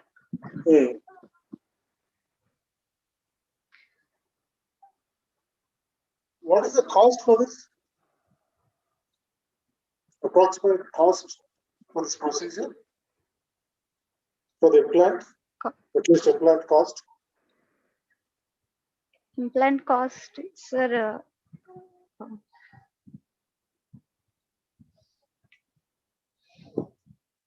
So, no idea? Yes, sir.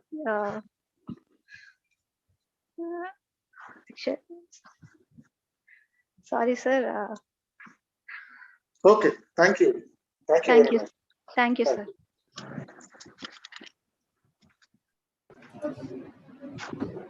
We will move on to the next presenter. Yeah, please go proceed, sir.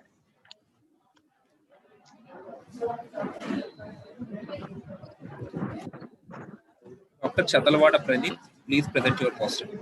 Yes, sir. Dr. Chatalwada Pranit. Yes, sir. Am I audible, sir? Yeah, very much. Please proceed, Pranit. Yeah, yes, sir. Is it audible, sir? Yeah. Yes. Good evening, sir. My name is Dr. Chatalwada Pranit. I am from Dr. Pinnamneni Siddhartha Medical College, Chanotpalli, and my co-author is Dr. Sudhir Suggala. And today's my topic title is Poor Grade Ruptured Basilar Top Aneurysm, which with hybrid neurosurgical management. Coming to the introduction, neurosurgical clipping used to be the standard treatment for ruptured intracranial aneurysms. Results are poor, especially in basilar top aneurysms. Hello, sir. Is it audible? Yeah, very much. Please proceed. Okay, sir. Okay, sir. Results are poor, especially in basilar top aneurysms, probably because of the proximity of the perforating brainstem vessels and the small working space. Treatment with the endovascular detachable coils has gained widespread acceptance, in particular for posterior circulation aneurysms, as they are associated with poor grade subarachnoid hemorrhage and hydrocephalus. Outcome was classified using the Glasgow outcome scale.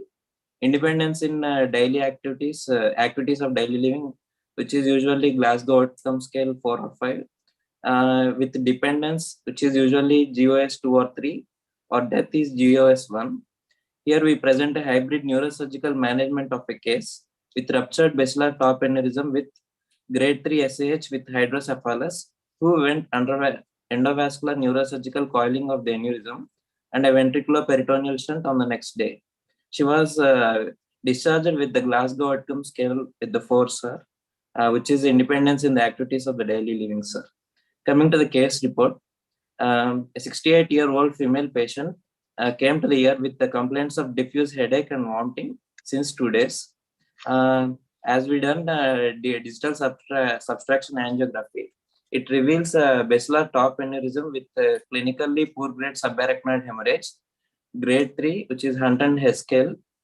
An endovascular coiling was done by the neurosurgeon and a VP shunt was put on the next day. As the hydrocephalus was increasing, patient made uneventful recovery with Glasgow Outcome Scale 4 on discharge.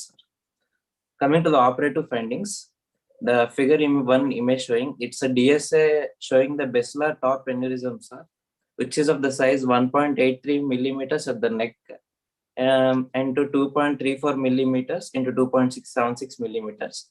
Coming to the figure 2, showing the aneurysm completely coiled using platinum gadolinium coins, or GDC. And coming to the figure 3, it's a AP view of X-ray AP view, sir, showing the coils, sir. And coming to the figure 4, sir, CT brain showing the VP shunt inside, sir. Coming to the discussion, sir, patients with a ruptured basilar top aneurysm have significantly better outcome after coiling than clipping, sir.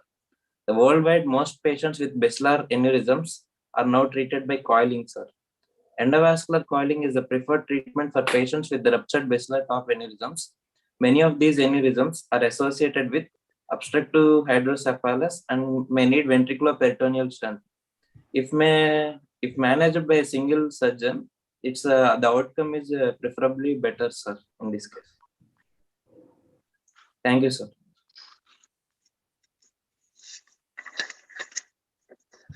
Yeah, Dr. Praneeth. Yes, sir. Can you tell me the types of shunts, VP shunts? Ventriculoperitoneal shunts. What are the types available now? Sorry, sir. What is the shunt inserted now, at least for this patient? In the peritoneum, sir, it's Yeah, usually from the ventricles. From the ventricles, we have to drain to put into the peritoneum, sir. Usually, in these cases, as a hydrocephalus is present, there is an excessive CSF production, sir. So to drain excessive CSF production, we used to manage. What I'm asking is, what is the name of the shunt? VP shunt is a ventriculoperitoneal shunt. There are particular names for that. Gadolinium shunts, platinum GDC shunts, sir. What is the post-op outcome of this patient? She's discharged with Glasgow Outcome Scale 4, sir, which is independence in daily activities, sir. She can able to do her own activities, sir. Okay, Praneeth, thank you very much for the presentation. Can you ask the next presenter to present? Thank you, sir.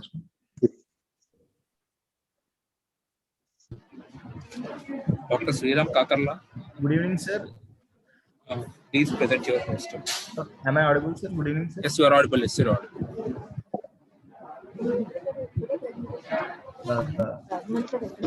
This is not mine.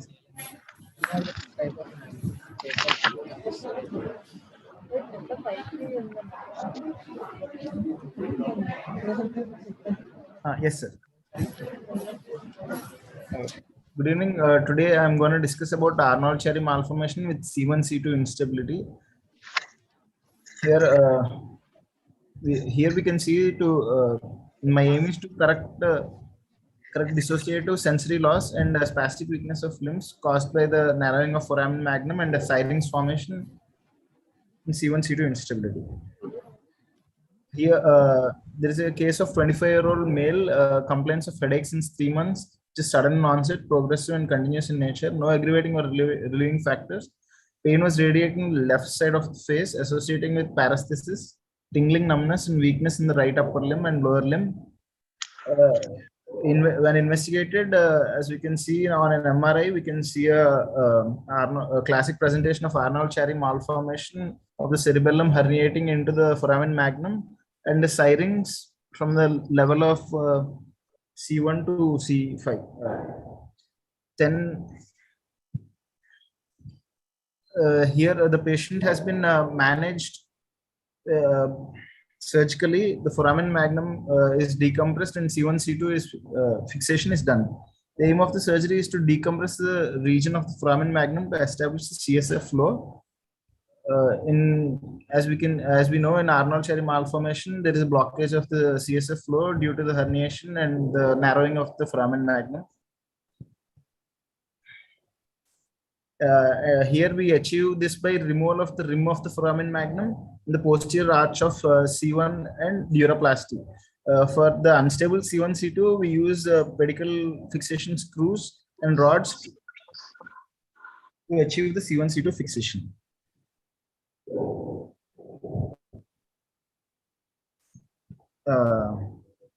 Hence, discussing the results of the surgical intervention, the characteristics headache with all three classical components like the occipital or high cervical pain in the location specifically initiated and not simply worsened by worsened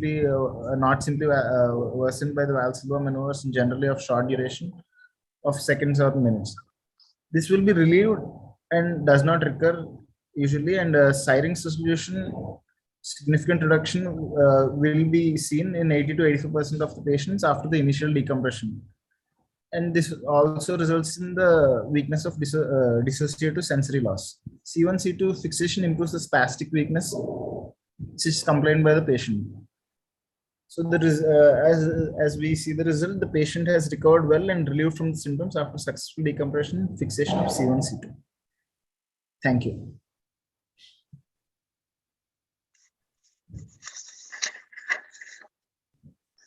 Yeah, Dr. Sriram. Yes, sir. Can you elaborate the symptoms of this patient? Why, with what complaints the patient came in? So the patient came with headache and weakness in the limbs, sir. Okay. So then we have done an MRI and we have noted Arnold-Chiari malformation with C1, C2 instability on X-ray and MRI. So, okay. Patient is an illiterate, so he couldn't explain his symptoms and signs properly. So he only complained of headache and weakness in the limbs. Sir. Okay.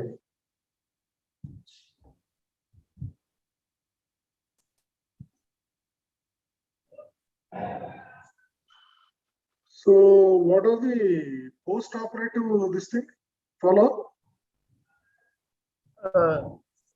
Post-operatively, the patient was relieved from his headache, constant and continuous headache, sir, and his weakness has also improved, sir.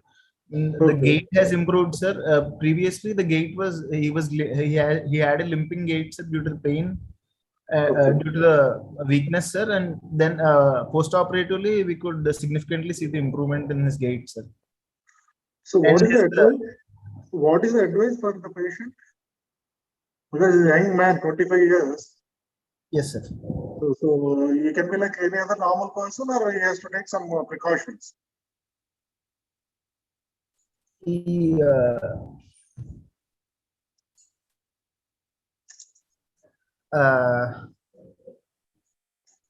could take some precautions regarding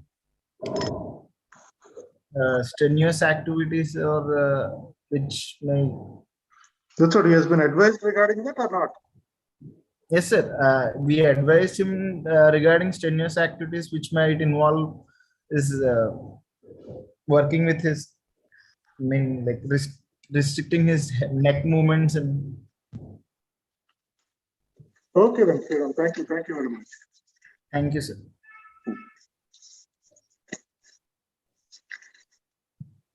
So can we proceed with the next presenter?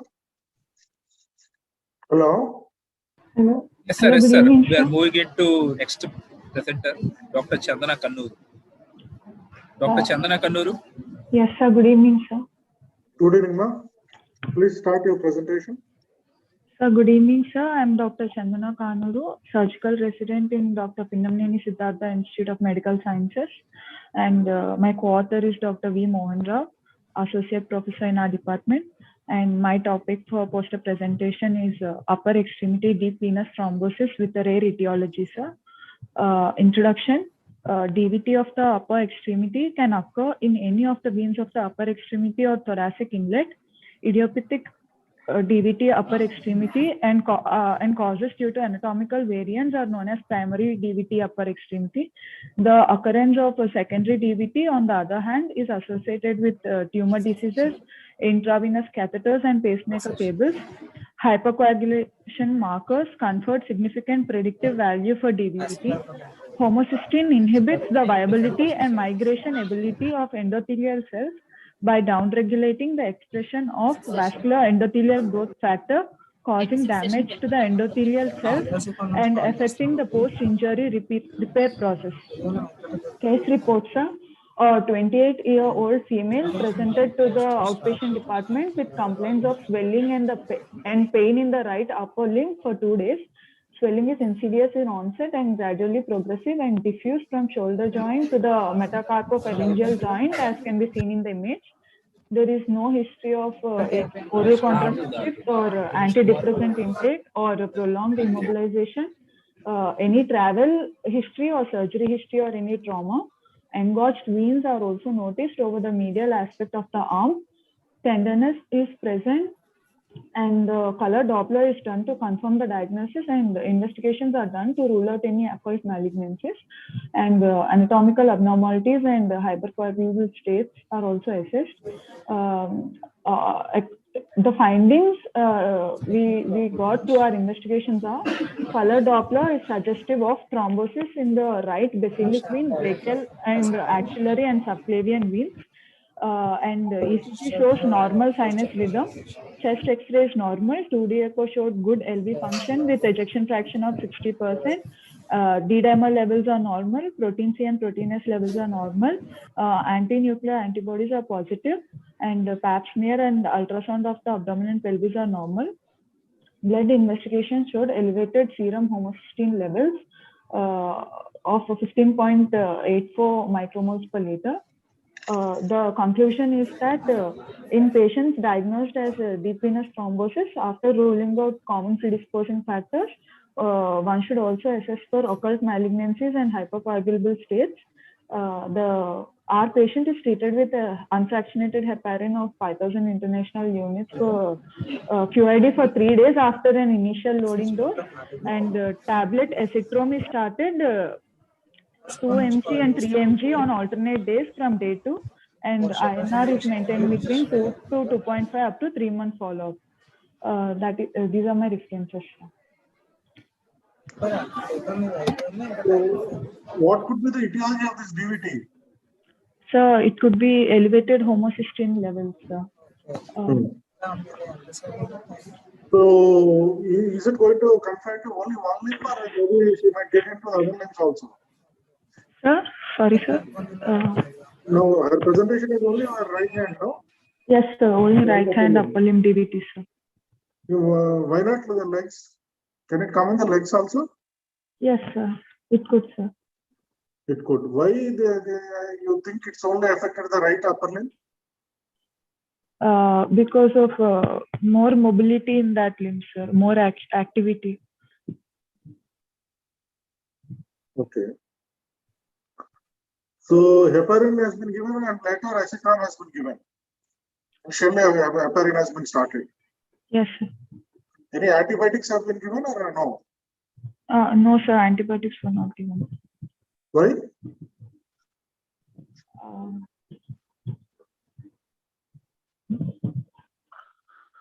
Sir, after the acetron complete, the swelling has come down? Yes, sir. Swelling has come down. Yes, sir. Swelling has come down on day 4 only, sir. After 3 days of heparin therapy, the swelling has decreased significantly, sir. So we have stopped heparin, and then because already 2 days of acetrom was given, we discharged the patient with acetrom therapy of 2 mg and 3 mg on alternate days. And the patient came for regular follow-up for the next 6 months. So we have followed up, and her INR was maintained between 2 and 3, sir. Now she's fine. So now she's not on any anticoagulation? Now she's not on any anticoagulation, sir. Her homocysteine levels are now normal, sir. Because we started on B12 also, sir. Okay. So now her homocysteine levels are 13, sir. So now she's not on any anticoagulation. Okay, then. Thank you. Thank you very much. Yes, sir. Thank you, sir.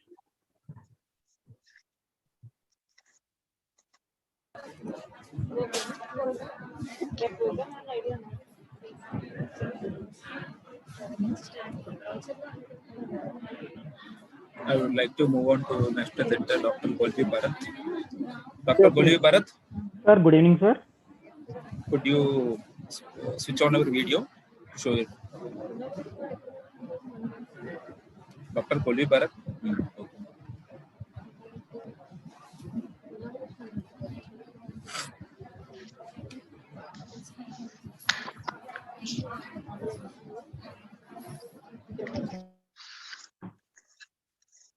Sir, good evening, sir. Yeah, Dr. Bharat, please start your presentation.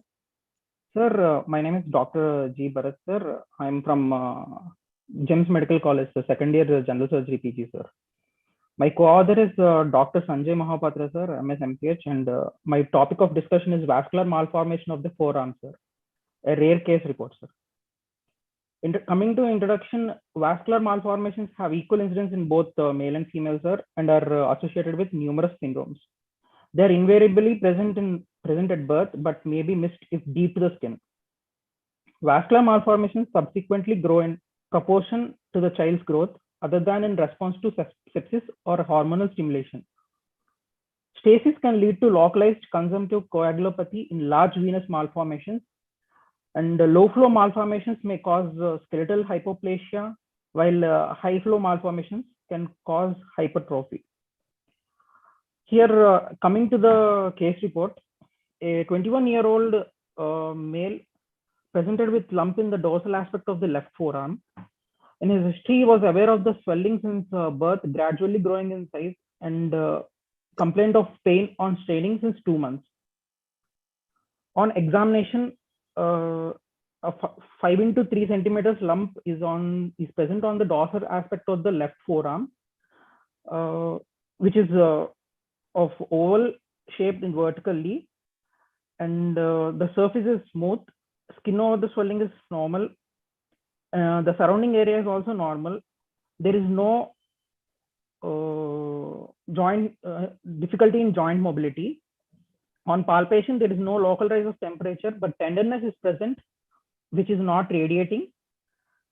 Consistency is soft, no transillumination, no fixity to the skin. No motor or neurological deficit is observed. On investigations, ultrasound shows there is an evidence of complex intramuscular space occupying lesion of size 4 into 2 into 1.5 centimeters, volume approximately 10 cc, noted on the lateral aspect of the left forearm, with central area vascularity. On CT angio, it shows slow flow venous malformation, sir. Intra findings, we opened we gave a curved incision over the left forearm. The muscles are opened, and we found a dilated blood vessel with multiple clots, sir. Total excision is done, sir, and on biopsy and histopathological examination, it shows dilated blood vessels with changes in the thickness of the vessel wall, with foci of ulceration and areas of hemorrhage in the submucosa. Conclusions, sir. Congenital vascular malformations are incidentally identified. Clinical history and examination play a vital role in the diagnosis, sir. Any associated syndrome should be ruled out in all cases of vascular malformation, sir. Thank you, sir.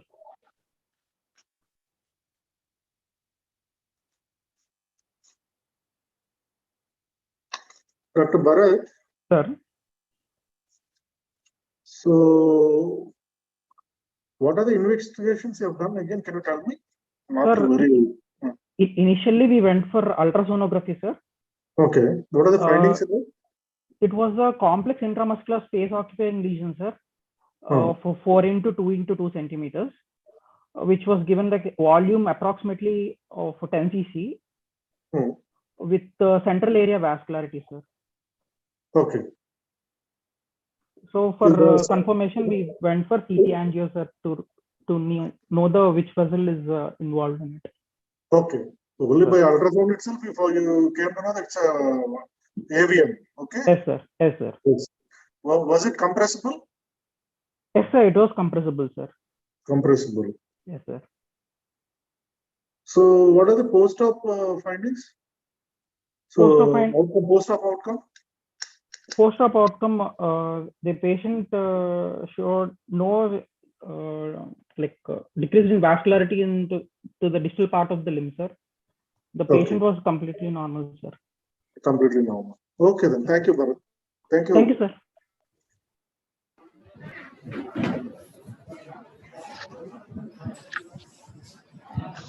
So can we proceed with the next presenter? Yes, sir. Yes, sir. I would like to call Dr. Jayashree to present the poster. Dr. Jayashree, Good evening, sir. Am I please present audible, your sir? poster.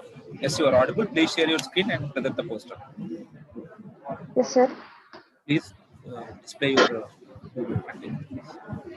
Sharing, sir.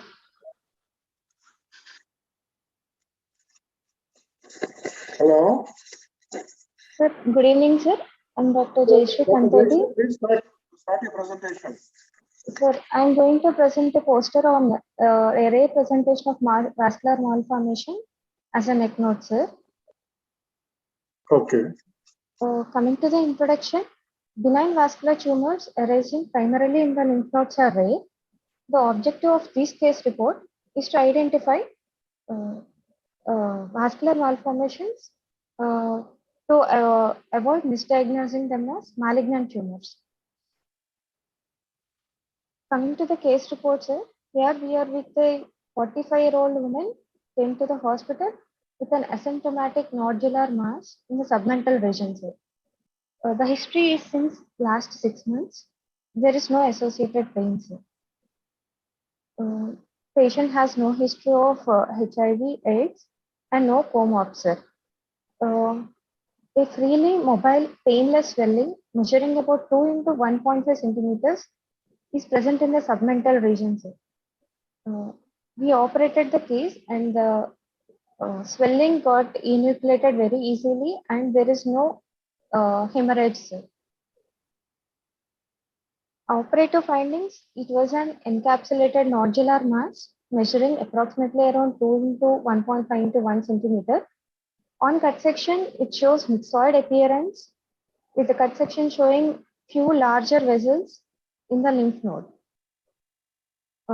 It is lined by clumped endothelial cells with RBC shown in their lumen. And there were no significant neutrophilic infiltrate or areas of necrosis or cytological atopia. Means basically there are no malignant changes. There is no significant mitotic activity. Coming to the conclusion, sir, hemangiomas are benign, mostly benign, which are amenable to simple treatment like simple excision. These should be distinguished from malignant tumors, especially which are occurring in Kaposi sarcoma, which are more common in people suffering with AIDS. This is my presentation, sir.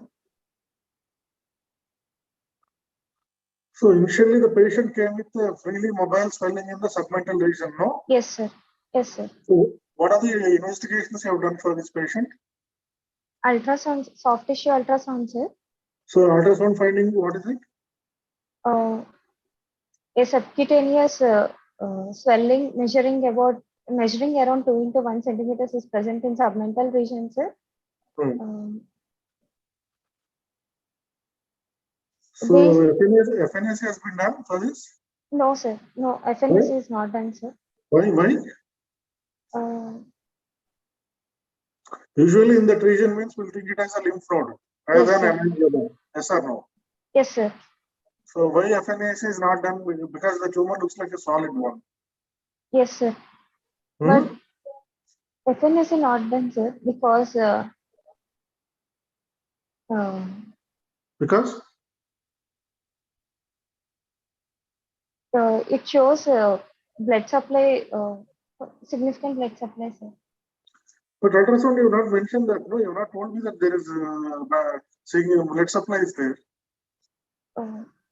Sorry, I forgot mentioning that, sir. But the ultrasound showed significant blood supply, sir. We have not done FNAC, sir. Directly we opened, sir. Okay. Thank you. Thank you very much, doctor. Thank you, sir. Yes.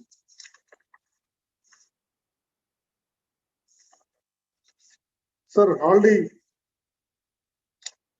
Hello.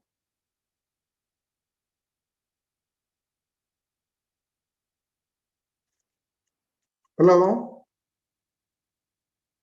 Hello, sir. Sir, already moderator, sir. Hello. Sir, all the presentations are complete, sir. And Sir, I'm there, sir. Hello, sir. I think that's all. I think. You are in the next session. You are in the next session. Okay. Postal 107. Okay. Please don't confuse. Thank you for sharing the session, sir. Dr. Ram. Okay. Thank you very much, sir. Doctor. Thank you. Thank you, sir. Thank you, sir.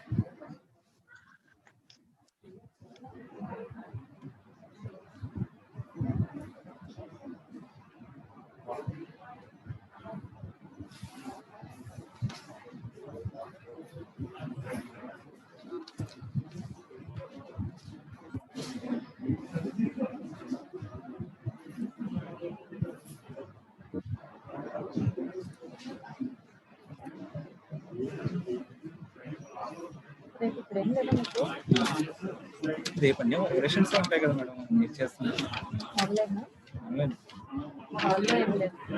అంటే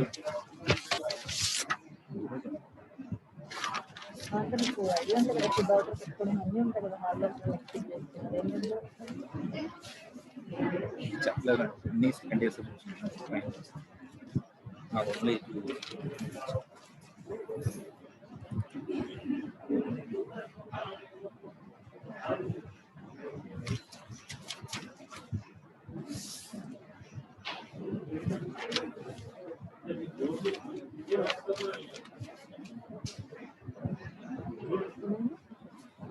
అందరూ వచ్చేట్లేదు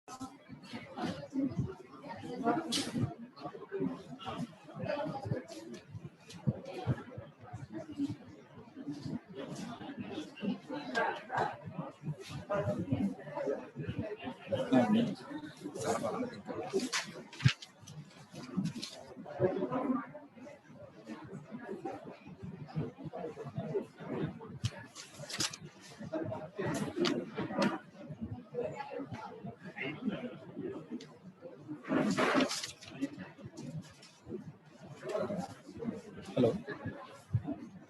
Hello. Login now. Login. Login again. Hello. Hello. Am I audible, sir?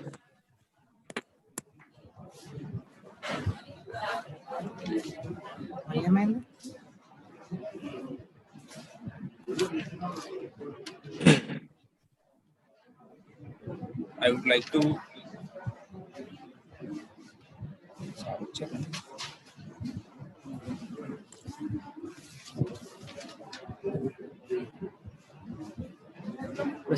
phone there. Login.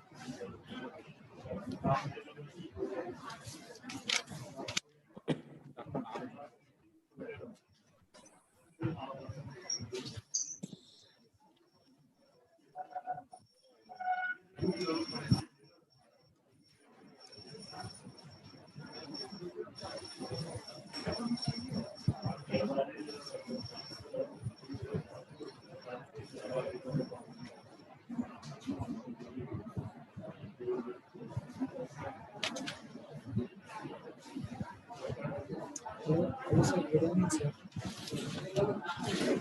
Sir, Apasicon నుంచి call చేస్తున్నాను sir workshop sir. Yes sir yes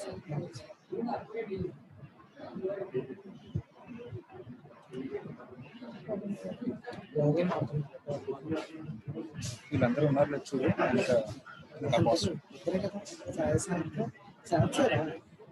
అక్కడ వేరే వెనక vascular surgery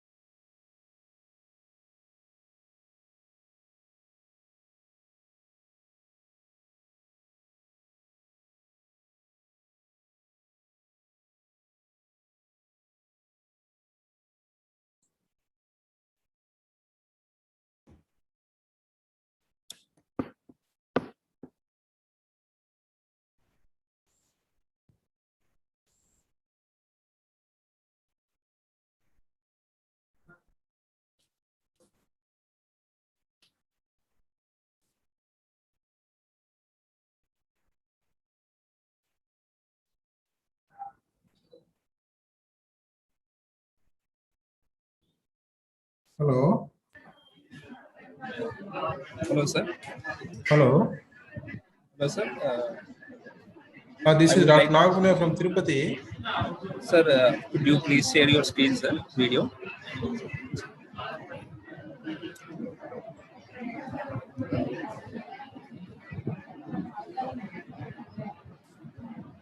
Hello, is it okay now? Yes, sir. You are visible, sir. Yeah. Presenters, I would like to introduce Dr. Nagamunaya, respected Professor of Surgery, SVMC Tirupati, who is a prolific vascular and a plastic surgeon. I would like to start the session. Sir. Sir, good evening, sir. Good evening, ma. Good evening. Who is Durga Rao? Yes, sir. Sir, good evening, sir. I'm Durga Rao, sir. Durga Rao, good evening. Very good evening. You can begin. You know Sir. the timing, no? Yes, sir. You have got 5 minutes and 2 minutes Yes, for sir. discussion. Yes, sir. Please maintain the time. Yeah? Okay, sir. Okay. Good evening, sir. My title, a stage surgical repair of large dermal AV malformation in a 6-year-old girl. Myself, I'm Adar. My co-author, Dr. M. Ravikiran, Assistant Professor, and MS MJ CTA surgeon, sir. Sir, introduction, background. Treating a dermal AV malformation is a difficult task. Embolization, sclerosis, surgical excision carries a risk of skin necrosis, requiring a revision of surgery and flap coverage. Case report. A 6-year-old girl came with the complaints of swelling in the lateral aspect of the right knee joint since childhood, which is small in size, initially progressing slowly with the age and attained the present size. On examination, a single swelling of size 10 centimeter vertically, 6 centimeter horizontally near posterior lateral aspect of the right knee joint with the infiltrative bluish pink skin over the swelling and which is compressible. On MRI angiograph, numerous arterial feeders from all around the lateral aspect of the knee joint. Operative findings. Initially, we planned the surgery in 2 stages. First stage we are done, and in first stage we approach the posterior lateral aspect of the knee joint. We ligate the feeders on posteriorly underneath the AV malformation and placement of polyprofile mesh in its bed in order to prevent neovascularization of AV malformation. Implantation of 3.5 centimeter wide polypropylene mesh strips inside the AVM to induce thrombosis and fibrosis in AVM. Only anterior feeders are untouched to preserve skin vascularity. Second stage, anterior approach to ligate the remaining feeders will be done. Planned after 6 months. Discussion. We are describing a case of congenital AV malformation gradually increasing in size, causing a cosmetic concern, and because of its location in lateral aspect of the right knee joint, it was prone to injury with the risk of heavy bleeding. Hence, early surgical intervention was indicated in this case. However, because of dermal involvement, it could not be excised. So we planned staged revascularization and techniques to prevent neovascularization, induce sclerosis in the. You finished? Hello. Thank you, sir. You finished your slide? Sir. Yes, sir. Okay. So on MR angiogram, which vessel to which vessel it is attached? Did you see that? Sir, there is no named vessels, sir. In AV malformation, there is the feeding vessels will be there, sir, posteriorly, and lateral, sir, medially 2 centimeter distance. We'll see the common perineal nerve, sir. Oh, nerve is nearby. Yes, sir. Okay. Why you have selectively devascularized only posterior aspect, Babu? Sir, because of there is more involvement of the posterior aspect, sir. And in posterior aspect approach, we number of feeder ligation will very easy, and in bed of the complete bed is related to the medial aspect. That's why we place the proline mesh, sir, in bed of AV malformation. How does this proline helps? Proline itself it causes the fibrosis, sir. So on bed of the AV feeding vessels, it causes the fibrosis and it prevents the further neovascularization, sir. If the bed becomes fibrous, will it not be difficult in second stage to lift the mass? In second stage, it approach will be completely changed, sir, because we left the anterior feeding vessels only, sir, because for the skin vascularization. So second stage, you will go through the anterior aspect. Yes, sir. Okay. Why don't you try this embolization or something to occlude the vessels? If embolization is done, complete vessel obstruction will be there, sir. So that's why we prevent the necrosis of the skin and further increasing of neovascularization will done that, sir. So I think to save the skin only, you Yes, have sir. Yes, taken sir. a different approach. Yes, sir. Yes, sir. Instead of the conventional approaches. Yes, sir. Okay, Babu, it's nice to meet you. Thank So you, I sir. think the second stage is still pending. Yes, sir. Second stage will plan. You have done only the first part. Yes, sir. Yes, sir. Thank you. Thank you. Thank you so much, sir. Thank you so much, sir. Okay, sir. Bye, sir.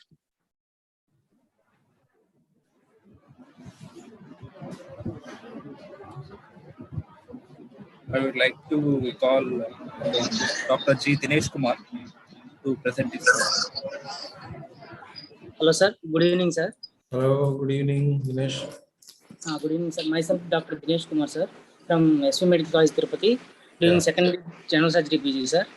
Sir, my topic is recurrent arterial malformation of scalp, sir. Sir, my co-authors are Dr. Shobharani, MSDGO, Professor and HOD of General Surgery, Dr. Babu Rao, sir, Dr. Sirisha Madam, both are plastic surgeons, sir. So, introduction, sir. Sir, AV malformation is a collection of blood vessels where arterial blood directly drains into veins without interposing capillary beds in subcutaneous plane of scalp. Most frequent sites of involvement are frontal, temporal, parietal regions, which most frequently arising from external carotid artery. It's a case report, sir. A 32-year-old female patient presented with complaints of swelling of scalp on the left side of scalp near parieto-temporal region. She was initially operated for AVM on the left side of the scalp 3 years back, which was arising from external carotid artery, for which exploration and ligation of external carotid artery was done, sir. And primary closure was done, sir. Now patient presented with recurrence of AM due to feeder vessels from external carotid artery and ophthalmic artery of the right side, sir. So MR, we would have done an MR angiogram, sir, showing prominent vascular channels suggesting AVM noted at left high frontoparietal regions of scalp tissue. Prominent vascular channels noted diffusely involving the scalp tissue in bilateral frontoparietal convexities. Patient was posted for surgery and feeder vessels were ligated from external carotid artery and ophthalmic artery of the right side, and AVM excision was done and split thickness skin graft was placed, sir. Post-operative period was uneventful, sir. Operative findings, sir. Multiple feeder vessels from external carotid artery and ophthalmic artery were identified and ligated. Mass has been excised and split thickness skin graft has been done, sir. First operation was done on 27 February 2018, sir, where there is a photo showing that vascular malformation of scalp, sir. There is an incision on the lateral aspect of the nerve on the left side. So through that we have ligated the external carotid artery, sir. So here AV malformation has been excised and primary suturing has been done, sir. And now the patient presented with recurrence after 3 years, sir, with a swelling on the left frontoparietal region, sir. You can see that in the slides, sir. And contralateral collators has been marked on the right side, sir. So we have excised the mass and we have placed the split thickness skin graft, sir, and we can see all the feeder vessels from the collateral side has been ligated, sir.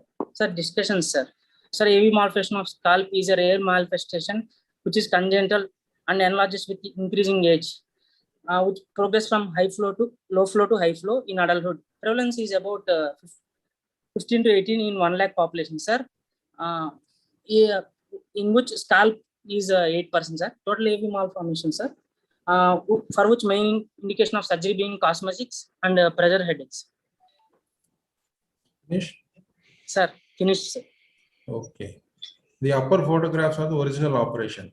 Sir, 3 years back, sir. 3 years back. Second line is from now. Yes, sir. Second presentation from now, sir. Okay. You said the branches are coming from the external carotid artery. The feeders are coming from external carotid artery. Yes, sir. Yes. Exactly which branch of the external carotid is supplying this? Sir, superficial Did you temporal see artery. MR angiogram? Yes, sir. We have done an MR angiogram, sir. Sir, superficial temporal artery, sir. Yeah, you should have mentioned it specifically.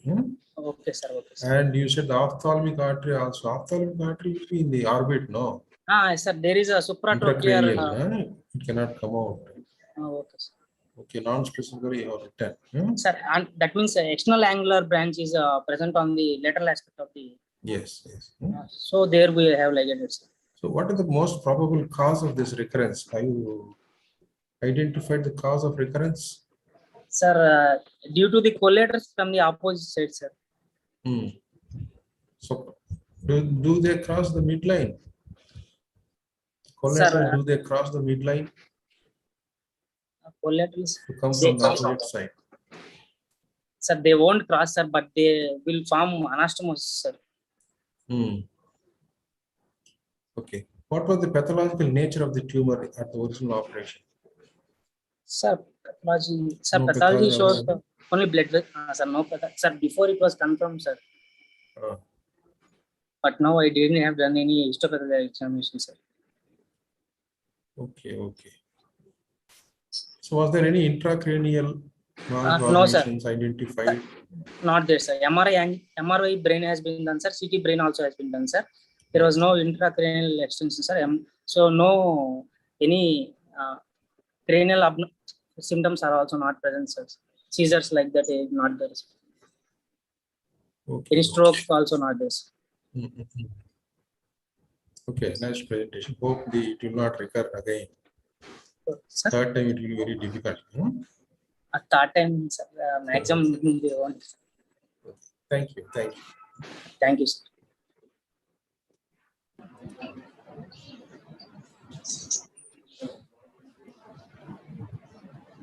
Dr. Madhavi Akireti. Dr. Madhavi Akireti.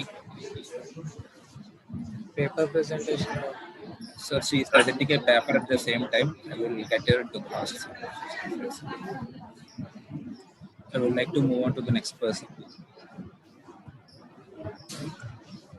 Dr. Sai Sanath. Dr. Sai Sanath. Dr. Sai Sanath.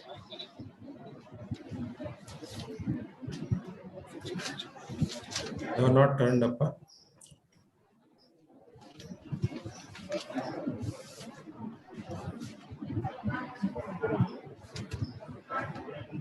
Dr. Sai Sanath.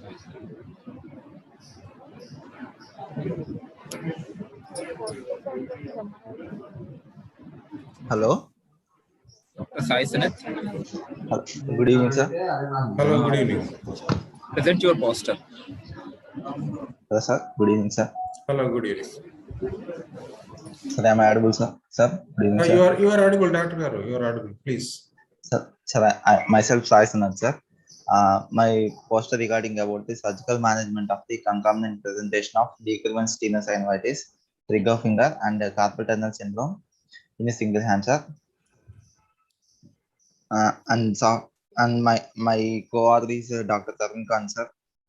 He's MBBS MS and plastic surgeon, sir. And I'm from Dr. Pinamani Siddhartha Institute of Medical Sciences and Research Foundation, sir. And soft tissue affection of hand like carpal tunnel syndrome and decurvent stenosynovitis and trigger finger are frequently encountered and hand affections in the recent times, sir. Decurvent stenosynovitis is frequently seen in the women of age more than 13 years old with an incidence of 2.8% per 1,000 persons in a year, women and 0.6 per 1,000 person years in men. Trigger finger usually occurs in 5th to 6th decades of the life, and the incidence of the trigger finger is 2 to 3% in normal individuals. Carpal tunnel syndrome and decurvent stenosynovitis. The incidence is 6 times more common in the women. Sir, incidence of trigger finger is most common in ring finger and least common in the little finger. So the incidence of the carpal tunnel syndrome is reported to be 79% in women and 20% in the men, with the mean age presentation of being 55 years. And I'm going to report a 32-year-old lady with a decurvent stenosynovitis and a trigger finger and carpal tunnel syndrome, all are occurring concomitantly in the same hand. 32-year-old homemaker came to the hospital with complaints of tingling and numbness involving the lateral 3 fingers of the left hand, associated with the difficulty in the flexion of the left index finger at the metacarpophalangeal joints and pain at the anatomical snuff box region on ulnar deviation of hand. Since 2 months, she had tingling and numbness involving the lateral 3 fingers, which increased in severity and leading to the sleep disturbances of her daily life and also her daily life activity. Later, she observed difficulty in flexion of the left index finger, along with locking and unlocking sensation during the finger movements. In the examination revealed that there is restricted active flexion of the index finger with a tenderness over the volar aspect of the metacarpophalangeal joint. And on the radial tenderness present over the radial styloid region also. Finkelstein test was also positive, and Tinel sign and the balance test were also positive in the left hand. Sensations like touch, vibration, and 2-point discriminations were present in this lady. high resolution ultrasound of the left wrist joint was suggestive of decurrent stenosynovitis. And nerve conduction study, there is a latency in velocity of sensory and motor nerve of the median nerve. It's suggestive of the carpal tunnel syndrome. My operative findings are she was treated conservatively for 2 weeks, but the patient presented with the OPD again with persistent symptoms. She was taken up for decompressive surgery. Intraoperatively, first compartment of the extensor retinaculum was inflamed and fibrous, which was released, and the median nerve was released from the carpal tunnel. Fibrous A1 pulley was decompressed with release of flexor distorum profundus and flexor distorum superficialis tendons. Splint was applied for the 2 weeks, and then physiotherapy was started. She was returned to her normal daily routine activities by the end of the 3rd week of the post-operative period. Conclusion is the concomitant presentation of the carpal tunnel syndrome and decurrent tenosynovitis. Trigger finger was not uncommon, and they can be managed surgically in the single stage procedure, which yields better results. In my case, this lady is medical resistant to the medical management for injection in corticosteroid injections and splinting and non-steroidal anti-inflammatory drugs. That's why we have taken for the decompressive surgeries. Finish, Dr. Garu? Hello? Hello, sir. Hello, am I audible? Yes, sir. Okay. So what is the total duration of these symptoms, Babu? Sir, 2 months, sir. 2 months only. So why you have taken early decision on operation? You might have observed her and conservative treatment for some more time, brother. Yes, sir. In the first week of the her complaints, she attended our OPD, sir. We started immediately the non-steroidal anti-inflammatory drugs and corticosteroid injections, sir. And we observed her for 2 weeks, and she Not complained. responding. Sorry. Yes, sir. Okay. So in the case report, you said the index finger is unable to flex the index finger. Yes, sir. Okay, when do you see the involvement of the index finger in median nerve damage? Sir, will you see it when it is damaged at the wrist joint or at the elbow joint, Babu? Excuse me, sir. I didn't get you, sir. Okay, sir. So your case is the median nerve should be involved in the wrist joint level. Yes. Yes, sir. If it is there involved there, do you see the index finger involvement? You should have checked it before. And have you evaluated the causes of the carpal tunnel syndrome? Other causes like diabetes, hypothyroidism. Yes, she is not a diabetic, sir. She is not a diabetic, and we have sent the thyroid profile also. She is not a hypothyroid patient. She is not hypothyroid. No thyroid disorders, and we have sent for the rheumatoid factors, and it is also negative, sir. So RA factor is also negative. Okay, so you have ruled out everything. Yes, sir. Collectively, no any history one of diagnosis can you give for this case with multiple involvement? All the three things, multiple diseases are there for this lady. Collectively, what one diagnosis can you give?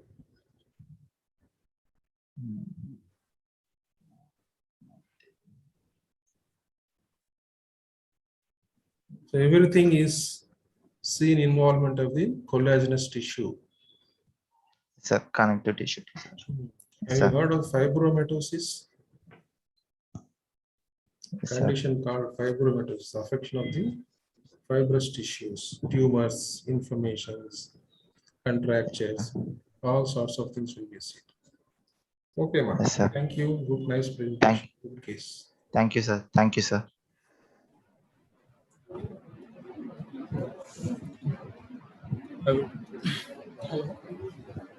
I would like to invite Dr.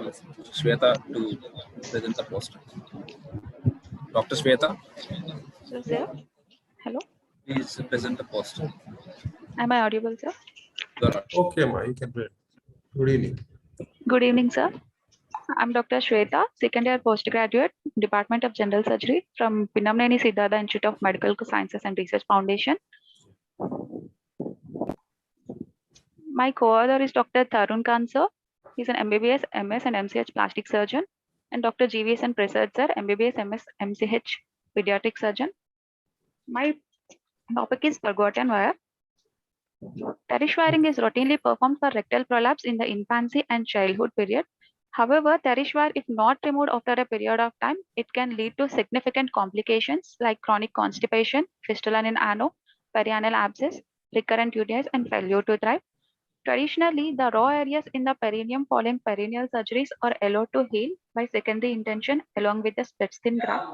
However, this method of wound cover అయిపోయిందిరా results in అరే ఎందుకురా నువ్వు అరే prolonged ఎందుకు ఎది పప్పలా behave చేస్తున్నావు ఎందుకు నువ్వు ఎది పప్ప అవుతున్నావు prolonged motor Okay, no problem. You pain, can wound continue. scarring leading to functional disability. Case report.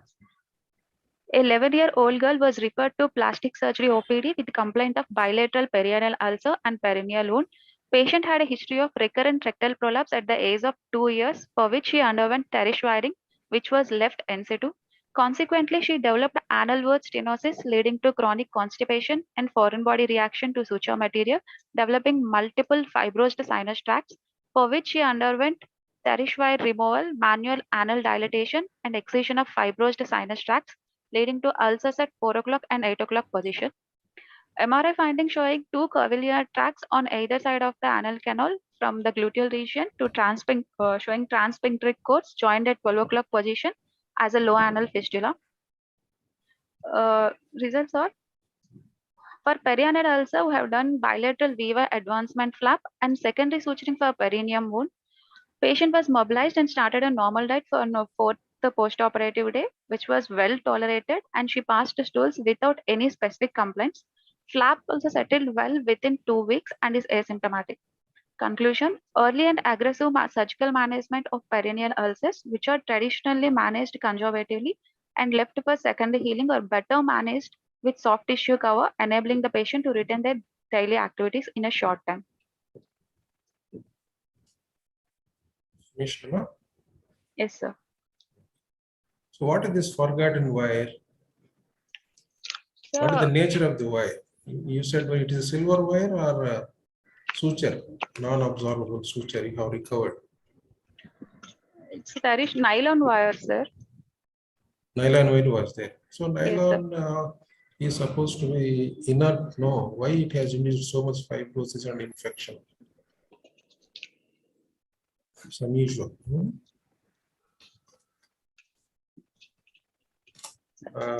It was left for longer periods, sir, Yeah. for about eight years.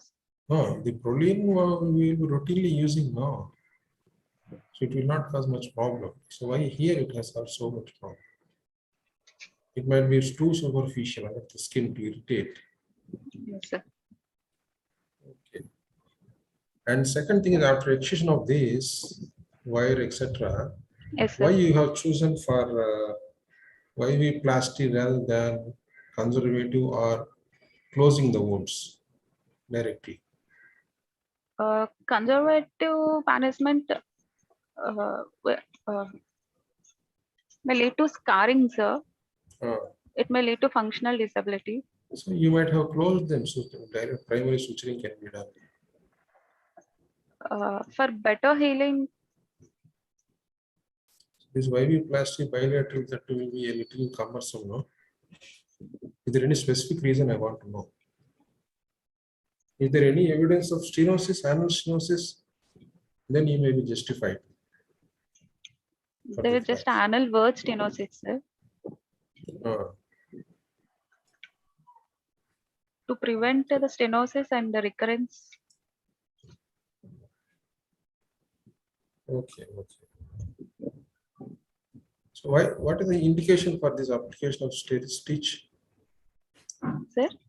Why the tear stitch was applied for this girl? Patient had a history of rectal prolapse, sir. Full thickness rectal prolapse. During infancy. During infancy, sir.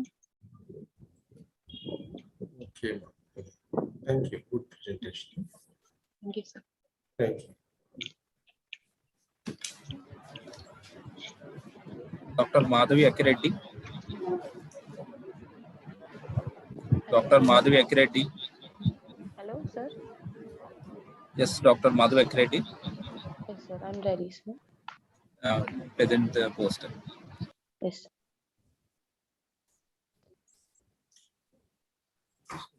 So, good evening, sir. I'm Dr. Good evening, Madhavi ma'am. Good evening. Akireddy, sir. I'm from Alluri Sitaram Raju Academy of Medical Sciences, sir. Oh. My co-author is Dr. D. Lokanathan and Dr. B. Sandeep, sir. Today, I'm presenting on lymphangioma and the left axilla case report, sir.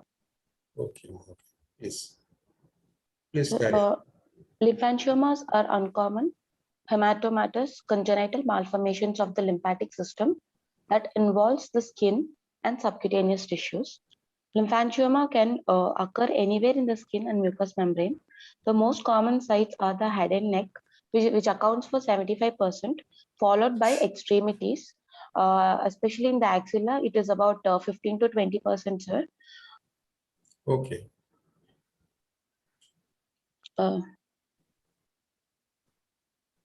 Yes. And then buttocks and back, sir. Yes, yes. Deeper cystic lesions usually occur in the areas of loose areolar tissue, typically the neck, the axilla, and the groin. Their skin involvement ranges from small, well-demarcated areas to large, diffuse regions with unclear borders. The classification is based on the depth and the size of the abnormal lymph vessels. Sir. Case report. A 16-year-old male patient presented with swelling in the left axilla since 4 months. It was small when noticed for the first time 4 months back and gradually progressed and attained the present size. No history of trauma, no history of fever, no history of pain, no history of any other swelling. On examination, a solitary cystic swelling in the left axilla with well-defined borders, as we see the picture over here, sir.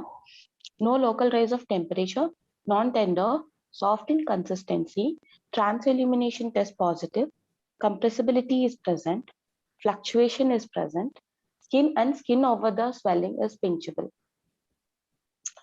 On MRI contrast, we have asked the patient to take an MRI contrast to see whether the tumor is infiltrating the vessels around it to confirm it before surgery. So it showed an evidence of a well-defined multiloculated cystic lesion with internal septa, which is high signal intensity on T1 and T2. Lesion is bounded superiorly and laterally by subclavian and axillary vessels. Features represents lymphatic malformations, sir. Okay. Operative findings. A solitary cystic swelling of 12 into 4 into 7 centimeters with multiloculated cystic lesion was identified. Excision was done. Axillary vein is bounded superiorly and laterally. Inferiorly bounded by thoracodorsal vessels and a long thoracic nerve, which was separated and preserved, sir. Okay. Conclusion. Lymphangioma of the head and neck are benign neoplasms and 75% common in head and neck, only 20% in axilla, which are easy to diagnose. Surgical intervention represents the treatment of choice. And after the surgery, we have sent the specimen to biopsy, sir, which showed a multiple blood-filled cystic spaces lined by flat end epithelium, sir, which confirms lymphangioma, sir. Lymphangioma. You are saying lymphangioma and you said multiple blood-filled spaces are seen. Yes, sir. It's like a cavernous lymphangioma, sir. Actually, there is 3 types of lymphangioma. Sir? There must be lymph in the cavities. Blood Yes, vessels sir. must be outside the cavity. Yes, sir.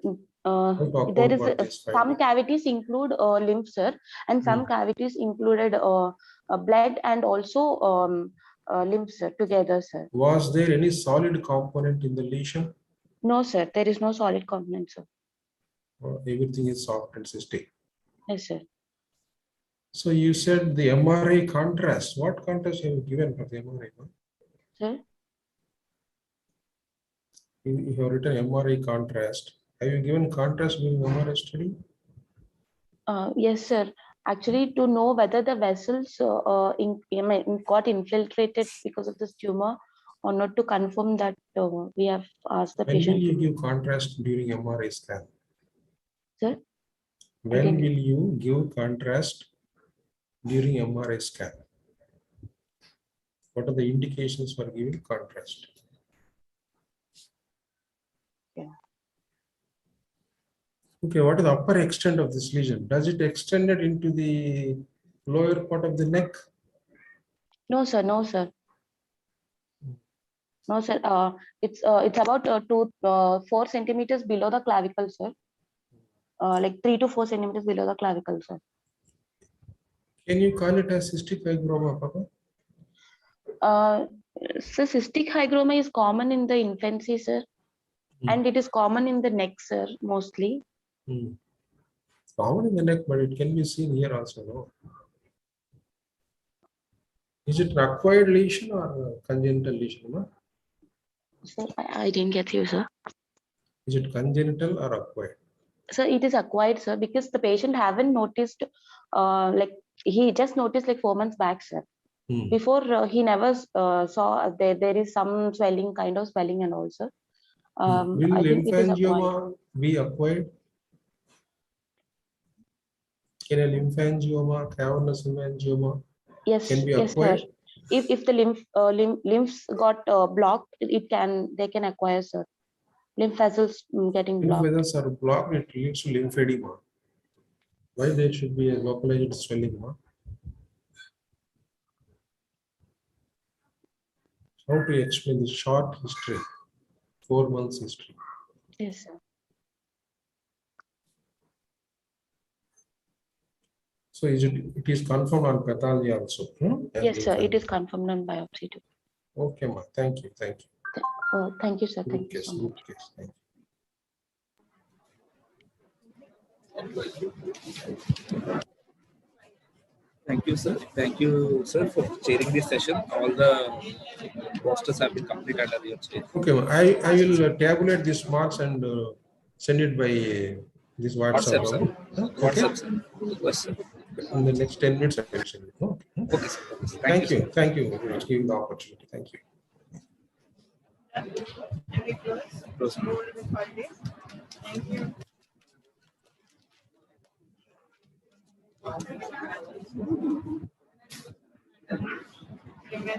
Thank you, madam.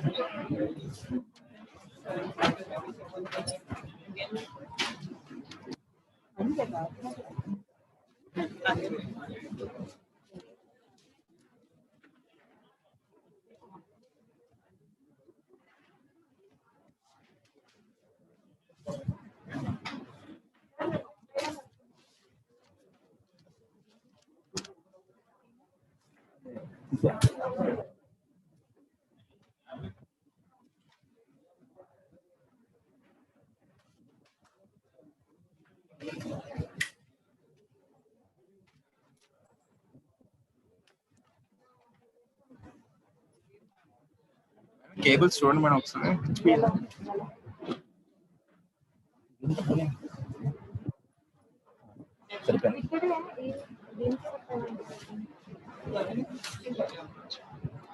Laptop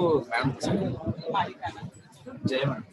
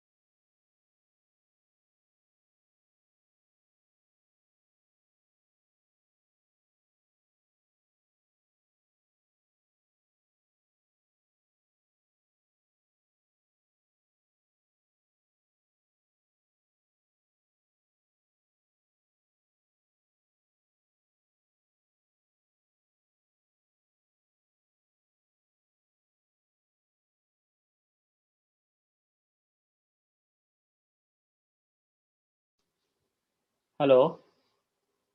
Hello.